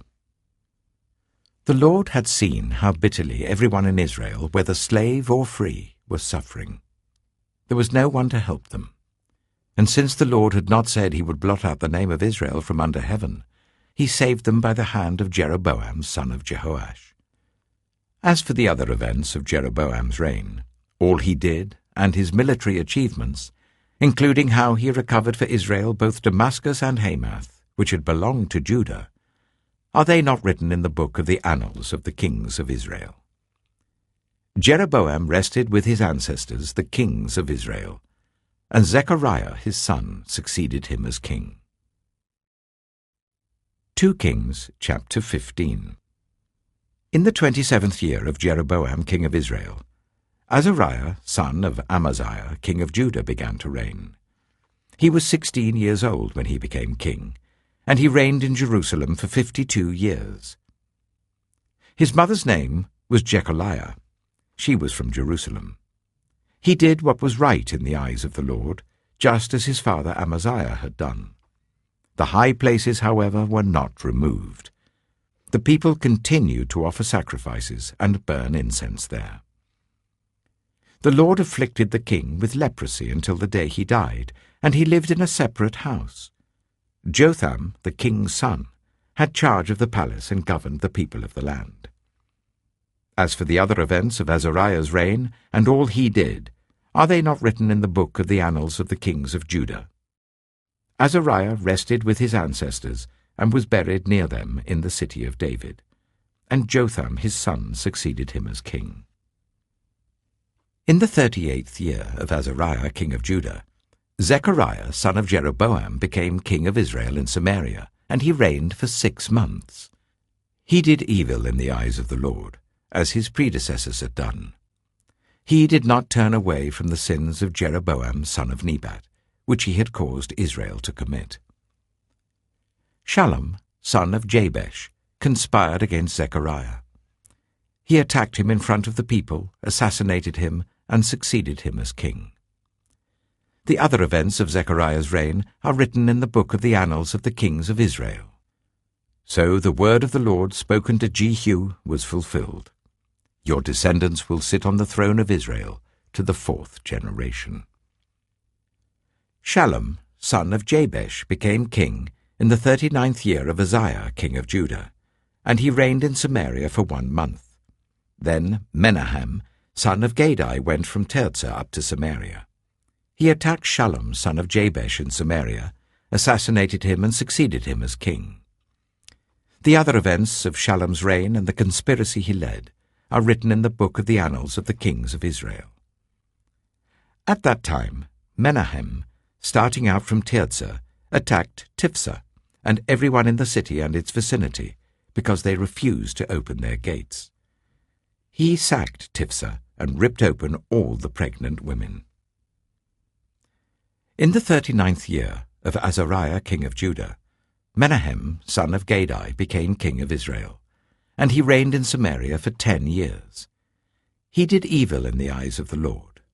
During his entire reign, he did not turn away from the sins of Jeroboam son of Nebat, which he had caused Israel to commit. Then Pul, king of Assyria, invaded the land, and Menahem gave him 1,000 talents of silver to gain his support and strengthen his own hold on the kingdom. Menahem exacted this money from Israel. Every wealthy person had to contribute 50 shekels of silver to be given to the king of Assyria. So the king of Assyria withdrew and stayed in the land no longer. As for the other events of Menahem's reign, and all he did, are they not written in the book of the annals of the kings of Israel? Menahem rested with his ancestors, and Pekahiah his son succeeded him as king. In the 50th year of Azariah king of Judah, Pekahiah son of Menahem became king of Israel in Samaria, and he reigned for 2 years. Pekahiah did evil in the eyes of the Lord. He did not turn away from the sins of Jeroboam son of Nebat, which he had caused Israel to commit. One of his chief officers, Pekah son of Remaliah, conspired against him. Taking 50 men of Gilead with him, he assassinated Pekahiah along with Argob and Ariah in the citadel of the royal palace at Samaria. So Pekah killed Pekahiah and succeeded him as king. The other events of Pekahiah's reign and all he did are written in the book of the annals of the kings of Israel. In the 52nd year of Azariah king of Judah, Pekah son of Remaliah became king of Israel in Samaria, and he reigned for 20 years. He did evil in the eyes of the Lord. He did not turn away from the sins of Jeroboam son of Nebat, which he had caused Israel to commit. In the time of Pekah king of Israel, Tiglath-Pileser king of Assyria came and took Ijon, Abel-Beth-Maachah, Jano, Kedesh, and Hazor. He took Gilead and Galilee, including all the land of Naphtali, and deported the people to Assyria. Then Hoshea, son of Elah, conspired against Pekah son of Remaliah. He attacked and assassinated him, and then succeeded him as king in the 20th year of Jotham, son of Uzziah. As for the other events of Pekah's reign and all he did, are they not written in the book of the annals of the kings of Israel? In the 2nd year of Pekah, son of Remaliah, king of Israel, Jotham, son of Uzziah, king of Judah, began to reign. He was 25 years old when he became king, and he reigned in Jerusalem for 16 years. His mother's name was Jerusha, daughter of Zadok. He did what was right in the eyes of the Lord, just as his father Uzziah had done. The high places, however, were not removed. The people continued to offer sacrifices and burn incense there. Jotham rebuilt the upper gate of the temple of the Lord. As for the other events of Jotham's reign and what he did, are they not written in the book of the annals of the kings of Judah? In those days, the Lord began to send Rezin, king of Aram, and Pekah, son of Remaliah, against Judah. Jotham rested with his ancestors and was buried with them in the city of David, the city of his father, and Ahaz his son succeeded him as king. 2 Kings, chapter 16. In the 17th year of Pekah, son of Remaliah, Ahaz, son of Jotham, king of Judah, began to reign. Ahaz was 20 years old when he became king, and he reigned in Jerusalem for 16 years. Unlike David his father, he did not do what was right in the eyes of the Lord his God. He followed the ways of the kings of Israel, and even sacrificed his son in the fire, engaging in the detestable practices of the nations the Lord had driven out before the Israelites. He offered sacrifices and burned incense at the high places, on the hilltops, and under every spreading tree. Then Rezin, king of Aram, and Pekah, son of Remaliah, king of Israel, marched up to fight against Jerusalem and besieged Ahaz, but they could not overpower him. At that time, Rezin, king of Aram, recovered Elath for Aram by driving out the people of Judah. Edomites then moved into Elath and have lived there to this day. Ahaz sent messengers to say to Tiglath-Pileser, king of Assyria, "I am your servant and vassal. Come up and save me out of the hand of the king of Aram and of the king of Israel who are attacking me." And Ahaz took the silver and gold found in the temple of the Lord and in the treasuries of the royal palace and sent it as a gift to the king of Assyria. The king of Assyria complied by attacking Damascus and capturing it. He deported its inhabitants to Kir and put Rezin to death. Then King Ahaz went to Damascus to meet Tiglath-Pileser, king of Assyria. He saw an altar in Damascus and sent Uriah the priest a sketch of the altar with detailed plans for its construction. So Uriah the priest built an altar in accordance with all the plans that King Ahaz had sent from Damascus and finished it before King Ahaz returned. When the king came back from Damascus and saw the altar, he approached it and presented offerings on it. He offered up his burnt offering and grain offering, poured out his drink offering, and splashed the blood of his fellowship offerings against the altar. The bronze altar that stood before the Lord he brought from the front of the temple, from between the new altar and the temple of the Lord, and put it on the north side of the new altar. King Ahaz then gave these orders to Uriah the priest. On the large new altar, offer the morning burnt offering and the evening grain offering, the king's burnt offering and his grain offering, and the burnt offering of all the people of the land, and their grain offering and their drink offering. Splash against this altar the blood of all the burnt offerings and sacrifices. But I will use the bronze altar for seeking guidance. And Uriah the priest did just as King Ahaz had ordered. King Ahaz cut off the side panels and removed the basins from the movable stands. He removed the sea from the bronze bulls that supported it and set it on a stone base. He took away the Sabbath canopy that had been built at the temple and removed the royal entrance outside the temple of the Lord in deference to the king of Assyria. As for the other events of the reign of Ahaz and what he did, are they not written in the book of the annals of the kings of Judah?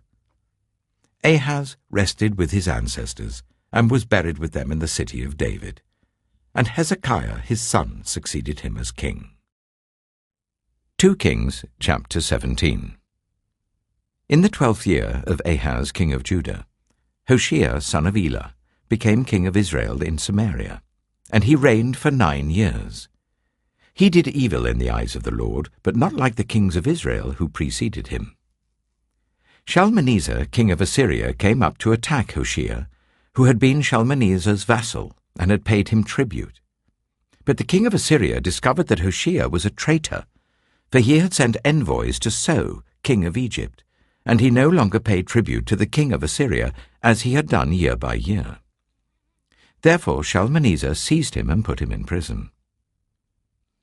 The king of Assyria invaded the entire land, marched against Samaria, and laid siege to it for 3 years. In the 9th year of Hoshea, the king of Assyria captured Samaria and deported the Israelites to Assyria. He settled them in Halah, in Gozan, on the river Habor, and in the towns of the Medes. All this took place because the Israelites had sinned against the Lord their God, who had brought them up out of Egypt from under the power of Pharaoh, king of Egypt. They worshipped other gods, and followed the practices of the nations the Lord had driven out before them, as well as the practices that the kings of Israel had introduced. The Israelites secretly did things against the Lord their God that were not right. From watchtower to fortified city, they built themselves high places in all their towns. They set up sacred stones and Asherah poles on every high hill and under every spreading tree. At every high place they burned incense, as the nations whom the Lord had driven out before them had done. They did wicked things that aroused the Lord's anger.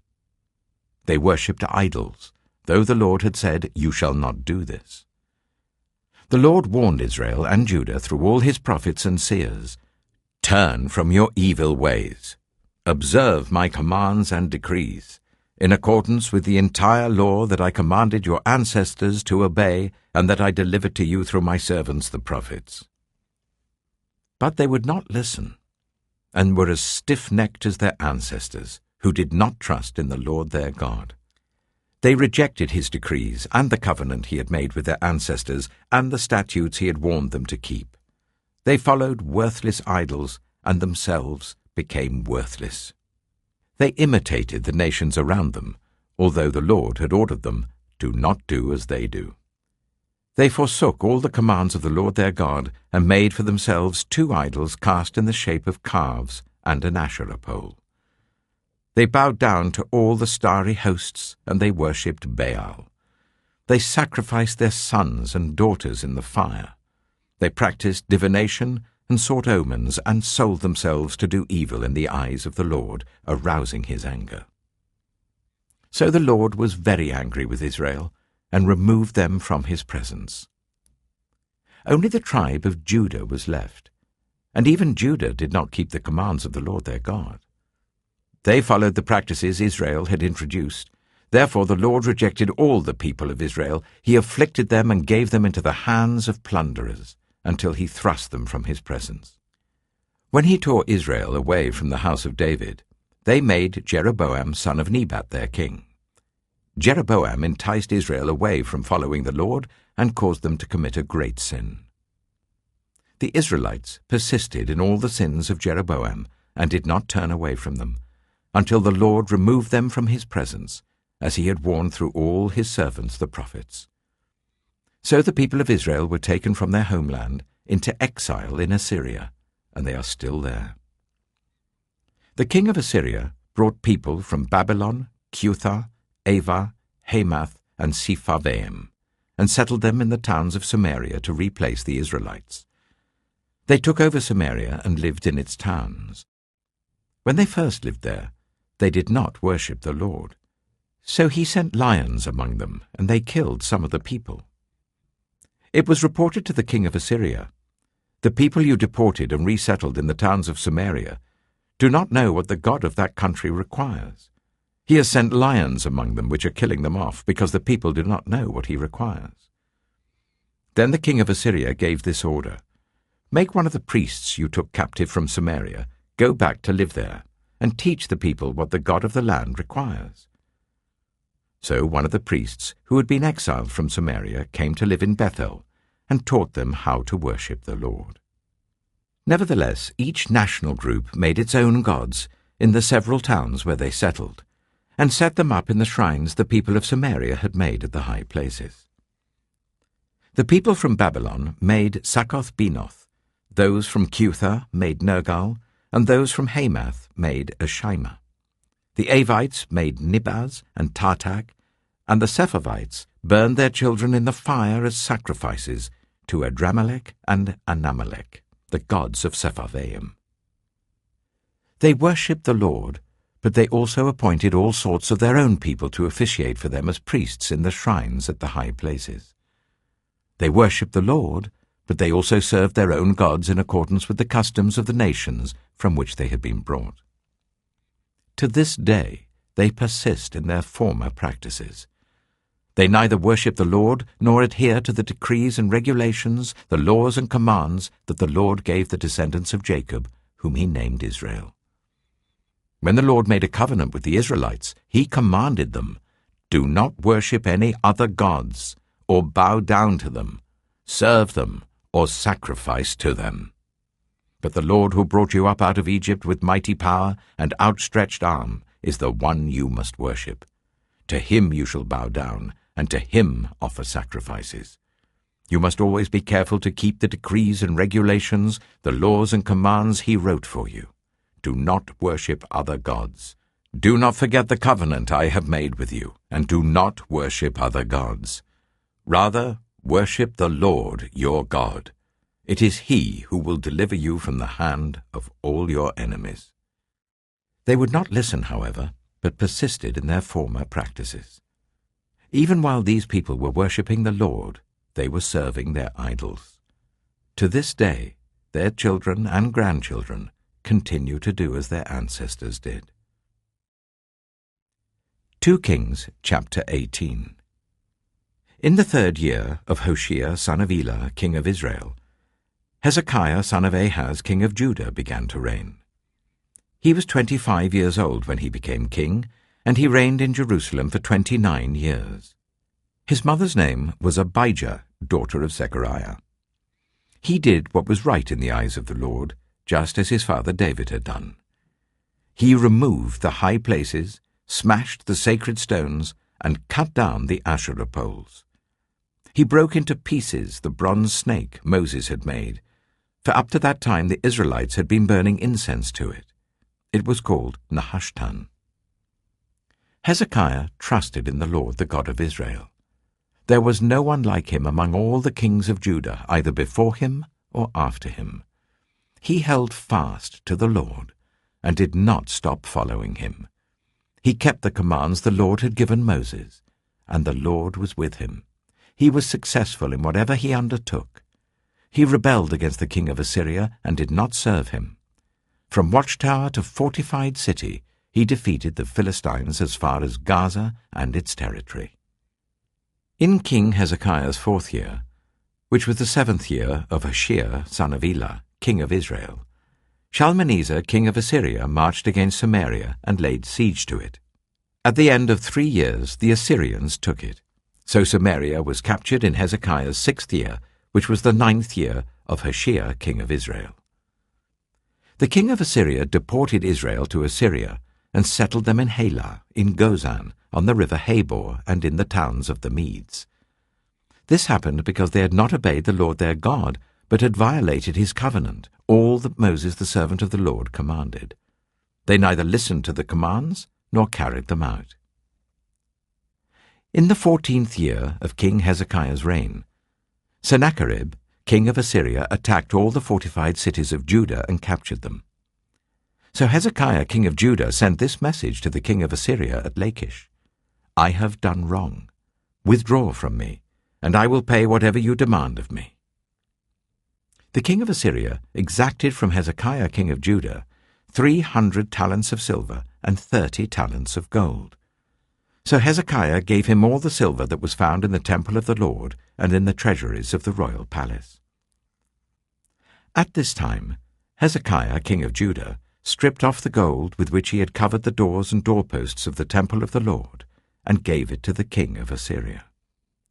The king of Assyria sent his supreme commander, his chief officer, and his field commander with a large army from Lachish to King Hezekiah at Jerusalem.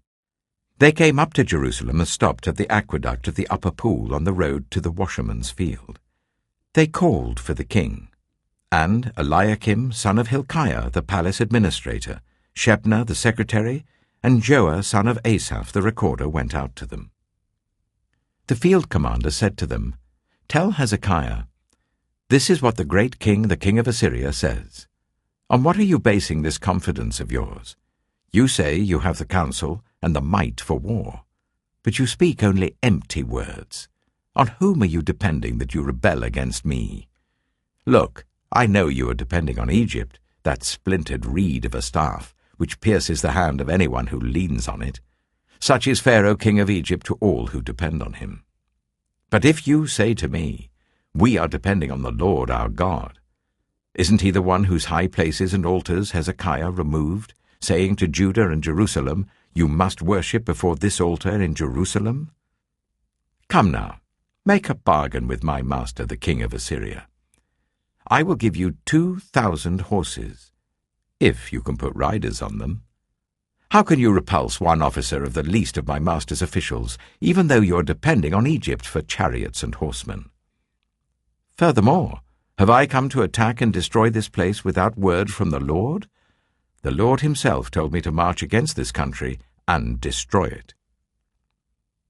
Then Eliakim, son of Hilkiah, and Shebna and Joah said to the field commander, "Please speak to your servants in Aramaic, since we understand it. Don't speak to us in Hebrew in the hearing of the people on the wall." But the commander replied, "Was it only to your master and you that my master sent me to say these things, and not to the people sitting on the wall, who, like you, will have to eat their own excrement and drink their own urine?" Then the commander stood and called out in Hebrew, "Hear the word of the great king, the king of Assyria. This is what the king says. Do not let Hezekiah deceive you. He cannot deliver you from my hand. Do not let Hezekiah persuade you to trust in the Lord when he says, 'The Lord will surely deliver us. This city will not be given into the hand of the king of Assyria.' Do not listen to Hezekiah. This is what the king of Assyria says. Make peace with me and come out to me. Then each of you will eat fruit from your own vine and fig tree and drink water from your own cistern, until I come and take you to a land like your own, a land of grain and new wine, a land of bread and vineyards, a land of olive trees and honey. Choose life and not death. Do not listen to Hezekiah, for he is misleading you when he says, 'The Lord will deliver us.' Has the God of any nation ever delivered his land from the hand of the king of Assyria? Where are the gods of Hamath and Arpad? Where are the gods of Sepharvaim, Hena, and Ivah? Have they rescued Samaria from my hand?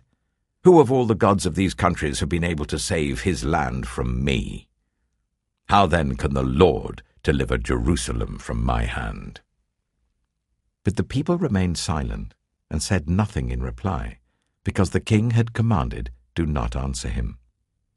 Then Eliakim, son of Hilkiah the palace administrator, Shebna the secretary, and Joah son of Asaph the recorder went to Hezekiah with their clothes torn, and told him what the field commander had said. 2 Kings chapter 19. When King Hezekiah heard this, he tore his clothes and put on sackcloth and went into the temple of the Lord. He sent Eliakim the palace administrator, Shebna the secretary, and the leading priests, all wearing sackcloth, to the prophet Isaiah, son of Amos. They told him, "This is what Hezekiah says. This is a day of distress and rebuke and disgrace, as when children come to the moment of birth and there is no strength to deliver them. It may be that the Lord your God will hear all the words of the field commander, whom his master the king of Assyria had sent to ridicule the living God, and that he will rebuke him for the words the Lord your God has heard. Therefore pray for the remnant that still survives." When King Hezekiah's officials came to Isaiah, Isaiah said to them, "Tell your master, this is what the Lord says. Do not be afraid of what you have heard, those words with which the underlings of the king of Assyria have blasphemed me. Listen. When he hears a certain report, I will make him want to return to his own country, and there I will have him cut down with the sword." When the field commander heard that the king of Assyria had left Lachish, he withdrew and found the king fighting against Libnah. Now Sennacherib received a report that Tirhakah, the king of Cush, was marching out to fight against him. So he again sent messengers to Hezekiah with this word: "Say to Hezekiah, king of Judah, do not let the God you depend on deceive you when he says, 'Jerusalem will not be given into the hands of the king of Assyria.' Surely you have heard what the kings of Assyria have done to all the countries, destroying them completely. And will you be delivered? Did the gods of the nations that were destroyed by my predecessors deliver them? The gods of Gozan, Haran, Reseph, and the people of Eden, who were in Tel Assar? Where is the king of Hamath or the king of Arpad? Where are the kings of Lair, Sepharvaim, Hena, and Ivah?" Hezekiah received the letter from the messengers and read it. Then he went up to the temple of the Lord and spread it out before the Lord. And Hezekiah prayed to the Lord, "Lord, the God of Israel, enthroned between the cherubim, you alone are God over all the kingdoms of the earth. You have made heaven and earth. Give ear, Lord, and hear. Open your eyes, Lord, and see. Listen to the words Sennacherib has sent to ridicule the living God. It is true, Lord, that the Assyrian kings have laid waste these nations and their lands. They have thrown their gods into the fire and destroyed them, for they were not gods, but only wood and stone fashioned by human hands. Now, Lord, our God, deliver us from his hand, so that all the kingdoms of the earth may know that you alone, Lord, are God." Then Isaiah, son of Amos, sent a message to Hezekiah. "This is what the Lord, the God of Israel, says. I have heard your prayer concerning Sennacherib, king of Assyria. This is the word that the Lord has spoken against him. Virgin daughter Zion despises you and mocks you. Daughter Jerusalem tosses her head as you flee. Who is it you have ridiculed and blasphemed? Against whom have you raised your voice and lifted your eyes in pride? Against the Holy One of Israel. By your messengers you have ridiculed the Lord, and you have said, 'With my many chariots I have ascended the heights of the mountains, the utmost heights of Lebanon. I have cut down its tallest cedars, the choicest of its junipers. I have reached its remotest parts, the finest of its forests. I have dug wells in foreign lands and drunk the water there. With the soles of my feet I have dried up all the streams of Egypt. Have you not heard? Long ago I ordained it. In the days of old I planned it. Now I have brought it to pass, that you have turned fortified cities into piles of stone.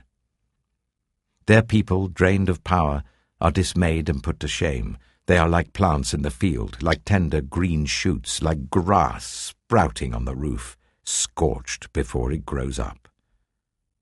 But I know where you are, and when you come and go, and how you rage against me. Because you rage against me, and because your insolence has reached my ears, I will put my hook in your nose and my bit in your mouth, and I will make you return by the way you came. This will be the sign for you, Hezekiah. This year you will eat what grows by itself, and the second year what springs from that. But in the third year sow and reap, plant vineyards and eat their fruit. Once more a remnant of the kingdom of Judah will take root below and bear fruit above. For out of Jerusalem will come a remnant, and out of Mount Zion a band of survivors. The zeal of the Lord Almighty will accomplish this. Therefore this is what the Lord says concerning the king of Assyria. He will not enter this city, or shoot an arrow here. He will not come before it with shield, or build a siege ramp against it. By the way that he came, he will return. He will not enter this city, declares the Lord. I will defend this city and save it, for my sake and for the sake of David my servant." That night the angel of the Lord went out and put to death 185,000 in the Assyrian camp. When the people got up the next morning, there were all the dead bodies. So Sennacherib, king of Assyria, broke camp and withdrew. He returned to Nineveh and stayed there. One day, while he was worshipping in the temple of his god Nisroch, his sons Adramelech and Sharezer killed him with the sword, and they escaped to the land of Ararat. And Esarhaddon, his son, succeeded him as king. 2 Kings chapter 20. In those days Hezekiah became ill and was at the point of death. The prophet Isaiah, son of Amoz, went to him and said, "This is what the Lord says. Put your house in order, because you are going to die. You will not recover." Hezekiah turned his face to the wall and prayed to the Lord. "Remember, Lord, how I have walked before you faithfully and with wholehearted devotion, and have done what is good in your eyes." And Hezekiah wept bitterly. Before Isaiah had left the middle court, the word of the Lord came to him. "Go back and tell Hezekiah, the ruler of my people, this is what the Lord, the God of your father David, says. I have heard your prayer and seen your tears. I will heal you. On the 3rd day from now, you will go up to the temple of the Lord. I will add 15 years to your life, and I will deliver you and this city from the hand of the king of Assyria. I will defend this city for my sake and for the sake of my servant David." Then Isaiah said, "Prepare a poultice of figs." They did so and applied it to the boil, and he recovered. Hezekiah had asked Isaiah, "What will be the sign that the Lord will heal me, and that I will go up to the temple of the Lord on the 3rd day from now?" Isaiah answered, "This is the Lord's sign to you that the Lord will do what he has promised. Shall the shadow go forward 10 steps, or shall it go back 10 steps?" "It is a simple matter for the shadow to go forward 10 steps, said Hezekiah. "Rather, let it go back 10 steps. Then the prophet Isaiah called on the Lord, and the Lord made the shadow go back the 10 steps it had gone down on the stairway of Ahaz. At that time Marduk-Baladan, son of Baladan, king of Babylon, sent Hezekiah letters and a gift, because he had heard of Hezekiah's illness. Hezekiah received the envoys and showed them all that was in his storehouses, the silver, the gold, the spices, and the fine oil, his armory, and everything found among his treasures. There was nothing in his palace or in all his kingdom that Hezekiah did not show them. Then Isaiah the prophet went to King Hezekiah and asked, "What did those men say, and where did they come from?" "From a distant land," Hezekiah replied. "They came from Babylon." The prophet asked, "What did they see in your palace?" "They saw everything in my palace," Hezekiah said. "There is nothing among my treasures that I did not show them." Then Isaiah said to Hezekiah, "Hear the word of the Lord. The time will surely come when everything in your palace, and all that your predecessors have stored up until this day, will be carried off to Babylon. Nothing will be left, says the Lord.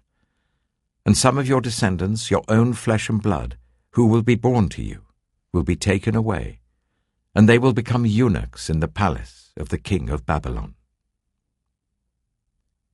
"The word of the Lord you have spoken is good," Hezekiah replied, for he thought, "Will there not be peace and security in my lifetime?"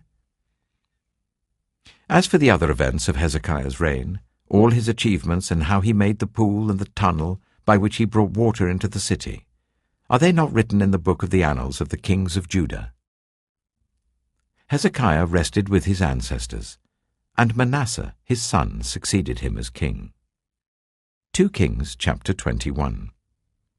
Manasseh was 12 years old when he became king, and he reigned in Jerusalem for 55 years. His mother's name was Hephzibah. He did evil in the eyes of the Lord, following the detestable practices of the nations the Lord had driven out before the Israelites. He rebuilt the high places his father Hezekiah had destroyed. He also erected altars to Baal and made an Asherah pole, as Ahab king of Israel had done. He bowed down to all the starry hosts and worshipped them. He built altars in the temple of the Lord, of which the Lord had said, "In Jerusalem I will put my name."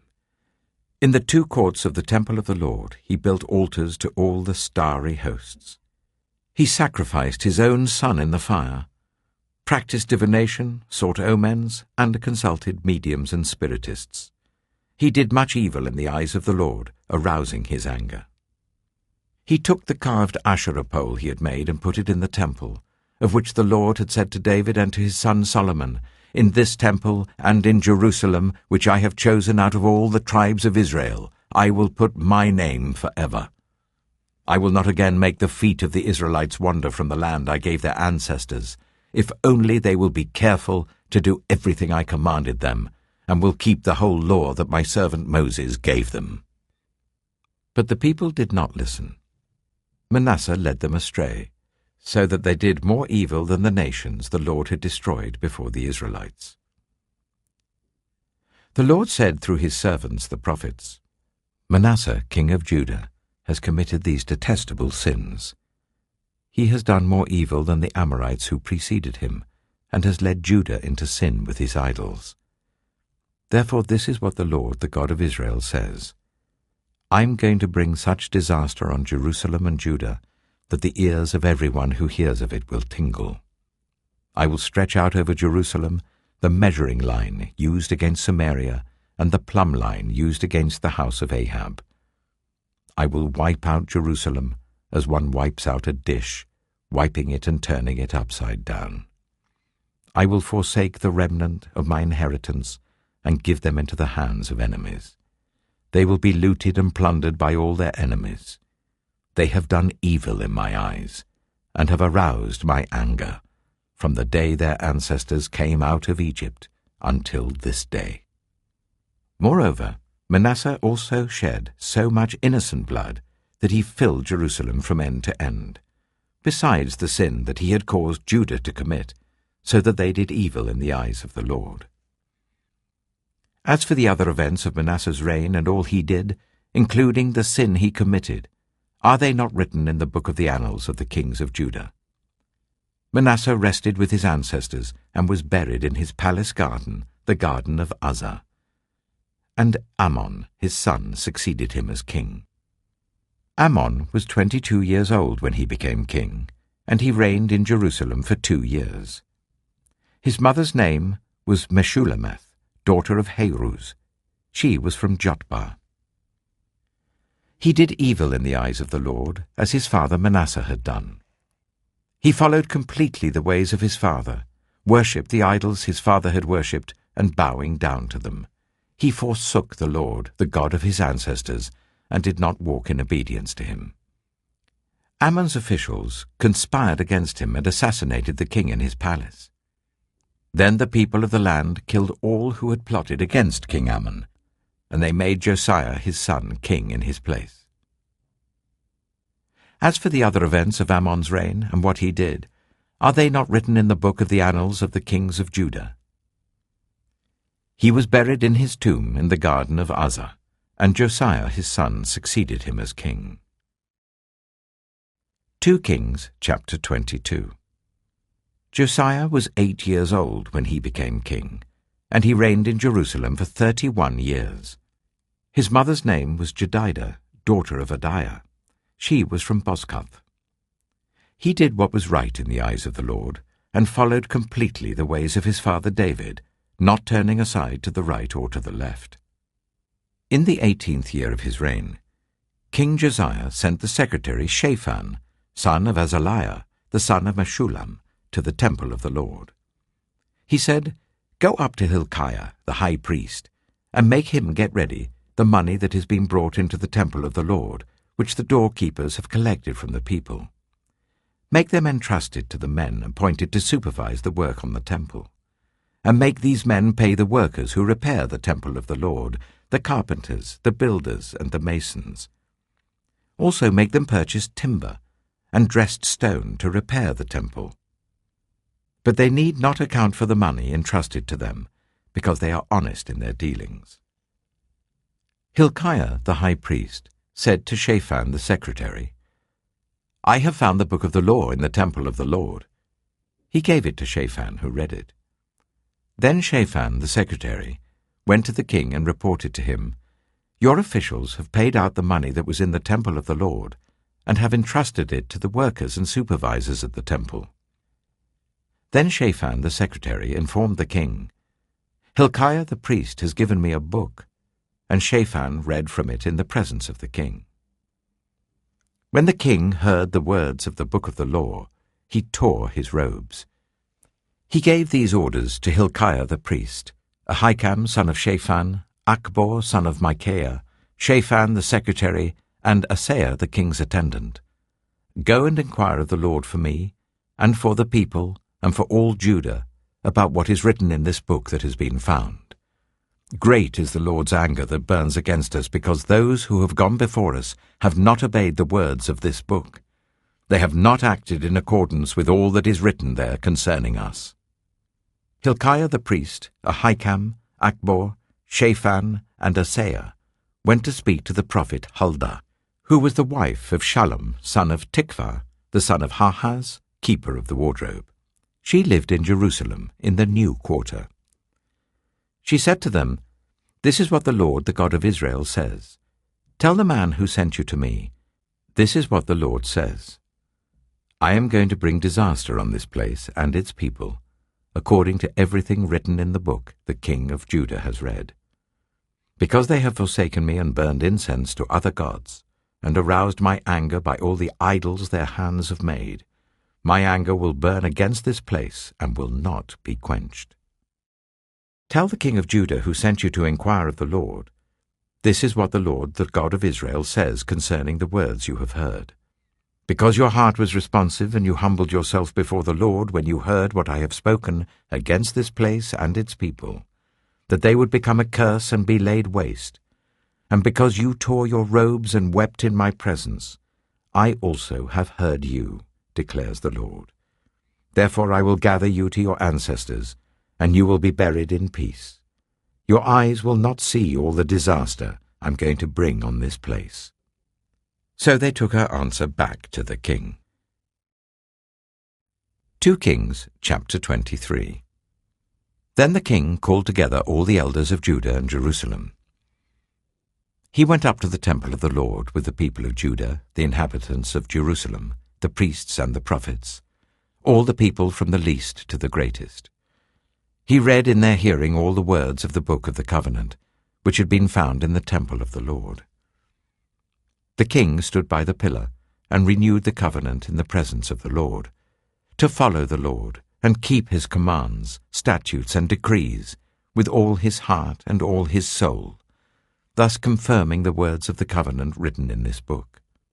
Then all the people pledged themselves to the covenant. The king ordered Hilkiah the high priest, the priests next in rank, and the doorkeepers to remove from the temple of the Lord all the articles made for Baal and Asherah, and all the starry hosts. He burned them outside Jerusalem in the fields of the Kidron Valley, and took the ashes to Bethel.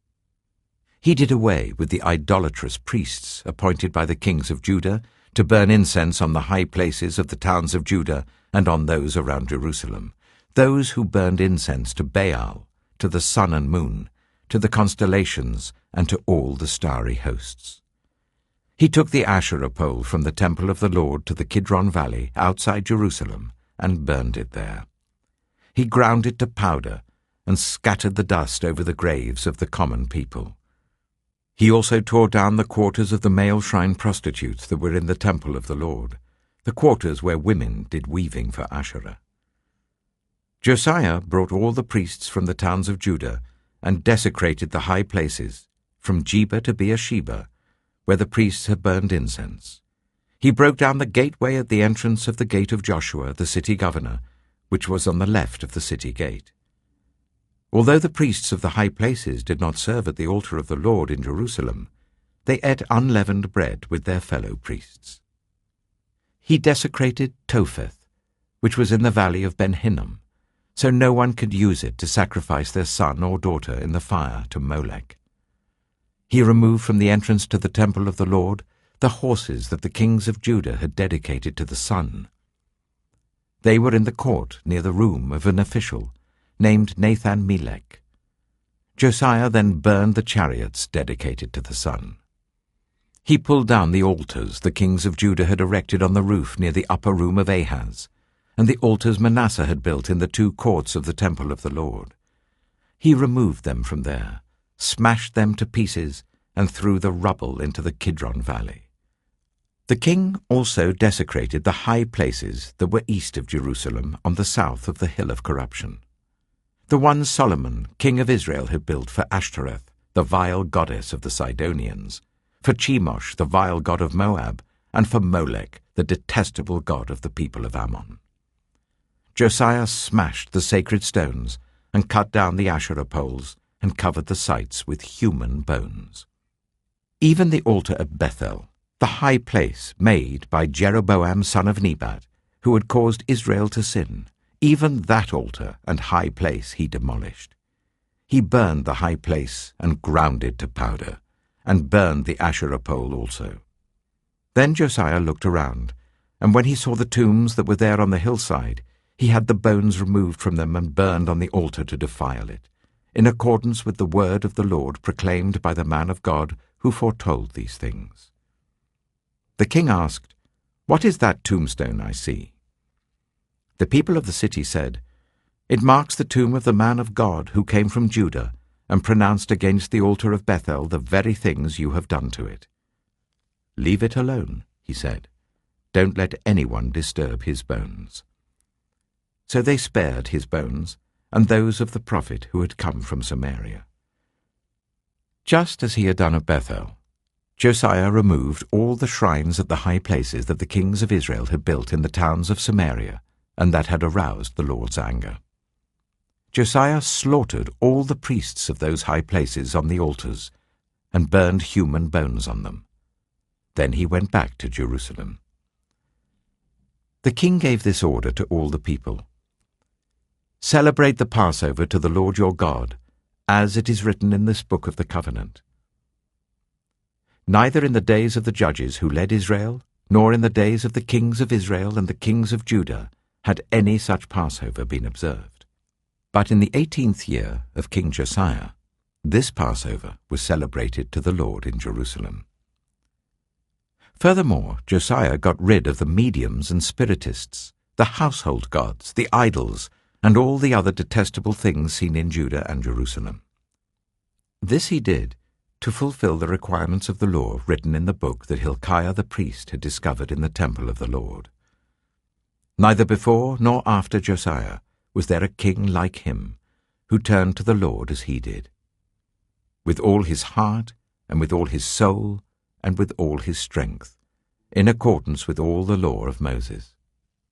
Nevertheless, the Lord did not turn away from the heat of his fierce anger, which burned against Judah because of all that Manasseh had done to arouse his anger.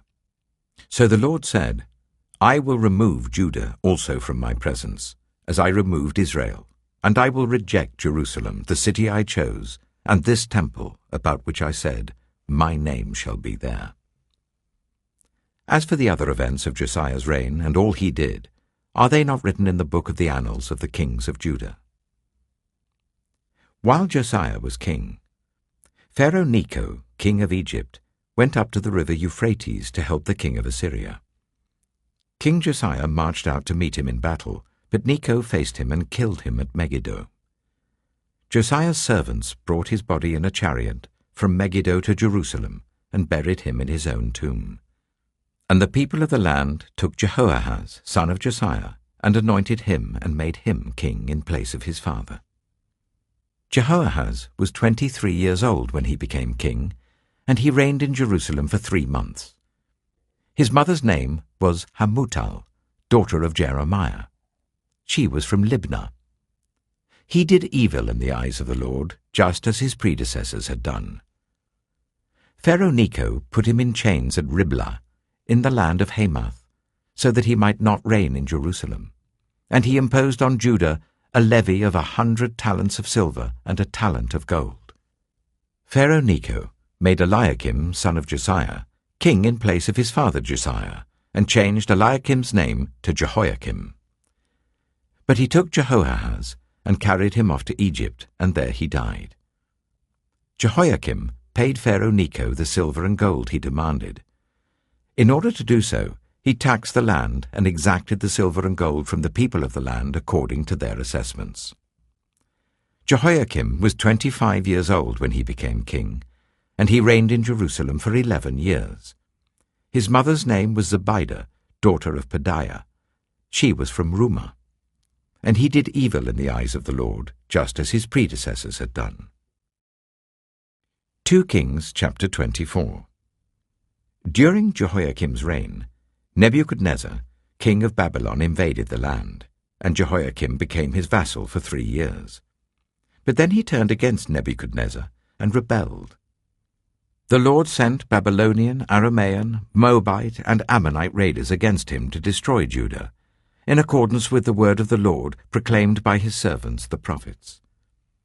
Surely these things happened to Judah according to the Lord's command, in order to remove them from his presence, because of the sins of Manasseh and all he had done, including the shedding of innocent blood. For he had filled Jerusalem with innocent blood, and the Lord was not willing to forgive. As for the other events of Jehoiakim's reign, and all he did, are they not written in the book of the annals of the kings of Judah?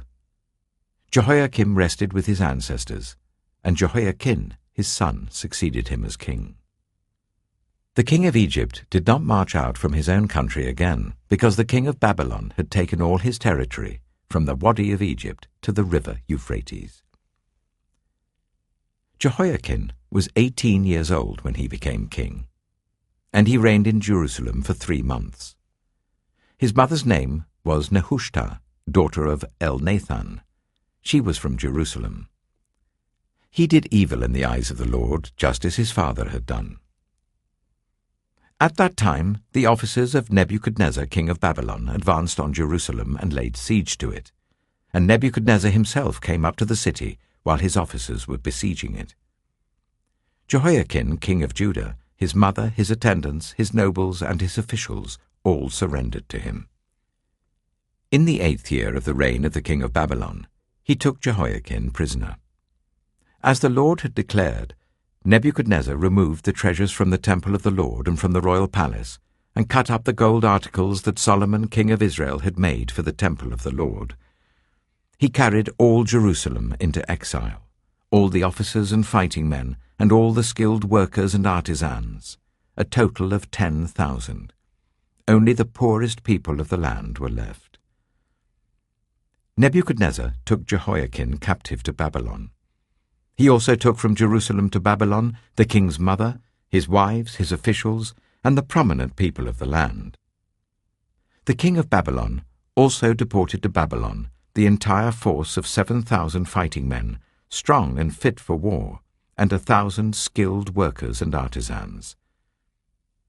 He made Mattaniah, Jehoiakim's uncle, king in his place, and changed his name to Zedekiah. Zedekiah was 21 years old when he became king, and he reigned in Jerusalem for 11 years. His mother's name was Hamutal, daughter of Jeremiah. She was from Libnah. He did evil in the eyes of the Lord, just as Jehoiakim had done. It was because of the Lord's anger that all this happened to Jerusalem and Judah, and in the end he thrust them from his presence. Now Zedekiah rebelled against the king of Babylon. 2 Kings chapter 25. So in the 9th year of Zedekiah's reign, on the 10th day of the 10th month, Nebuchadnezzar king of Babylon marched against Jerusalem with his whole army. He camped outside the city and built siege works all around it. The city was kept under siege until the 11th year of King Zedekiah. By the 9th day of the 4th month, the famine in the city had become so severe that there was no food for the people to eat. Then the city wall was broken through, and the whole army fled at night through the gate between the 2 walls near the king's garden, though the Babylonians were surrounding the city. They fled towards the Arabah, But the Babylonian army pursued the king and overtook him in the plains of Jericho. All his soldiers were separated from him and scattered, and he was captured. He was taken to the king of Babylon at Riblah, where sentence was pronounced on him. They killed the sons of Zedekiah before his eyes. Then they put out his eyes, bound him with bronze shackles, and took him to Babylon. On the 7th day of the 5th month, in the 19th year of Nebuchadnezzar king of Babylon, Nebuzaradan, commander of the imperial guard, an official of the king of Babylon, came to Jerusalem. He set fire to the temple of the Lord, the royal palace, and all the houses of Jerusalem. Every important building he burned down. The whole Babylonian army under the commander of the imperial guard broke down the walls around Jerusalem. Nebuzaradan, the commander of the guard, carried into exile the people who remained in the city, along with the rest of the populace and those who had deserted to the king of Babylon. But the commander left behind some of the poorest people of the land to work the vineyards and fields. The Babylonians broke up the bronze pillars, the movable stands, and the bronze sea that were at the temple of the Lord, and they carried the bronze to Babylon. They also took away the pots, shovels, wick trimmers, dishes, and all the bronze articles used in the temple service. The commander of the imperial guard took away the censers and sprinkling bowls, all that were made of pure gold or silver.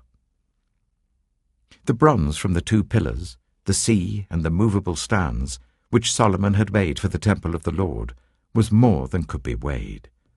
Each pillar was 18 cubits high. The bronze capital, on top of one pillar, was 3 cubits high, and was decorated with a network and pomegranates of bronze all round. The other pillar, with its network, was similar. The commander of the guard took as prisoners Seraiah the chief priest, Zephaniah the priest next in rank, and the 3 doorkeepers. Of those still in the city, he took the officer in charge of the fighting men and 5 royal advisers. He also took the secretary, who was chief officer in charge of conscripting the people of the land, and 60 of the conscripts who were found in the city. Nebuzaradan, the commander, took them all and brought them to the king of Babylon at Riblah. There at Riblah, in the land of Hamath, the king had them executed. So Judah went into captivity, away from her land. Nebuchadnezzar, king of Babylon, appointed Gedaliah, son of Ahikam, the son of Shaphan, to be over the people he had left behind in Judah. When all the army officers and their men heard that the king of Babylon had appointed Gedaliah as governor, they came to Gedaliah at Mizpah. Ishmael, son of Nethaniah, Johanan, son of Kareah, Seraiah, son of Tanhumeth the Netophathite, Jaazaniah, the son of the Maacathite, and their men. Gedaliah took an oath to reassure them and their men. "Do not be afraid of the Babylonian officials," he said. "Settle down in the land and serve the king of Babylon, and it will go well with you." In the 7th month, however, Ishmael, son of Nethaniah, the son of Elishama, who was of royal blood, came with 10 men and assassinated Gedaliah, and also the men of Judah and the Babylonians who were with him at Mizpah. At this, all the people from the least to the greatest, together with the army officers, fled to Egypt for fear of the Babylonians. In the 37th year of the exile of Jehoiakim, king of Judah, in the year Awal-Marduk became king of Babylon, he released Jehoiakim, king of Judah, from prison. He did this on the 27th day of the 12th month. He spoke kindly to him, and gave him a seat of honor higher than those of the other kings who were with him in Babylon. So Jehoiakim put aside his prison clothes, and for the rest of his life ate regularly at the king's table. Day by day, the king gave Jehoiakim a regular allowance as long as he lived.